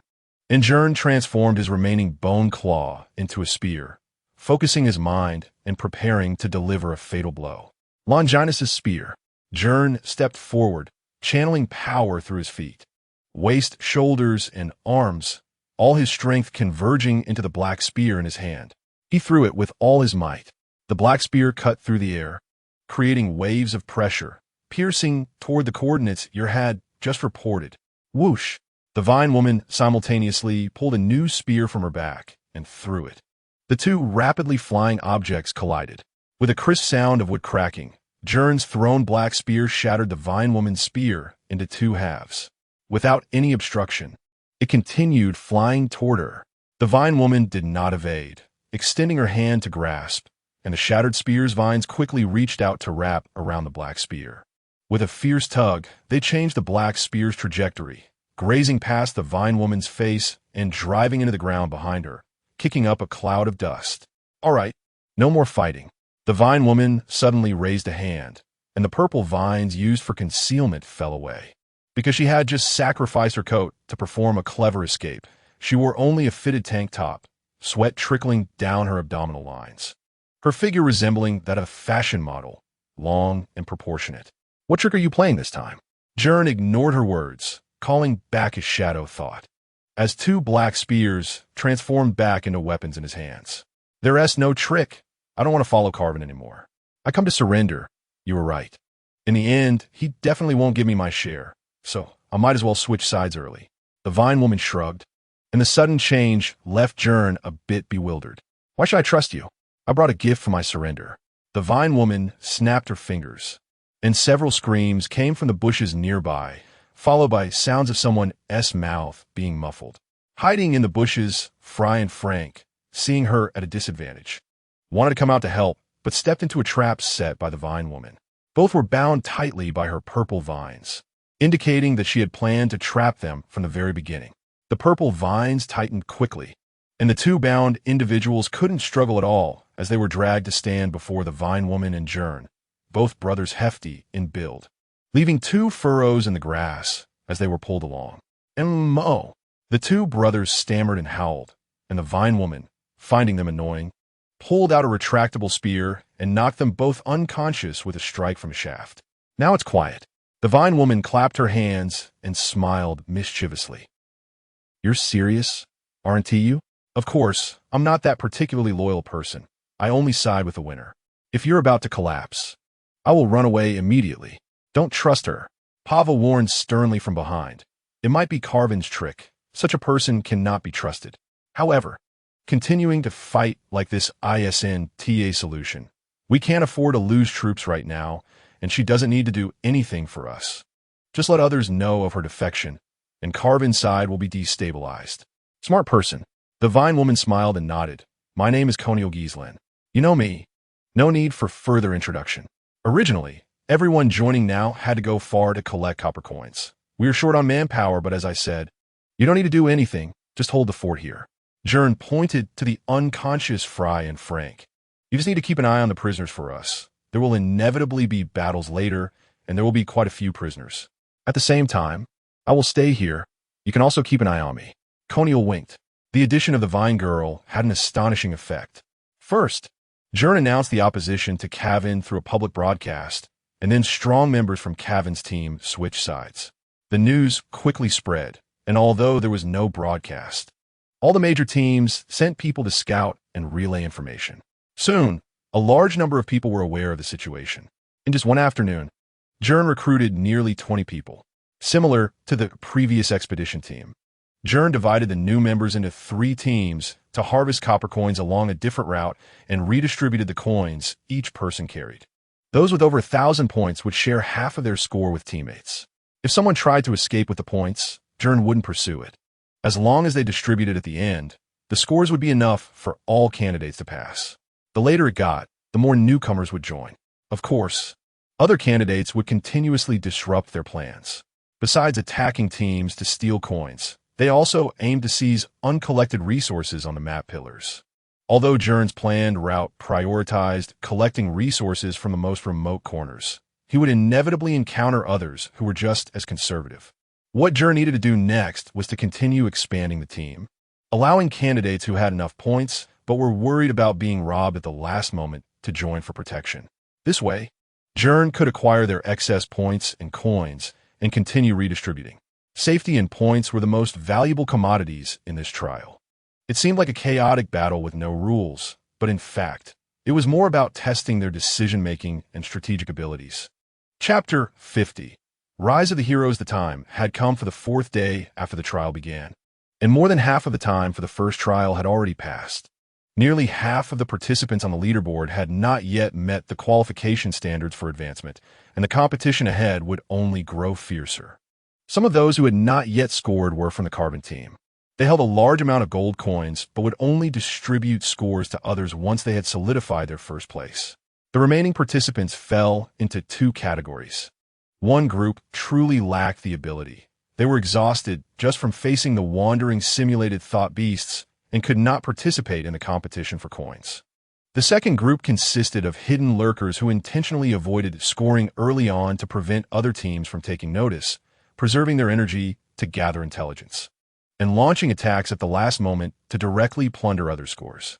Aside from Carvin and Gern, there are also many candidates banding together to form large groups of over 10 people. Some, like Gern, used broadcasting towers to call for participants throughout the map. The common goal of all teams was to gather enough points and fend off external threats, ensuring that everyone within the team could advance. However, each team had different objectives. For example, Carvin aimed to maintain first place to obtain hidden rewards, while another team, called the Meteorites, was dedicated to collecting information on everyone. The leader of the Meteorites was named Arthur, hailing from the star-falling city of Rhodes Island, the human gathering point closest to the Starfall Tower. The level of advance effect there is higher, and being near the sea, they often faced attacks from giant marine thought beasts. Rhodes Island survival in such circumstances naturally meant the presence of many skilled individuals. Most of Arthur's team members were candidates from his region. With only 1 million inhabitants in Rhodes Island, yet 15 of them participated in the trials this year, indicating a high proportion of awakeners. Having known each other before the competition, they naturally chose the strongest among them, Arthur, as their leader. Arthur seemed to regard this trial lightly. For them, passing was easy, and few teams could threaten their small group. Arthur did not compete for first place, and the amount of coins he held was not worth the risk for others to target him. Their team resembled a fierce wolf, with little meat but a dangerous ferocity. After securing enough points, they spent the remaining time investigating other candidates' information to prepare for the upcoming assessments. As long as they could uncover others' weaknesses, the subsequent competition would be much easier. Another noteworthy team was Dark Star, led by a guy named SARS. This team was formed by those lurking in the shadows. SARS compiled a list of strong competitors, and once someone on that list found themselves at a disadvantage for various reasons, they would take the opportunity to launch an assassination. Compared to gaining points, Dark Star's mission seemed more focused on eliminating strong contenders. They aimed to eliminate powerful competitors in advance to avoid facing them in the next individual trial. Although the content of the trials had not yet been announced, consecutive team battles were impossible, and the next round was likely to be arena duels or individual brawls. The Dark Star team was small, but each member was exceptionally skilled. To join Dark Star, one had to undergo a one-on-one assessment with SARS, and only those he recognized could join. It goes without saying that Carvin, Arthur, and Gern were among their targets, and perhaps even Conial, Pava, and Fry were on the list. When the Vine Woman Conial patrolled near the broadcasting tower, she had already spotted several Dark Star assassins. These individuals were easy to identify. They all had black crescent shapes dyed with plant dye on their hands. Should we really ignore them? The Vine Woman leaned against the outer wall of the broadcasting tower, basking in the sunlight. They were highly vigilant and hid outside your Vine's attack range, Chasing them would be counterproductive. Gern and you were still calculating the distribution of coins. Their team had gathered 43 members now, a number close to Carvin's, but their average strength was slightly lower. They needed to distribute points to everyone and plan their routes for collecting coins, calculating the most suitable times. Fortunately, with yours help, who was adept at calculations, Gern would not have to worry too much. Aren't you afraid of SARS launching a surprise attack? I heard he is incredibly strong and never holds back. Some people have been killed by him. Really killed. The Academy does not investigate casualties during the trials. It will be better to kill him first. There are many experts on Carvin's side, and if given the chance, they could take them all out at once. Besides, Carvin holds the highest score in the arena. I believe a madman like SARS would definitely be interested in first place, don't you think? As Gern spoke, he suddenly raised his head to look into the dense forest in the distance, where two vague black shadows were hiding. Upon hearing Gern's words, they immediately retreated and disappeared. Those were indeed members of Dark Star. They seemed more like they were monitoring Gern. If other teams attacked Gern, and both sides ended up severely injuring each other, they would quickly notify their teammates to come and collect the spoils. If Arthur and Carvin resembled lions and wolves, SARS and his teammates were like hyenas, always lurking in the shadows, waiting to deliver a fatal blow when you were weak. Gern knew very little about the intelligence of other teams. He had sent all his members to collect copper coins. Copper coins were abundant, but yielded fewer points, meaning they required more time and manpower. So Gern could not deploy a large number of team members as scouts to gather intelligence like SARS. If it weren't for the Vine Woman bringing back information from Carvin's side, Gern might not even know about these two newly rising forces. Aren't you interested in first place? Please, I'm currently in last place. I haven't scored a single point yet. Gern appeared indifferent. In this trial, until the last moment, no one could be certain. Why worry so much? I have already given you points. Just hold on and wait for the trial to end. According to their agreement, Gern also allocated points to the Vine Woman. She now had 200 points plus a copper coin, and in about a day, she would reach the qualification for advancement. Then it will depend on you to protect me. Carvin must hate me to death now. If they come over, the first to die will be me. Don't worry. I will do my utmost to protect everyone on our team. Moreover, it's actually quite safe to join us. All of us only aim for 500 points, blending in with other scattered teams, making it quite difficult for others to target us. It feels like our team is like ants, not caring about anything, just diligently moving bricks. But don't underestimate ants. The power of insect can be quite terrifying. Gern wore a radiant smile, exuding an inexplicable confidence when ant colonies march together. Even wolves and tigers have to give way. Chapter 51, Meteorite Core Silver Coin Area, Usual Hill, Meteorite Core Base. As soon as the candidates from Rhodes Island Starfall Land entered the trial ground, they occupied this territory, engaging in battles with two small teams midway, easily repelling them. The others hardly lifted a finger. Arthur single-handedly dealt with all the enemies. Before the trial began, they had already heard of Arthur's reputation. He hailed from the Lord family, the Lord of the Starfall Land, awakening his light thought before he could even walk. His father, William Lord, known as the Meteor Sword Saint, was a quasi-Skyfire-level powerhouse. And his brother was the rising star of Lorne Dragon Academy in recent years, known as Blacklight Lancelot Lord. Arthur's strength goes without saying. His father named him Arthur after the ancestor of the Lord family, which granted him great prestige. Naturally, the people of Starfall were willing to regard him as their leader. Many other candidates, upon hearing Arthur's name, flocked to join him, forming the current Meteorite Core. The terrain of Usual Hill is highly suitable for defense. With high ground on three sides, Arthur arranged his teammates at the only opening sufficient to withstand most team attacks. A scout team brought new intelligence, detecting the combat power of three candidates. A member of the Meteorite Core walked in from outside. His appearance was unmistakably that of a typical Starfall person. With black curly hair, a high-nosed bridge, amber eyes, and slightly dark skin. Sitting in the center of the small hut was their leader, Arthur. His looks were quite unlike those of Rhodes Island people. He had flowing golden hair, blue sea-like eyes, and much fairer skin than the others. Perhaps due to his mother's genes. The meteor sword saint's wife was from the celestial clan of the European Holy United region, and Arthur seemed to have inherited all the advantages of both families. He possessed the robust physique and willpower of the Starfall people and the enviable, powerful light thought of the celestial family. Very well. The intelligence has been gathered and is ready to be compiled and distributed to all brothers. Arthur nodded, his voice carrying an elegant magnetism. This was the voice one would expect from a leader. Arthur, are you really not planning to compete for points? That guy Cavan has already surpassed us by a lot. A team member expressed concern. I will definitely pass the trial. Arthur's blue eyes radiated endless confidence. But I want to ensure that as many brothers from Starfall as possible pass. Once we officially become students of Wisela Academy, we Starfall people cannot be divided. We need to form our own collective to achieve something in the Academy. The golden-haired youth showcased his foresight. From the very beginning, his purpose was very clear. Exactly. Let those childish guys play their games for points.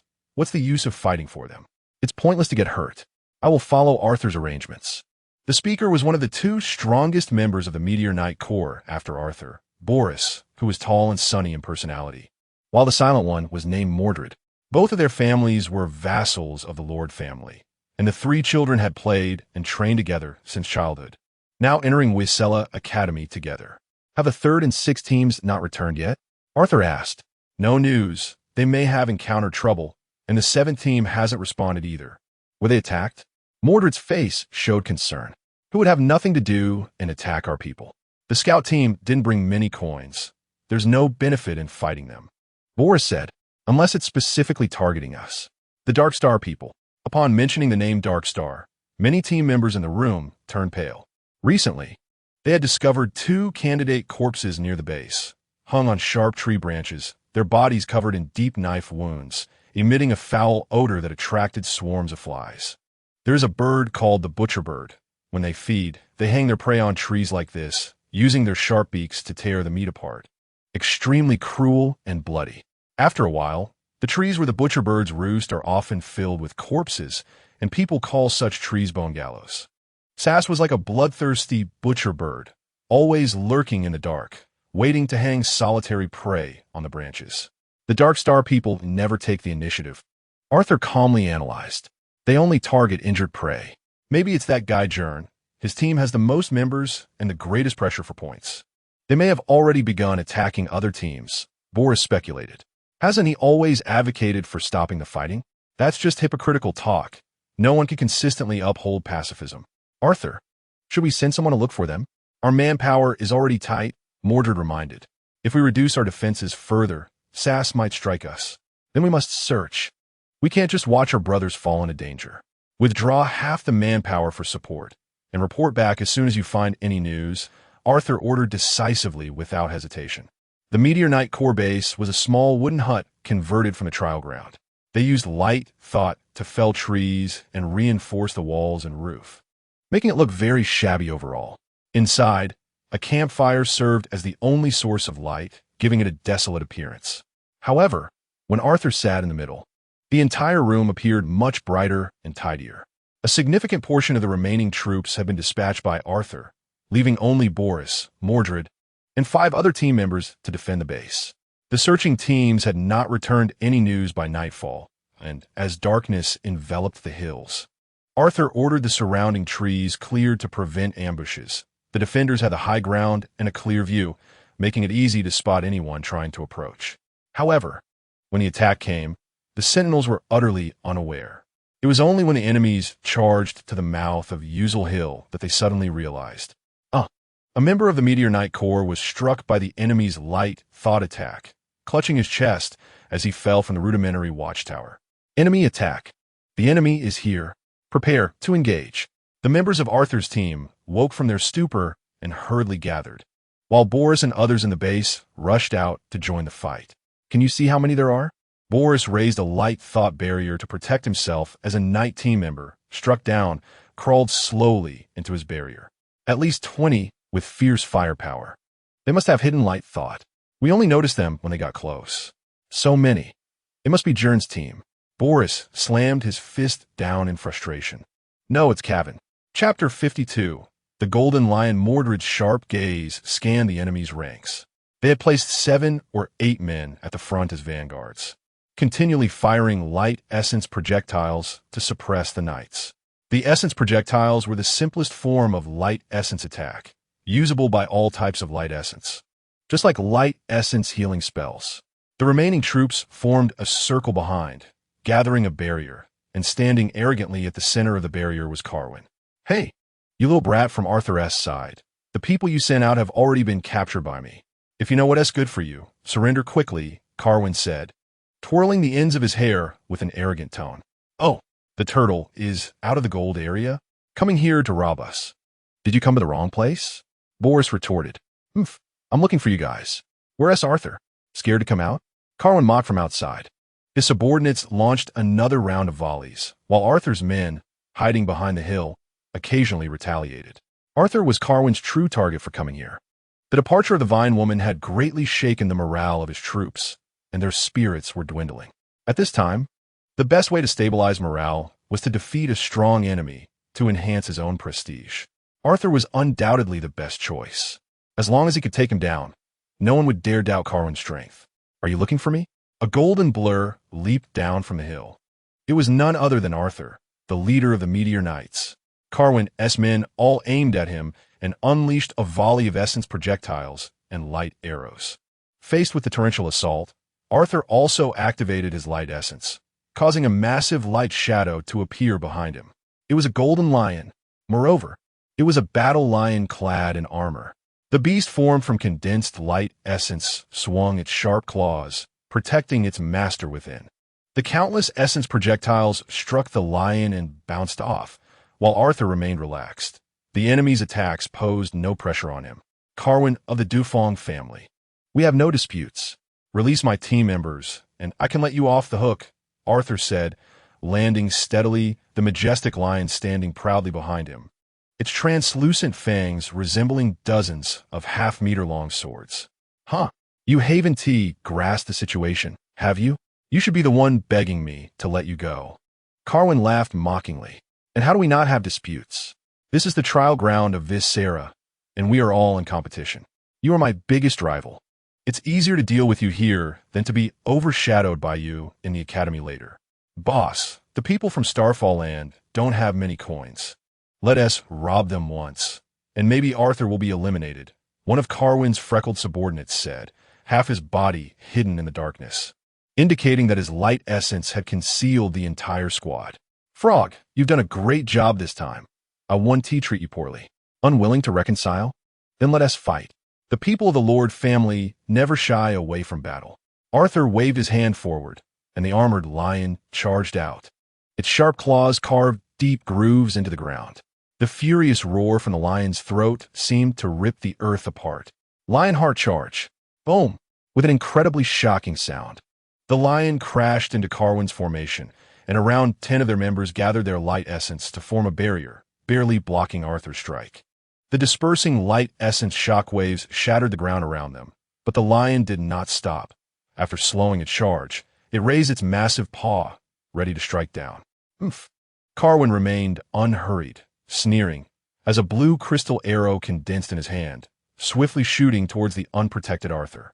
Arthur keenly sensed Carwin's small move, retracting one of the lion's giant paws. The lion's paw returned to his front, acting like a giant shield to block Carwin's cold arrow. However, this meant the battle lion could no longer continue its offensive. "How about this?" A glint of killing intent flashed in Carwin's eyes as he waved his hand to unleash dozens of crystal arrows. These arrows did not target Arthur, but were thrown into the sky, each shattering to become countless fragments raining down like a storm. Oh no, Arthur suddenly realized. Carwin's target was the high ground behind him, where his subordinates were hiding. "Glory Guard!" At a crucial moment, Boris shouted angrily, his light essence spreading out, creating shields above every member of the Meteor Knights, blocking the deadly rain. Counterattack! Arthur commanded the battle lion to fiercely assault the enemy's shell formation, while Mordred leaped down from above, wielding a white light sword. The members of the Meteor Knights followed him to support Arthur, with Boris providing protection at the rear. Carwin gathered a giant crystal spike and struck hard, pushing the battle line back. Then his troops scattered, clashing head-on with the charging meteor knights.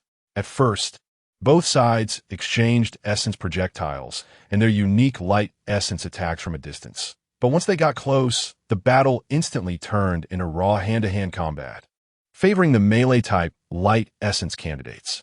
The candidates of the Meteor Knights were all from Starfall Land, strong and robust, having received swordsmanship training since childhood. With a swordsmanship master like Mordred among them, they could almost be said to be tigers entering a flock of sheep, breaking into Carwin's formation. Carwin's men instantly fell into chaos, and after Mordred cut down 2 of them with his sword, they collapsed in disarray. Earth spikes. Carwin, unable to watch any longer, waved his hand to summon a large number of crystal spikes. The spikes erupted from the ground, forcing Mordred to retreat. Carwin's subordinates began to flee in panic towards the gentle slope, while Carwin himself created a crystal warhorse, leading the charge down the slope. The morale of the Meteor Knights surged as they pursued and chased down the enemy from behind. Mordred summoned a greatsword with both hands, urging his light essence to accelerate. His feet moving as if riding the wind, unstoppable. Something's not right. Mordred, don't chase them. Arthur sensed that something was off. However, the members of the Meteor Knights had already charged ahead. Though Carwin was arrogant, he was certainly not foolish. First, he scattered his formation and engaged the candidates from Starfall Land in hand-to-hand combat, then retreated in such a disheveled manner. He must be plotting something. Chapter 53. Enjoying the hunt. A sinister smile curled at the corners of Carwin's mouth as he rode his crystalline warhorse in retreat. Although he had lost many subordinates, there was no sign of despair in his eyes, as if he were the victor, and in fact, the outcome was still uncertain at this moment. A cold light flashed from behind him. Mordred had accelerated to catch up with Carwin. The crystalline warhorse kept moving, but could not shake off the black-haired youth filled with battle intent. 2 pale lightsabers intertwined in the air, their deadly sword light aimed directly at Carwin's neck. However, Carwin remained unfazed, conjuring a crystalline rapier in his hand and thrusting it forward, releasing sharp blue light. The blue and white blades clashed several times in an instant. A sharp spike emerged from Carwin's sword, aiming from Mordred's shoulder. Mordred used the sword in his left hand to deflect it, but unexpectedly. The crystalline warhorse beneath Carwin also sprouted layers of spikes, like the wings of a mythical Pegasus. The spikes suddenly whipped backward, forcing Mordred to abandon his attack and kick off the crystalline horse, landing on the ground. Their swordsmanship is just average. The people from Starfall Land aren't as strong as the legends say. Carwin taunted smugly. Is that so? Mordred stood up from the ground, at which point Carwin noticed that he had only 1 sword left. Suddenly, a brilliant white light erupted from one side of the crystalline warhorse, and Carwin's expression changed to one of horror. Mordred had actually plunged his sword into the horse's wing the moment he jumped off, with the blade deeply embedded in the crystalline structure. Carwin found himself momentarily unable to remove it. Hurricane Spirit. Freya, Mordred shouted, releasing a swirling wind from his sword. His body was pulled swiftly toward that direction, and despite Carwin managing to create some distance, Mordred quickly closed the gap again. Doom Spirit. Irenaeus. As Mordred approached Carwin, he drew his sword and slashed out. The white blade transformed into black the moment it struck. The warhorse under Carwin's feet took 2 steps before suddenly splitting down the middle, tearing apart into 2 sections, and finally exploding. Carwin fell from above, landing awkwardly on the ground. Cough, cough. Damn it, you lowborn scum. How dare you treat me like this? After rolling on the ground a few times, Carwin's hair was disheveled, and his clothing had several tears. He angrily shouted at his fleeing subordinates. Frog, close the cages. Boss, Arthur hasn't entered yet, replied a short, freckle guy. I can't care about that anymore. Kill them. All right. Frog crushed a light thought sphere in his hand, and suddenly the ground shook violently. Layers of barriers rose from below, blocking the Meteor Knights behind, while numerous thought beasts emerged from the ground beside them, estimated to be over a dozen. Although the barriers weren't tall, and these thought beasts were just low-level wild dog-grade simulations, Having them appear in this situation undoubtedly turned the tide of battle instantly. What? What's happening? It's a trap. They deliberately lured us in. When did they set this up? So close to our base? Didn't anyone notice? The meteor knights were thrown into confusion as the surrounding thought beasts quickly closed in. Carwin's men swiftly reorganized their formation, shaking off their earlier defeat, indicating that everything had been planned. Haha, of course they didn't notice.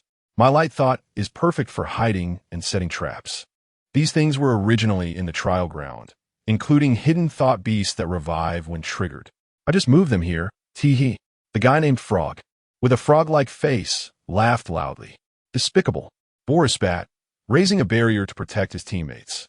They had to fend off the approaching thought beasts while also dealing with Carwin's men, effectively caught between a rock and a hard place. There's a poem that says, well, despicable is the passport of the despicable. Carwin adjusted his dirted coat and summoned a row of crystalline arrows. Noble is the epitaph of the noble. I suggest you surrender immediately. I don't want to cause any fatalities. The Meteor Knights formed a defensive formation back-to-back, managing to repel 2 approaching thought beasts. These creatures posed no threat under normal circumstances, but in the current situation, being ambushed was deadly. Just then, a golden radiance suddenly lit up the distant high ground. A golden lion stood proud, with a golden-haired youth mounted on its armored back, fist raised high above his head. Roar! The armored lion let out a thunderous roar. The accompanying gale swept down the valley, the sound piercing through eardrums, as if it would shatter bones. All the low-level thought beasts within the trap froze in place, like frogs caught in the gaze of a venomous snake, unable to move. Carwin's group was not faring well either. A few people even weakened at the knees and fell to the ground. Even Carwin, the strongest among them, had to extend his hand to shield himself from the wind pressure, frowning deeply as the crystalline arrows he had just gathered dissipated. This light thought is outrageous. Frog-faced Frog hid at the back of the crowd, trembling with fear. He had only seen such overwhelming combat power in televised competitions and live broadcasts of raids. Arthur, we've been ambushed. Be careful. Upon Arthur's arrival, the Meteor Knights were greatly encouraged. Taking advantage of the fact that the simulation thought beasts were suppressed by Arthur's light thought, they swiftly launched attacks, killing 3 and creating an opening in the encirclement. What's so great about that? Carwin was determined to restore his reputation after being pressed down by Arthur, and he unleashed his most powerful abilities, gathering light thought with all his might. A layer of crystalline frost spread out beneath Carwin's feet, quickly covering the grass and rocks around him. His subordinates gasped as a 3-meter-tall, crystalline giant wolf was conjured behind him, releasing a vast light thought that brought with it a chill, dropping the temperature around him by several degrees. Carwin's light thought reserves were not as abundant as Arthur's, so this move was purely for show. But it successfully restored his face. The wolf and lion bared their sharp fangs and claws, both sides on edge, ready to engage in a fierce battle. Goo! Goo goo goo goo. Just as the tension reached its peak, a piercing call suddenly echoed around, resembling an owl or a crow. Strange sounds continued one after another. And after one call ended, another would follow, like a group of strange birds holding a concert in the forest. It was a special bird whistle. Someone was summoning companions and exchanging information. The Shrike has arrived, Mordred murmured, looking toward the distant treetops, where a pair of blood-red eyes were fixated on this side. One pair, another pair. With each call, more eyes lit up in the darkness, and along with the strange bird whistle, the atmosphere grew increasingly eerie. That was the Dark Star Squad, led by Sass. Why is he here? Carwin felt a bit panicked. He must have noticed our commotion, or he has been watching us all along. Goo goo goo gurgle. The sharpest bird whistle sounded, and a figure clad in a black bodysuit appeared at the forefront of the forest, nearly blending into the night. Wearing a mask resembling a Shura demon, he crouched like a cat on a treetop, appearing almost like a phantom, with no weight at all. The treetop didn't even bend down. Sass, I advise you not to meddle, Carwin shouted, braving his fear. The giant wolf behind him unleashed a storm of spikes, shooting towards the lurking members of the Dark Star. Who? Sass's figure didn't even move. The spikes came crashing towards him, but were instantly disintegrated, each piece cut to a uniform length, as if surrounded by countless invisible blades. He is not here to help me, and he has no reason to help me. Arthur rode the lion into the herd of thought beasts, and the armored lion turned around and swiped its claws, smashing the remaining thought beasts. None of them are helping. They're just waiting for us to fight until both sides are injured. Boris said, who was afraid of them? A bunch of rats hiding in the corners. Calvin was still being stubborn. Most of his light thoughts had already been consumed, and Arthur's situation wasn't much better. If this stalemate continued, they might be taken down by these ambushers. Are you still going to fight? Arthur glared coldly at Calvin. Why don't you surrender to me now? We can deal with this rat together. You must have a lot of points. I'll give them all to you if you're willing to bow down. Daydreaming. You've captured so many of our brothers, and you still want me to bow down? I didn't do that. Don't slander me. Although I did come to attack because I saw you had fewer people. If it's not you, then who else could it be? Well, those wandering souls and wild ghosts. Maybe they got separated and were all killed. That's impossible. Arthur replied firmly. The names of those team members were still on the leaderboard, and their scores were still rising, proving they still had coins and were alive. I could take you down, and then deal with Sod later.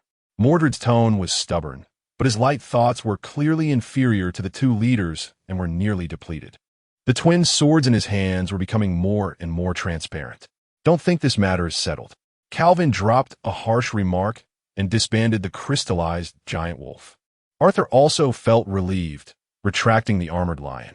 Although the people on both sides were unwilling, they had no choice but to back down under the dual pressure of the leaders and Dark Star, and they all withdrew their light thoughts. Cuckoo. Sada's body hung upside down on a tree branch like a bat, slowly disappearing into the forest. The others from Dark Star also vanished into the woods. He wore a mask, making it impossible to see his expression, but the two whistles revealed a sense of disappointment. Losing two good prey was the greatest regret for a good hunter. Calvin called for a retreat, leading his team back to the territory of the gold coin area, while Arthur also took his night group back to Uzel Hill, staying alert for any signs of Dark Star following them. Arthur, wasn't the scout team captured by Calvin? Boris asked worriedly, whether they were or not. We won't know until we attack. Are you going to the gold coin area? We don't have enough people right now. We need a helper. Arthur gritted his teeth, anger rising on his handsome face. Chapter 54 Alliance. Things are progressing faster than I imagined. Gern stretched lazily on the comfortable hammock. Yes, I didn't expect that after collecting all the coins from every nook and cranny, the score would still be quite impressive. It all relied on Gern's solid plan from the start.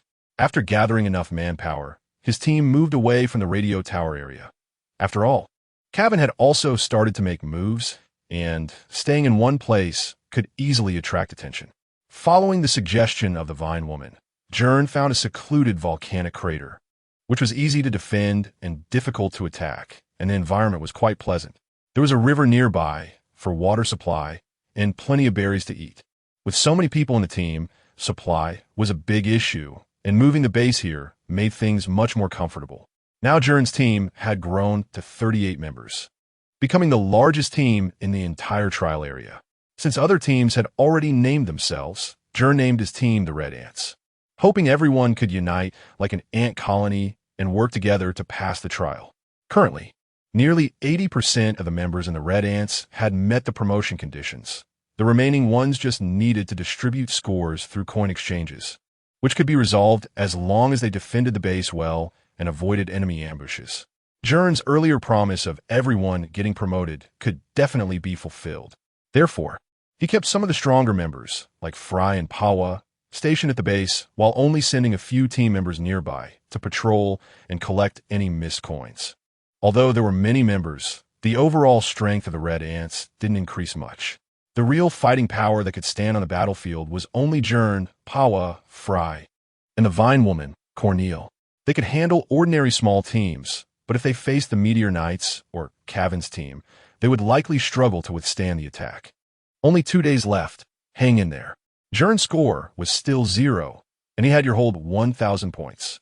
After the last member received their score, he would distribute 500 points to himself. After all, only in this way could he gain everyone's trust. He couldn't let his guard down and needed to strengthen the defenses. Corneille yanked the hammock, pulling the drowsy Gern down. Even if they didn't have to guard against point thieves, they still had to be wary of those lunatics from the Dark Star. Others might just want points, but they were targeting our heads. I haven't had a good night's sleep in days. Gern climbed up helplessly. Just then a team member rushed over to report. Captain Gern, what's wrong? Did a monster break in? No, it's much worse than that. It's Arthur. Arthur and his team are approaching the volcanic crater. The team member looked panicked. Even though he wasn't from Rhodes Island, he had heard of Arthur's name, the genius rising star from the fallen star land, brother of Blacklight Lancelot. What is he doing here? Gern wondered. The Meteor Knights rarely engaged in battles. They mostly stuck to their territory, focusing on gathering intelligence, similar to Gern's situation. Just wanted to wait until the trial time ended. I don't know, but the visitor means no good. Prepare yourselves. Corneille sharpened her spear on a rock. Gern didn't understand why she liked spears so much. Logically, her abilities should align better with darts. Arthur approached from the front of the volcanic crater, with the members of the Meteor Knights following closely behind. The people from Fallen Star Land were full of martial virtue. Even in this era of light and mental cultivation, they insisted on practicing swordsmanship and martial arts, all arriving with their swords, looking imposing. Halt! Fry stood on a makeshift wooden lookout, his hands gathering blue light energy. This is the base of the Red Ants. What brings you here? Pawa also stood at the main entrance, embodying the stance of a single man holding back thousands, while other team members prepared for battle on higher ground. Although they feared Arthur's strength, since the other party was already at their doorstep, the members of the Red Ants united without anyone retreating voluntarily. We mean no harm. Arthur finally spoke. I want to talk to Gern. He unfastened the gilded lion sword from his waist and threw it to the ground. The sound of clattering echoed as a dozen members from the Meteor Knights simultaneously dropped their weapons. Although everyone fought using light energy, swords were merely a decoration. But the knights disarming themselves showed their sincerity. I'm here. Meteor Knights, I wonder what brings you here. Gern emerged from the base, his tone very calm and casual, easing the atmosphere between the two sides. I hope to collaborate with you. Arthur cut straight to the point without any pleasantries. Collaborate? Both our teams aren't short on points right now, are we? Gern looked up at the ranking board in the sky. My people have been captured by Cavan. I need to attack the coin area to rescue my comrades, and I need your strength. Cavan shouldn't be your match, right? Sass is also watching me. If Cavan and I fight to a standstill, he will seize the opportunity. I must gain an overwhelming advantage. Arthur stated plainly, I will give you all the coins I have, and I still have plenty of points. I can help you secure first place. What do you say? Gern shrugged, not very interested. I can't put the entire team at risk for my own sake. They wouldn't agree to it either. Arthur pondered for a moment and then said, I can share the candidate data I have with you. There will be personal battles later, and you should understand the value of intelligence. We have collected most of the candidates' abilities and battle data, except for those from Dark Star. Mordred presented a thick booklet that is somewhat useful, but Cavan's side isn't weak. If we get eliminated here, this data becomes useless, and people might even die, which doesn't benefit me. I heard what you said at the radio tower. I thought you were a righteous person with knightly spirit. Arthur looked somewhat disappointed. I only said it doesn't benefit me. I didn't say I wouldn't do it just because it doesn't benefit me. Gern smiled, suddenly changing the topic. I will help you. I don't like that guy Cavan either. What? But don't get the wrong idea. When I say I will help you, I don't have the authority to represent all of the Red Ants. It's just my personal willingness to join you. Gern turned to the members on the high ground, raising his hand and calling out. Anyone willing to come with me can join.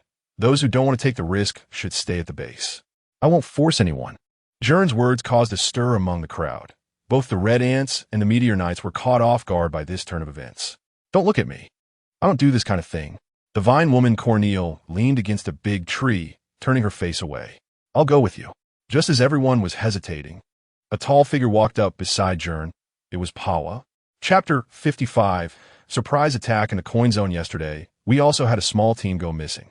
Initially, we thought they had just gotten lost, but now it seems they might have been captured by Carwin, Pawa said calmly. Why would he do this? Time is running out. Our team's ability to suppress him will gradually weaken. By the last day, even if we concentrate all the coins into one person, we won't be able to catch up with his score. At that point, he will be completely unrestricted And, of course, the first thing he will do is seek revenge. Gern analyzed logically. He hates our team the most, so the first target for his retaliation would definitely be us. Therefore, instead of waiting until that moment, we might as well take the initiative now. Fry also jumped down from the watchtower, his figure turning into a blue light as he instantly reached Gern's side. I'm going to. Count me in. After that, 8 more people volunteered to join the operation. The remaining members stayed behind to guard the base, with Joel managing daily affairs, Connor in charge of combat command. Once the situation at the base was arranged, Gern immediately set off with Arthur, with a total of 22 people heading aggressively towards the coin zone. Along the way, Arthur and Gern didn't say much, but Boris introduced a lot about their team situation to Gern. From the current situation, Carwin's suspicion is indeed very high. First trapping the scout team, then ambushing reinforcements, and finally taking the opportunity to attack the meteor knights. It all makes perfect sense. The volcano is located in the northern copper coin zone, and by moving south through a narrow strip of coin zone, they could reach Carwin's territory, since they were moving from a high place to a lower one. Their marching speed increased significantly, and they reached the edge of the coin zone by evening. It must be said that Carwin's choice to station in the coin zone was very clever. There are many biomimetic thought beasts wandering at the border of the coin zone, originally meant to create difficulties for the candidates entering the coin zone, but now these monsters have become guards for Carwin's team. Although most of these monsters are wild dog level, with only a few being fierce wolf level, their combat power is not strong, but there are too many of them. Once a fight breaks out, Carwin's people are not deaf and will definitely hear the commotion. Have you been to the coin zone before? Boris asked Gern. I went in once, and I didn't attract the attention of the monsters. At that time, I used a glider to enter. It's feasible for 1 or 2 people, but for such a large-scale team, that method won't work. Gern shook his head. Then it seems we can only launch a frontal attack, Arthur said. If we can avoid combat, we should try to avoid it. Gern bit his finger and desperately thought of feasible plans. Unless we split into 2 teams. One small team lures the thought beasts away while the main force quickly enters through the opening, and after the small team retreats, they find an opportunity to regroup. The smaller the bait team, the larger the gap they can exploit.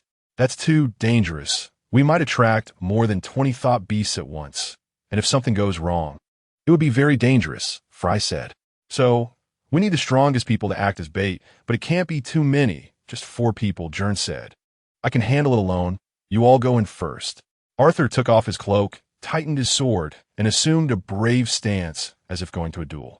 The members of the Meteor Knights urged him not to take risks.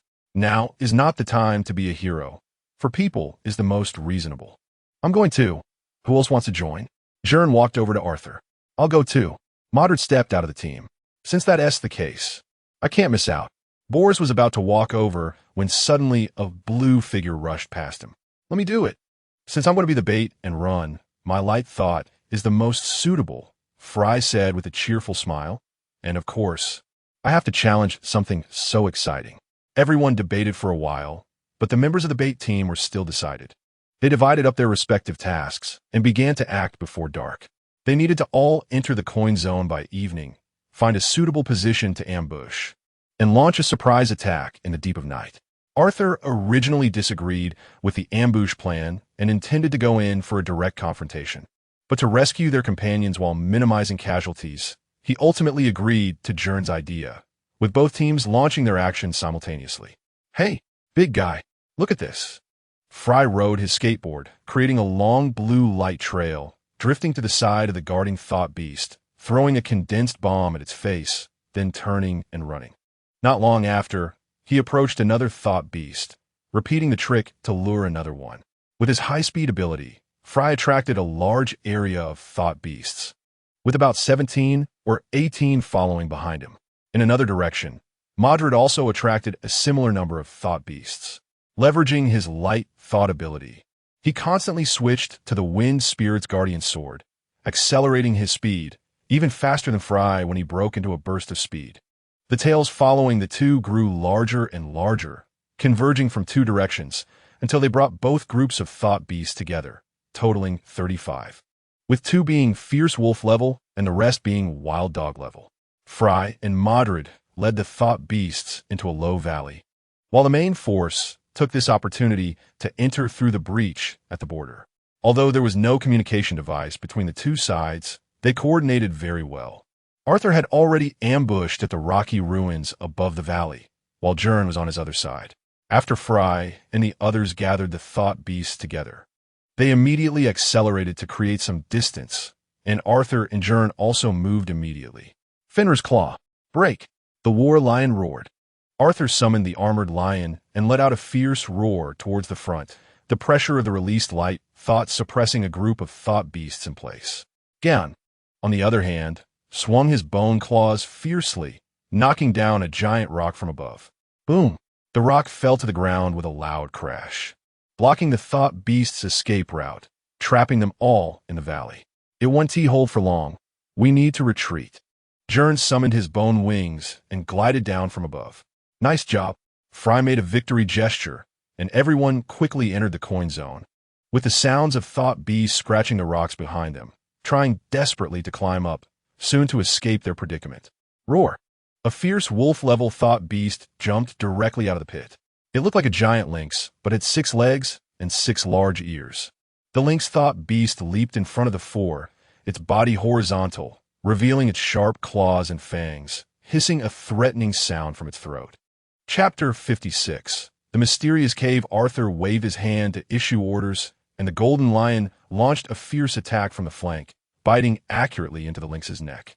The simulated thought beast let out a piercing wail, and Gern seized the opportunity to strike, summoning a black-bone sword, accelerating beneath his feet, and thrusting the sword straight into the thought beast's chest, leaving a white arc in the air. Mordred acted almost simultaneously with Gern. His dual swords were only slightly slower, and he also struck the thought beast in a critical area. The lynx thought beast was brought down by the combined efforts of the 3. Without waiting for the other thought beasts to escape the pit, they immediately withdrew from the battlefield to a safe area. Wait, where's Fry? After running a considerable distance, Gern suddenly realized one person was missing. The boy in the blue tight-fitting suit was no longer in the group. Did he fall behind? Mordred furrowed his brow. That shouldn't be. That guy may not be good at much, but he's top-notch at running away. He should have kept close to us. You all go ahead. Hey, don't be impulsive. Gern turned back to the previous position. The corpse of the lynx thought beast was still there, but he completely couldn't see Fry a shadow, as if he had vanished into thin air. How could this happen? Gern anxiously searched, looking around and only finding a large hole about half a meter in diameter on the ground. What is this? Upon closer inspection, the hole seemed bottomless, and it was pitch black inside, with no indication of where it led. Gern remembered that there hadn't been this large hole when they were battling the lynx thought beast just now. Could have been created by Carwin's people? Despite the confusion in his mind, the thought beasts nearby didn't wait for anyone. Gern could already see several thought beasts attempting to climb out of the pit, so he had no choice but to withdraw temporarily. Gern activated Shadow, thought Wind Walk with all his might, and quickly caught up with Arthur and the others. The main force had already regrouped with them, but Fry was still not among them. Carwin should not have discovered us. The scouting team reported that their personnel had not been mobilized, and everyone was still in the base. Pava reported, "Perfect, gear up and prepare for the attack." Ganzignat, and everyone immediately began to get ready. Carwin's team had not yet realized the enemy's arrival. Most of the members were gathered around the central camp, roasting and drinking by the bonfire. The gold coin area not only produced the most scoring gold coins, but also had a large number of resource supply boxes, containing many luxurious consumables. In contrast, the copper coin area's supply boxes could only yield bread and bottled water, while the gold coin area could produce beer and fine beef. On one hand, Carwin's team, having not yet scored points, inevitably felt nervous and anxious, relieving their emotions by indulging in food and drink. On the other hand, Carwin hoped this would stabilize the morale of his team, so he didn't restrict their enjoyment, even assigning only 2 patrolling sentinels. After all, no one wanted to do such a tough job. The night was deep, and the cool night breeze blew through the valley, echoing a mournful sound in the air. Tonight was a moonless night, and the tower's radiant light did not flash. It was a perfect night for a surprise attack. Arthur arranged his personnel at the front, forming a cone-shaped formation with 7 members, The members of the Meteor Knight team held their long swords, well-trained and in tidy formation. With Mordred and Boris at the very front, one attacking, one defending, leading the charge. Gern's personnel spread out around to provide support. Arthur and Gern were positioned in the center of the team. Their task was to target Carwin. As soon as he showed himself, Arthur and Gern together could quickly take him down, capture the leader first. With Arthur's command, the attack officially commenced. The members of the Meteor Knight team charged forward, and Carwin's sentinels quickly sounded the alarm, but the enemies had already penetrated deep into their camp like a sharp sword. Two beams of high-speed white light surged at the forefront of the team. Those were the two long swords in Mordred's hands. He led the charge into the enemy formation, swinging his swords and knocking down two of Carwin's members. The members of the Meteor Knight team had already reached the center of the base, and the enemies by the bonfire just reacted, hastily gathering to fight back. Carwin, you previously sent me a great gift. Now I have come to return the favor. Arthur charged forward on his armored lion, his cloak billowing behind him, and the lion's claws shattered the ground as he roared thunderously at the enemy formation. Lion's heart, roar. The armored lion let out a roar towards the sky, and the massive sound waves stirred the grass beneath, overwhelming all of Carwin's team members, who were forced to raise their hands and bend down, pinned in place by the strong wind pressure. A gigantic crystalline spike, like a crossbow bolt, flew rapidly towards the armored lion, interrupting Arthur. The latter steadied himself as the lion stepped back 2 paces. The attacker was naturally Carwin, who stepped out from his tent, glaring at Arthur with disdain. I let you off last time, but you came right to my door. Carwin snorted coldly, condensing dozens of crystalline blades behind him. Where the people you capture hiding? Are you going to tell me now? Or should we tie you up and interrogate you slowly? Gern jumped onto Arthur's giant lion's head, standing beside him. You're also here? Then it's just right. Let us settle both new and old scores together. The blades behind Carwin fanned out like a fan, and with a wave of his hand, they were launched forward, spinning and flying into the Meteor Knight team. Boris stood directly in front, creating a massive barrier to block the attack. Carwin's strike seemed light and without lethal force, clearly blocked.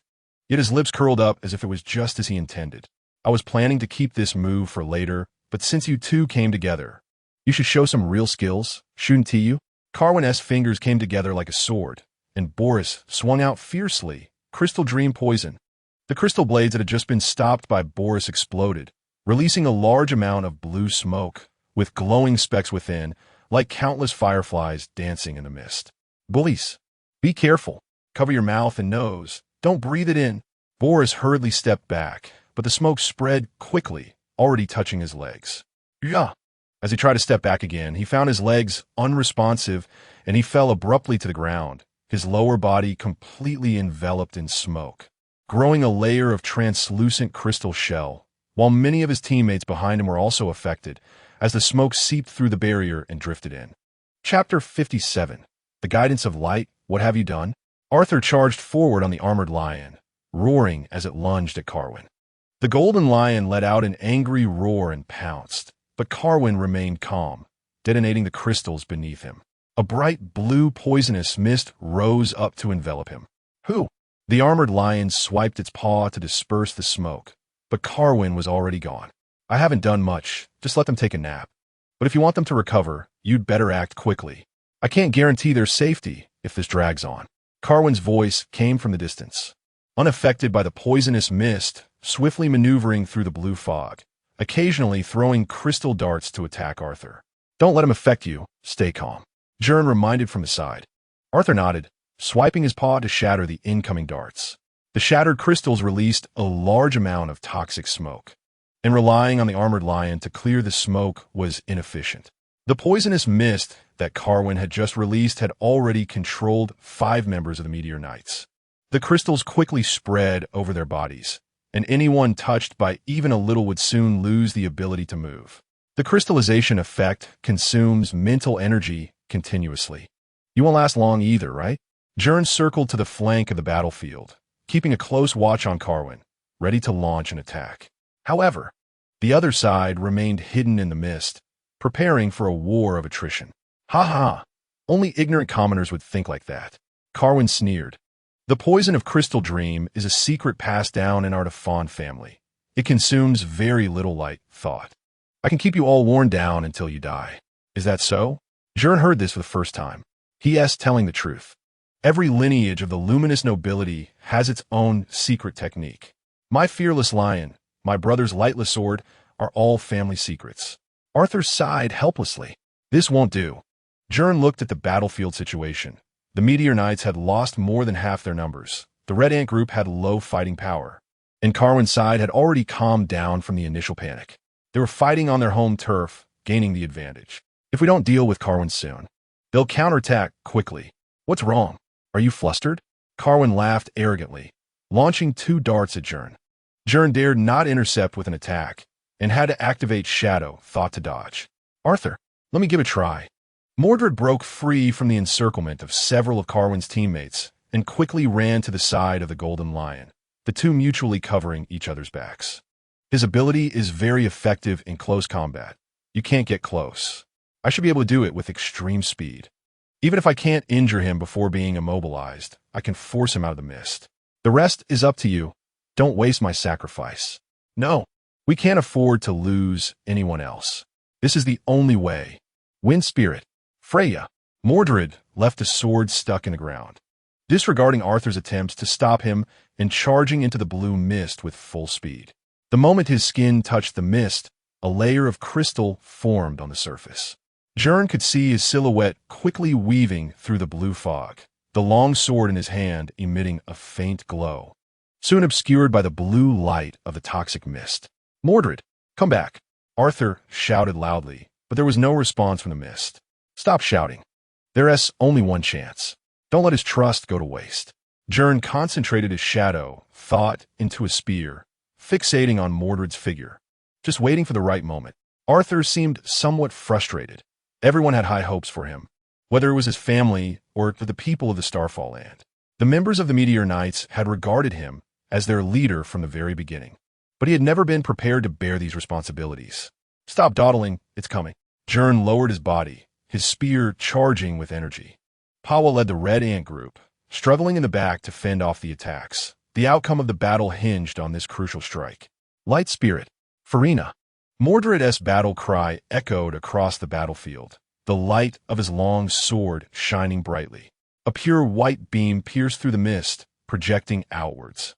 The black-haired youth moved like the wind, the white light on his sword stretching into a lightning-shaped zigzag. Annoying. Carwin extended his hand, sending forth a barrage of crystal arrows. Mordred swung his sword to deflect them, but the shattered crystals released even denser smoke. With his vision obscured, he could not perfectly block. One of the arrows slipped through the gap in his sword and struck his shoulder, the crystals quickly spreading from the wound and covering his entire right arm in seconds. Don't think you can escape. Mordred gritted his teeth, switching the sword to his left hand. A ring of explosive air burst open behind him, and his body instantly accelerated, closing in on Carwin. Well done. But that's all you can do. Carwin raised a finger and shook it. The black-haired youth's long sword was already nearing his shoulder. In the moment it was about to slash down, a layer of crystal armor suddenly formed around Carwin. Mordred had reached his limit in this charge. His legs and right hand could no longer move, and his feeble strike could not pierce the armor, only shallowly cutting into it. Outside the blue mist, Arthur sat atop the Golden Lion at a loss. He only wanted to save his companions, but unexpectedly put more people in danger. This was no longer a child-esque game. This was the qualification trial of Viscera Academy, a life-and-death competition. Was he really mature enough? Could he really lead everyone forward? Arthur! Arthur! Amidst the noisy clamor of the battlefield, he vaguely saw a small figure. In the dark basement, a short black-haired boy was climbing down from the skylight, agilely landing on the ground and smiling as he walked up to him. Arthur, you've knelt all day. You must be hungry, right? I brought you something to eat. I'm fine. You should go quickly. If someone finds you, you'll have to kneel with me. I'll kneel with you right now. Let us eat together. The young Mordred forcefully shoved half a piece of cheese bread into his hand, then knelt down in the empty space beside him. The carving on the wall in front depicted Arthur Lord, the ancestor of the Lord family. His father had named him after this Arthur, and whenever Arthur made a mistake, he would come here to repent to this Arthur. Family honor forbade them from using light thought on ordinary people. But that day, Arthur made an exception to stop a thug from assaulting a woman. And Mordred stayed in the basement with him, kneeling all night. The two children talked a lot that night, but Arthur hardly remembered it now. He only had one line that still stood out in his mind. Actually, this name should have been given to my brother. He is stronger, smarter, more like Arthur. But he isn't. You are. Why? I'm clearly not as good as him. Why did you hit that guy today? Because I'm a big fool. Be serious. Because, how would I know why? By the time I realized it, I had already acted. That's why you are Arthur. Last time I almost fell from the tower, you rushed over to save me without thinking. You almost fell to your death too. You make people feel very reliable, very at ease. You have a kind of headless yet unwavering sense of justice. You were born to shine. Light. Arthur seemed to see the light he emitted in Mordred's eyes. Later he would realize it was the radiance from the tower outside the skylight. Right? That's why we all like you. Trust you believe. In things that Lord William can't do, in things that Lancelot can't do, you can do it. You're someone who can embody the spirit of the Light Knight. You will be the light of this era. What a joke. I clearly can't do anything right. That's because we are still young. Your light is still small, but one day, your light will overshadow your brother. To say something offensive. You will surpass this Arthur. You can illuminate all of us like a tower. No, even more brilliantly than a tower. Light, of course. You shouldn't feel so much pressure. We will work hard together. You guide me, and I will guide you, just like our father. We can go to battle together and fight the beasts of thought. Wow, look, it's so beautiful. Arthur looked up. The light from a tower shone through the skylight onto his face, and at that moment, it was the light from Mordred's sword illuminating his face. Arthur! The shout of the dark-haired youth brought him back to reality. Mordred's sword did not pierce Cavan's armor, but the blade erupted with dazzling white light. The sword he had left by Arthur's feet was also glowing. A path of light appeared connecting the two swords, the light shining into the thick fog, like a path guided by starlight. Bastard, what are you doing? Cavan reached for the sword hilt, but couldn't pry the dark-haired youth's hand away. Step on my shoulder. Mordred was already out of breath, but still shouted with all his might, become the light of salvation. Arthur looked at the path beneath his feet and clenched his fists, anger rising on his brow. He gritted his teeth, his golden hair disheveled, almost like the lion beneath him. He remembered the young figure and the words he had said, and also recalled the portrait he had seen that day in the meditation room. In the hands of his ancestor Arthur, a giant sword was firmly grasped. Now's the time. Guinevere seized the opportunity and threw the black spear towards the end of the path of light. Arthur jumped off the lion and charged forward on the path of light. The armored lion followed behind him, its body growing smaller, but the golden light on it grew brighter, until it jumped into his hand and transformed into a giant sword with a lion pattern. Lionheart sword. Arthur gathered the light and thrust the sword upward. The rushing golden light tore through the poisonous fog, like an unstoppable lion charging towards the enemy. The sound of the sword slicing through the air was like a deafening lion's roar. Oh no! Cavan was caught tightly in the middle of the attacks from both sides. With no way to escape, the blinding golden light grew closer, finally illuminating his entire being. The entire battlefield was also illuminated. Everyone stopped fighting, and in the center of the gold coin area, it was as if a sun had risen. Chapter 58. Shadow of the White Wolf. Cavan lay helplessly in the large pit on the ground, having been knocked unconscious by a powerful impact.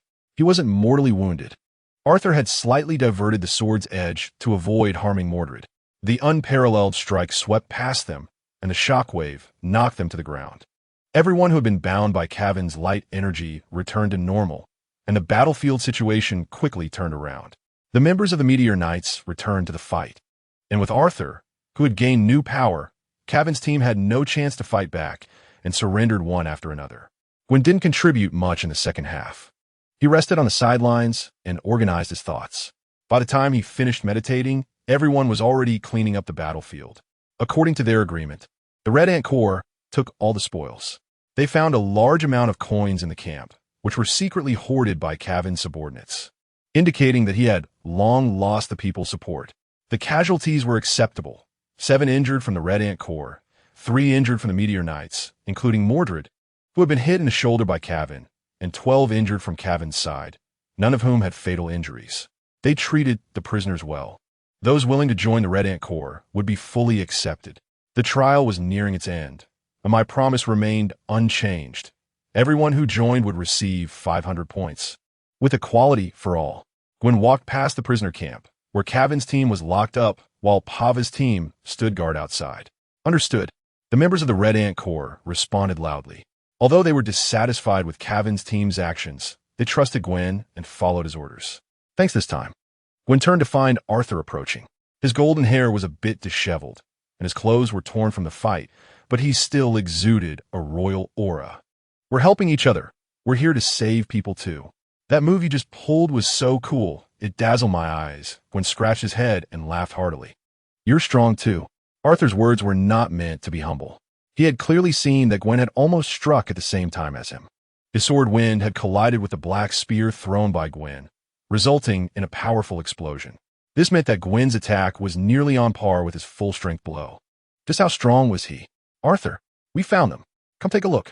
Suddenly, a member of the Meteor Knights ran over, having located the place where Cavan was holding the prisoners. Arthur and Gwyn immediately followed him. Cavan's men had dug a large pit in the ground, covered it with an iron net, and added a layer of grass for concealment, making it very hidden. They had searched for a long time before discovering it. The people inside seemed to have been paralyzed by Cavan's dream crystal poison. They appeared to have just awakened and were about to break through the iron net when Arthur arrived. Finally rescued, everyone felt a huge sense of relief, and Arthur sighed. However, when counting the numbers, he realized that only the reinforcements he had sent to rescue the scouting team were locked inside the pit. The earliest batch of missing persons was not there, and neither were the members of the Red Ant Corps. What is going on? Does Cavan have other dungeons? Arthur frowned. I can only ask him directly. After being defeated by Arthur, Cavan was kept alone in a tent, strictly guarded by Boris and his men. Given Cavan's strength, a moment of negligence could allow him to escape, and ordinary people couldn't stop him. When Gwyn and Arthur came to interrogate him, Cavan was still unconscious. Stop pretending to sleep. I know you're planning to escape. Gwyn kicked his chair lightly. Cavan jolted awake, and Gwyn sensed the emotional changes in people, though not as accurately as his sister. Cavan was currently agitated, filled with thoughts of escape and revenge, which was easy to detect. What do you want? Here to insult me? Cavan, already a defeated general, still refused to bow his head, glaring fiercely at everyone before him. Just wait. In the upcoming trials, I'll make you all pay back one by one. Do you still have a chance to continue? Gwyn crossed his arms and smirked. What else can you do to me? At most, take away half of my points. I have over 300,000 points now. I can pass no matter what. I don't believe you dare to kill me. Come on, take your best shot. Cavan stretched out his neck, a proud smile on his face. Half points? You don't understand the scoring mechanism, do you? Buff only said that taking coins from you will deduct half of the points generated from those coins, and that it's not limited to just once. You. What do you mean? In other words, I can repeatedly give you coins and take them back until your points are wiped out. How about it? Want to give it a try? You dare to do that. Just wait and see. Cavan remained defiant, but a hint of fear showed on his face. Quickly tell me where you're keeping the people. On the southern hillside. And? That Esset, just one place, only about 10 people. I don't remember them all. What about the people you captured earlier? What did you do to them? Arthur was somewhat angry and stepped forward, but Gwyn reached out to steady him. There is no need to lie now. I didn't specifically capture your people. When I attacked you last time, they just happened to run into me. I really hadn't seen that earlier batch of people you mentioned. If it weren't for you, who else could it be? Who cares? They might have been killed by the SARS people. You, don't be impulsive. Remember Fry? The one who came with us. Gwyn thought calmly. After we drew the thought beasts away, he disappeared. Arthur nodded.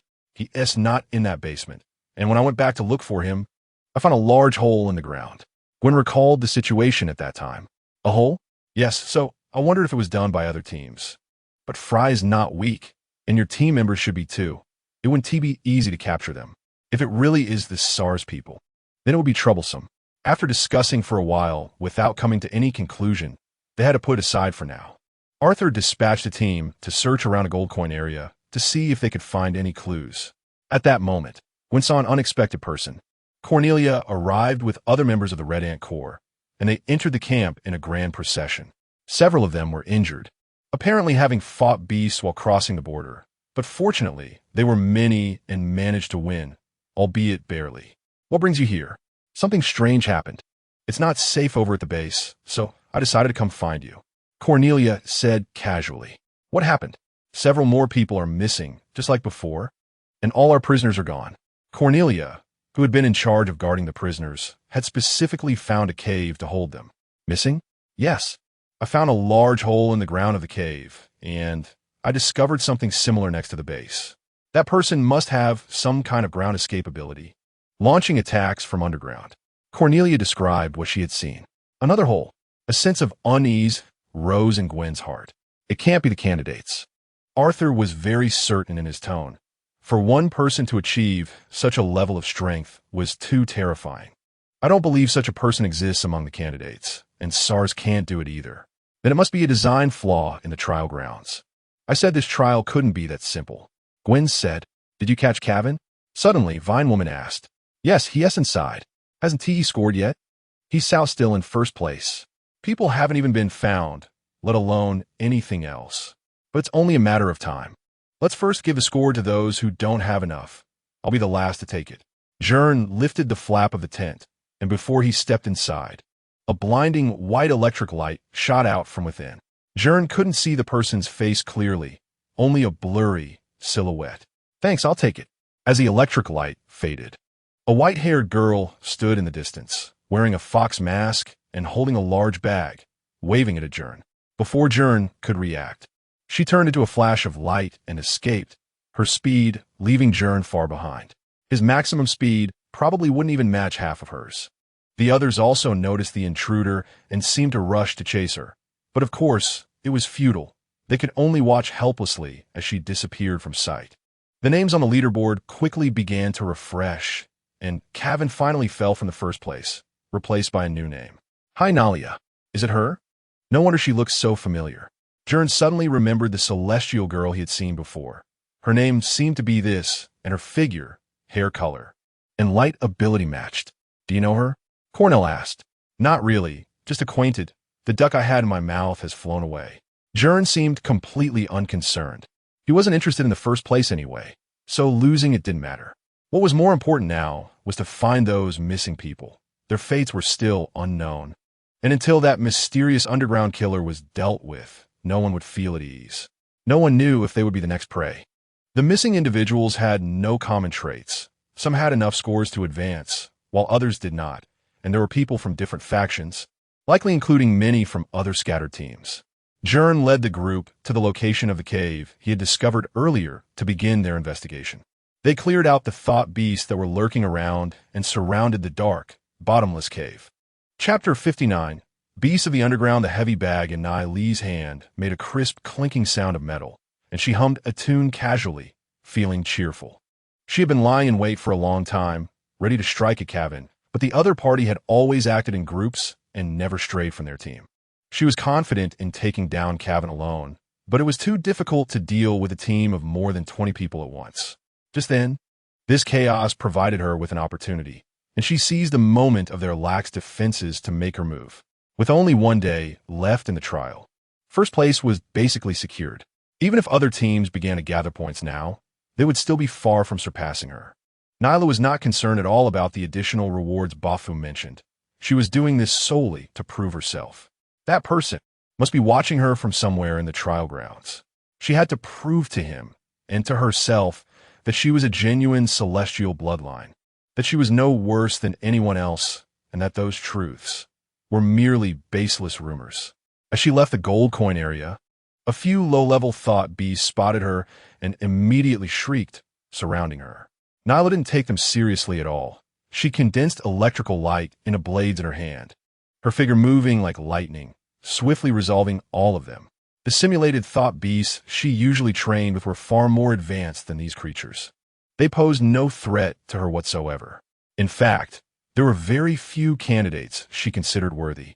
Having just watched Cavan and the other two team leaders fight from the shadows, She was completely confident she could defeat each one of them in a one-on-one battle. After leaving the gold coin area, she entered a valley where there seemed to be no other candidates around. It looked safe to stay here until the end. After tidying up a bit, Nailu discovered strange traces nearby, although there were no signs of biological activity. The ground was riddled with odd large pits, some on soft mud and others directly breaking through solid rock. These holes weren't very big, just enough for a person to enter, and they were pitch black with nothing visible inside. Are these traps? Nailu cautiously crouched down, pressing close to the ground. A faint arc of electricity spread from her hand, extending across the ground into the distance, slowly expanding into a circular ring, and Nailu's field of vision gradually widened. She didn't detect anything. Was she being overly cautious? Ne le faites pas. Just as she was about to stand up and leave, she suddenly sensed a vibration beneath her, roughly 3 meters underground. Luckily, she had just used light thought to scout. Otherwise, she probably wouldn't have noticed such a subtle tremor. Boom! A massive tentacle burst forth from the ground. Nailu had already been prepared and sidestepped to avoid its attack, her body flashing with electrical light as she leaped to the side. Indeed, something was amiss. Nailu didn't dare to be careless. She continuously converted light thought into electrical energy, enveloping herself in a battle armor of electric light. The tentacle was covered in dirt, appearing from a distance to be some kind of plant root. One side was smooth, while the other was lined with suction cups like an octopus, with a circle of sharp teeth in the center of each cup. No one would want to experience being grabbed by this thing. The large holes were undoubtedly made by it. Several unfortunate candidates had probably been targeted and dragged into those pits, with no clue where they might lead. Thunderbird. Nailu called out softly, throwing 2 bolts of electricity from her hands, which transformed into 2 agile flying birds upon release. The seemingly harmless little birds detonated violently upon landing on the tentacle, exploding into 2 massive spherical bolts of lightning. The tentacle writhed madly under the thunderous strike. The areas where the lightning made contact charred black, revealing the circuits and liquid metal underneath. It was a simulated thought beast, but this one was far too large. Before Nailu could continue her assault, another tremor came from beneath her feet as another tentacle burst forth from the ground, coiling upwards like a giant dragon emerging from the earth. Nailu dodged aside, while a third tentacle emerged from an already open hole, with 3 tentacles attacking her from 3 directions. Thunderbird, scatter. Nailu spun in the air, as if performing a graceful dance, sending countless electric light birds flying in all directions from her hands. The flock collided frantically with the oncoming tentacles, and one spherical explosion after another went off. She took advantage of the chaos to slip out of the encirclement. In the moment of escape, Nailu condensed an electric blade and struck at the tentacle. The electric blade smoothly cut through the tentacle, but the center was unusually hard, preventing her from severing it entirely. Just as she landed, Nailu suddenly sensed something was wrong. Looking down at her feet, she saw a tentacle the thickness of a finger had somehow wrapped around her leg. It turned out that when she cut the tentacle, a whole batch of smaller tentacles had split off from the severed end. Disgusting. Nailu swung her electric blade to cut the smaller tentacles, but the underground monster continued its relentless attacks. It seemed to be encountering such a troublesome enemy for the first time, growing somewhat enraged as a deep, muffled growl resonated from underground, causing the entire ground to tremble slightly. This is bad. Nailu made a careless move and was caught by a large tentacle. Her electric armor could absorb damage, but her body was still trapped and unable to escape.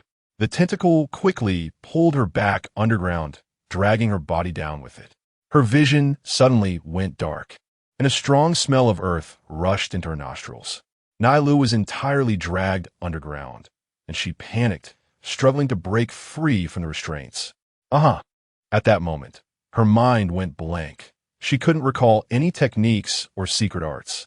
All she remembered was the most basic principle of converting light thought into electricity.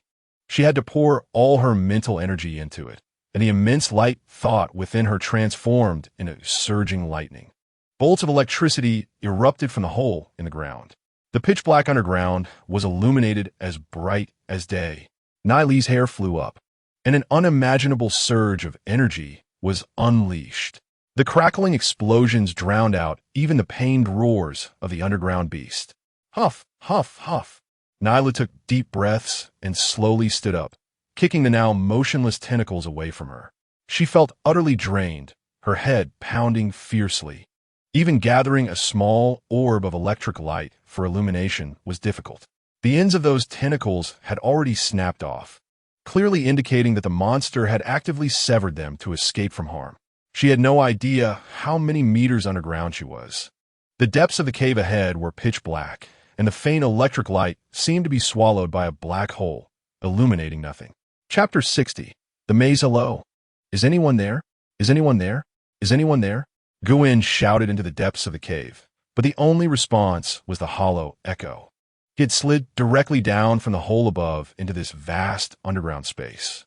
The strange tunnels were just big enough for one person to enter, but he didn't expect the hidden space below to be so spacious. The walls of the underground cave were rough and uneven, not resembling man-made structures, but rather like something large had forcibly drilled through. If it was just one creature, that thing must be huge. Ah! A scream came from above. Gwen turned his head to see Yor tumbling down head first, taking a mouthful of dirt and spitting it out several times, looking completely covered in grime. How did you get down here? Ugh, ugh, ugh. Gwen, are you okay? We've been calling for you up there for so long, and when you didn't respond, we thought something happened to you. I was just leaning over the hole to see, and I don't know who pushed me down. Yor had a look of bad luck on his face. Haha, that's pretty unfortunate. Do you have a light source? My abilities can't illuminate. Gwen asked. Let's go back up. There might be monsters down here. After finally getting down, we have to explore it clearly. We've already lost so many people. We can't just leave it like this. Gwen rolled up his sleeves, eager to try, and stepped confidently deeper into the cave. Yor couldn't believe his ears. So many people had mysteriously disappeared, and this guy wasn't scared at all. Are you really going down? Yor stood frozen in place. Of course. Do you have any fire or lamps? If we go further down, we might not see anything.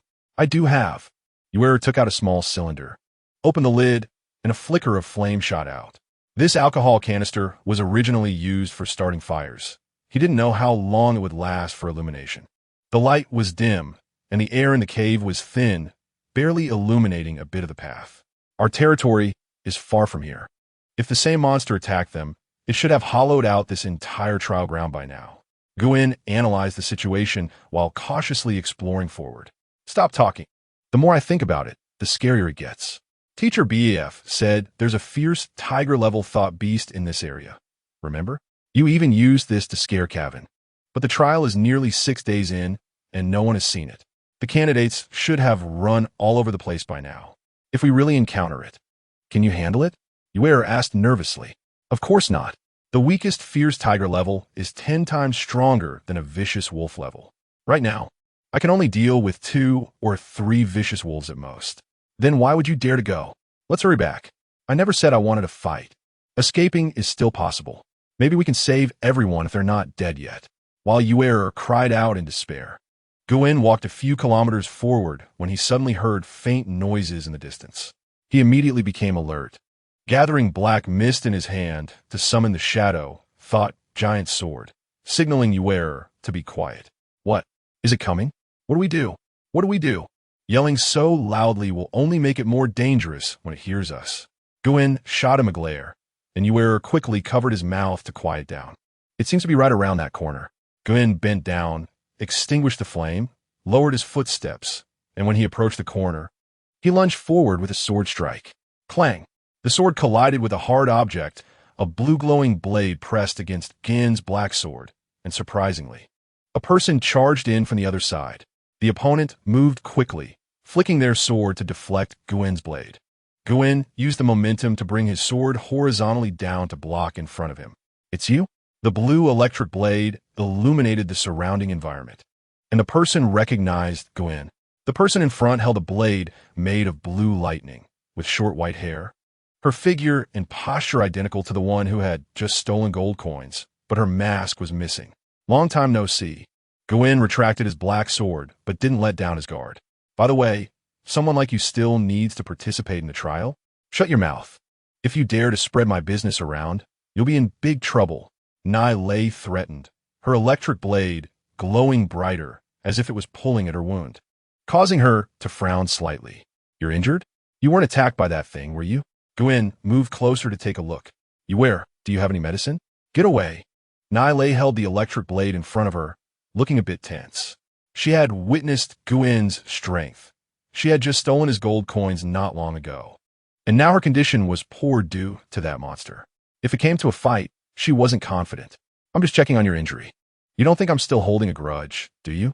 You can keep the gold coins. I wasn't interested anyway. If you encounter that monster, I hope you can give me some information. Some of our team members were taken by it, and Arthur's side too. I'm just here to save people. Yen explained it paciently. Why should I believe you? You don't need to believe me. You can only believe in me. Gwen sighed, and, to show his sincerity, dissipated the black sword. Nai Lei also relaxed, letting the electric blade fade away, but she still took a step back to maintain a safe distance. It's a squid-like monster. Probably that fierce tiger-level simulated thought beast. I drove it away, but I don't know its location. Nai Lei said coldly. You're quite impressive. No wonder you're A.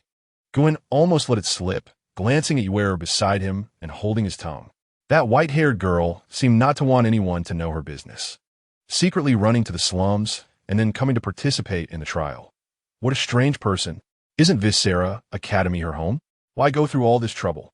We came from that direction and didn't run into it, so it should be in another direction. Let's chase after it. Gwen said to Yuera. Chase? Let's forget it. Look at this young lady. She's so strong.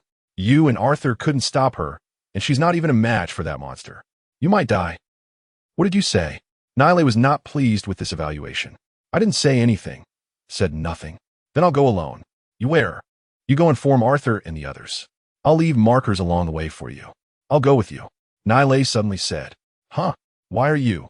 At the beginning, that creepy little mustache said that the fierce tiger level is an opponent that candidates cannot defeat no matter what. No candidate has ever challenged it. It seemed that Yuera's earlier words had triggered something in her, and Nai Lei suddenly thought of something. That is true. If I kill it, won't that prove I'm strong? Unprecedentedly so. Nai Lei smiled, a wild aura radiating from her. Of course.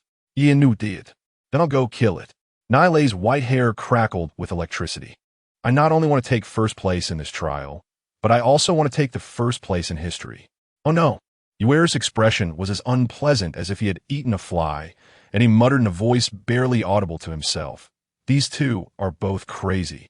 Chapter 61. The Song of the Beast Hunters. The three of them quickly advanced in the direction Gern speculated.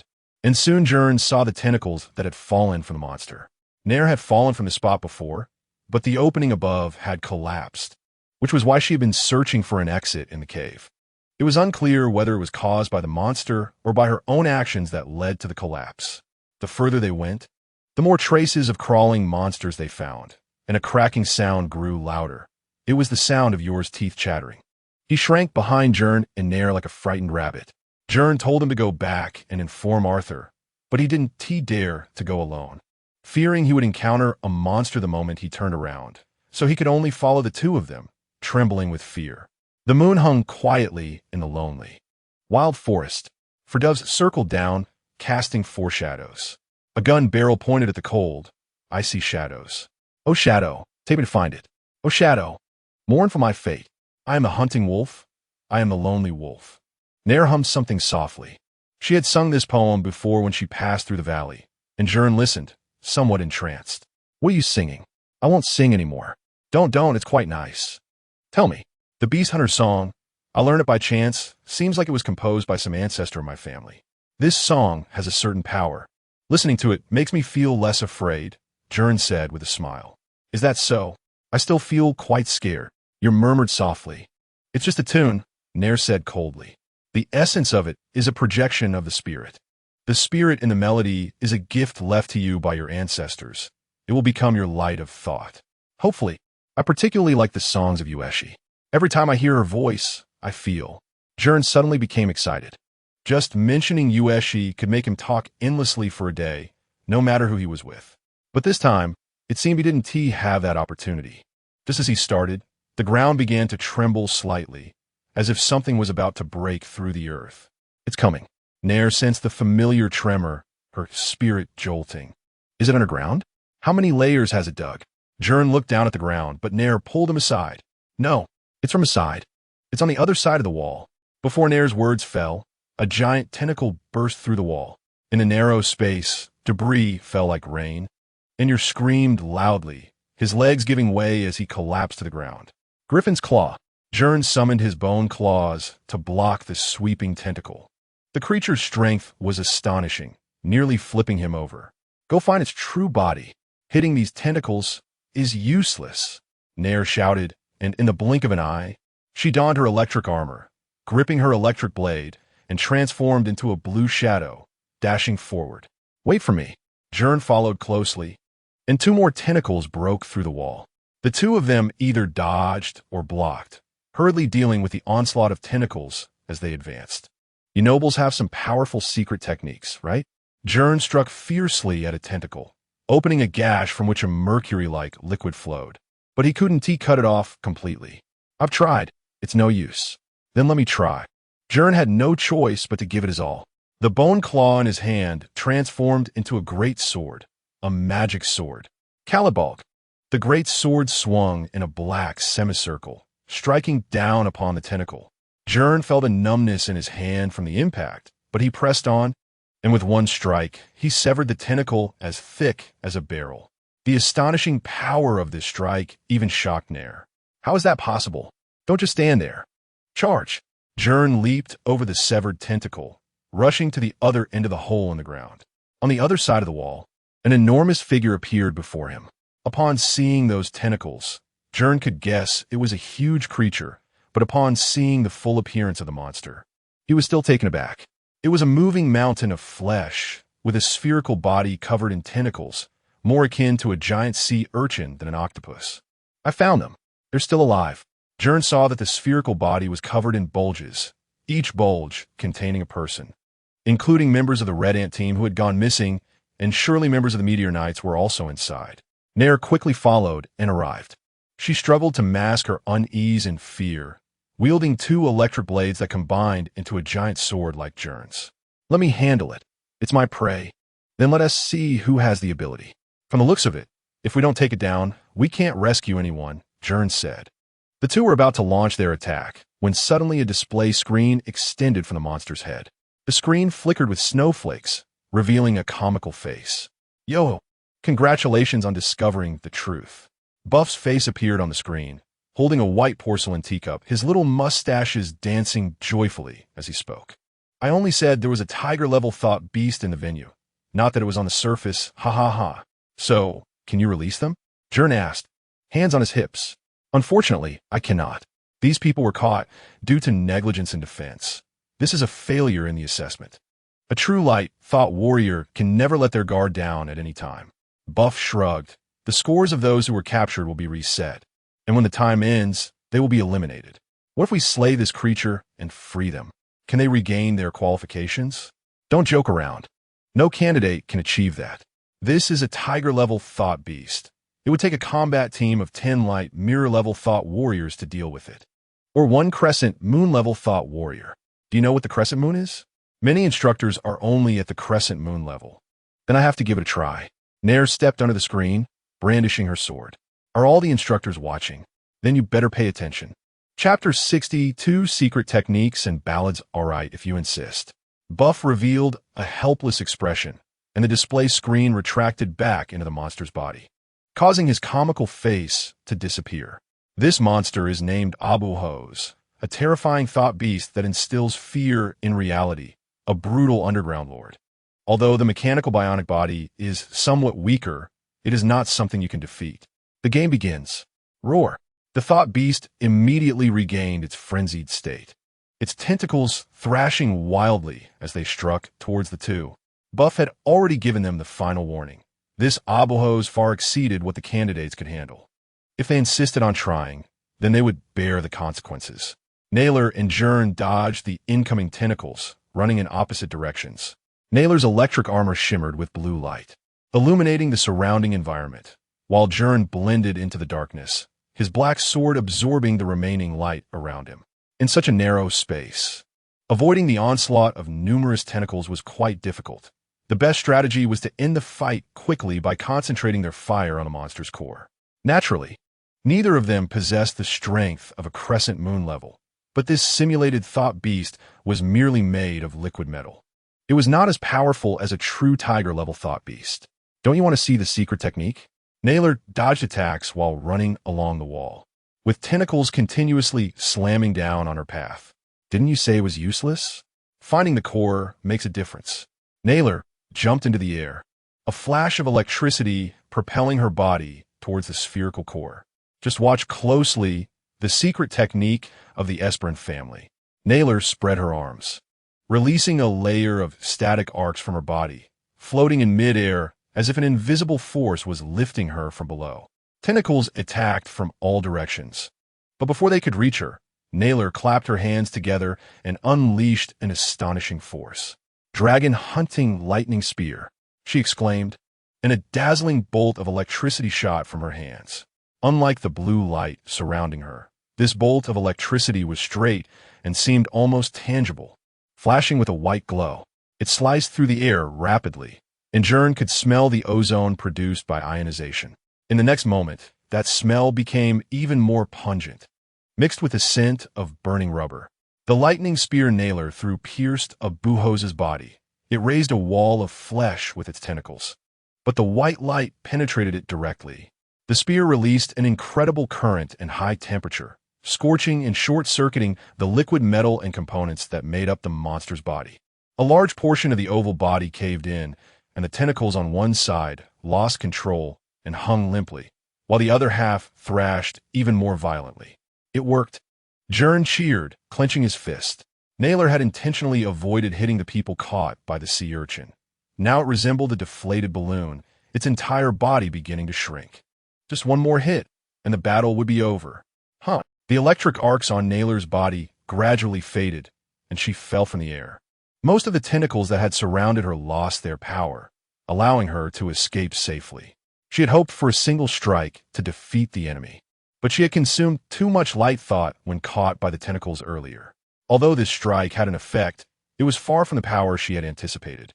This technique is one of the secret techniques of the Esperin family. The history of the celestial family is very ancient, long before that mysterious meteorite arrived on Earth. Long before the era of light thought had begun, they already possessed certain mysterious powers. It wasn't the tower that gave birth to the Celestials, but rather the bloodline of the Celestials was inherently different from that of mortals. The tower merely opened the mysterious door, amplifying the powers they had by hundreds of times. Legend has it that the Esperin family has been dragon hunters for centuries. Naylor didn't know if dragons truly existed in the world, but she had seen the skull of a giant ghoul, a monster hunted by the ancestors of the Esperin family. That thing must have been over 10 meters tall, resembling a walking skyscraper. Back then, during the Renaissance, people's understanding of light thought was almost zero, and they were unaware of the Vance effect and dark matter. Their ancestors fought such monsters relying on that unique sense of mystery in their bloodline. Without the amplifying effect of the crystalline tower, the Vance effect generated by human brain thought waves was extremely small and unstable. It took countless lives and years of experience to develop the most suitable combat methods, known as secret techniques. After the awakening of light thought, the power of these secret techniques greatly increased, which became the biggest gap between nobles and ordinary light thought warriors. Hey, don't space out. One more time. It's almost done for. Naylor was still lost in thought when Gern's shout pulled her back to reality. Her mental energy had been pushed to the limit, and just standing was already difficult. "I need some time. You hold it off for me." Naylor bit her lip, blood trickling from the corner of her mouth. The slight pain kept her alert. She struggled to gather her spirit, pushing through her exhaustion to continue fighting. She was not the type to say, "I can't do it," or "I won't make it." She had never given up in her life. People from the Esperin family were meant to be like this. "Then it's up to me. I can do it. I just need a moment." Gern jumped over a tentacle that had fallen in front of him. His only means of long-range attack now was the spear. But he did not have Naylor's ability to add lightning. The black spear could only inflict direct physical damage. It was fine against small thought beasts, But against such a giant, the effect was quite limited. Even if he pierced it completely, it wouldn't be fatal. This mechanical enemy lacked the scent of a true thought beast, leaving Gern unable to locate its core. In a moment of desperation, Gern remembered the time he fought alongside Arthur, when his lion transformed into a sword in his hand, unleashing a wide-reaching sword wind that defeated Carwin. Was it like this? Gern tried to mimic Arthur's movements, but the bone sword in his hand quickly morphed into something entirely different, soon scattering into a clump, resembling a handful of mud. All of Gern's combat techniques so far came from the memories of the Ratman Sigma.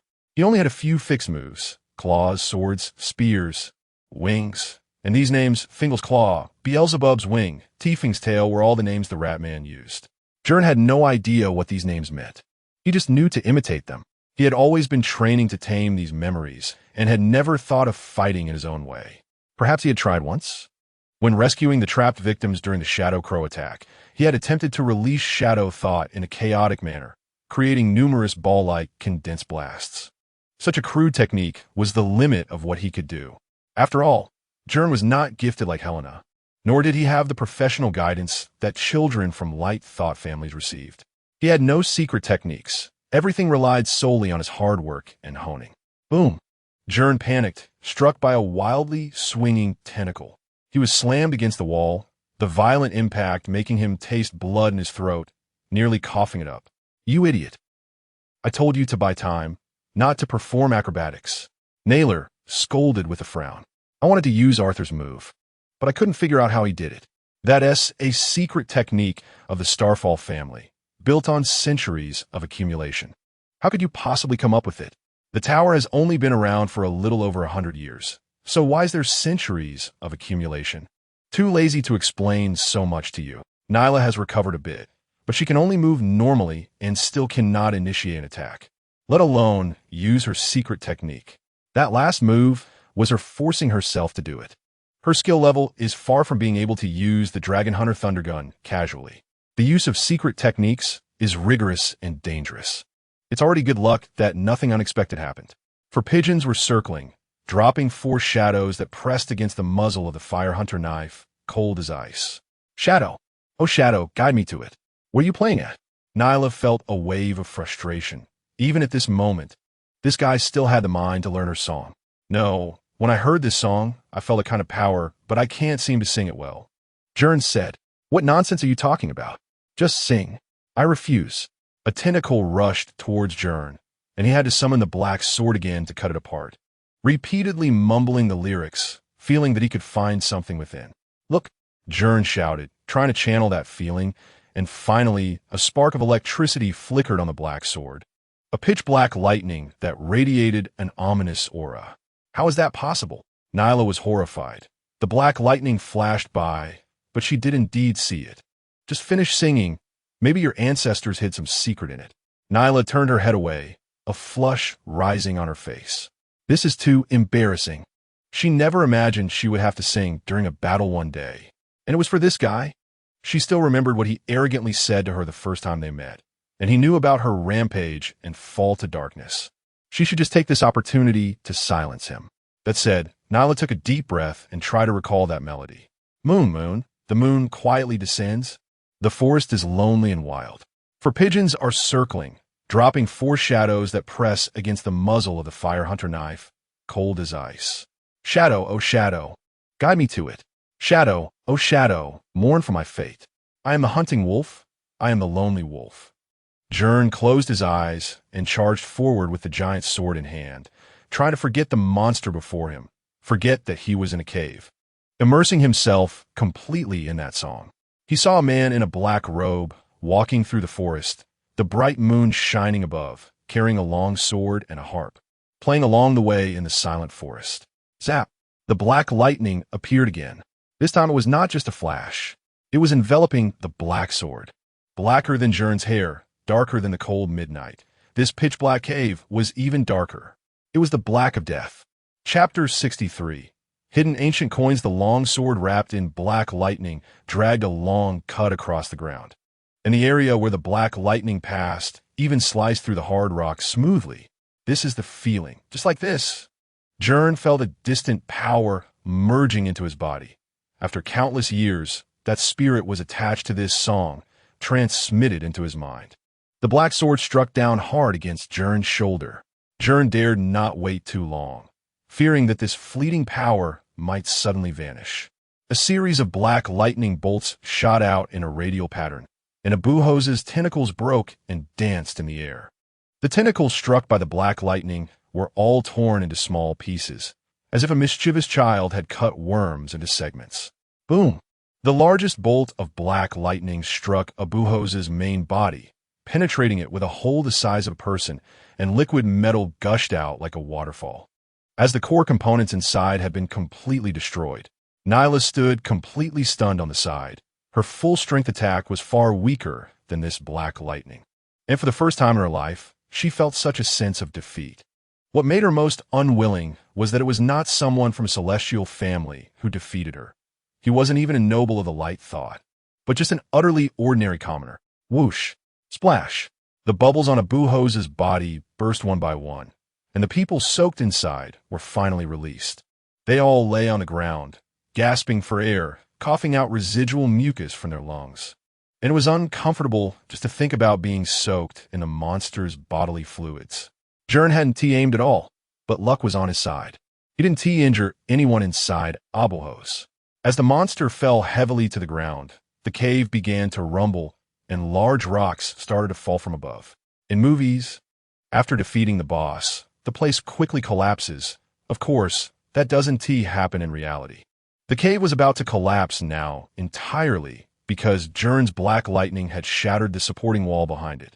And the remaining force of that attack was still astonishing after piercing through Abuhos. There was no time to explain much. Gern led everyone to escape through the hole formed by the collapse to the surface. That guy, Ural, had been cowering in the corner as if fainted from fear. But upon seeing an exit, he was the first to rush out. Nyla stood frozen in place, and if Gern hadn't come over to pull her, she wouldn't have remembered to escape. That black lightning not only struck the wall and the monster, but also heavily struck her heart. How could things have turned out like this? It shouldn't be like this. I am the best. I am a celestial being. I am the noble Kenalia of the Isbelin family. Of course, no matter how much Nyla's heart shattered, the facts were still facts. Although she couldn't accept it now, she could only slowly digest it. A total of 20 people were rescued from Abuhos. After clarifying the situation, they brought everyone back to the headquarters in the Gold Coin District. When the group saw Gern returning with people, they all breathed a sigh of relief. Arthur counted the rescued individuals. All the missing members of the Meteor Knights were among them. Several members of the Red Ant Squad were included, and many were from independent teams also captured by Abuhos. Great, you all are fine. Arthur patted the shoulders of the team members, and the frown on his face finally eased. Arthur, I'm sorry, we couldn't complete the mission and were attacked by the monster underground. Our scores have all been wiped out. After this incident, we really have no face to ask you to share scores with us. Arthur said calmly, what are you talking about? The fact that you all returned safely is already completing the mission. It was my decision to send you to gather intelligence that made you targeted by the monster. We, the people of Starfall, must stand united. No matter the situation, I will not abandon you. For the insufficient scores, we can share with you, Gern said. Although the gold coins were taken away, we found quite a bit from Cavan's subordinates earlier, and with 1 day left, if we distribute carefully, it should be enough. There's not a day left. There are only 3 hours until the trial ends, the Vine Woman said irritably. What? Has so much time passed already? Gern just realized he had wasted so much time underground. Without a watch and unable to see the sun, time really flies. So we need to hurry. Ural. Gern pulled out Ural, who was half dead hiding in the crowd. Get to work, calculate the scores, and distribute the coins. We need to ensure all team members can pass. Just let me lie down for a bit. My heart really can't take it. I almost died just now. Ural's face was pale, and when he opened his mouth, it seemed like his soul was about to escape. It wasn't you who fought. It was me who almost died just now. Thanks to that white-haired girl. Wait, where did she go? Gern scanned the crowd and found that Nyla had already disappeared, leaving without him noticing. On a distant hillside, the short-haired girl leaned against a large tree and sighed deeply. A streak of sunset hung on the distant horizon, and the entire sky was painted in colors like a spilled palette. Only in the outskirts away from the city could one see such beauty. But Nyla obviously did not have that mood now. When the sun sets and night falls, the trial will end. She still held a heavy bag of gold coins in her hand, and her name was prominently listed in first place on the huge screen in the sky. But she knew in her heart that she was not the true first place. "What are you thinking?" Gern's voice suddenly came from behind, startling Nyla. If it were usual, she would definitely have noticed someone approaching, but now her mind was preoccupied, and she wasn't paying attention to her surroundings. "I don't want to talk to you. Go away." Nyla glared at him. "Why are you acting like a child?" Gern couldn't help but chuckle. "Didn't we just work well together? I initially thought you were a willful and mischievous celestial lady, but it turns out you are quite nice. I was a bit too harsh when we first met. Don't take it to heart. We've never met before. Forget everything." Nyla turned around and pointed at Gern's face, her finger almost poking his nose. "Right? I've never met you before. How can I forget? Also, what do you mean by didn't expect I was nice? When did I need you to acknowledge that? What is wrong with being a celestial lady with a bad temper? You are just an insignificant commoner." Nyla launched a series of attacks, and after venting, she seemed to feel much better. "Just now I stole your prey, so you're unhappy, right?" Gern didn't respond to her words, but thought about the key issue. This was a lesson he had learned over the years, especially after interacting with peculiar women like Sophia. He deeply understood one principle. When a woman is angry, don't listen to what she says on the surface. She is just looking for trouble. Whatever you say will be wrong. You must think about why she's really angry. "No, actually, it's not my credit. I just had good luck." That move is recorded in the song you sang, so it can't be counted as me defeating it. It was a joint effort, and I borrowed the power of your ancestors. "Really? I thought you made me sing just to mess with me." After hearing this, Nyla felt much better, and her expression returned to normal. She was quite cute when not angry. "At that time, I almost died. I didn't have time to mess with you. I said, we should find a way to analyze the things in the song. It might be a hidden secret technique. My father never taught me similar secret techniques, and I've never seen black lightning. That's why it's hidden. If you decipher it, you'll master a skill that even the White Wolf King can't achieve." "Isn't that cool? So how do we analyze it?"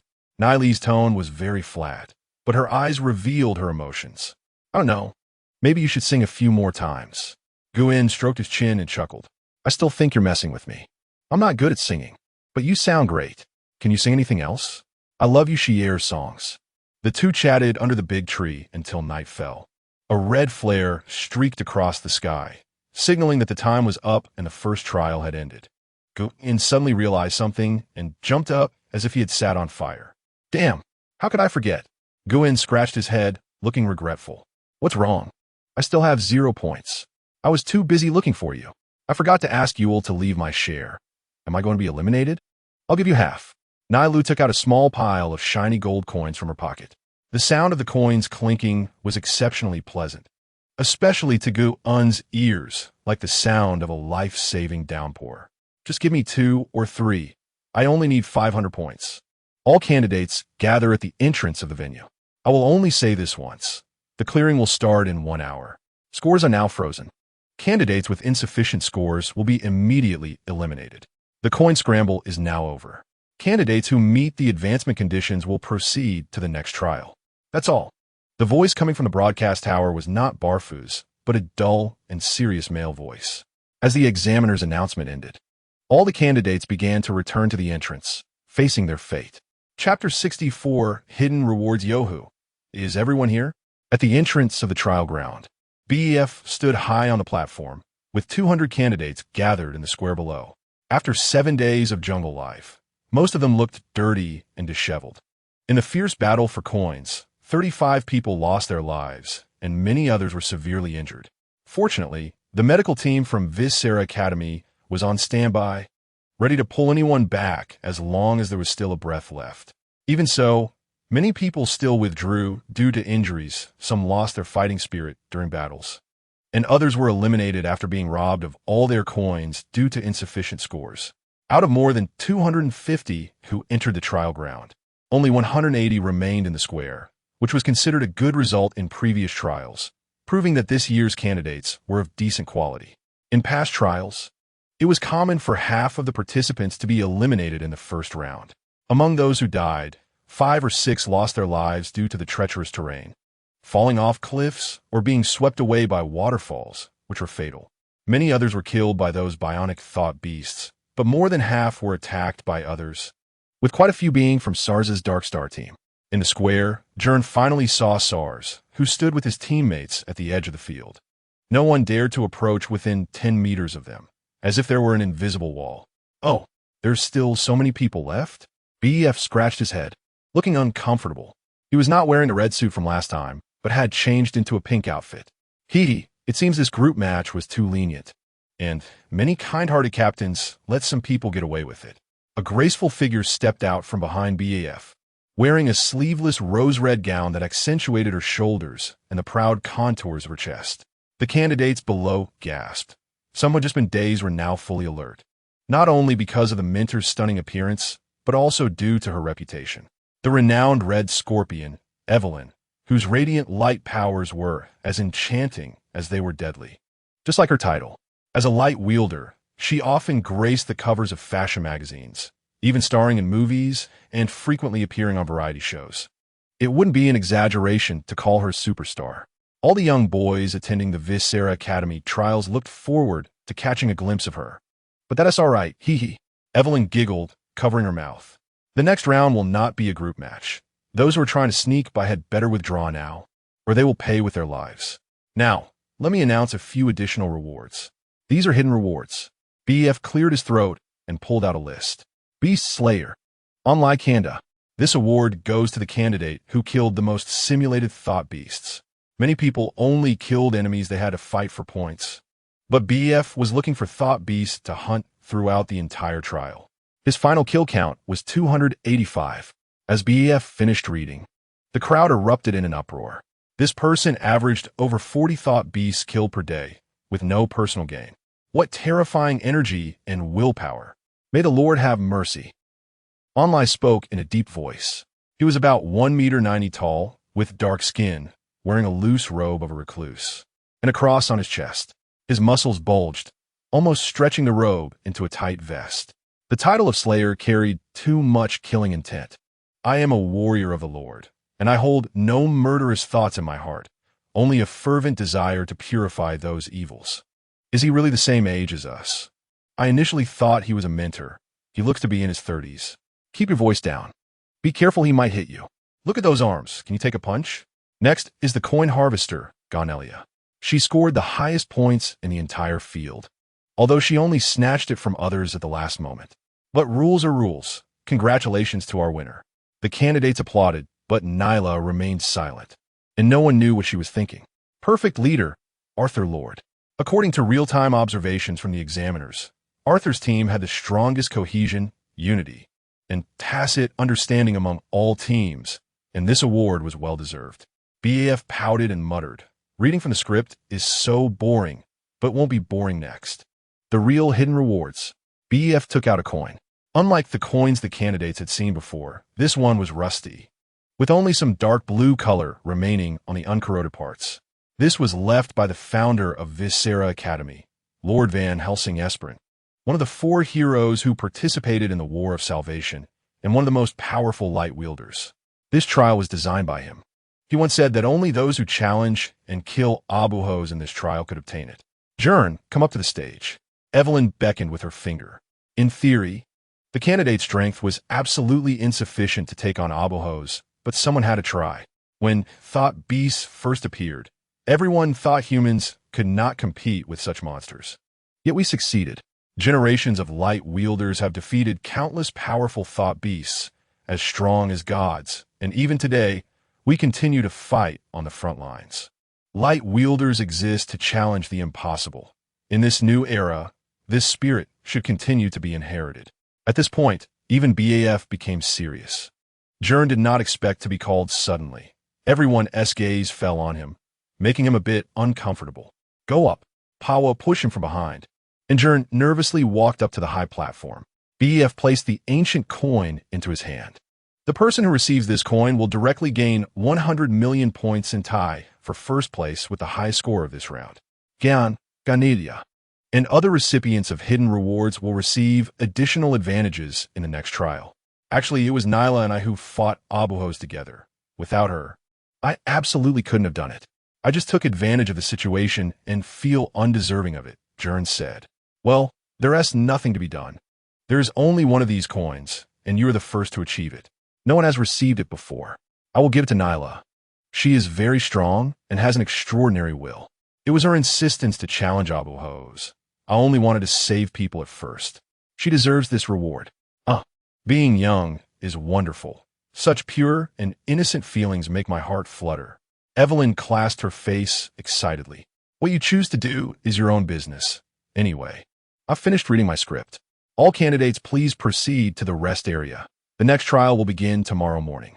After BAF and several other examiners announced the matters. They left, but the results of this trial stirred up a huge wave among the candidates. Several candidates who received hidden rewards naturally became the topic of conversation. Arthur's strength and leadership were well known, so it was normal for him to win an award, but the emergence of the other candidates was completely unexpected for everyone, especially Gern, who actually killed a tiger-level thought beast, and this strength could completely be compared to professional light wielders. At first, when he spoke at the broadcasting tower, many people were skeptical and even sneered, thinking he was too idealistic and would surely stumble in the end. Now it seemed he really had that strength. That guy named Onlai was also worth discussing. He had hardly fought anyone. His strength was a mystery, but he must also be a formidable opponent. The white-haired girl named Janelia had not shown herself before. She had not teamed up with anyone and had been acting alone. Others knew very little about her. Yet she managed to defeat Carwin and snatch gold coins from him. Moreover, that Gern was still on stage claiming that it was Janelia who fought alongside him against Abuhos. No one knew the specifics, and it was impossible to ascertain who was the main force in that battle. In any case, this white-haired girl should not be underestimated. Lastly, there was SARS. That silent examinee did not win any awards, but the other examinees had silently awarded him a blood-red medal in their hearts. He had brutally killed about 10 people in the trial ground, ostentatiously hanging the corpses around. He was a cold-hearted killer without any humanity, and regardless of how strong the others were. Encountering them was still better than meeting SARS. As everyone discussed these outstanding figures, they were immersed in the excitement of passing the trial. While some were gloomy, deeply worried about the next trial, their hearts filled with mixed emotions. Thus, everyone arrived at the lakeside resting area. Having passed the first trial was already half a step into the doors of Viscera Academy, and they no longer had to stay in the previous shabby resting area. Behind the trial ground was a vast lake, the water a deep blue and clear, resembling a giant, smooth blue crystal. The examinees were arranged in 2 castle-like buildings beside the lake. One was called Crimson Hall, and the other was Deep Blue Hall. The space inside was large, but currently only a portion was open to the examinees. The students of Viscera Academy usually engaged in recreational activities here, while the remaining areas were reserved for various clubs, accessible only after they officially became students. Everyone could freely choose their accommodation, and the cafeteria, hot springs, and training facilities inside were available for use. Seeing such luxurious lakeside villas, Gern, who had never seen the world, was extremely excited and pulled you to pick a room. After days of eating compressed biscuits, sleeping in hammocks, and having to constantly guard against attacks from other teams, he could finally relax and get a good night's sleep. It feels so stressful walking beside you, you said nervously. Gern put his arm around his shoulder. The other examinees seemed to be looking over here. Gern was the first person in history to win this hidden award, making it hard not to draw attention. Don't think too much about random stuff. Although I don't like being in the spotlight, since it's already like this, I can only enjoy the honor. There are still 2 trials left, and being targeted now isn't very wise. I was already targeted when I made the announcement over the broadcasting station, so let's just consider it part of the trial. You really are someone who doesn't know fear. Perhaps only someone like you could achieve the impossible. Your side. By the way, have you seen Nyla? No. As the 2 passed through the entrance of Deep Blue Hall, they were stopped by someone dressed like a servant. Mr. Gern, Your accommodation is not here. The person said respectfully. Huh? Why? All those who have received hidden awards have been arranged in the Golden Hall at the back. Please follow me. Chapter 65. The Golden Pavilion. The attendant led Gern to an empty space behind the deep blue pavilion. From a distance, Gern could only see two ancient-style castles. Behind them was an empty expanse, with not even a single tree around, making it seem much more desolate compared to the beautiful scenery by the lake. The Golden Pavilion, a place for welcoming the most outstanding candidates from previous examinations, shouldn't be just a single-story building, right? Moreover, the area was barren, not to mention a single-story building. There wasn't even a tent. Gern was filled with questions as he followed the attendant to the center of the empty space. Suddenly, the attendant stopped and gestured for Gern to enter. Is this a joke? There is nothing here. Please come in. Welcome to the Golden Pavilion. Only the most outstanding candidates are qualified to enter. I hope you will continue to work hard and perform excellently in the upcoming trials. The attendant maintained a smile, as if wearing a mask of cheerfulness. There is nothing here. Please come in, the attendant repeated mechanically, not answering Gern's questions, merely sticking to his scripted actions. Sigh. Fine, is anyone there? Gern couldn't figure out what kind of trick this was. He stepped forward and pretended to knock on an invisible door. If no one opens the door, I'm coming in. As Gern took a step forward, the world in front of him suddenly spun wildly. Everything he saw swirling in a rapid spiral. Gern blinked in surprise, and when the dizziness subsided, he found himself indoors. The barren land had disappeared, replaced by a dazzling golden statue of a goddess fountain. He was now in an extremely luxurious hall, decorated with glittering golden statues and picture frames. A faint fragrance filled the air, reminiscent of wine and some kind of plant. Upon closer inspection, he discovered that the fountain before him was bubbling with light green. Fragrant wine. Are all the good children here? A graceful figure slid down the handrail of the spiral staircase, one step at a time. Mentor Evelyn. Arthur placed his hand on his chest and nodded in greeting. Nyla and Onlai were on the other side of the hall. One wore a disdainful expression, while the other remained silent. Arthur stood in between them, looking like the only good student who had obediently worn his school uniform for the class meeting. Huh? What's going on? Just now, there was clearly nothing here. Gern was still trying to recover from the shock. It's a light thought, Nyla said, finding it no big deal since she had been here many times when she was younger. The Zyra Academy is just like my backyard. I can come whenever I want. Did the light thought hide this building? Gern asked, puzzled. There is no need for that. It's not like anyone would ambush here. It's not hidden. This entire building is a light thought space. We are no longer in the real world. This is a transitional area between reality and virtual space, Nyla explained. This is a bit hard to understand. It is difficult to understand, but what does it matter? Everything here is beautiful and splendid. Isn't it? Welcome to the Golden Pavilion. Evelyn smiled widely, spreading her arms. The ground around them shimmered with a rainbow of colors. The wine fountain began to flow backward. The paintings and sculptures on the walls sang in unison, and the sounds of violins and pianos resonated from nowhere, filling the hall with the beautiful melodies of a symphony. This scene was brilliant and magical, but to Gern, it felt a bit strangely eerie. Light thought. Then who created this light thought? No one created it. It exists on its own. Perhaps it is a projection of people's fantasies about a dreamlike life by the tower.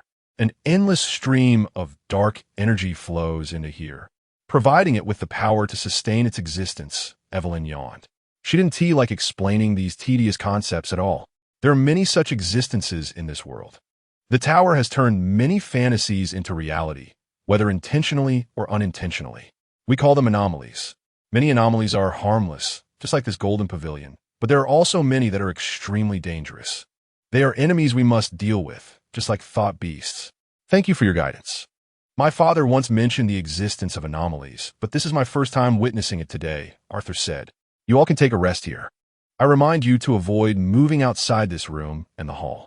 The Golden Pavilion is infinitely large, and it would be troublesome if you get lost, Evelyn said. And suddenly her body became transparent, disappearing right before their eyes. Gern had just thought about coming in, and he found himself here. It seemed that if he wanted to leave, he would just have to think about going out, and he would be teleported away. It was astonishing to discover that such magical phenomena existed in the world. Material possessions and enjoyment are all illusory. I only need a quiet little room for meditation, Onlai said, making a cross gesture over himself, as if standing on such luxurious flooring was a sin. That's difficult. The rooms here are shockingly large. You could run a marathon inside, Nyla retorted coldly. Nyla, you've been here all along. I've been looking for you. Gern walked up to her and took out the old coin. What are you doing? I'm giving it to you. Gern placed the coin in her palm, pushing her fingers to close around it. I don't want it. This is your prize. You defeated that monster, not me. I'm not angry. I just want some peace and quiet. It has nothing to do with you. Gern smiled, lowering his voice to speak softly since there were others around. Take it. It originally belonged to you. It's time to return it to its rightful owner. Thank you. No, thank you. Thank you for singing for me. Gern stretched lazily and walked to the fountain to scoop a mouthful of wine. It was sweet and rich, not too strong, and it was his favorite flavor. Awesome. I'm a bit hungry. When do we eat? Look, there's a clock over there. After it strikes the hour, food will automatically appear on the long table. Nyla said, moving with ease. Her father had brought her here many times, and she was very familiar with the place. No menu? The Golden Pavilion can read everyone's thoughts. It knows what you want to eat, just like the wine you just drank. When you take a sip, it transforms into the drink you most desire. Everyone experiences it differently. I'll give it a try. Arthur walked to the fountain, cupping a bit of the wine in his hands and sipping it. His expression gradually relaxed. It's wine from Rhodes Island. The geographical environment of Starfall Land is unique, so our wine tastes different from others. Onlai was skeptical. He walked like a moving mountain, his palm as large as a ladle, but after drinking, his expression remained unchanged. How is it? It's water. Onlai nodded. Simply put, that's how it is. Nyla shrugged. She had no interest in the wine fountain and turned to return to her room. There were countless doors on the spiral stairs surrounding the hall, and these rooms could be used freely. Gern guessed that the moment he opened a door, the room would transform into his favorite style. Sure enough, when he casually opened a door, he saw mountains of USHR records piled up, posters of USHR on the walls, and high-end sound equipment. Just as Nyla had said, the room was shockingly large, even featuring a big swimming pool. The bed was enormous, and lying on it felt like sleeping on a velvety basketball court. Gern turned on the sound system, joyfully rolling around on the bed, accompanied by his favorite song, USHR's Colors of the Stars. He played a virtual reality game that spanned an entire wall. When the clock struck the hour, because Gern hadn't gone outside, the Golden Pavilion directly delivered food to his room. The clock chimed 3 times, and steaming hot dishes appeared on his table. Honey-glazed chicken, sweet and sour eggplant, steamed grouper, along with some refreshing fruits and chocolate brownies, are all things that Gern loves to eat. There's nothing fancy about the dishes because he has never been to particularly high-end restaurants and doesn't know what fine dining tastes like. The Golden Coffin seems unlikely to offer anything beyond his understanding. After enjoying a satisfying meal, Gern felt all his fatigue dissipate. How wonderful it would be to live here for a lifetime. But of course, that was just a thought, and he quickly dismissed it from his mind to avoid making the Golden Coffin take it seriously. After completing his daily meditation and calming his mind, just as he was about to go to sleep, a sudden knock on the door interrupted him. Gern was about to get up to open the door when the Golden Coffin had already opened it for him. Nida? Gern looked at the suddenly entering white-haired girl. A bit at a loss. What are you doing here? Wait a minute, I just finished swimming and haven't put on any clothes yet. But Nyla didn't care about that at all. She strode in confidently. The pattern on this coin is connected to that song. Hurry up, we might find some secrets. Chapter 66. The recluse. Hey, I'm really not wearing any clothes. Look, on this side of the coin, there are 4 doves. And that song also mentioned 4 doves. This side has a harp and a sword. Nero pushed the coin in front of Gern. The ancient coin was already rusty, but the patterns on it could still be seen clearly. She said that calling it doves was a bit of a preconceived notion.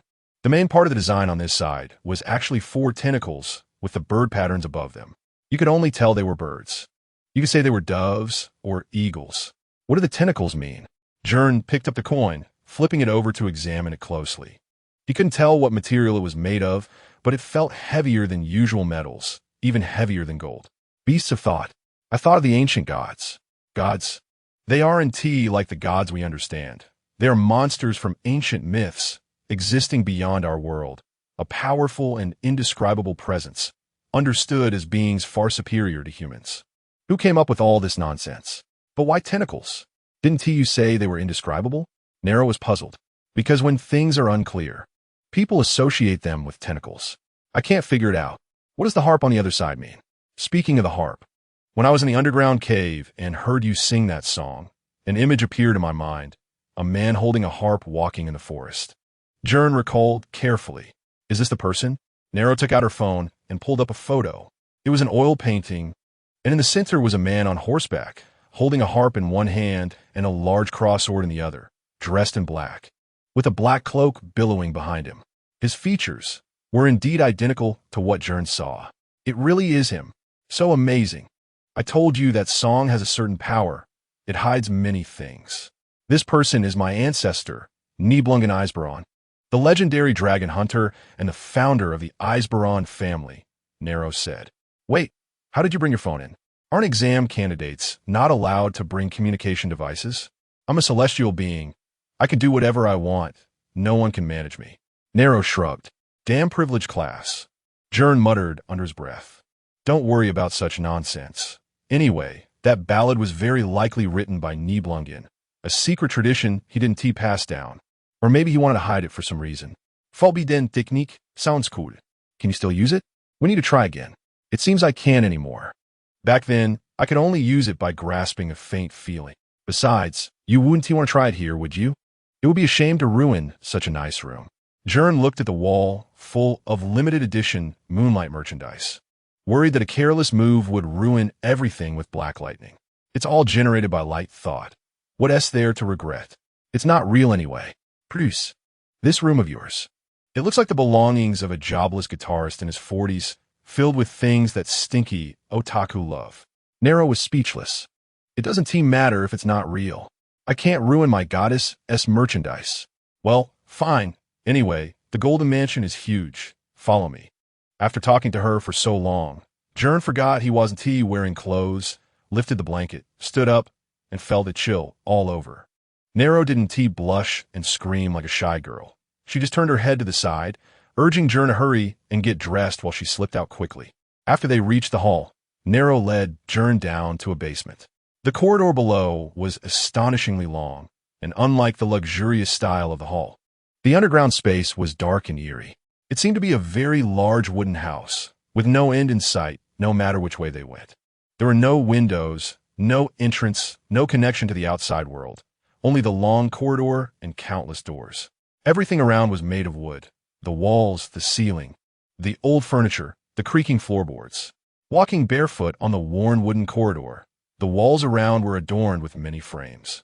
But inside them was nothing but a void of blackness. Hey, the further we go in, the creepier it gets. Didn't teacher Evelyn tell us not to wander around? We might get lost. The creaky floor made Gern uneasy. Don't worry, I'm very familiar with this place. And besides, do you think you could get lost in the Golden Mansion? Just think about it, and you'll be out. Why come all the way down here? Isn't it fine in the hall? This is our family's hidden secret tradition. It's best not to let others know. The secret tradition is the key to the light thought survival. Arthur and that big guy are from other families, and I can't trust them. Isn't it better for everyone to share the secret tradition? After all, the beasts of thought are our enemies. Gern sighed. It's not as simple as you think. Kid, you've come to quite an extraordinary place. While the two were walking quietly down the corridor, Gern suddenly heard a third voice. He thought it was a ghost. But it was a voice he knew well. It was the Ratman Sigma. Ever since Gern had tricked him last time, he hadn't shown up again. Not even when Gern entered his inner world to meditate. Now, he suddenly appeared. There's a powerful old guy hiding down here. The entire space was created by him. But it seems he hasn't noticed the situation outside. Who knows how many years he has been asleep. The Ratman rambled on as soon as he appeared. This is the Golden Mansion. It's south indeed an extraordinary place. You can make anything come true. Gern thought in his heart, and the Ratman could hear his thoughts. Whatever you call it, it's a space created by a recluse. After the tower appeared, Many sleeping recluses were also affected. Sleeping? Yes, just like your meditative state. But high-level recluses can sleep for a very long time, completely cut off from the outside world, immortal and indestructible. With such a powerful thought, he must have been alive hundreds of years ago, Gern thought. Hundreds of years? Ha ha. I think it's been over 1,000 years. Be careful. If that old guy wakes up, killing you will be as easy as crushing an ant. That's an exaggeration. We've arrived. This is it. After a brief conversation with the rat man, Nero had already pushed open a large door. Inside was a spacious wooden room, with nothing but the floor and walls. Indeed, quite suitable for a practice room. Let me find that feeling from before. Gern began to chant the poem, trying to summon the black sword and find the feeling of defeating Abuhos. But after several attempts, he was still just swinging the long sword in the air. And the terrifying black lightning of death did not appear. The two tried other methods, having Nero sing that poem, looking for some mysteries on the coin. And Nero even pulled up Nibelungen's biography to let Gern understand a bit. However, in the end, nothing worked. They didn't know how long they had been trying in the empty room, and both were feeling a bit discouraged. Is it because there's no sense of pressure? When facing a strong enemy and fear, people tend to unleash their potential, Nero pondered. What are you going to do? Find another Abuos? Spare me. Gern waved his hands. Then let me try. You sing yours. Nero concentrated her light thought, summoning a long sword of lightning in her hand, closing her eyes to find the feeling. After swinging a few swords in the air, she tried using other secret traditions. The Thunderbird flew around the wooden house, causing explosions that created large holes in the wooden floor. Until she was exhausted and out of breath, she still hadn't found the trick. Looking at the ravaged room, Nyla had a thought, and the floor immediately restored to its normal state. The Golden Pavilion was indeed a convenient practice room. Don't try anymore. Could it be because this is the light thought space affecting our light thought performance? Let's try again when we have the chance. Gern advised her to stop. Once Nyla focused on her work, she became nearly frenzied and refused to stop no matter what. I think I'm starting to feel something. Let me rest for a moment before trying again.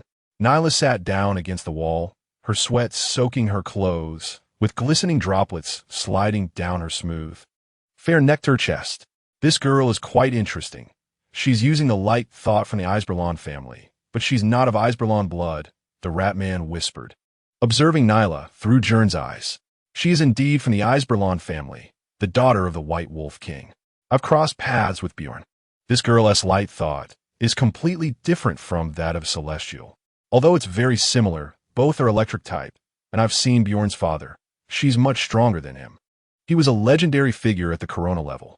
Since the War of Salvation, no one has reached the Corona level again.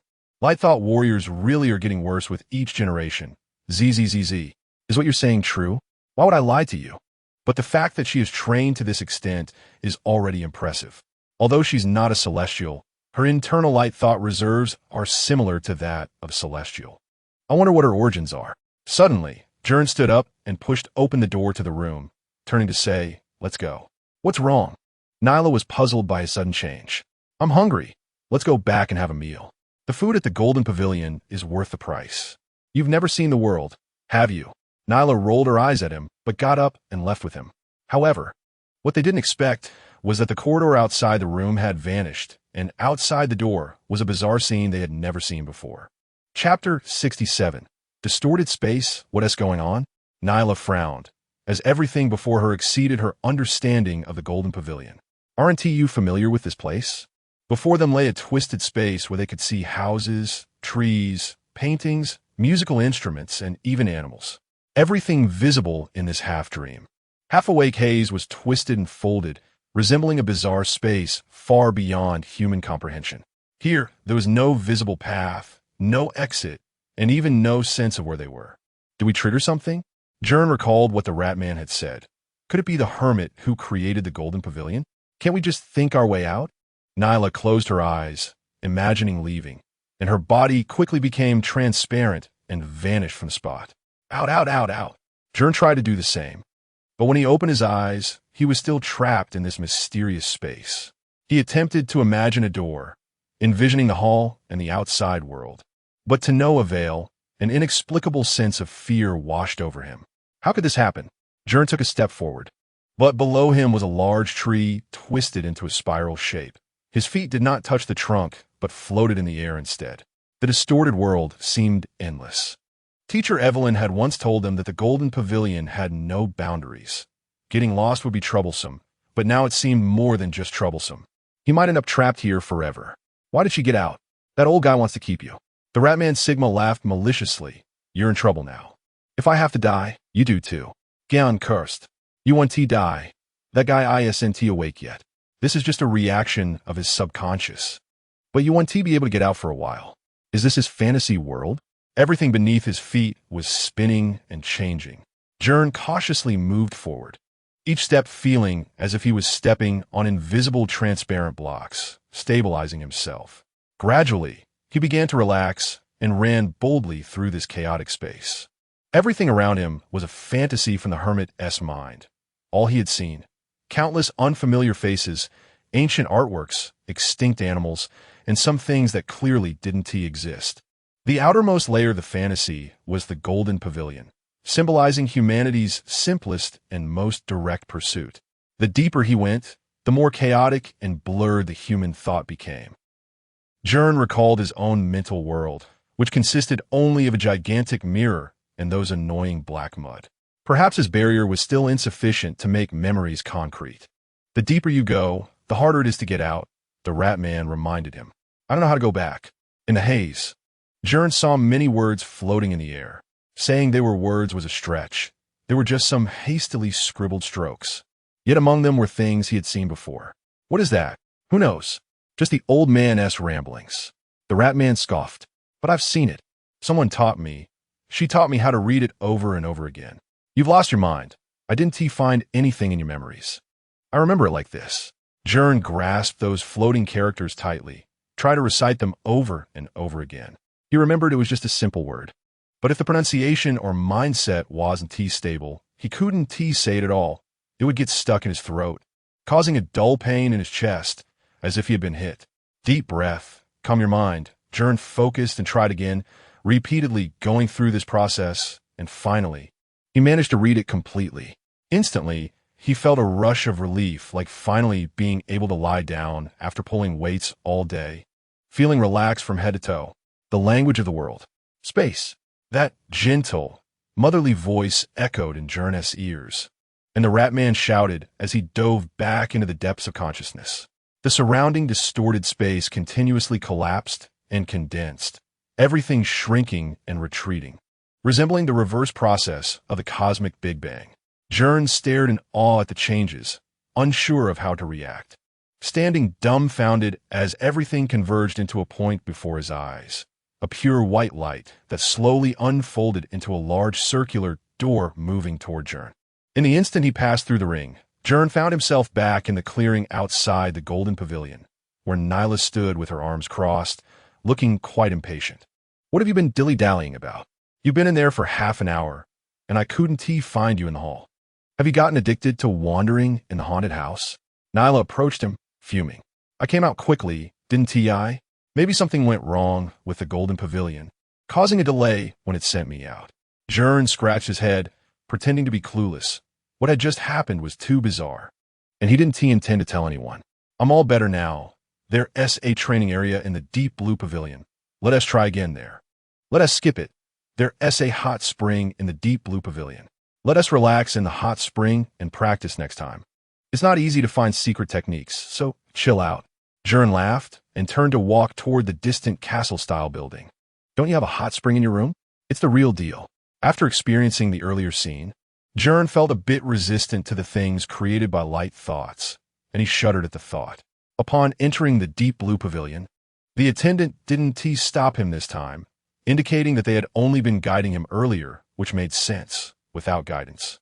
Ghosts could still find the location of the Golden Pavilion, though the environment in the deep blue pavilion wasn't as magnificent and luxurious as the Golden Pavilion. It was still elegant and high-end. The main building was arranged with rooms for each candidate, while various facilities were located behind it. Gern had the attendant lead him to the hot spring pool inside the pavilion. This was a genuine natural hot spring. As soon as he approached, He could smell a unique sulfur scent, and the steaming water greeted him.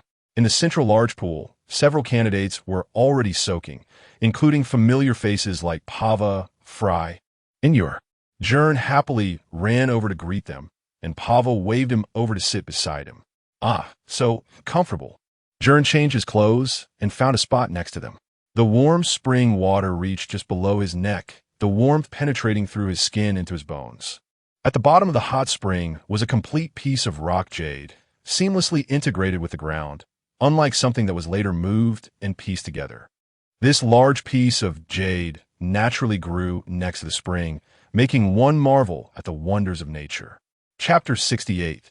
The hunting duel. Pava was chatting boisterously with Gwen, while Ur and Flay had retreated to the side. Even the other candidates in the hot spring were casting strange glances, with some even getting up and leaving as if they had seen a plague god. What are they doing? It can't be that serious, right? They're afraid of you. Pava laughed heartily. What is there to be afraid of? We'll all be colleagues in the future. The trial isn't over yet. Now that you've shown your strength, they're worried about being too close to you, fearing you might target them. The next round will likely be a personal battle, and no one wants to be focused on by a strong opponent, Pava explained. They should be more wary of Arthur. That guy managed to gather information on everyone while they were collecting coins.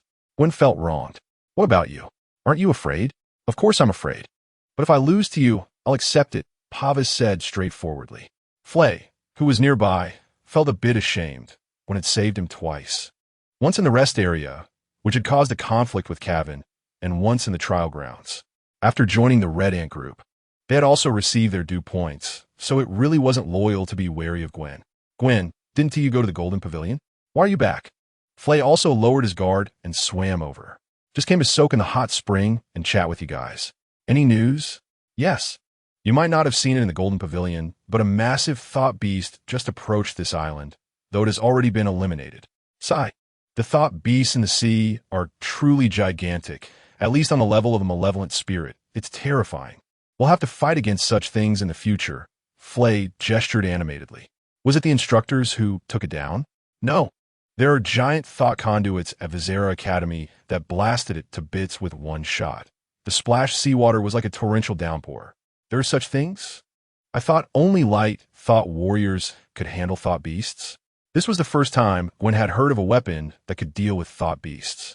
It's still maintained by light thought warriors. They just store light thought inside, like a battery, but it's more convenient to use. Thought conduits are rare items. Small weapons are priced exorbitantly, yet Vizera Academy has such a large, heavy thought conduit. For the Tianran family, that's nothing. By the way, why did the giant thought beasts appear in the sea? Is there something special about the seawater? Gwen was puzzled. He had seen many hunting scenes in TV shows that mostly took place at sea, and all 4 academies and the military had large naval vessels specifically responsible for transporting light thought warriors. It's not the seawater, but the tower. The tower is in the middle of the Pacific Ocean, and of course, the closer you get to it, the stronger the thought beasts become. It's been so many years. Still, no one has been able to reach the Crystal Continent. If we could control the tower, perhaps we could resolve everything at once. Gwen thought of how each family kept their secret traditions hidden, feeling somewhat emotional about when people might eliminate barriers and truly defeat thought beasts. Then it has nothing to do with us, as long as there are thought beasts. Light thought warriors will be valuable, so don't think about that. Everyone chatted for a long time without realizing the passing time. In the end, they all soaked until their bodies turned red, laughing and pointing at each other as they emerged. Ur had left early and hadn't spoken to Gwen at all. After leaving the deep blue pavilion, Gwen did not return to the Golden Pavilion, but went alone to the square in front of the trial grounds, finding a vacant spot to meditate. When he woke up, it was already dawn, and he naturally became the first person to arrive at the square. Other candidates only began to arrive half an hour later. The trial grounds, which used to be a rich wilderness with forests, plains, and mountains, had overnight transformed into a giant maze made of bricks and stones. Faced with such a miraculous change, the candidates gasped in surprise, but only Gwen and Nelle remained unfazed. Having seen the Golden Pavilion, they were no longer shocked by this level of transformation. Well, good kids are all very punctual, not dazed by the comfortable beds. I'm very pleased, said Buffer, who soon appeared, walking out from the maze entrance, wearing a colorful checkered suit that made him look more like a clown. Enough chit-chat. What are the trial rules? Let us get started, Cavan impatiently shouted from below, his eyes not on Buffer, but glaring venomously at Gwen. Unlike others, Cavan was not afraid. Instead, he loathed Gwen even more, all because he and Arthur had caused him to lose first place. This grudge far surpassing any previous minor conflicts. This time it's a personal battle. Cavan was very confident. Without Arthur's help, Gwen alone would definitely not be his opponent. Claims of having defeated a fierce tiger-level thought beast were likely all thanks to that white-haired girl. Cavan vividly remembered how she rushed into the camp and took the gold coins. Neither Arthur nor Gwen could do anything about her. She was the truly formidable one, while one was merely picking up scraps. Is someone already losing patience? Good, because this trial is all about swift resolution. Buffer twirled his comical little mustache. This trial is called the hunting duel. As the name suggests, it's about hunting. Were we hunting? This. Buffer pulled out a ribbon that looked just like an ordinary colored ribbon, except that a chip was embedded in the middle. Each ribbon had a number. All of you will receive one ribbon and then draw 3 numbers. Once you enter, if you obtain these 3 ribbons, you can advance. It's that simple. After Buffer finished speaking, the venue fell silent. Many candidates, who had just been eager to start, were now stunned into inaction. Anyone with a bit of sense could see how brutal this rule was. Each person has to snatch 3 ribbons. This means one person wanting to advance has to eliminate 3 others. In one go, 3/4 of the candidates will be brushed aside. The elimination rate for the second trial is already this high? I just love seeing your shocked expressions. Don't worry, we're not devils. Besides the ribbons in your hands, there are plenty of ribbons in the arena, all held by thought beasts and special enemies. You can also obtain ribbons by defeating them. Buffer laughed heartily, clearly satisfied by the fearful expressions of the little rabbits. So that's how it is. I thought it wouldn't be so strict. You startled me. What are special enemies? Before everyone could breathe a sigh of relief, Buffer's next words brought the atmosphere to freezing point. Special enemies are light thought warrior students who are 1 level above you. They will also be waiting for you in the maze. Each of them has a radar that displays the 3 numbers you need to hunt. Before this, you want to know who the enemies are. If you run into them and realize they are seniors, there's no way to escape. They will chase and hit you. Exciting, right? Be Buffer, I have a question. If I happen to draw a higher year opponent and can't get a ribbon, I be eliminated directly? This becomes a trial of luck. And with all due respect, it's not fair. Flame mustered his courage to raise his hand. Good question.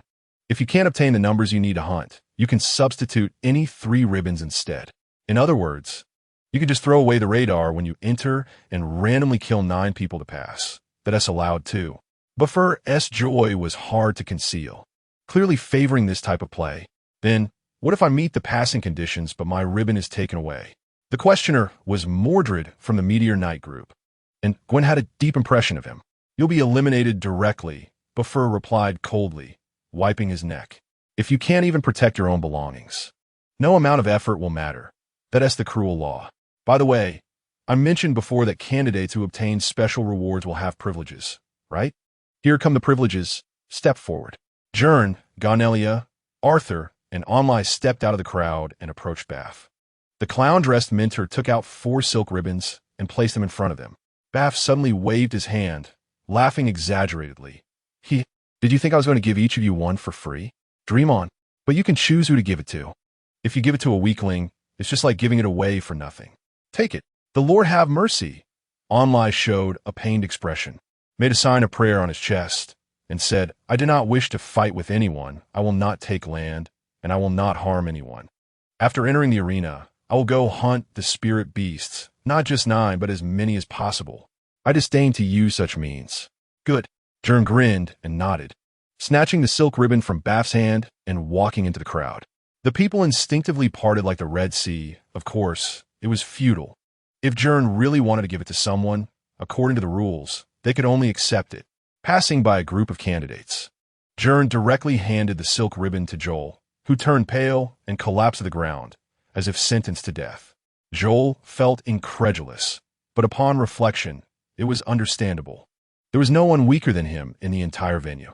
Gern had been nurturing him during the coin-snatching battle, and now it was time to reap the rewards.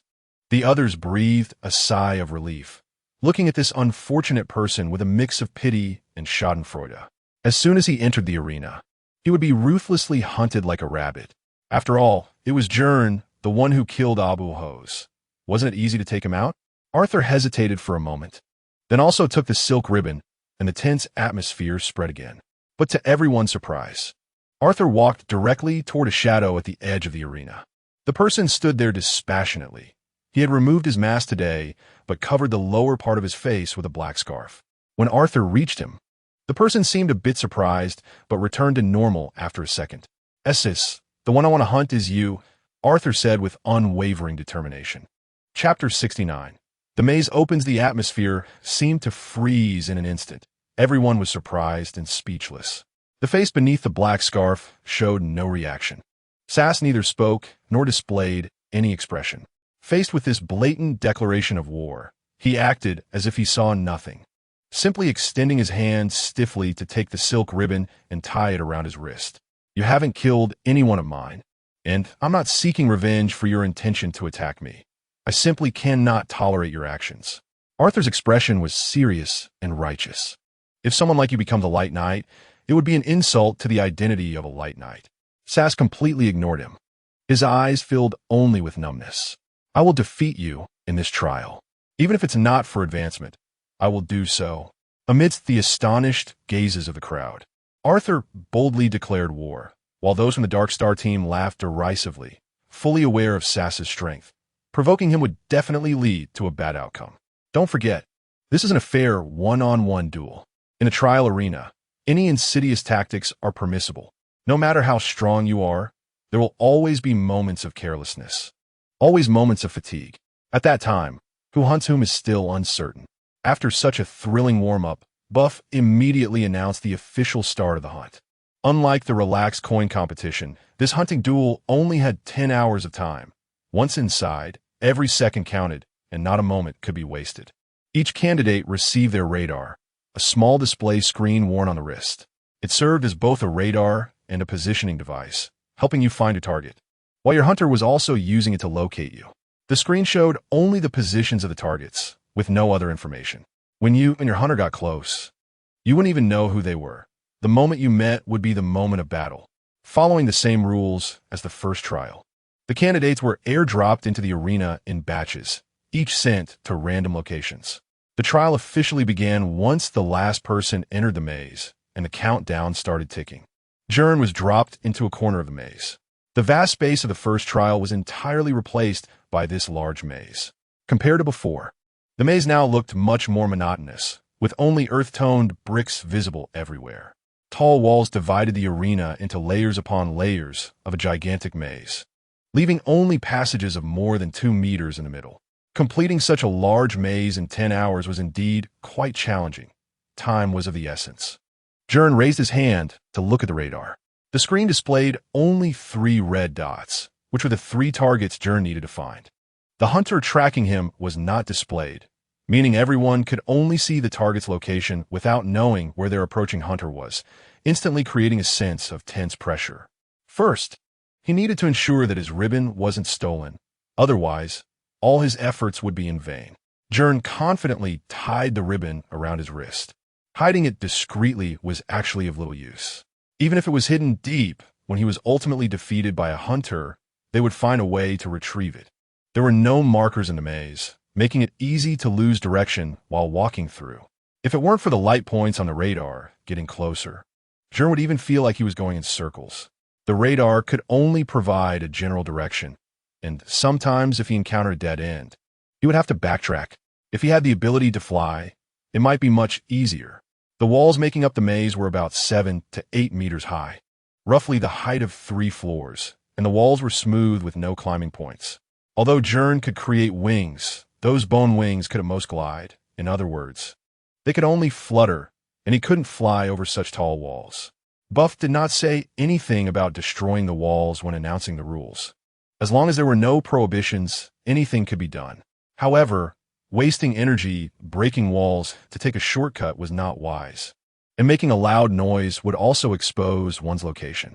After colliding with several dead ends, Gern finally approached the position of one of the red dots and immediately accelerated to round the corner and attack the opponent.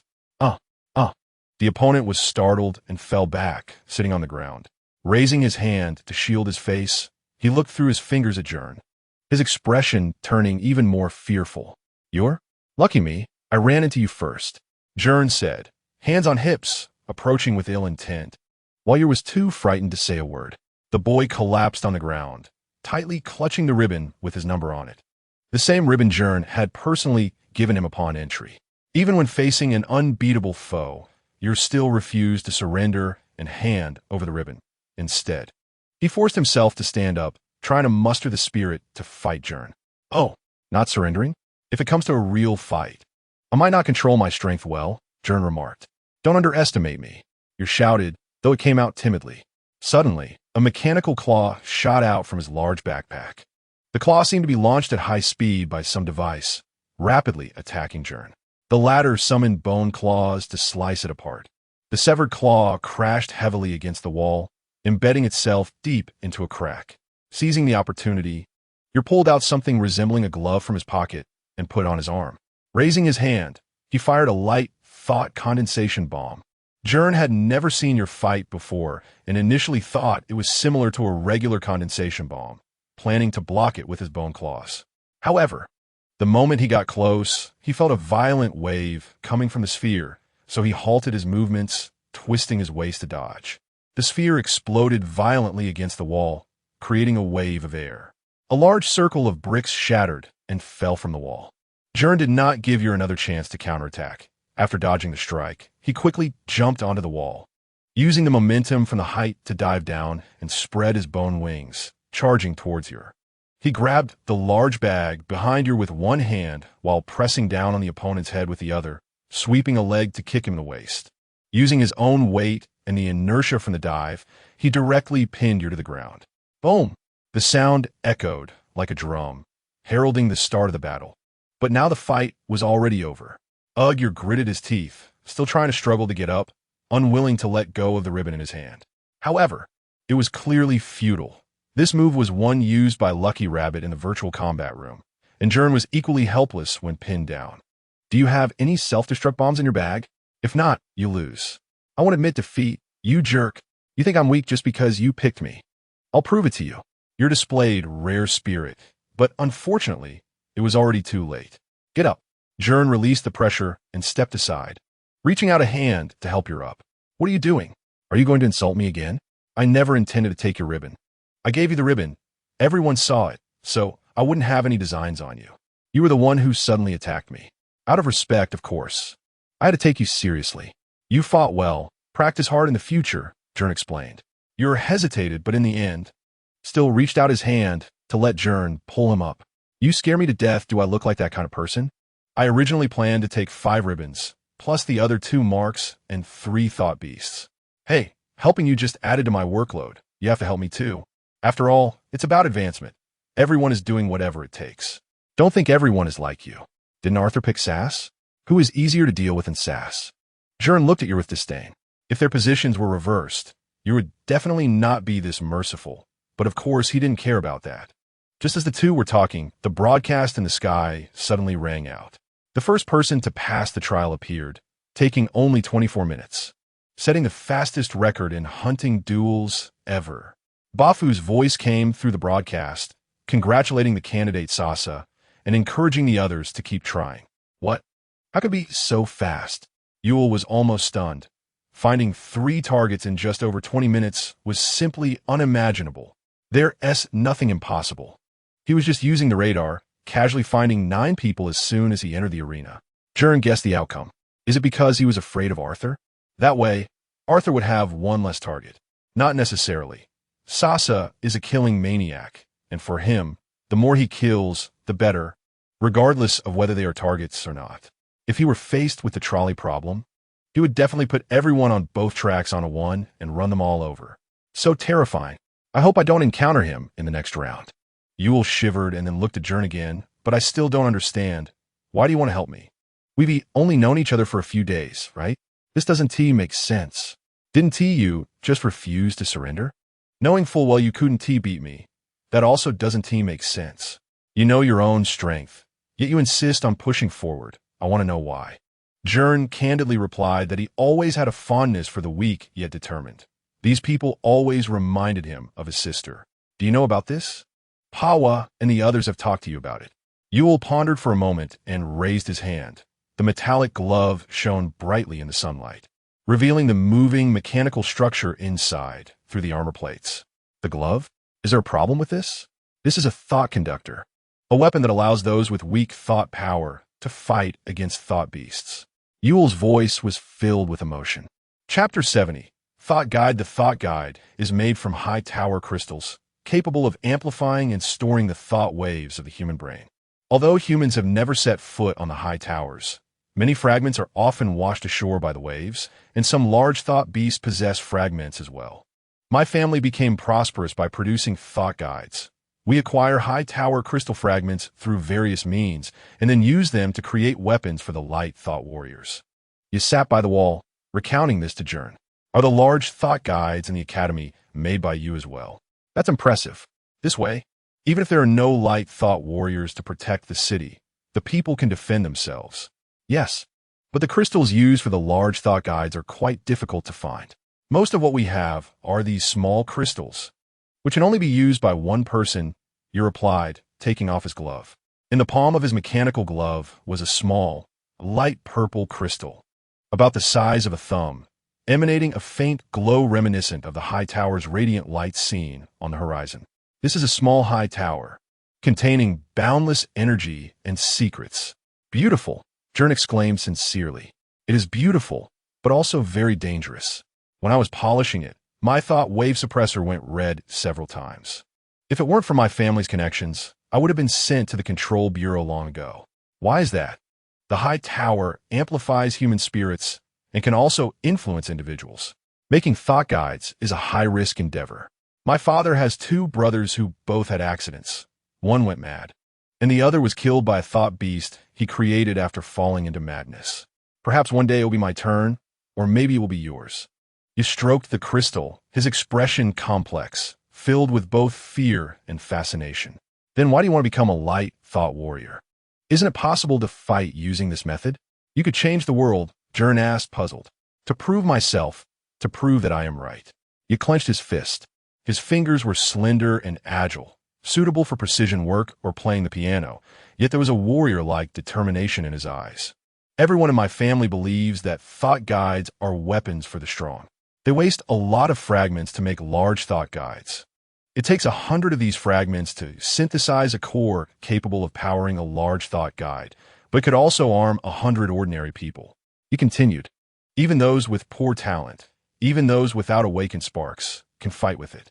Do you know what this means? It's the beginning of a new era. We no longer have to rely on light thought warriors. Ordinary people can do the same things as light thought warriors. And the families of light thought warriors will no longer be exalted above others. Everyone can become a god. Indeed, that's quite radical. But it would be amazing. If one day we could ascend the high tower and obtain enough crystals, we could arm all humanity and thought beasts would no longer be a threat. We could usher in a new era. Yes, the light thought warriors are like the knights of the medieval times. A luxurious aristocratic class supported by the entire nation to wield power. But that's not a long-term solution. Once all the farmers have firearms, the knights will be useless. Times must progress. It's just a pity that no one agrees with my viewpoint. Even my father doesn't support me and nearly drove me out of the family. So I think, maybe only by becoming a light thought warrior and using the thought guides I develop myself can I achieve the same things as the top light thought warriors and gain everyone's recognition. That's a great idea, and it's worth my help. But you have to work hard, Gern smiled. With your current level, you're still far from being a light thought warrior. I know, because I'm also an unawakened one. When I told you my light thought was to see through weaknesses, I was actually lying. I rely on this. You made a surprising gesture, directly removing his left eye. What's this? This is also a thought guide. With it, I can see the weaknesses of others.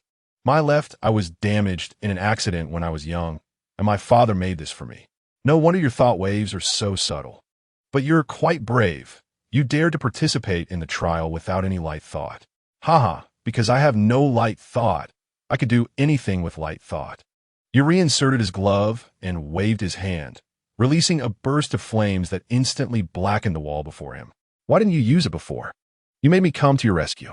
Gern recalled how he had been cornered by a low-level thought beast earlier. I used it, but I missed. Since I haven't awakened the spark, the light thought in me is too weak. In those 2 moves, I could only wait to die, you explained, a bit embarrassed. With the misunderstanding cleared up, Gern heard the answers he wanted. They had no time for idle chatter.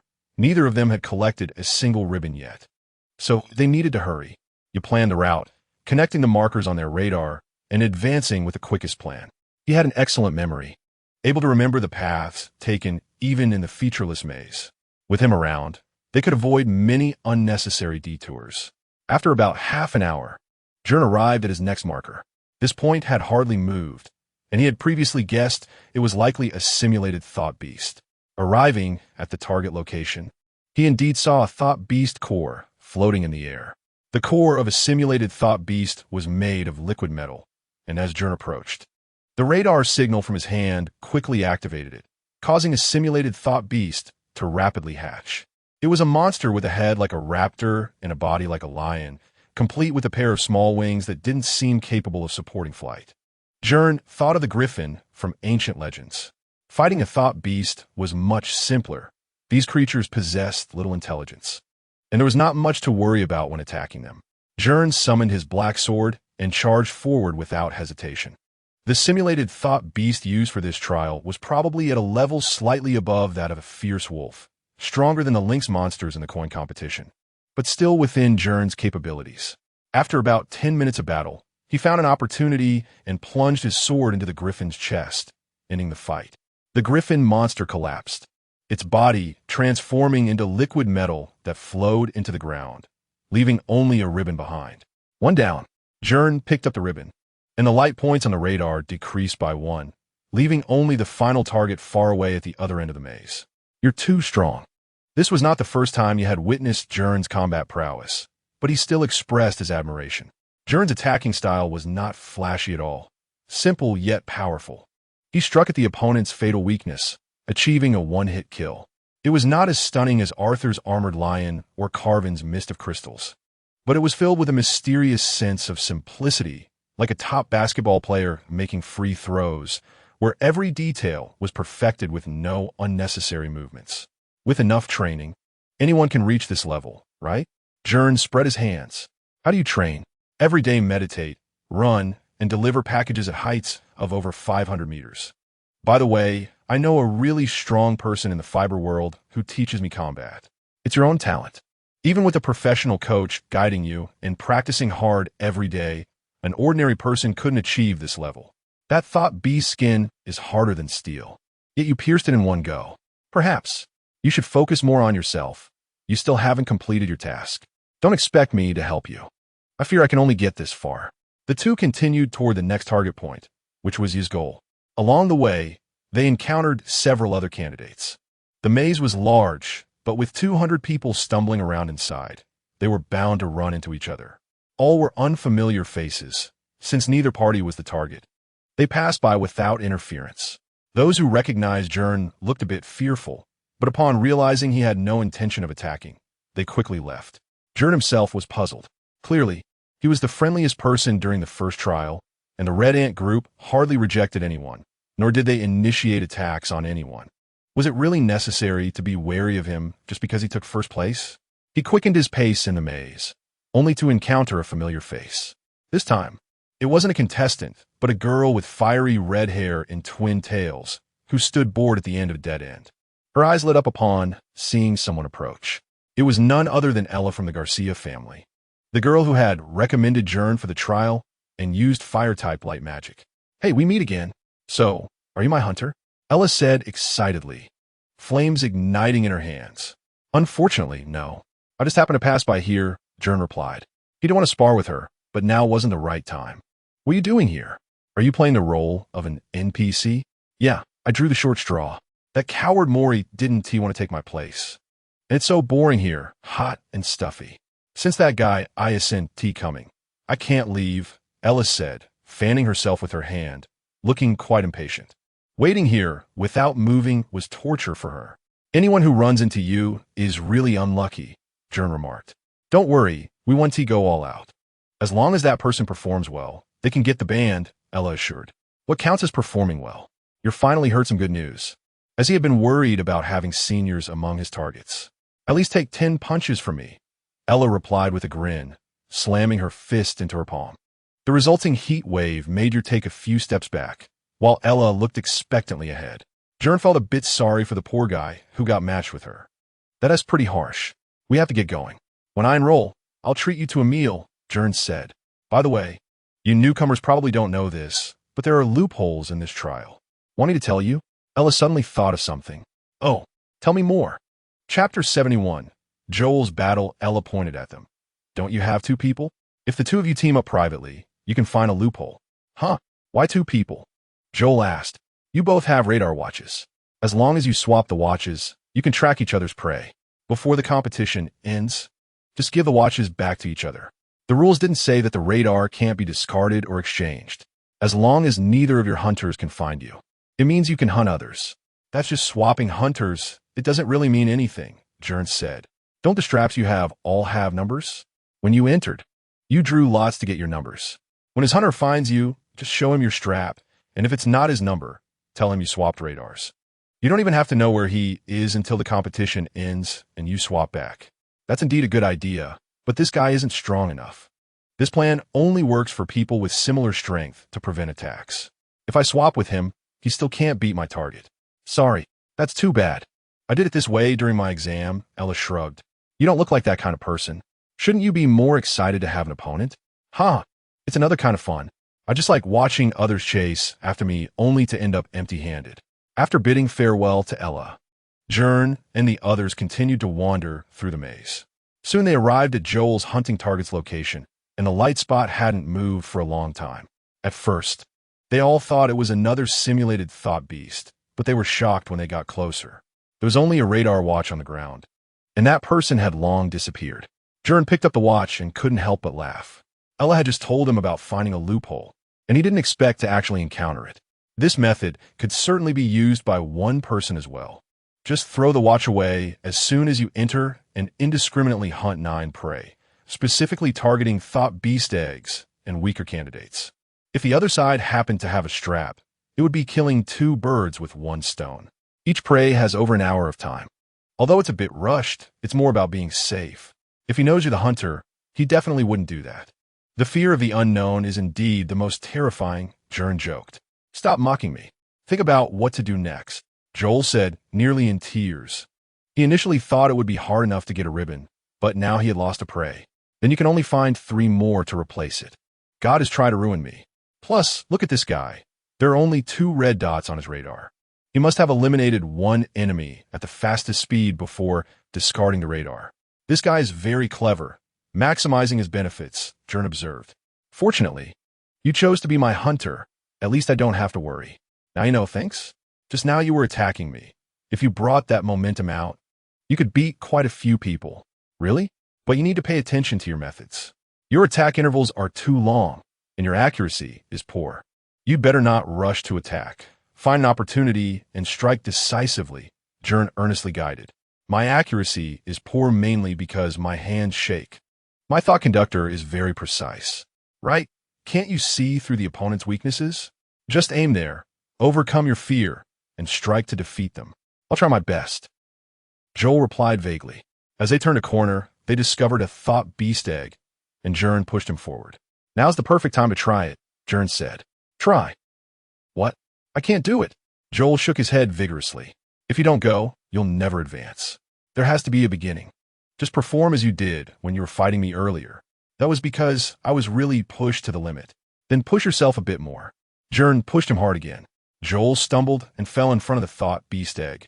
The radar's signal activated, and soon a griffin thought beast hatched from the egg, letting out a sharp and mournful cry. Joel was so scared that he trembled and took 2 steps back. Gern reached out and supported him from behind. Joel glanced back, gritted his teeth, and walked forward, constantly encouraging himself. I won't retreat. My thought conductor is the strongest. I can do what you can do. That's the spirit. Go for it. The griffin lunged forward with both front claws, the wind from its wings knocking Joel off balance.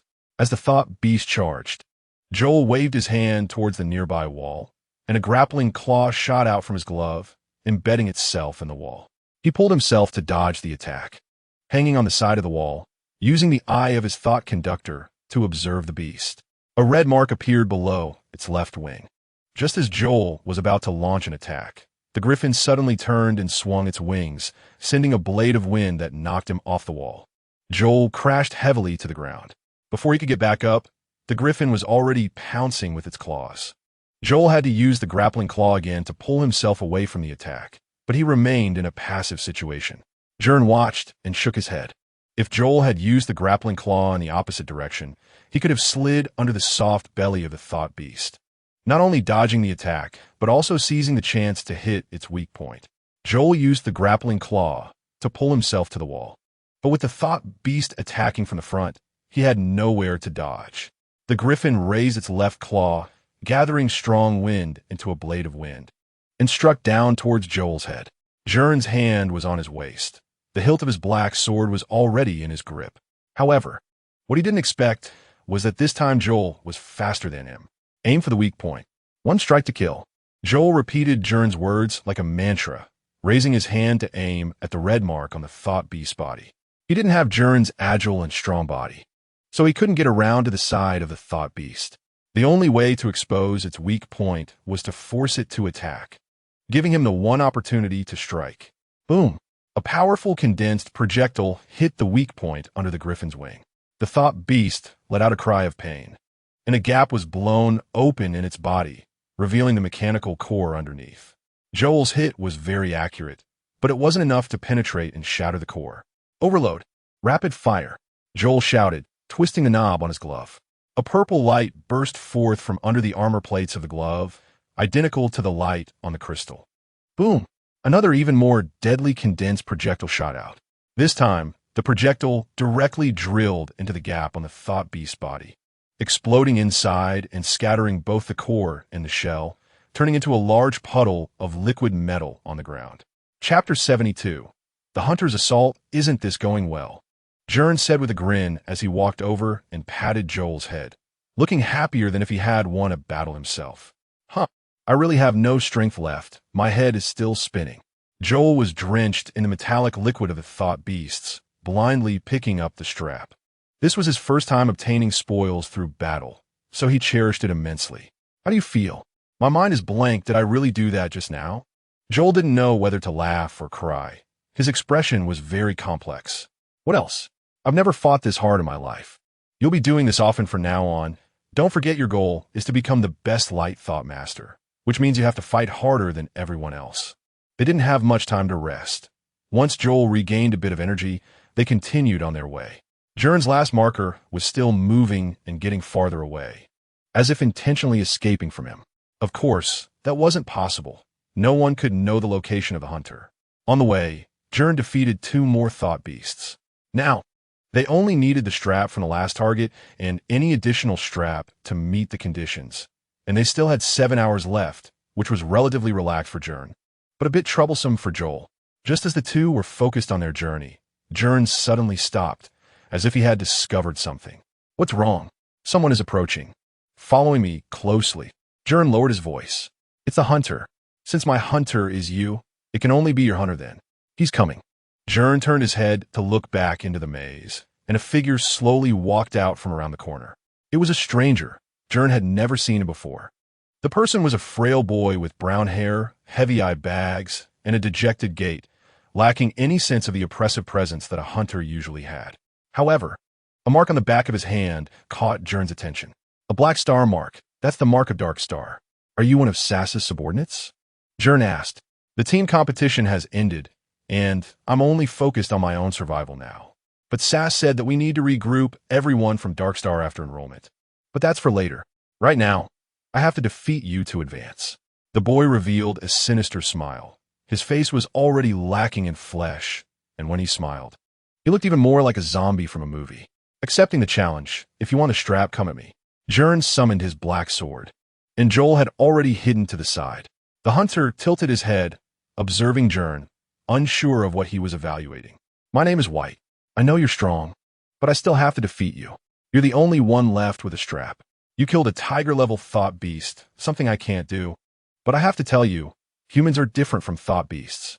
Sometimes it's hard to kill thought beasts, but killing a person is easy, especially with my light thought. The hunter revealed a strange smile, and the battle had begun. A large puddle of mud-like substance suddenly appeared at Gern's feet, spreading out in all directions, extending thin lines to bind Gern's legs.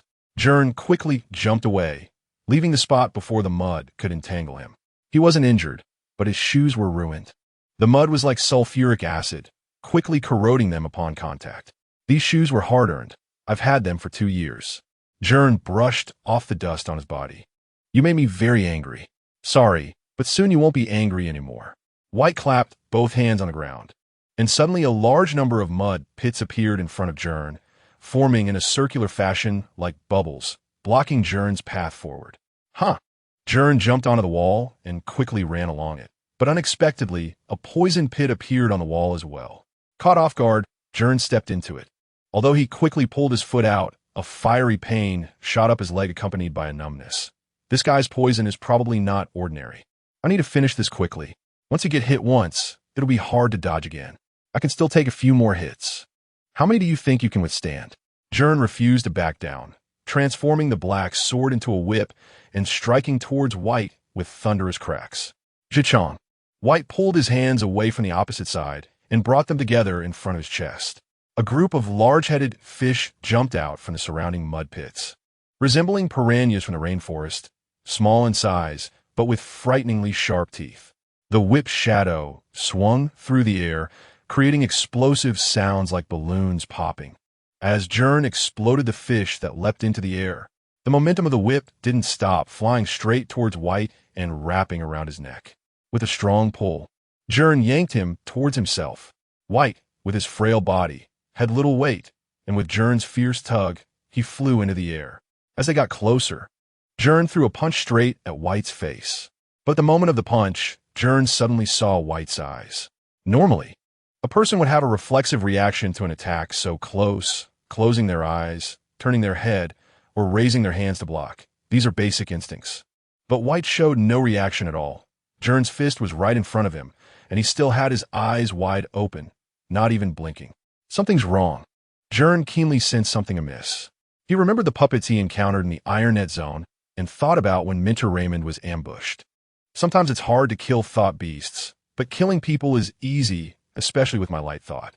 Gern recalled what White had just said and immediately retracted his fist, using the whip to throw him away. White's body hadn't flown far before a violent explosion occurred. A large amount of corrosive mud splattered everywhere. Thick white smoke rose from the surrounding walls and ground, creating uneven pits where the mud splashed, leaving a clear picture of what would have happened if Gern had punched him in the face. Indeed a puppet. Your technique isn't sophisticated enough. You've revealed your hand. Gern retracted his bone wings. At the moment of the puppet's explosion, he transformed the whip into wings to shield himself from the splattered mud. The resilient bone wings had several small holes corroded into them, looking like a net. As expected of the first place, I'm no match for you. I concede. I'll take my leave. White's voice came from the surrounding maze, making it impossible to tell his location. Don't think you can escape. Without a word, Gern dashed down a path in pursuit. Chapter 73. The Gambler Bylus. Actually, Gern couldn't be sure of the opponent's location either. But he guessed that someone with such a personality, who wouldn't dare to show up in battle and relied on puppets created by light energy to ambush others, would definitely hide in a position opposite to the puppets, comfortably watching the fight. Using shadow energy to accelerate, Gern quickly turned the corner and caught up. While White's ability seemed not to be used for acceleration, and he was soon overtaken by Gern. Seeing that Gern had actually caught up, White could only temporarily create 3 mud clones, mixing among them and fleeing in different directions. Nilo, can I borrow your technique? 4 pitch-black birds appeared in Gern's hand, and he waved them towards the 4 clones. These are the secret thunder sparrows of the Eisbarun family. To research the hidden secret, Nailu had revealed some of the techniques to Gern, though she didn't disclose the most important parts. However, Gern used them quite well. The four blackbirds were larger than the thunder sparrows Nilu used, flying around like four massive crows. The moment the crows collided with the opponent, they exploded, scattering black feathers like blades. Their power was equivalent to that of a shrapnel bomb. The three clones were destroyed by the explosion, and White's true body fell to the ground, coughing up blood, with several black feathers piercing his back, seemingly injuring his lungs. Cough, cough. Do not come over. I've already given up hunting you. Why are you still chasing me? White coughed out bright red liquid, looking at Gern as he approached, struggling to crawl back a couple of steps. You've given up, but I haven't. There are more people who can't stand a dark star than just Arthur. Sass has run away, but you can't escape, Gern said with a wicked smile, rubbing his fists together, with two crows perched on his shoulders, looking like a harbinger of death. Why you? Don't kill me. White remembered what he had done in the first trial, fearing that he would meet the same fate. He knew better than anyone that killing was unrestricted in the trial arena. I won't kill you. Leave your band and quickly withdraw from the trial to heal. Gern surprisingly offered such a merciful condition. White gratefully took out the band, and the yellow silk quickly became stained with blood. Thank you, I was wrong. White said, I'm different from you guys. Continuing the trial to satisfy my desire to kill, those people would be eliminated anyway. Why did you have to kill them? Gern snatched the silk band, looking at the bloodstains with some disgust, and threw it directly to Yor. I don't know. I never intended to kill them. But after Sass spoke to me, my eyes turned red, my mind went blank, and I was filled with frenzy. I became nothing like myself. White recalled, fear appearing on his face. I bled so much. I think I just woke up. What did he say? Gern didn't believe that someone could be brainwashed so easily. I don't remember, not at all. I can't even recall his voice. Sass never spoke, but I just knew what he meant. White covered his head, nearly breaking down, and in the end, he didn't know if it was too much pressure or excessive blood loss that caused him to faint. In the end, Gern pressed the surrender button on his radar watch, and the medical team's mentor appeared like a ghost beside him, quickly sealing his wounds with light energy and lifting him onto a stretcher to leave, leaving Gern alone to ponder White's words. Who exactly was Sass? His actions were nothing like those of a candidate. Who was he? A cold-blooded teenager. How could he be so ruthless and possess such a terrifying ability to manipulate minds? The mystery could not be solved unless Gern met Sass himself. Yor came over to remind him it was time to go, and Gern was still in a daze for a few minutes before coming back to his senses. On the way, the two of them no longer encountered any thought beast eggs. Indeed, compared to the candidates, thought beasts were a better way to score points. As time passed, these thought beast eggs would soon be snatched up, not to mention that there was a madman named Enlai among the candidates, who was fervently determined to eliminate all thought beasts, even if they were just simulated mechanical thought beasts. Buffer's broadcast continued to sound, and the atmosphere became increasingly tense. In the blink of an eye, less than half of the remaining time was left. With each report of a candidate advancing, the remaining resources in the arena became scarcer. So far, over 30 candidates had advanced, and, counting the thought beasts and seniors, at least 70 had been eliminated. Now, only half of the candidates remained in the arena. On the road, Gern encountered many candidates, but he didn't plan to attack recklessly to obtain bands until the last moment and could only continue advancing toward his target point. The previously moving target point had stopped, and after more than half an hour without movement, Gern caught up just in time. He was a bit slower and decided to look for the remaining thought beast eggs alone, agreeing to meet Gern at the entrance of the trial arena. After all, he had to rely on himself to pass the trial. Gern didn't say much, and after they separated, he could speed up his progress. Soon, he arrived in front of the target point. The person wasn't a candidate. He had no radar and was quietly sitting on the ground of the maze, leisurely basking in the sun. Oh, it's you. I've heard about you. You're the one who got the ancient coin. You've made quite a name for yourself. All of us seniors are discussing you. What's your name again? The man had dark skin, slick hair, and looked South Asian. He wore traditional South Asian attire, with a turban and a loose, colorful robe. My name is Gern, and you have my band, Gern said. I do have one, but I wasn't originally your prey. Your prey came to challenge me and was eliminated by me, so his band is here with me. If you defeat me, I'll even give you one of my own. The dark-skinned man draped both bands over his hand. Just what I need, 2 bands. Come on. Gern condensed a black sword, but the opponent waved his hand, looking completely uninterested. I've already fought once today. Constantly fighting is too boring. Let's play a game instead. The dark-skinned man didn't even stand up, appearing relaxed. I'm Bylus, the president of the Flying Fish Society at Wisela Academy. They all call me the Gambler Bylus. Playing a game with a gambler doesn't seem fair, but I accept. How do you want to play? Chapter 74. Ghost card Beerus twisted the 2 ribbons in his hands into a ball. And when he opened his hand again, the ribbons had transformed into 2 cards. They were the 2 jokers from a deck of playing cards. One a colorful jester, and the other a black and white jester. He tossed the small joker to Gern, keeping the big joker for himself. The card felt no different from an ordinary playing card in his hand. There was no detectable energy fluctuation, making it impossible to tell that it was made from light energy by Beerus. This game is called Catch the Ghost, and the rules are simple. There is a deck of playing cards here. Beerus magically spread out a fan of cards from his seemingly empty hands. And Gern didn't even blink, still unable to see the other S movements. I've taken away all the high cards, leaving only cards numbered 3 to 10. We each take half, and take turns playing cards. You can play up to 4 cards at a time, but they must all be the same. The next player must play a higher card than the previous one. For example, if I play a 3, you can play a 4 or 3 fours. What is so fun about that? ISNT is just a game of luck. Gern asked. No, this is a game of wits. We'll cover our cards as we play, and you can say whatever you want about the cards you play. You could play 4 random cards and claim they are 4 tens. In this ghost-catching game, lying is allowed. Beerus wore a friendly smile. But what if I lie all the time? Gern inquired. I can challenge you at any time. At that point, you'll have to reveal your cards. If I catch you lying, you'll have to take back the cards you just played. Conversely, if I guess wrong, I'll have to draw a card. Got it? Kind of. The more cards you have in hand, the farther you are from victory, but the more resources you have. When your cards are almost gone, your options become limited, and the opponent can guess what cards you have based on the count and see if you're lying. Gern understood after just one explanation. Let us try it out, Beerus said, dealing a stack of cards to Gern, who sat cross-legged in front of him, using the ground as a card table. What is the ghost card for? Since it's called Catch the Ghost, it should have some use, right? Gern asked.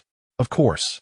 The ghost card can be used as any card, but besides playing all your cards, there's another victory condition, catching the ghost. You can point out where my ghost card is at any time, and if you guess correctly, you win. Of course, if you guess wrong, you lose. Each player has only one chance. Beerus waggled his finger in front of him. Let us begin. Gern quickly arranged his cards into a fan. He didn't play poker often, but he was confident in his memory. Here's a little tip for you, Beerus said, also picking up his cards, which danced as if alive in his hands, forming a line. I can win not because I cheat, but because my eyes are sharp. Lies cannot escape my sight. 2 threes, Gern declared, covering his 2 cards. Lie, take them back. Beerus replied without hesitation. Gern was momentarily stunned. He didn't expect this person to challenge him on the very first hand, especially with such low cards. He revealed his cover cards, which were indeed a 3 and a 4. He had lied and had to take back the cards he played. My turn now, 1-4. In the following rounds, Gern played steadily, while Beerus maintained a relaxed, mocking smile, seeming to control the entire game. Gern didn't challenge him as he played multiple cards until he was about to run out of cards. Suddenly, Beerus pointed at Gern's hand. Second card from the left, I caught it. The confidence in his expression was undeniable. Gern displayed his hand, and indeed, the card Beerus pointed to was the ghost card. How is this possible? Gern was filled with doubt. He still had 4 cards left, and it was impossible for him to calculate so precisely.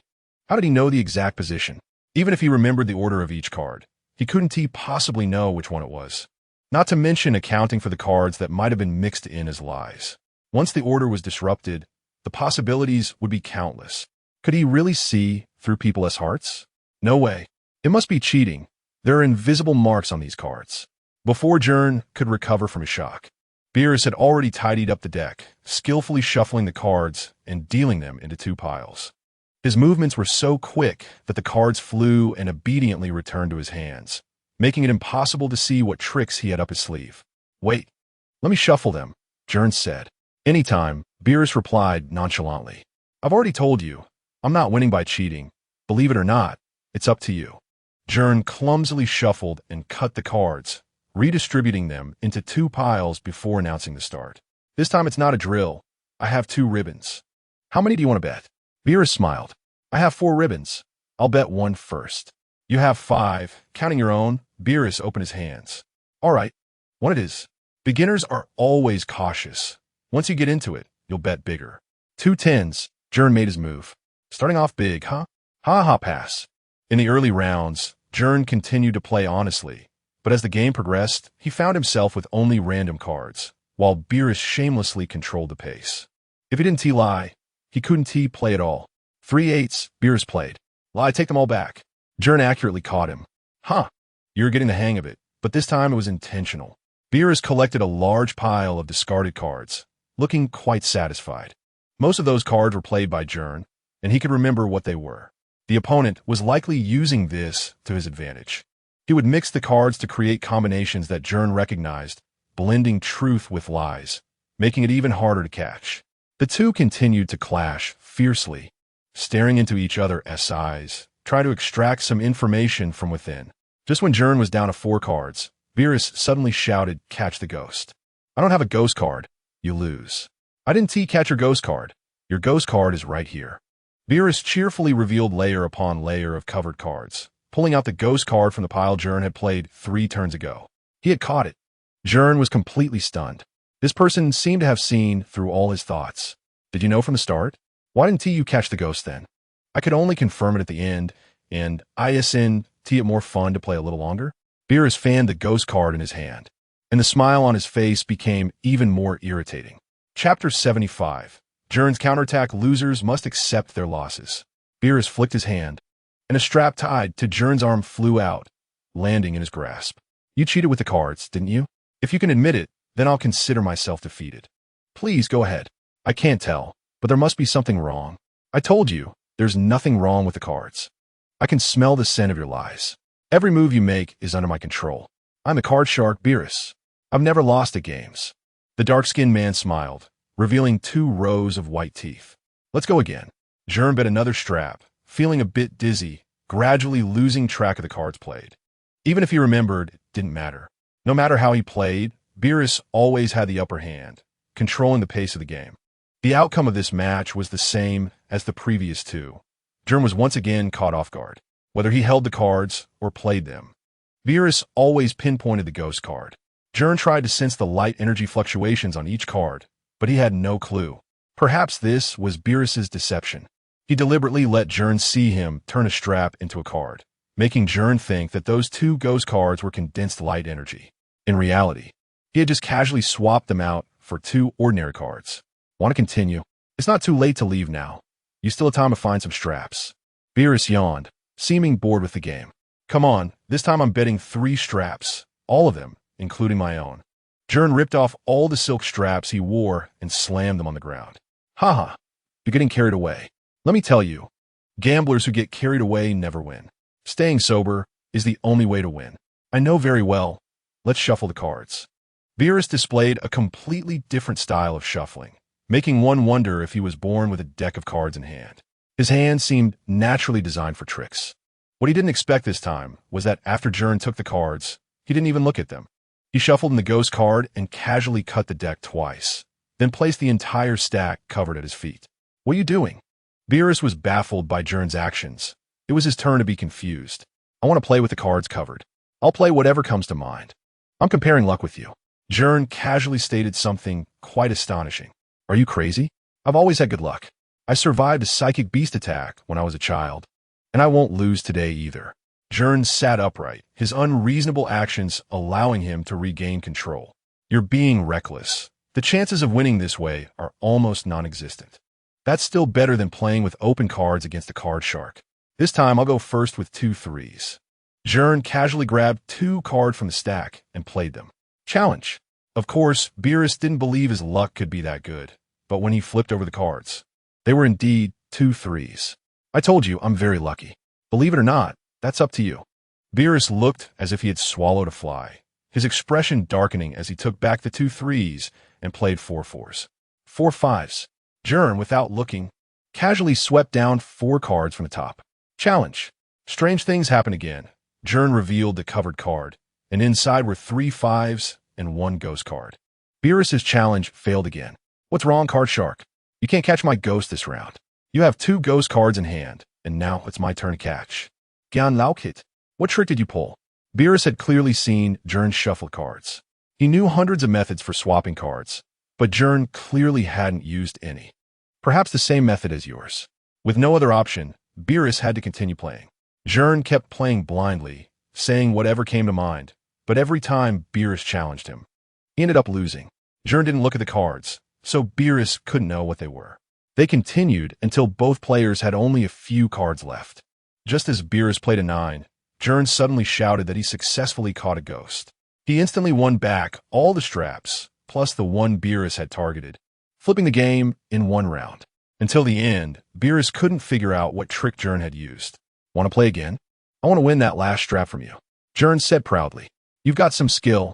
It seems I underestimated you. This time, I'm betting 5 straps. Still going all in. I don't have 5 straps to bet with you. Beerus smiled wryly. If I win, that strap in your hand, plus when I enter the academy, you owe me do something. What is it? I hate vague bets. I haven't thought of it yet, but you wouldn't dare to bet, would you? Gern figured out Beerus's temperament and intentionally provoked him. This tactic worked. Beerus gritted his teeth and accepted the challenge, but requested that the task not violate the academy's rules. Gern nodded, and the final round began. This time, Gern didn't cover the cards. He held them in his hand properly. Beerus was thrown off by his previous rhythm, and this time his grasp wasn't as precise. Both players were lying to each other, with successes and failures in challenges. This round of confrontation was clearly much more intense, with both showing their true skills. Until the end, both players had only 2 cards left. Beerus still couldn't pinpoint where Gern's ghost card was. At that moment, Gern played 1 card, and he found the opportunity. Challenge. Failure. That card is a 6. I didn't say anything. That remaining card of yours is a ghost. Catch the ghost. Beerus was making a last-ditch effort. Gern had previously played cards that did not include any ghost cards. It could only be one of these 2. Sorry. Failure. You lost. Gern revealed his hand, showing the smallest card, a 3. How could this be? How could this be? Beerus couldn't believe it, collapsing to the ground, holding his head in disbelief. Where's your ghost card? You cheated. Right here. Gern lifted the thick stack of cards and pointed to the first card he played. The first hand? Yes, I played the ghost as a 3 from the very beginning. Why did you do that? Because I didn't want you to see through me. As long as you miscalculate 1 hand, I have the chance to win. You lost. Card Shark Beerus. You owe me a favor, and I will come to collect it later. Gern took the last strap from Beerus, finally gathering all the straps needed for promotion. You really dare to gamble. What if you lost? I had already made up my mind. If I lost, I would roll up my sleeves and take it to you. I don't care about any rules. Gern confessed. Ha ha ha ha ha. You're really something, Junior. Beerus covered his face and laughed heartily. The confidence and ease on his face dissipated, leaving only self-mockery and helplessness. I owe you a favor. You're one of the few who have beaten Card Shark Beerus. Be proud of that. Chapter 76, the end of the second match. I have to say, playing cards is much more time-consuming than fighting. After messing around with the cheater Beerus for quite a while, there was only an hour left for the trial. Fortunately, they were playing cards. If it had been mahjong, it would have dragged on until the end. In the end, Beerus had no idea how Gern managed to play blind and win. It was actually quite simple. Gern directly woke up the Ratman Sigma inside him and had it look at the cards, then inform him what to play. Previously, Gern didn't know what the cards were, so Beerus certainly wouldn't know either. Sigma, of course, didn't listen to Gern's commands, but fortunately, he was also annoyed by this arrogant guy and was willing to mess with Beerus one last time. However, it was only for the final round. After that, Gern couldn't call upon him anymore. Thankfully, Beerus's rhythm was thrown off, and Gern managed to win against the odds. It was a close win, but Gern's statement was undoubtedly correct. His luck was indeed very good. When Gern returned to the entrance of the maze, he encountered the madman Onlai, who was holding a large bundle of straps and was facing off against a griffin-like thought beast. Onlai was using some kind of light thought as he charged towards the thought beast with huge strides. His massive fist slammed out with no technique whatsoever, directly smashing the thought beast to pieces. These simulated thought beasts were also created using special principles, and only light thought could harm them. Online must have covered his body with light thought, but for some reason, he fought this way. Judging by the straps in his hands, he seemed to have cleared out the excess thought beasts in the maze. Other candidates were probably furious, as opportunities were already scarce, and this kind of person was monopolizing the resources. It's Gern, brother. Online picked up the straps, and, hearing Gern's footsteps, knew he was coming. Have you gathered all the straps? Do you need any help? I've already gathered them. Aren't you tired? Slaying the evil thoughts of the beasts is our duty. How could I be tired? Even if it's practice, I must give it my all. Then you should have quite a few target straps, right? That's quite unpopular. Just a few people came to find me. I already sent their straps out. I only want to eliminate the thought beasts. I'm not interested in these straps. Onlai's voice was as heavy as stone, and his large frame resembled a small mountain made of rocks. In some ways, this person's thoughts were even more transparent than Beerus's. Without lingering, Onlai continued to rampage through the maze, looking for excess thought beast eggs. Gern sighed, thinking he was quite the oddball, and continued on his way to the exit of the maze. When Gern returned to the exit, he was surprised to see her as well. He was all bruised and battered, and his large backpack had deflated, as if he had used up all his best props. He had lost one target, previously obtained one target strap, and Gern had also given him whites. When they parted, he was still short 2 target straps and 1 random strap. What surprised Gern was that this guy had managed to gather everything by himself. He had defeated a candidate target. That guy was previously part of the cabin team and wasn't very strong. After fighting a thought beast, he hadn't recovered, and you seized the opportunity, obtaining 1 target strap and 2 straps that the other person had previously collected. After that, you challenged 2 more thought beasts, pushing himself to the limit and successfully meeting the advancement conditions. Gern had originally planned to help him, but it turned out he passed on his own, which was quite gratifying. Gern, how's it going on your side? Were the targets easy to deal with? You're asked weakly. He was an unawakened one, and, after 3 battles, his thought conductor was about to drain him dry. He was now swaying as he walked. I met a senior. He's a weirdo. He lost 2 straps to me while we were playing cards. Why can't I encounter such good luck? Yer looked utterly defeated, thinking he had hit the jackpot, only to find out Gern hadn't even fought a single battle. But it's not good luck. I barely managed to win. If it were to happen again, I'd choose to just beat him up. As the two were talking, Arthur also emerged from the depths of the maze. He had designated SARS as his hunting target, but unexpectedly, the opponent ran very fast, and as soon as he entered the maze, he threw away the radar.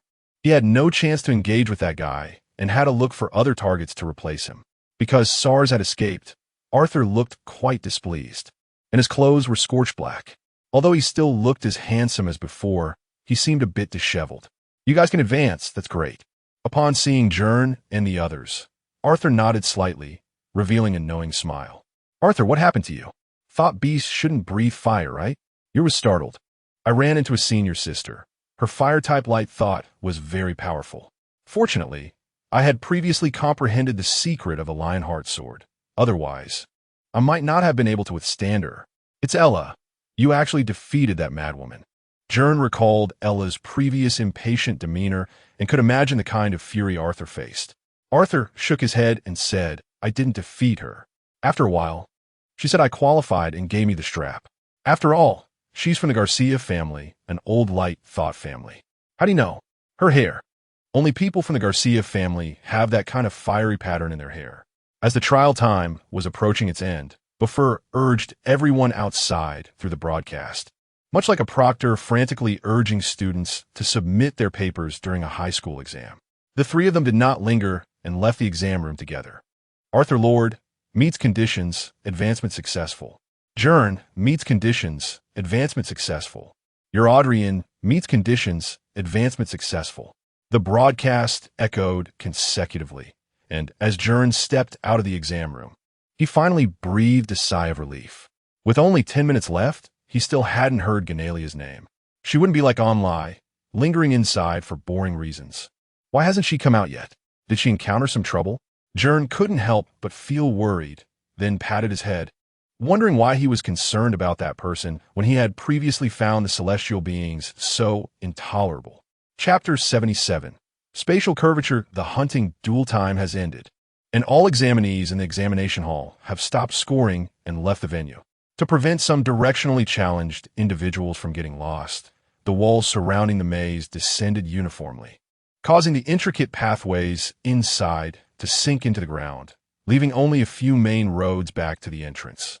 Those 3-story-high walls could actually retract and extend freely, leading Gern to suspect that the entire area beneath was empty and that the terrain could be changed at will according to different trial themes. Ganalia meets the criteria, successfully advanced. When Gern heard the announcement, he saw Nair come out of the maze. She looked a bit tired, and he wondered if she had encountered a tough opponent, especially since so many seniors were mixed in with the enemies. It was normal to get caught in a tough battle. After all, this was supposed to be the trial of Viscera Academy. He himself had run into someone like Byrus, and he had no idea how strong that guy was. But he was the president of a club at the academy, so he probably wasn't weak. Fighting him might actually be easier than playing cards. Only 80 people passed this round of trials.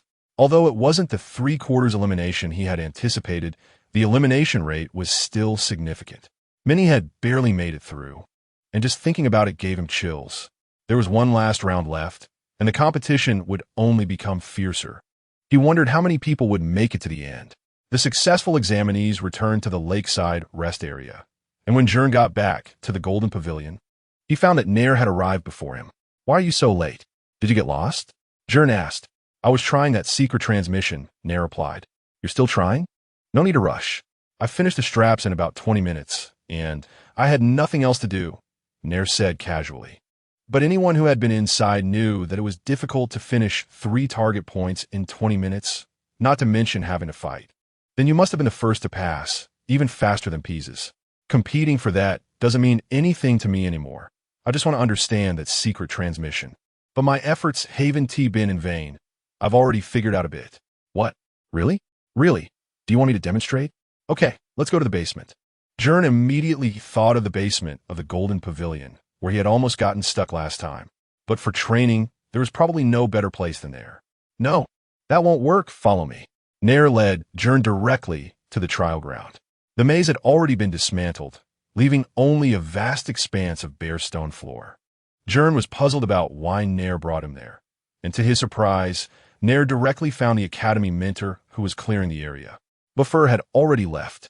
His personality was not suited for such tedious tasks.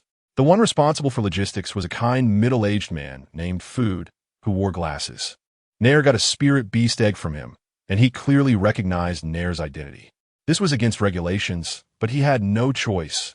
After all, she was the young lady of the Eisberlin family.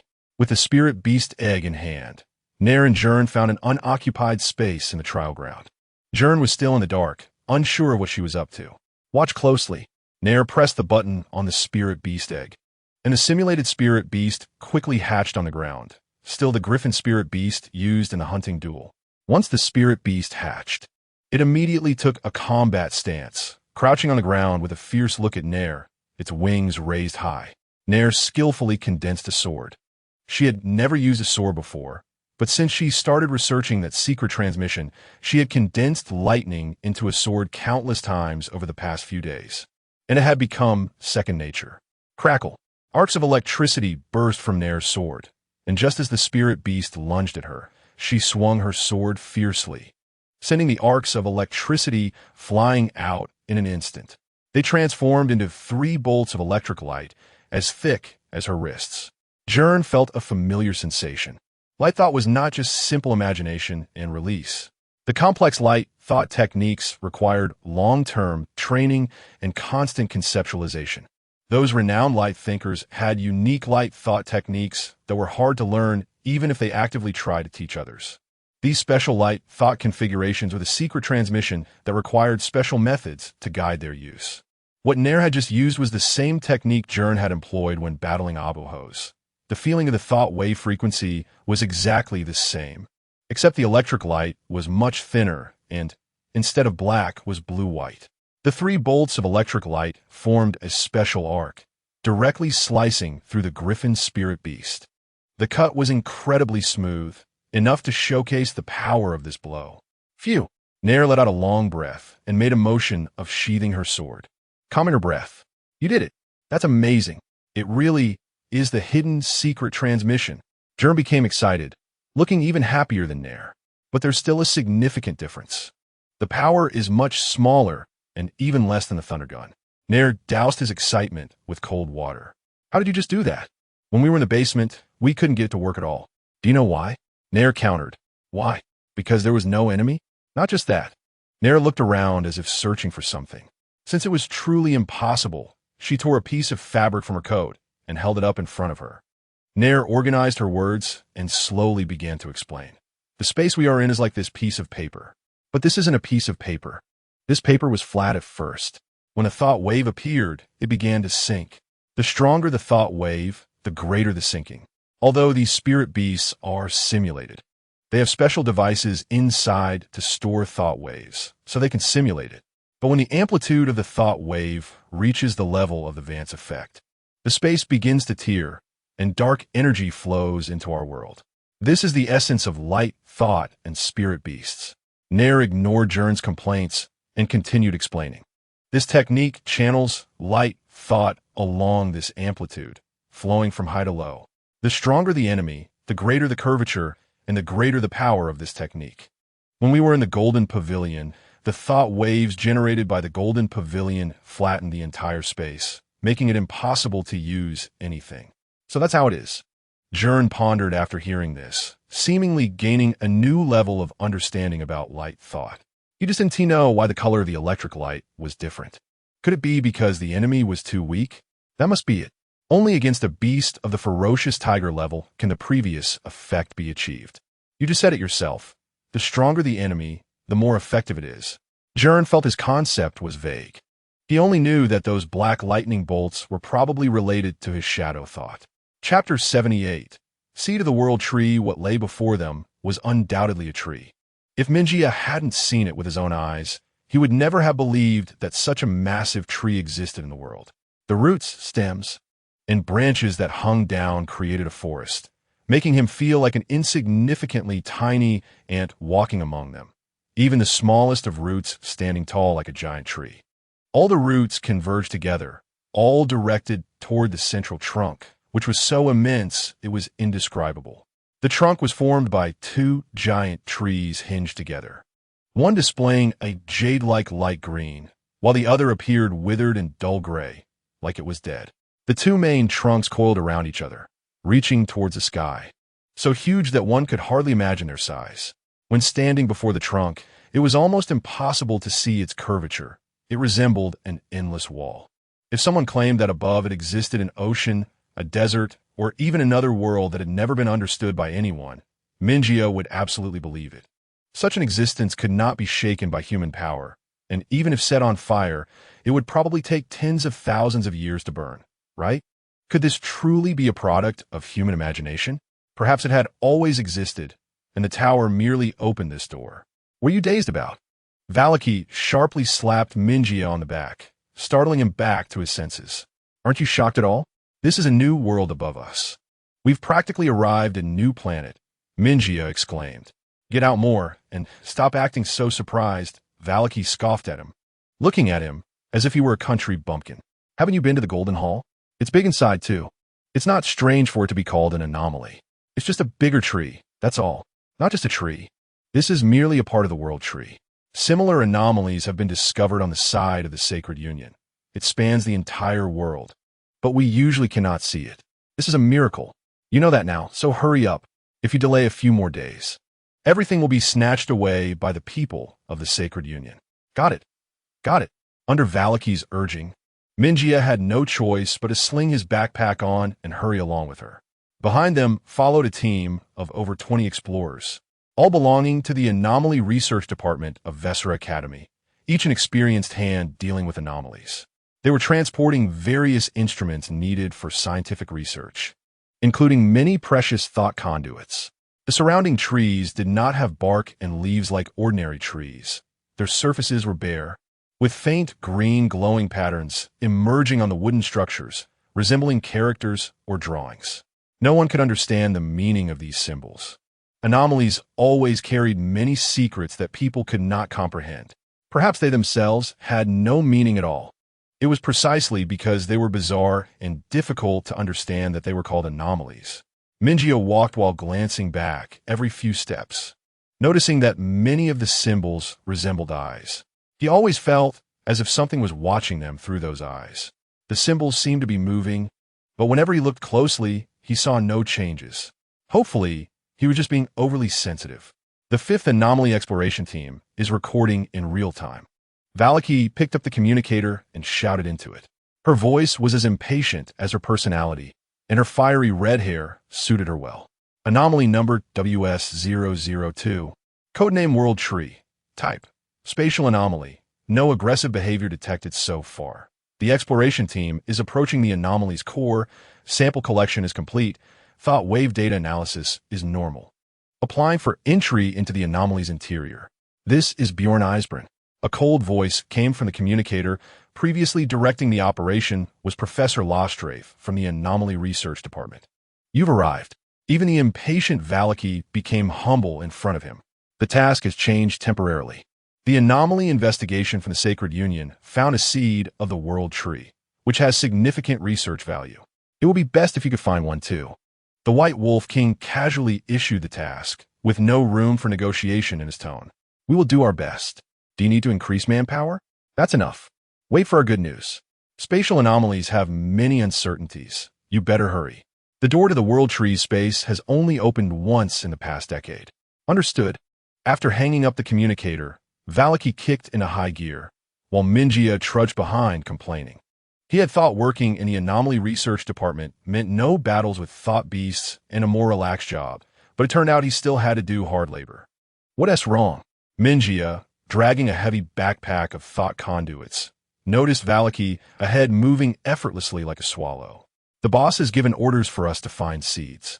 We need to act quickly, or the door might close at any moment. Seeds?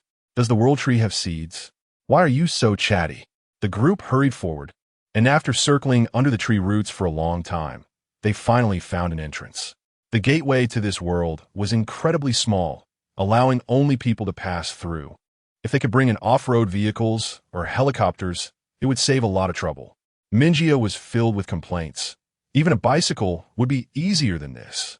That entrance was just a tiny hole compared to the entire tree. But from the perspective of the exploration team, this cave was astonishingly large. It could fit a mountain inside. It opened where the green and black trunks met. The accompanying engineers turned on the specialized neon lights for detection. But the strong light that could illuminate dozens of kilometers of tunnels was completely swallowed up, leaving the cave still pitch black with no visible path. Strange symbols also appeared on the trunk of the World Tree. As Mingia approached, the faint green symbols slowly turned black. The World Dual Tree, one symbolizing life, the other death. The death inscriptions lit up, clearly signaling a warning. It seems it doesn't welcome us, Mingia said timidly. Can you stop being so superstitious? If you're not coming along, then scram. Valaki burst out angrily. Come with me. She conjured a blazing flame in her hands, slowly probing into the deep cave. Illuminating the path she walked. Compared to humans, it seemed the World Tree disliked fire even more. As the fierce flames approached, those symbols turned an even deeper black. The other members of the exploration team followed Valaki into the cave. Mingia hesitated for a moment, but eventually followed in resignation. The path beneath their feet was formed by a gigantic root. It was so large that despite its cylindrical shape, walking on it felt like walking on flat ground. The team advanced behind Valaki. The crackling sounds of the raging flames echoed around them, along with the red hair, the symbol of the Garcia family, and her eccentric temperament. They were the kin of the Eisbrun family, fighting alongside Van Helsing Eisbrun during the War of Salvation. Mingia found it hard to get along with this person. He preferred gentle, petite women. Yet every time he embarked on a mission, his companions were either Valaki or Evelyn. Both were stunning beauties worthy of magazine covers. Others might envy him, but only by experiencing it could one understand how difficult it was to get along with such characters. After advancing along the routes for a long time, the world around them gradually became clearer. They could see countless giant branches crisscrossing above them. If there were insects in this tree, they would probably be larger than thought beasts of the dragon level, right? Just as Mingia was lost in thought, a sudden loud noise erupted beneath him, shaking the roots and causing everyone to stumble. Mingia, watch your surroundings, Valaki shouted. Understood. Mingia summoned his light thought, and countless iron chains, thick as fingers, flew out from his hands, spreading out beneath his feet and probing into the pitch-black environment. The places where the chains passed slowly lit up, and everyone held their breath. As the light gradually rose, Mingia's mouth widened more and more. The product of his earlier wild thoughts unexpectedly appeared, and he barely suppressed his fear to keep from crying out. The surrounding branches were crawling with enormous bugs, resembling the aphids commonly found on plants, but magnified tens of thousands of times, each the size of a 4 or 5-story building. The aphids were tightly packed together, each one pressed against the other. If one didn't look closely, they would only appear as an uneven surface of the branches. The bodies of the bugs emitted rhythmic vibrations, as if they were communicating with one another. The slight tremors transmitted through the branches felt like a small earthquake. When Mingia's chain touched one of the aphids, he saw similar eye-like patterns on its body, causing him to shudder involuntarily. Don't disturb them, idiot, Valaki whispered urgently. Mingia quickly retracted the chains, and the aphids seemed to sense nothing. They are part of the world tree. I can see runes on them just like on the trunk, Mingia said softly. To hell with the runes. Hurry up and find the seeds. Valaki reduced the flames in her hands, slowing her movements to avoid disturbing the swarm. They crossed over to another branch from the connection between the branches, and time passed slowly. The exploration team still had no gains, and she inevitably grew anxious.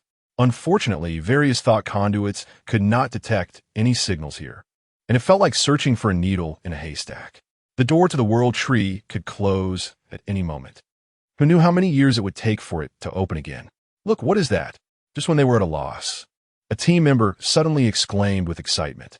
Following the direction of his finger, a deep green oval floated at the end of a branch, emitting a faint glow. Chapter 79, the exploration team in distress, that is, the seed of the world tree. Valaki swallowed hard. She had originally planned to give up and retreat, but unexpectedly, they had really found one by accident. Be careful, let me do it. Mingia walked in front of her, afraid that her excitement would disturb the aphids. Valaki suddenly looked at him with new eyes, not expecting him to be quite reliable at this critical moment. Secret technique, silver serpent. Mingia twisted his body, and the chains formed from his mental energy extended out like agile snakes approaching the seed, advancing quietly and quickly along the ground without making any sound. When the snakes got close to the seed, they did not immediately reach for it. Instead, they coiled around it and sensed it for a while. These snakes were embodiments of Mingia's consciousness, and the moment they touched the seed, his spirit instantly collided with the seed's thought waves. What a wonderful thought wave. I can see all things in the world. This is the power of the world tree. Mingia murmured, looking very pleased. There's no time for you to savor it slowly. Hurry up and act. Valaki couldn't stand his slow pace. Don't rush me. Give me a bag that can hold about 20 kilograms of weight. The team members filled a large bag with some miscellaneous items, according to his description, and placed it on his equipment. Mingia controlled the snake to touch the large bag. No, it's too heavy. Cut it down by half a kilogram. After repeated adjustments 3 times, he finally felt satisfied and had the snake drag the bag closer to the seed. The next steps were very precise. The snake gradually wrapped around the seed and placed the bag very close to it. Swish! Valaki couldn't see its movement clearly. The snake swiftly swapped the positions of the seed and the bag, quickly returning to Mingia's side with the seed. The world tree seemed not to notice this small change. The ground did not tremble, and the aphids did not wake up. Touching the seed of the world tree and feeling the wonderful thought waves coming from within, Mingia finally felt relieved. Got it, retreat. Valaki turned around and waved her hand. You did well, Mingia. I'll treat you to a big meal after we get out. Forget it. Just convert it to cash for me. You really have no sense of romance at all. Romance depends on who it's for. The exploration team returned to the previous branch and quickly retraced their steps. To ensure they moved quickly enough, Veliki had everyone discard unnecessary burdens and travel light. However, when they passed the aphid swarm again, an unexpected change occurred. The previously dim environment suddenly lit up. Everyone, who had gotten used to the dark surroundings, suddenly felt uncomfortable and squinted their eyes. It was the runes on the aphids. They sprouted pairs of transparent insect wings on their backs, and those runes emitted blinding light, transforming into huge fireflies. The ground trembled violently, and everyone had to use all their strength to hold on to the branches to avoid being thrown off. Damn it! This damn tree knows everything. It's playing us. Veliki cursed angrily. Run. Back to the exit. A team member shouted. There's no time. Minjia looked at the distant cave entrance, which had previously been large enough to fit a mountain, but had now shrunk to the size of a single person. Within a few breaths, it had tightly closed, leaving not even a crack, with not a single ray of light coming through.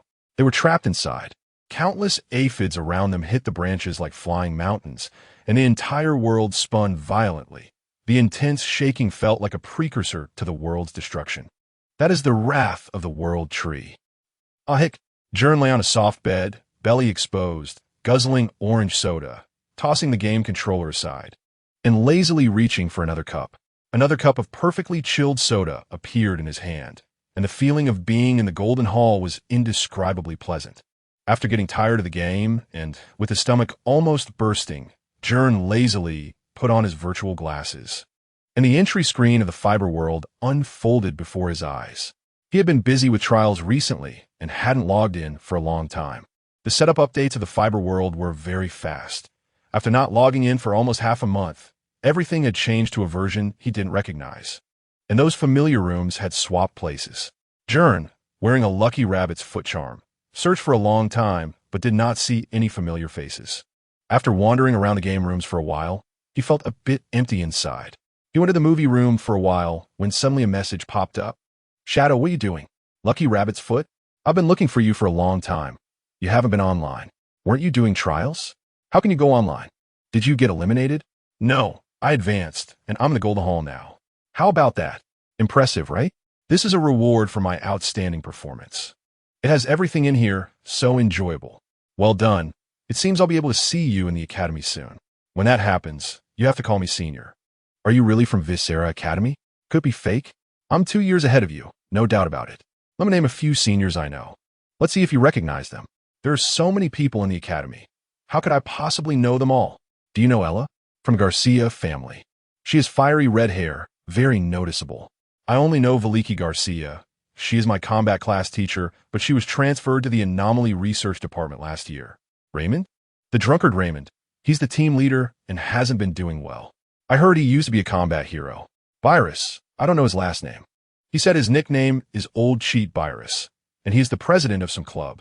That guy has a lot of nicknames. He changes them every day, and none of them are good. You really know a lot. So who are you? I'm not telling you. Anyway, I'm a big shot. If you find out, you'll just come to bother me later. Annoying. Even through the chat box, Gern could hear the affected tone of Lucky Rabbit's foot. TCH, who isn't a big shot? Virus said you seniors are all talking about me. I actually got that ancient coin. Is it really you? Of course. No more talking. Do you want to spar? Sure. Same place. Wait.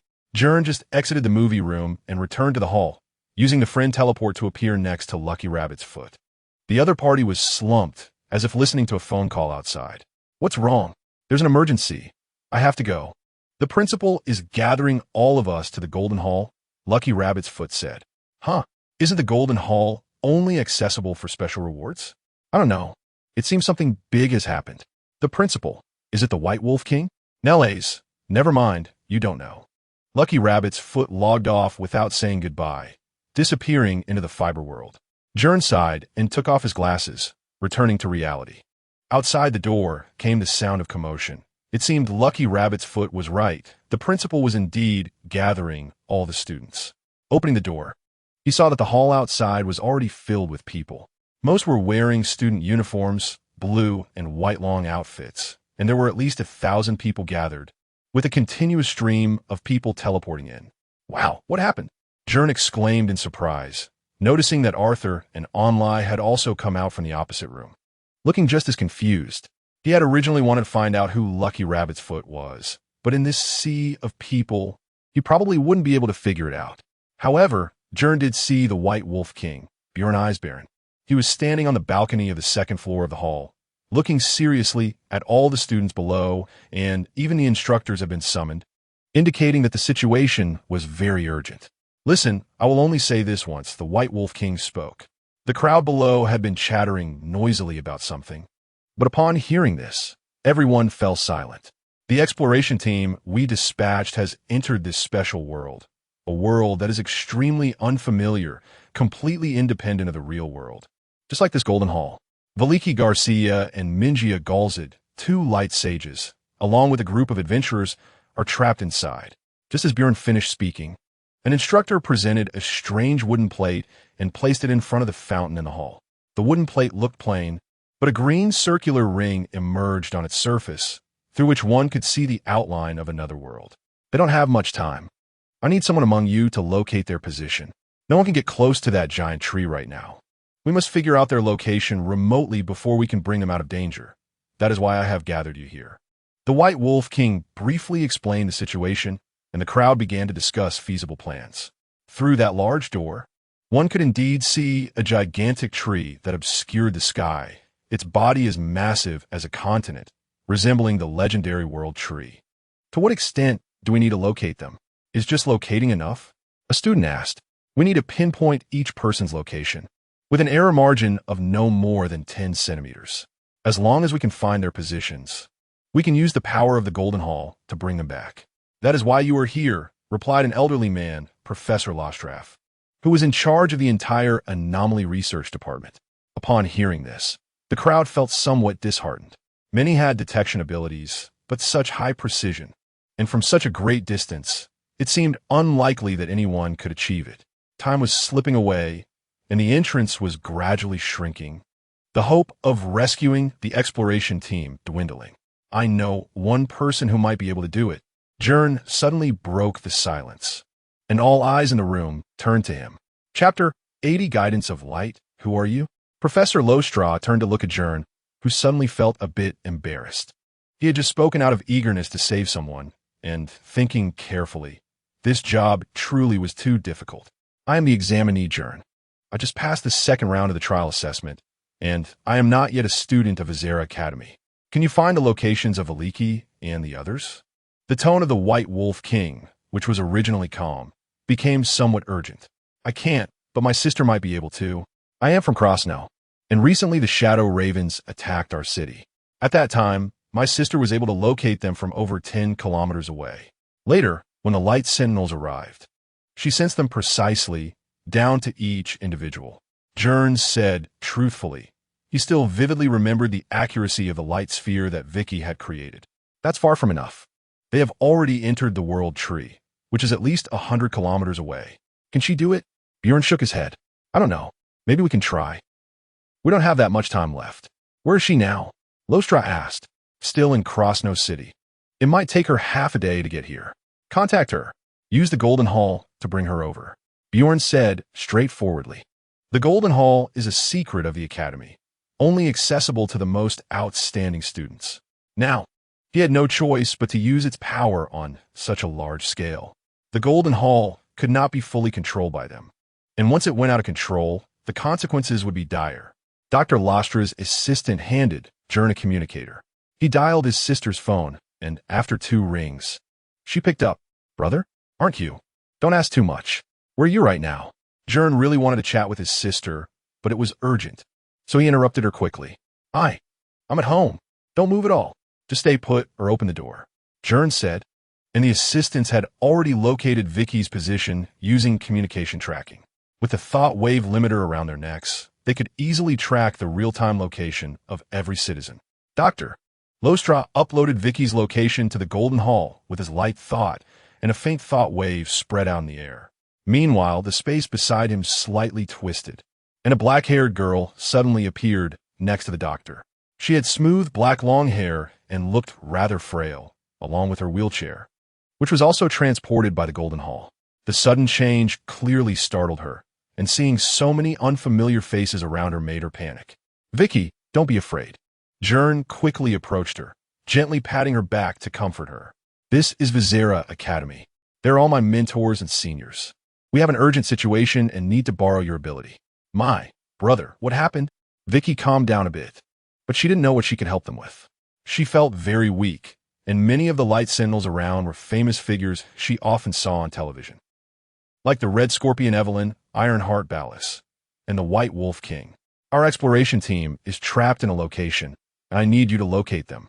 As long as we can find out where they are, we can bring them back just like we brought you here. Gern explained as quickly as possible. Me? Vicky became anxious. She didn't know if she could do it. Little girl, Dr. Lostra said softly, even if there's only a slight chance, we have to try. The thought wave is completely shielded by the World Trees field. Even the best sensing light sentinels among us cannot find them. You may be our only chance. Please show us your ability. I'll try. Vicky slowly raised her hand, her palm hovering in front of her chest. She rarely used her ability, and being in front of so many people made her nervous, causing her mind to go blank. It took her over 10 seconds to gradually stabilize her state of mind, and a pure white light sphere floated in front of them. The light sphere was nearly transparent, looking fragile and powerless, as if it could disappear at any moment. The lives of the entire exploration team hung in the balance of this light sphere, which seemed like a faint hope for their survival. Suddenly, influenced by the dense thought waves around her, Vicky's light sphere brightened significantly, and countless fine lines and arrows spread outwards, transforming the entire light sphere into a smooth disk. How could this happen? I've never seen anything like this. Vicky's voice began to tremble with emotion. It's the Golden Hall, Gern said. Nail said before that the thought waves in the Golden Hall are strong and will flatten the surrounding thought wave space, making it impossible to sense anything here. Indeed, Doctor. Lostra nodded. We need to enter the space of the World Tree. Miss Vicky, you should go with other students who have sensing abilities and give it a try. The green door emitted a terrifying aura, but the group of students still resolutely walked in. Vicky turned to look at Gern, who wore a worried expression. Vicky, it's very dangerous in there. Have you thought it through? I want to try. I want to do something for others. Earlier at the festival square, I used my ability to save someone, and I felt very happy. Perhaps this is my talent. I want to help more people. Okay, I'll accompany you. Make haste. The White Wolf King said coldly. Just now, when Gern mentioned Nail, he glanced down where a white-haired girl was looking down and avoiding his gaze. Gern pushed his sister through the green door. The hall of the Golden Hall was very spacious, but compared to the space of the World Tree, it felt like an ant's hole, narrow and crowded. The moment they passed through the door, an endless vast world came into view. There was no ground, no sky. The sky was filled with gigantic leaves that blocked out the sun like an ocean, and below were roots that rose high like mountains. The light source was not the sun, but glowing runes on the World Tree. Everything here was made of trees. The tree was the only substance here. The universe that humans are familiar with cannot explain its existence. It is the first space existing in the dark matter world, only opened by the tower. Otherwise, even if human civilization developed for tens of thousands of years, it would never explore this place. The World Tree. When you face it, you can't imagine that it was created by the universe. You can only envision the cosmic fruits that grow beneath its enormous branches and leaves. This place exceeds human cognition, beyond what we can observe. That less than 20% of the luminous matter universe. There was no wind and there was no sound, but a grand and magnificent song seemed to resonate in Gern's ears, praising the greatness of the World Tree. Brother, can you hear that sound? Vicky asked weakly. I can hear it. Hear what? Another student asked, startled by their conversation since he heard nothing. Vicky unfolded her light thought again. This time her light sphere elongated into a sharp angle, with the pointed end directed towards the World Tree. If the thought waves of the Golden Hall were spread out, then the thought waves of the World Tree were converged, with everything in the entire space absorbed by the World Tree, all converging to a single point. I found them, Vicky exclaimed. The most powerful source of thought waves in this world was undoubtedly the World Tree. Her light sphere was pulled entirely towards it, but beneath that giant arrow, some small light lines could still be found, with some pointing around. Those were the mentors and students who had come to rescue them, and two others overlapped with the giant arrow, pointing towards the trunk. Those were clearly the two light sentinels trapped in the exploration team, Mina and Veliki. Vicky's discovery quickly shook the entire academy, and everyone exclaimed as they gathered around. Others also used their abilities to sense, but from over 100 miles away. With the powerful interference of the World Tree, they couldn't find anything. However, Vicky precisely identified two directions, and the two fine lines were still moving rapidly, corresponding to Minya and Veliki desperately fleeing within the World Tree in reality. Their fine lines would occasionally fluctuate, indicating that they were truly using their light thoughts to fight against an enemy. As for who the enemy was, no one knew. Perhaps it was the World Tree itself. That's great. That's great. Dr. Lostraff approached, his face filled with excitement, rubbing his hands together and shaking all over. Your light thoughts are so unique. Not only can they lock onto a target, but they can also reveal the opponent's specific condition. I've never seen such light thoughts before. You are a treasure on the same level as the seed of the World Tree. Vicky was startled by him and took a step back, while the doctor was pulled back by a tall female assistant. I'm sorry. This old man gets like this whenever he sees a rare light thought. I didn't mean to scare you. The female assistant directly grabbed the old doctor's collar and called him an old man, knowing that doctor. Lostraff's status in the Viscera Academy is second only to the White Wolf King and a few board members. However, just knowing the direction is not enough. Your positioning can't determine the distance at all, only the angle. The teleportation of the Golden Hall requires absolutely perfect data, the old doctor lamented. His skin wrinkled to an absurd degree, resembling a layer of dried cowhide. Indeed, am I still too useless? Vicky felt disheartened. Just then, a familiar voice suddenly came from the entrance, and a short boy stumbled in, running over. I have a way. You're Chapter 81. Escaping from Danger Hay. Isn't that the little brat from the Robert family? The old doctor frowned, his forehead skin becoming even more like dry cowhide, turning his face away like a mischievous old man. Joel mentioned that their family specializes in manufacturing and researching thought guides. So it seems the doctor has some grievances with them, while Joel nods to him in respect. Doctor, I bring greetings from my father and grandfather. Spare me.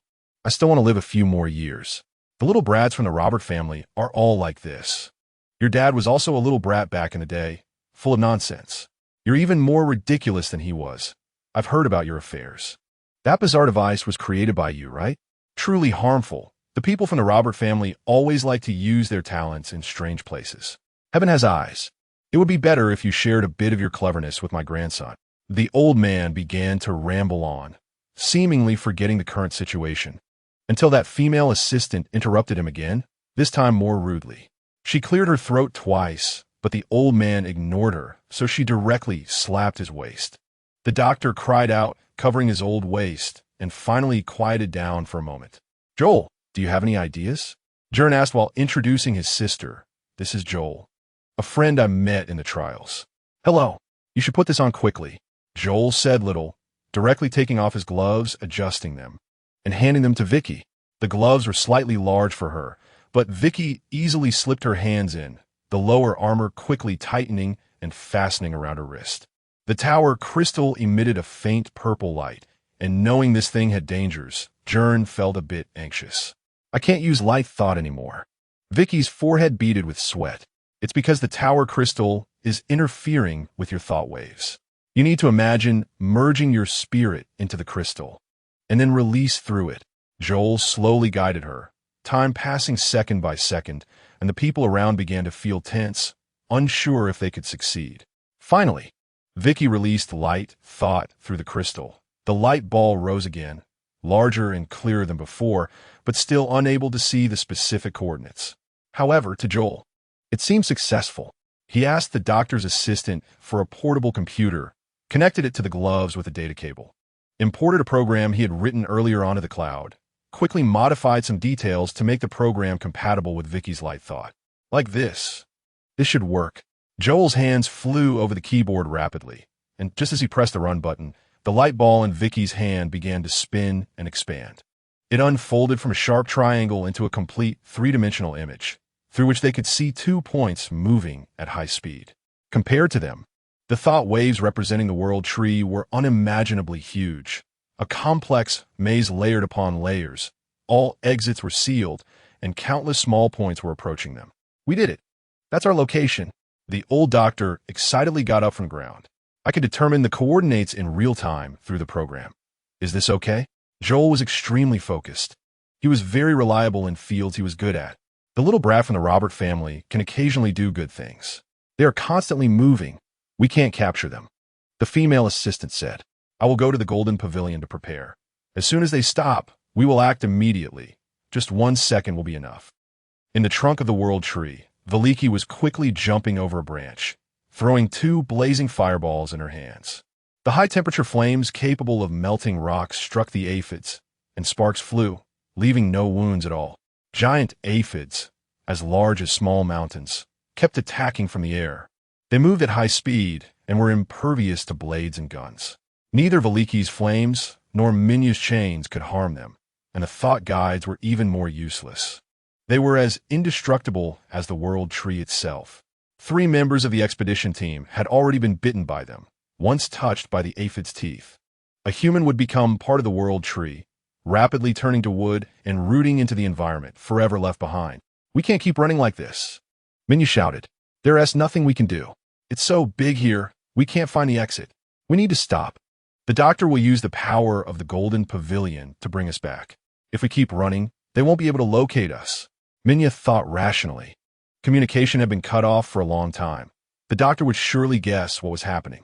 I've been trying. I've said open the door in my head 100 times. Veliki was extremely angry.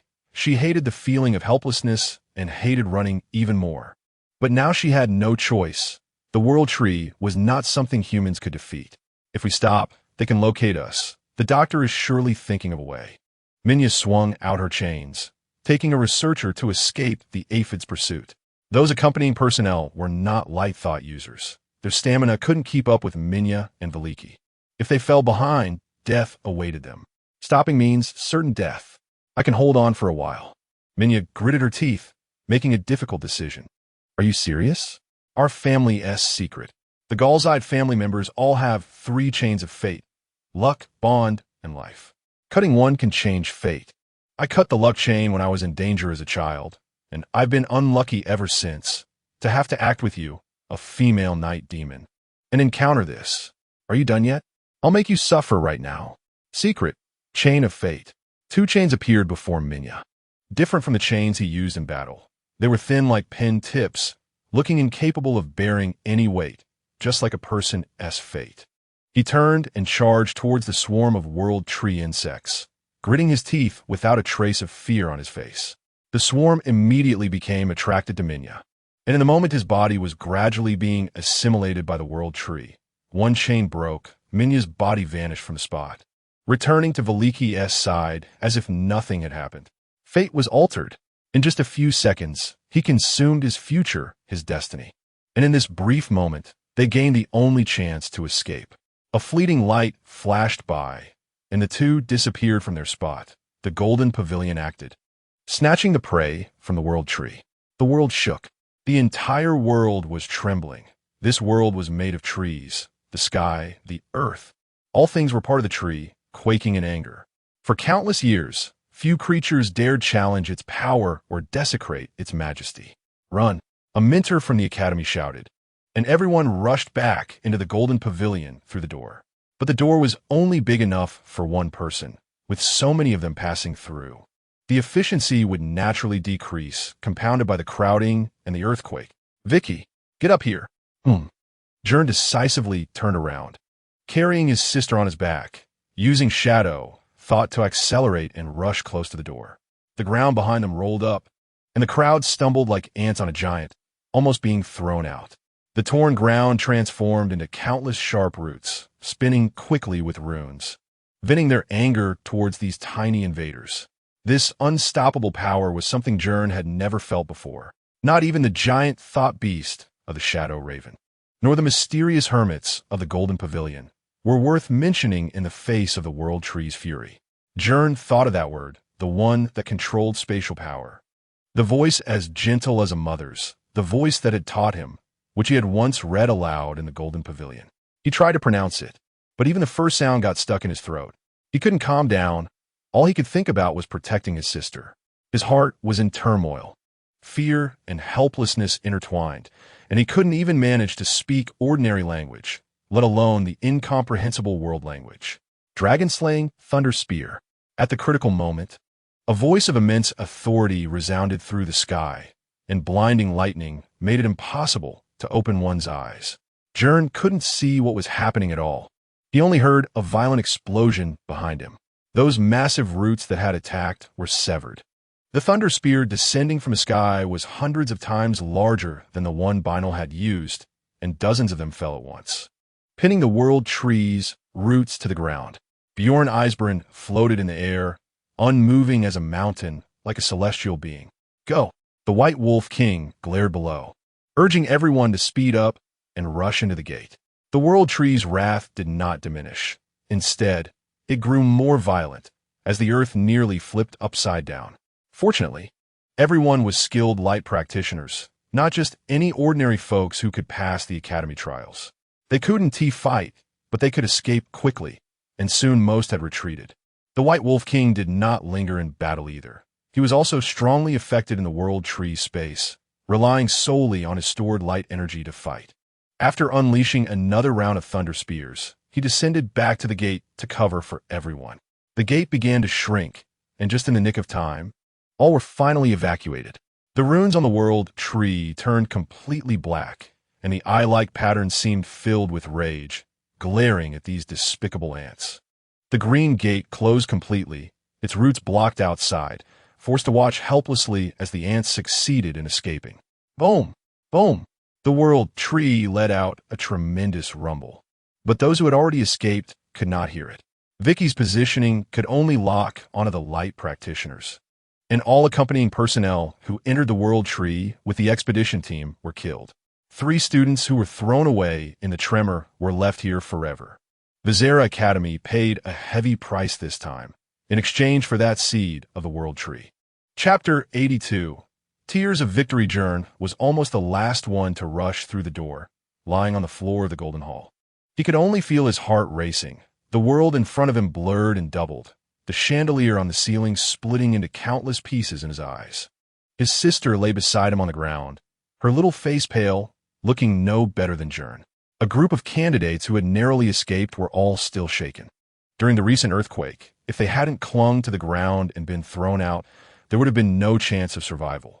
Each of them could say they had walked through the gates of hell and almost didn't make it back. Although many had died during the trials, that was completely different from the oppressive feeling brought by the world tree. Humanity's greatest fear has always been the unknown. The fear stemming from the unknown far surpasses death itself. Many people dare to bravely face death, but it is difficult to overcome their fear of the unknown. Deep in the human soul lie some things more terrifying than death. Sister, a fiery red shadow rushed in from outside the hall and leaped into Veliki's arms with a thud. It was a red-haired girl with twin ponytails, looking about 6 or 7 years younger than Veliki. The two resembled each other closely, their features almost carved from the same mold, and their hair color was completely identical. Era. Veliki had completely lost her earlier commanding demeanor. Having escaped death, she felt as if she had been pulled from the depths of the sea. Now feeling cold all over, her limbs weak. You scared me to death. I thought you would never come back. What nonsense are you talking? How could I possibly fall to a broken tree? I'm the immortal phoenix, Veliki. You almost did. If it weren't for me, we would have both been done for. Minjia finally caught his breath and sat up, lamenting, alas, my chain of fate. Enough, stop talking. Veliki impatiently slapped the other person, regaining a bit of strength, and perked up again. You acted on your own if you hadn't gone. I actually had a way. Who needs to owe you a favor? You better come up with a real solution. Why should I tell you? Cough, cough, enough. You two go back and argue slowly. Where's the stuff? Dr. Lostraff couldn't stand it anymore and tapped the ground with his cane. The two finally quieted down, turning their faces away from each other. Here. Minjia unzipped the large bag he was carrying, revealing an oval-shaped green object inside. The light green giant seed emitted a faint glow, and some unknown runes, similar to those from the world tree, were visible on it. A thin membrane, like a seed coat, wrapped around it, quickly withering and falling off upon contact with the air, leaving only the seed floating alone in the air. This seed was 74 centimeters tall, with a cross-sectional radius of 35 centimeters, entirely a highly translucent green, and at its center was a white blurred shadow, making it impossible to determine its exact composition. After a glance, the old doctor immediately instructed several assistants to properly store the seed. The Golden Hall was now filled with candidates who had gathered, and although they were all from the same side, there were still many eyes around. The significance of the World Tree Project was immense, and it was not wise to let too many people know the inside story. What about Jed and the others? Where's Boken? Veliki looked around, not finding any members of her expedition team who had acted with her. Minjia remained silent. He probably guessed something. They didn't make it back. The old doctor spoke truthfully. Only the two of you survived.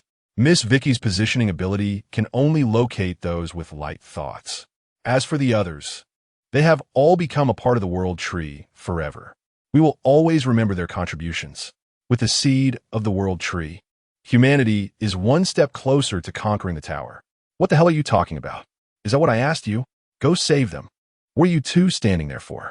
Veliki stood up excitedly, and Aira desperately pulled her sister back. She understood her sister's temper well.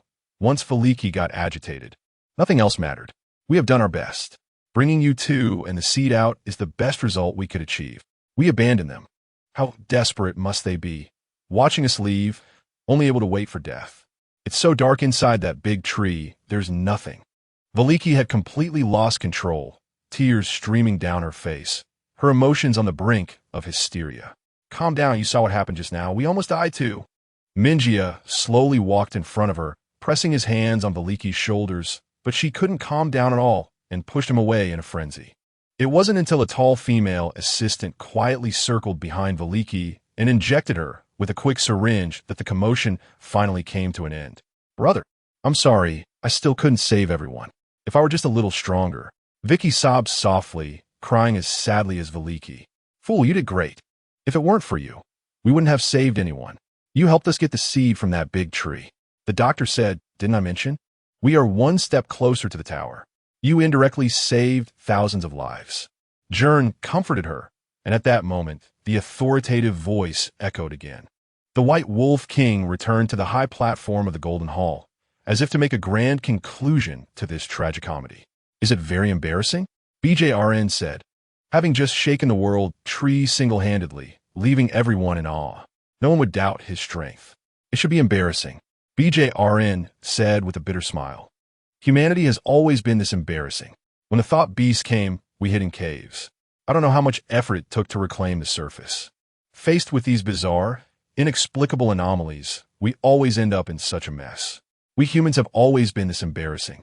Even I in front of that tree could only make do, not daring to say anything about defeating it or destroying it. I feel embarrassed too. His self-deprecating speech left everyone stunned. No one knew why the White Wolf King suddenly chose to say this. But what if it's embarrassing? We survived. We lived in this monster-filled world.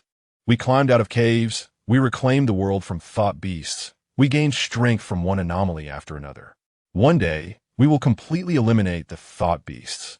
And all of this must start from every step that wipes away our dignity, just like our ancestors lying on the ground, lower than dust, bit by bit, again and again, breaking open the bones of animals, sucking out that tiny bit of life-saving marrow, until fire and bronze changed this entire world. Chapter 82. The Silver Key. The White Wolf King's office was much simpler than Gern had imagined. It was at the top of a tower in Viscera Academy. The space not large, containing only a simple large desk, with built-in bookshelves on the walls filled with thick books. The covers adorned with obscure characters that were hard to understand. Gern, Vicky, and Yul stood in the center of the room, while Principal BJRN and Dr. Lostraf sat in front of them, the atmosphere somewhat tense, the three young children appearing at a loss. You all did very well this time, Vicky and Yul. If it weren't for you two, the exploration team would have been completely wiped out, and we would have gotten no clues related to the World Tree. BJRN placed a wooden plate on the table. It was the plate used to open the door to the World Tree earlier. Now the wood was completely withered, resembling a tangle of dead vines. This plate was left behind by a mysterious scholar 1,000 years ago. It can only be used once. There are 2 such plates in total, and we in the Holy Union each obtain one. Didn't he encounter any danger at all? It was us who let our guard down. The old doctor sighed. If I had known that the world tree space was so dangerous, we should have made more preparations. Bjorn interrupted him. It's useless to say more. The sacrifices have already been made. Only by quickly deciphering the secrets of the world tree seed can we comfort those brave warriors who sacrifice themselves. Vicky, your light thought ability is very special. The doctor wants to invite you to be his assistant and work for our anomalies research department. What do you think? You also saw that dealing with anomalies is very dangerous, no less than fighting against thought beasts. If you don't agree, we won't force you. Vicky. Gern turned to look at his sister. He was certainly very worried, but he also understood her personality and respected her choice. I would love to. Vicky's panic was quickly replaced by joy as she nodded resolutely. May I ask, is your body not very convenient? I was injured in a thought beast attack when I was young, so I hope that no one else has to endure the same pain as I did. Vicky lowered her head. Her legs were still covered by a blanket. She had left her wheelchair in the world tree space for a long time. The female assistant had asked the medical department to get her a new one. This is also our mission. Vizera Academy has the most advanced medical team and doctor. Lostraf also has many useful controllable anomalies. If you join the anomalies research department, you can receive the best treatment. Even if not for myself, I would still join. Vicky said firmly, I dream of being able to be of use. I have been taken care of by everyone since I was young, and I want to do more for others one day. Your awareness is higher than that of many of our students. The White Wolf King looked at her with approval. As for you, Joel from the Robert family, your father has a close collaboration with us. I just saw your talent. Can you join the Anomalies Research Department with Miss Vicky? The research on that seed needs many excellent researchers like you. The White Wolf King turned his gaze to Joel. I'm sorry, but I cannot accept. To everyone's surprise, Joel flatly refused. I want to become a light thinker no matter what. That is the purpose of my coming here. Amber is right. You are indeed a stubborn child. That is your choice. You have indeed passed 2 trials. I hope you can prove yourself with your strength. Finally, Bjorn looked at Gern. As for you, Gern, even without today's events, I intended to meet you. You performed exceptionally well in the first 2 trials. I haven't seen such a promising newcomer in a long time. You're flattering me. I'm just doing my best. You also obtained that ancient coin. Impressive. Among so many candidates, you are the first. That's just because I was lucky. The credit for defeating that monster mostly goes to Nyla. Gern said, just as he did on stage at that time, and it was indeed the truth. This is a personal reward for you. Bjorn took out a silver object and pushed it in front of Gern on the table. The key to the silver treasury? The old doctor exclaimed. What is this? Gern couldn't tell what this small silver piece was for. After enrollment, you can use it to enter the silver treasury once and choose something from all the items inside. This was originally a reward for light thinkers who completed tasks excellently. With your strength, you will get it sooner or later. Consider it an early gift. Bjorn said casually, while Dr. Lostraf's eyes widened in surprise. The silver treasury is essentially the collection of the Esperlin family, containing countless priceless treasures and even rare thought guides. That thing is a treasure that light thinkers can only dream of. Very few people are qualified to enter the silver treasury. Only the most elite can earn such recognition. Gern didn't hesitate to take it since it was a gift for him. He had no concept of the silver treasury and couldn't imagine the weight of this thin silver piece. There was still one last trial to go, and the principal didn't want to delay their rest time any longer. After saying everything that needed to be said, he let Gern and the others go back. The old doctor took Vicky to familiarize herself with the Anomalies Research Department, which was essentially just a tour of the work environment, and she was very willing to go along happily. After everyone else left, Bjorn looked toward a corner next to the office and said softly, everyone else has received their rewards. What about you? A white-haired girl walked out from behind the curtain, her head lowered and silent. What's wrong? Still sulking? Seeing his daughter, Bjorn rarely showed a smile, albeit a helpless, bitter smile. No, I don't need any rewards. I didn't help much, and my performance wasn't outstanding. Nyla said sulkily, you performed very well, But for an ordinary student, for the heir of the Esperlin family, you are still far from enough. Have you experienced enough? If you find it uninteresting, you can come back anytime. No, I've learned a lot, and I want to continue completing the trials. This is what you promised me. What have you learned? Some things. You saw some things that shocked you. Chapter 83. Crystal, the Golden Hall has been closed for use due to previous events. Although the door to the World Tree Space has been shut, the Golden Hall has also been affected to some extent. The personnel from the Abnormal Research Department need to observe the situation for a while longer, and naturally, Gern and the others cannot enter again. Therefore, in the coming days, he has to stay with you and the others in the Deep Blue Hall. Gern feels quite regretful, unsure if he will have another chance to enter the Golden Hall. It's not just because it's comfortable inside. Gern also wants to understand the hermit who created the Golden Hall and how many secrets that mysterious underground space still hides. It seems there is no way for now. Yor, on the other hand, is quite happy and specially cleared out his room for Gern to stay in. There are plenty of vacant rooms in the Deep Blue Hall, but having a good friend stay together creates a lively atmosphere. Due to the World Tree incident consuming a lot of resources, the trial date has been postponed by a day, allowing the candidates to catch their breath and rest a bit longer. Gern went to soak in a hot spring with Yor, and then they went to the restaurant for a big meal. The food here is perfectly suited to Gern's palate as in the Golden Hall. But there are also benefits. He got to try many delicious dishes he had never imagined before, like black truffles, caviar, and some bizarre molecular cuisine, which was quite a nice experience. Gern spent most of his extra time exercising, training both his body and will. He hasn't stopped meditating and practicing even for a day. He doesn't dare to slack off during breaks. This has almost become a part of his life. If he goes a day without diligently practicing, he feels uncomfortable all over. You try to exercise with him, but he was out of breath after just a short time on the treadmill. He didn't even want to touch the equipment made of steel pipes and lead weights. Aren't you tired? You're asked, watching Gern do bench presses for half the day. Not really, I'm used to it. This is much easier than working a job.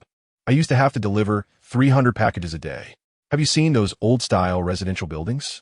They were built after the Salvation War. I had to run up and down many times every day. You're a monster if you don't train your body.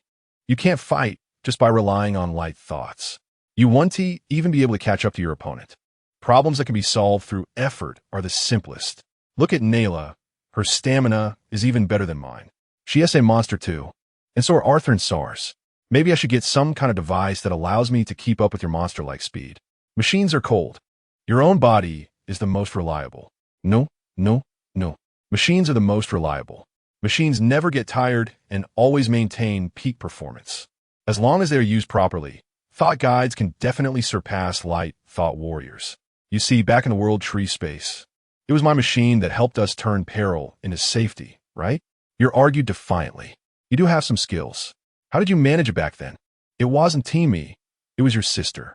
The thought guide just amplified her light thought, guiding her to do things she couldn't do before. You explained. Sounds complicated. Can I use it?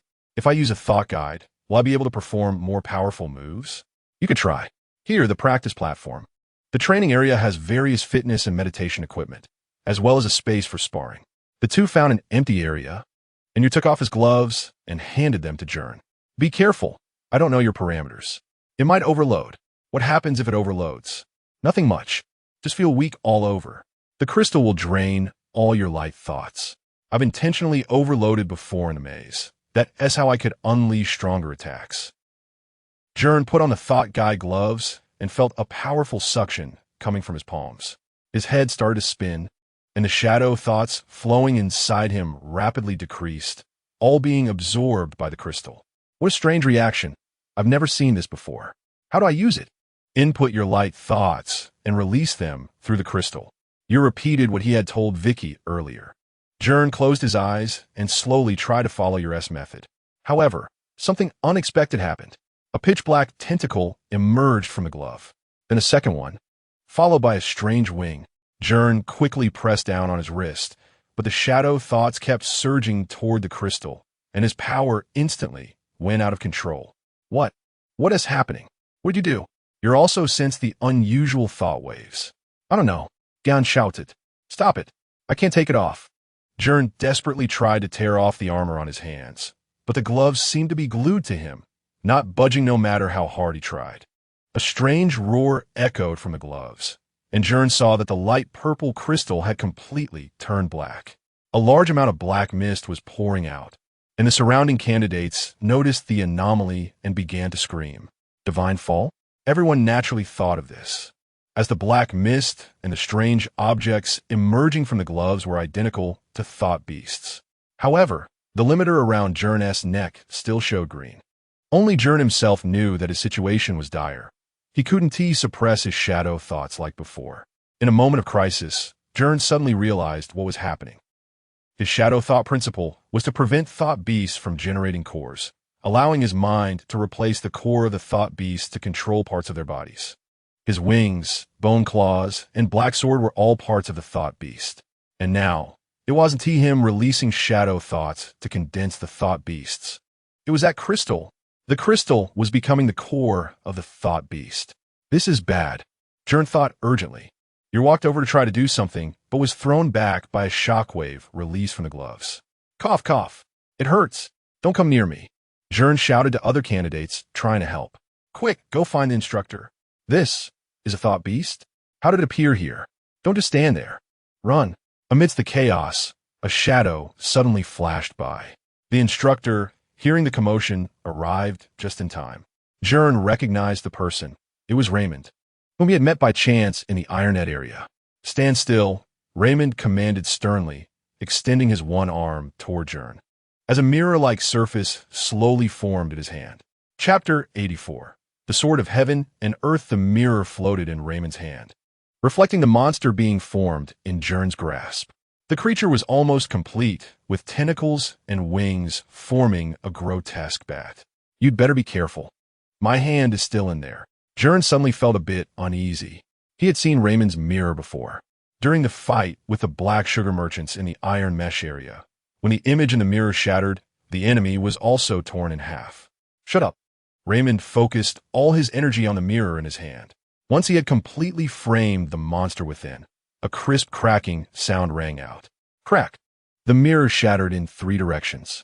Gern closed his eyes and turned his face away, feeling like he was undergoing a dangerous surgery. Without anesthesia, fortunately, the outcome of the operation was relatively smooth. The armor on the gloves was ripped apart, revealing a delicate mechanical structure that scattered like scrap metal.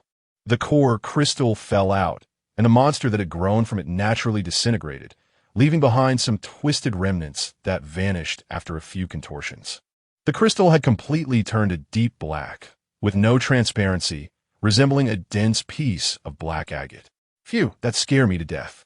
Gern patted his chest, grateful that Raymond arrived in time, preventing things from escalating too much. What the hell are you doing? Don't conduct such dangerous experiments in the training room. Raymond scolded angrily. My gloves.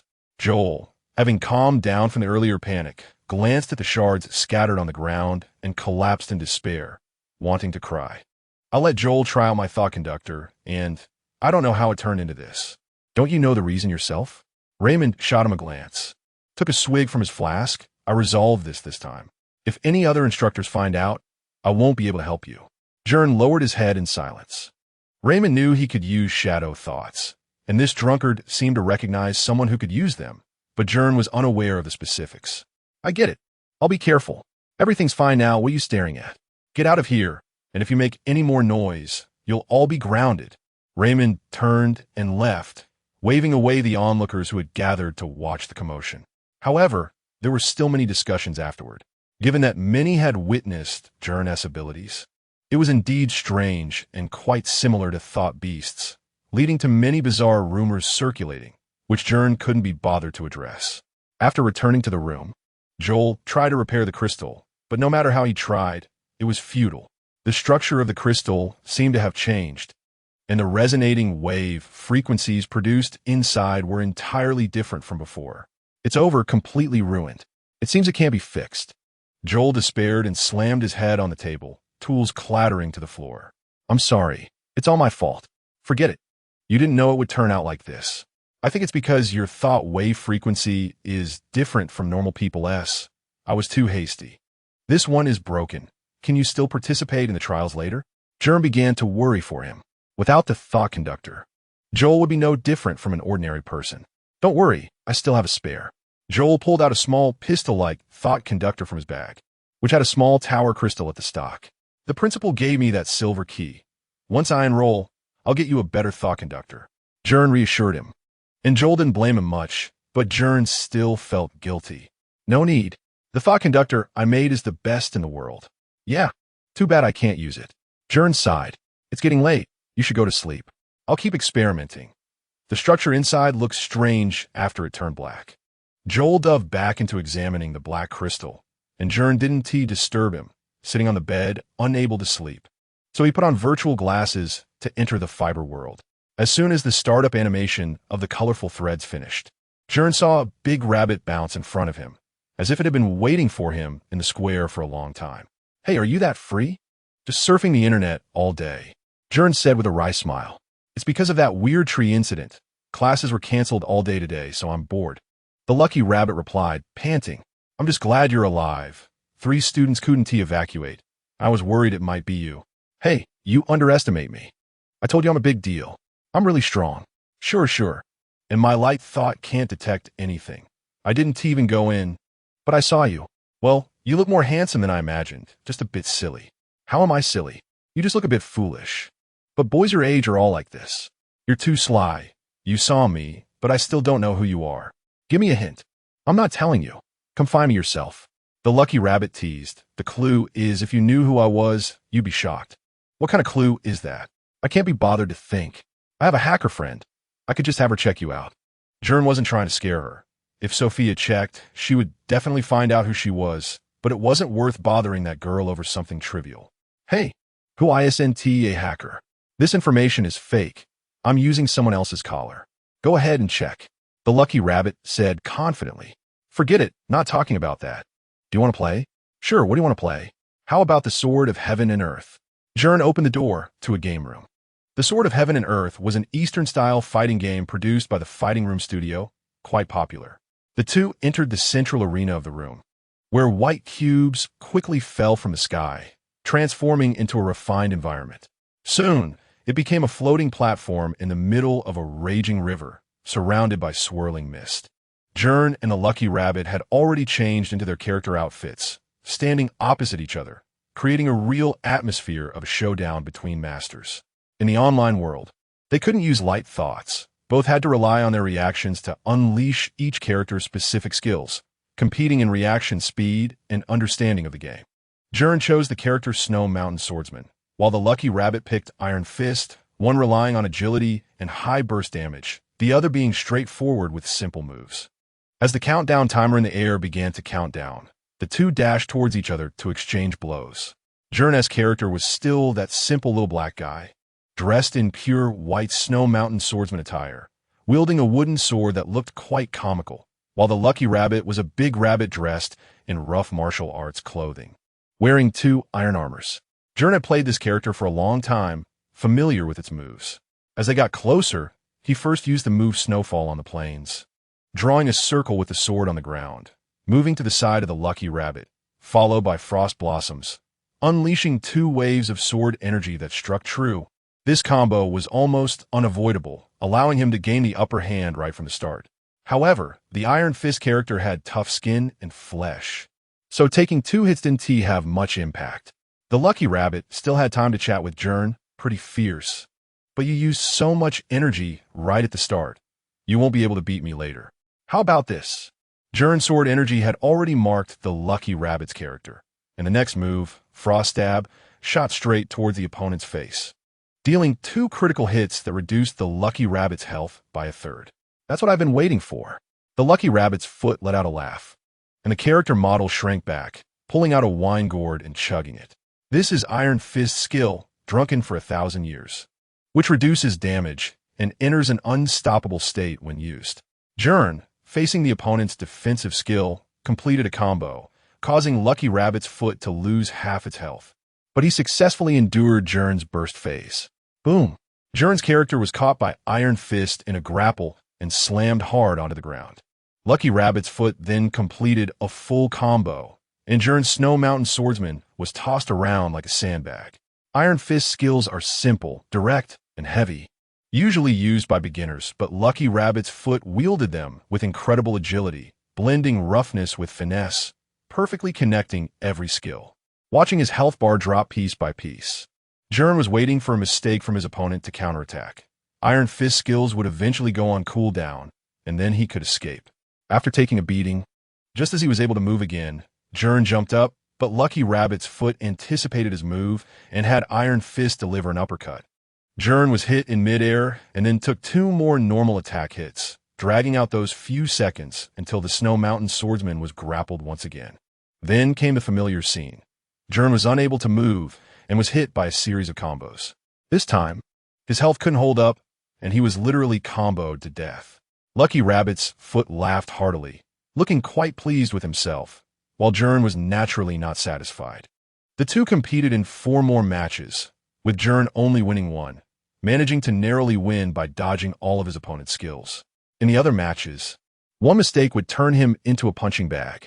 "Alright, I'm tired. Let's stop," Gern said, panting. I haven't had enough fun yet. There's still the trial tomorrow.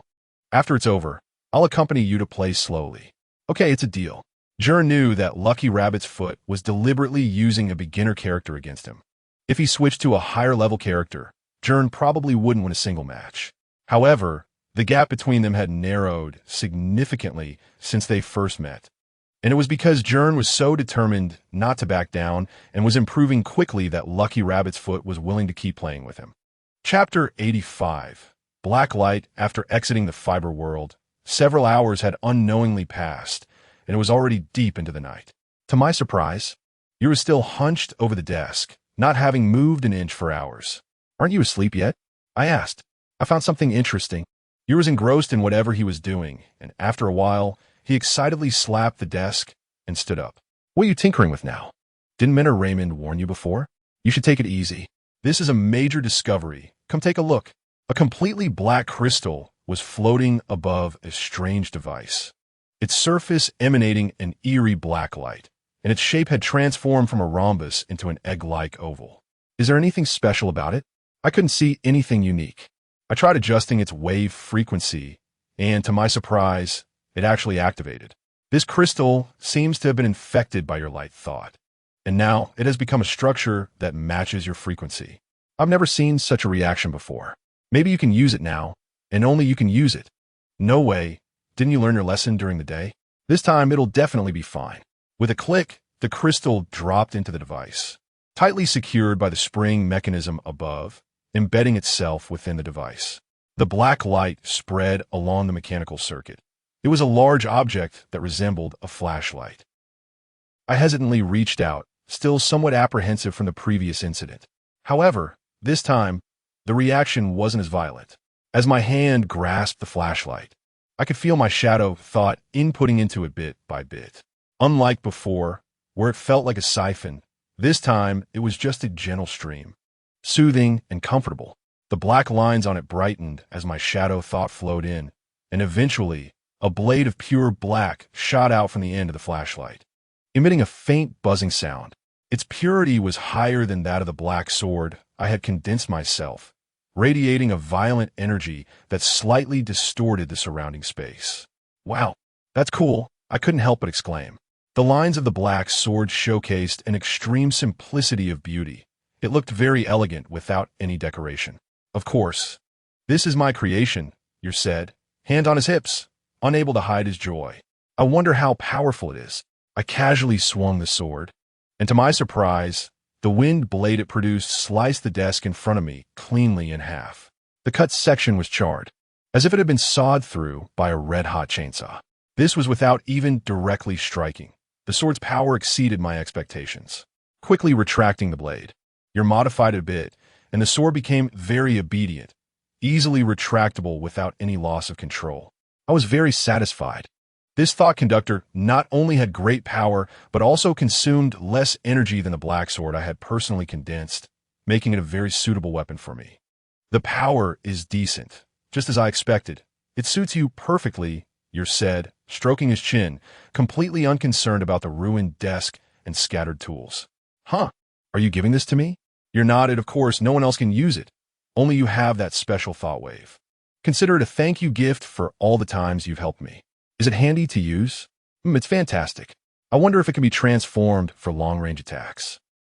I thought about trying to see if it could turn into a whip or spear, but decided against it, as the room couldn't handle too much commotion. Good idea. Why didn't I think of that before? You let me. I'll modify it a bit. Your eyes lit up as he took the sword handle back, and he spent the entire rest of the night tirelessly making adjustments, incorporating many elements based on my combat habits. By the time dawn was approaching, the two of us were exhausted and finally lay down to sleep. The next day, I woke up around noon, having missed the delicious breakfast service at the Deep Blue Pavilion, which I regretted immensely. After we enrolled, getting a meal here would cost us points, and students at Vissel Academy each had a quota of points to spend anywhere in the academy, just like money. Yor, however, had woken up early. When I woke up, he had just finished modifying the thought conductor. Based on my combat habits, the thought conductor could now be adjusted to two long-range forms, a whip and a crossbow bolt, useful for dealing with mid to long-range enemies. Yor's perseverance and talent in dealing with thought conductors were quite impressive, and I held him in higher regard. The last trial was set to begin in the afternoon, and we didn't have extra time to test the thought conductor, so we hurried to have lunch, as we needed to gather at the trial site soon. To our surprise, the chief examiner for this trial was not Buffer. The candidates heard that he had been dispatched to carry out an emergency mission. However, since Buffer was already retired, he technically shouldn't have any assignment qualifications. We couldn't understand what was going on. Standing in front of the trial area was Raymond, looking disheveled and impatient, scratching at his neck as if he hadn't had a drink in 3 minutes. The trial area had transformed from the previous maze into a new setup, now divided into over a dozen uniformly sized circular platforms. It reminded me of the sword arena from the fiber world, and I couldn't help but feel irked, recalling how I had been mercilessly beaten in a few rounds yesterday by the lucky rabbit's foot. Is everyone here? This is so annoying. If anyone is late again, I'll just disqualify them. Raymond checked his watch every 10 seconds, clearly agitated, though he was just saying that. He wouldn't really do it.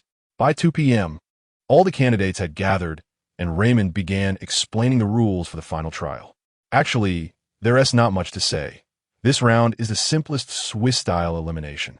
You will fight one-on-one, and the winners will face each other until only one person remains. Raymond lazily said while digging in his ears. What? Only one person can be admitted in the end? That's too harsh. The candidates were in an uproar, although the elimination rate was high each year. No one had ever seen a situation where only one person would be admitted. If that were the case, the winner would almost certainly be one of Sass, Gern, Arthur, Carvin, and Lay, or Gonelia. The rest stood no chance against these guys. Can you stop misinterpreting my words? Who said only one person will be admitted? Raymond's heavy breathing startled everyone. There will be winners and losers in every match, and only one person will be the ultimate winner. But I never said only the winner would be admitted. The examiner team will carefully watch each of your battles. As long as you demonstrate a competent level during the fights, there's a chance for admission. Even if you go up and lose directly, you might still be admitted. Got it. What does a competent level mean? That's too vague. I can't explain it clearly. It just depends on whether you qualify to be a light thought warrior. In short, everyone should fight with all their might. Raymond's words were practically meaningless. The thought of our fates being judged by someone like him made everyone feel uneasy. So the final winner will definitely advance, right? Arthur, who had been silent for a long time, suddenly spoke up. Pretty much. Sometimes a single match doesn't reveal much. Each fight is actually about showcasing yourselves. The further you go, the higher your chances of being admitted. This round doesn't limit the maximum number of admissions. Meaning if everyone performs well, you can all be admitted, Raymond replied. Are there any rules for the arena? Carvin asked, raising his chin. If you fall out of the arena, it's considered a loss. If you're knocked down and can't get up, that's also a loss. Of course, dying counts as a loss too. There are no time limits and no other rules to restrict you. If you want to use a mind guide or weapons, you just need to apply in advance. Hearing this, you will let out a sigh of relief. If the use of mind guides were prohibited, you would have considered giving up right away. No one had any further questions, and Raymond, feeling relieved, announced that the final trial duel dance officially began. The large stone discs in the trial arena floated up, forming a staircase-like structure. The large display screen in the sky also changed during the second trial. It showed the time, but now it displayed the order of names. Each person's name was listed, connected by red lines, to their upcoming opponents. The connections on the list formed a pyramid shape, though the top of the pyramid was still empty. It would update in real time when the winners appeared. The candidates will be divided into 2 batches for combat. Gern was placed in the second batch, and his opponent had yet to be assigned, while Yule and Arthur were in the first batch. Yule's opponent was Coenial, the vine woman he had encountered during the coin contest. Upon seeing his opponent, the expression on Yule's face could be described as spectacular. Yule was well aware of Coenial's strength. She had even joined the Red Ant group, successfully repelling several waves of enemy attacks. Her combat power was equivalent to that of 4 or 5 ordinary candidates combined. "This is bad. I have to step back first," Yule said, feeling extremely frustrated. "It's okay, just go ahead and fight. Even if you lose, make sure the examiners see you lose spectacularly." Gern patted his shoulder. "All right." Yule took a deep breath, then said, "I'll lose in the most spectacular way possible." Chapter 86. The dance of Duel. The dueling arena is laid out in a tiered fashion, with the first batch of candidates already entering and assigned their opponents. On one side of the arena is the floating viewing platform used by the examiners, accompanied by numerous monitors that constantly record the performance of each candidate in their respective areas. Candidates who are not currently fighting wait on the opposite side of the platform. The candidates can also see the situation in the arena and can adjust their strategies based on what they observe. Those who emerge victorious may very well be their next opponents, so it is always wise to observe carefully. Noteworthy duels in the first half include Arthur against Onlai, and then their Sus, whose opponent is an obscure individual. However, at least everyone can finally see Sus in action. His abilities have always been a mystery, as he only strikes from the shadows, and those who have witnessed his attacks have not lived to tell the tale. The Darkstar members are tight-lipped and reveal nothing about Sus. All the contestants are ready in the arena, and the chief examiner rings the bell, signaling the start of the battles across the 12 dueling platforms. Although there are screens on the viewing platform, the simultaneous start of so many fights makes it a bit overwhelming for the candidates, and they can only choose selectively, eventually crowding around the screens showing Sus and Arthur. Only Gern remains focused on Joel's match, where his opponent is Corneal, and the disparity in strength is quite evident. However, Gern believes he will fight with all his might. "Hey, we meet again," Joel greets, while the battles on other platforms are already intense. His side, however, remains peaceful. "Aren't you going to surrender? I want to hold back if it turns into a real fight," the Vine Woman says casually as she tidies her nails. She hasn't even brought her usual spear to the match. She can't be bothered to waste time applying for a weapon to deal with someone like Joel. Gern said the same thing last match and ended up getting creamed. "He couldn't even get my strap and had to slink away to find someone else," Joel boasts. Hands on his hips. "Given your personality, it's obvious you chose to protect me on purpose, right?" Corneal bluntly exposes him. "All right, you caught me. But if you're so careless, you'll regret it." "Bring it on," Joel says, pulling out his small pistol and spinning it like a Western cowboy. He remembers the lessons Gern taught him. He only has 2 chances to attack, so he must be precise. Meanwhile, on the platform with Arthur and Onlai, an explosion of combat has already erupted. As soon as they start, neither holds back, unleashing their full power in their attacks. Arthur summons the Sword of the Lionheart and delivers a powerful strike, causing a blinding flash of golden light to erupt across the dueling platform. The sword energy even extends to the adjacent platforms, and even the candidate viewing area feels the intense shockwave. However, in the face of such a powerful attack, Onlai does not dodge at all. With his hands protecting his front, he takes the full brunt of the assault. Blood pours from his wounds, deep enough to see bone, and the muscles coiling around his arms hang limply. Yet even so, he does not flinch, slowly walking towards Arthur as if he were a steadfast and devout ascetic. Arthur is clearly shocked by Onlai's actions, and with the Lionheart sword once again raised before him, he strikes again. Onlai still reaches out to block it, as if he feels no pain at all. This is their final battle, and Arthur will not hold back. Yet he is still shaken by such a self-destructive fighting style. I am a warrior devoted to the divine. I only wish to fight against the evil, but in order to gain the opportunity and power to battle evil, I must defeat you. Forgive me, Onlai speaks with a tone full of compassion, despite clearly being at a disadvantage, as if he is already on the verge of victory. I want to say the same thing. Sorry, but down you go. Arthur suddenly hurls the sword of the Lionheart, which transforms into a terrifying giant war lion in midair, swinging its claws down with a thunderous impact. The overwhelming force crashes down onto Onlai's rock-like body. As the golden light dissipates, everyone realizes Onlai has not taken a single step back.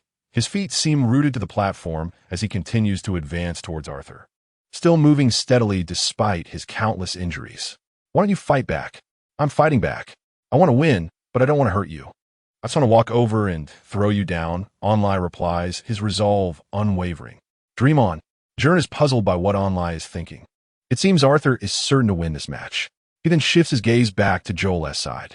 As for Sus, he finished his match almost immediately. His opponent rushed in and was lifted into the air, covered in numerous smooth cut wounds. Candidates speculate that Sus' light ability is likely an invisible blade or some form of air control. Fortunately, this exam is under the watchful eyes of the examiners, and Sus did not deal a lethal blow. His opponent was still breathing and was immediately taken away by the medical team. With Sus' strength, a single strike to sever a head would not have been a problem. On Joel's platform, he is now alone. Corneille has used her light ability to blend into the environment and is lying in wait to finish the match. After all, the essence of this trial is to showcase abilities, and with a weak opponent, it is essential to display one's skills more flamboyantly to capture the examiner's attention. Standing alone in the center of the dueling platform, Joel keeps glancing around, unable to spot his opponent, much like a spider caught in a web. Wait, something's not right. Gern suddenly remembers something. Joel's eyes are also ability conduits. When Corneille attacked earlier, Joel accurately reported her position. He can see exactly where she is. He is just pretending not to. If Corneille relaxes her guard and suddenly strikes, Joel will catch her off guard. Good kid. You got it. Gern smirks in praise. Thud. A footstep sounds as Corneille finally makes her move. Joel hears the sound too, but without even looking, he turns and fires a shot behind him. He hit. Gern cheers, pumping his fist. Joel rolls away.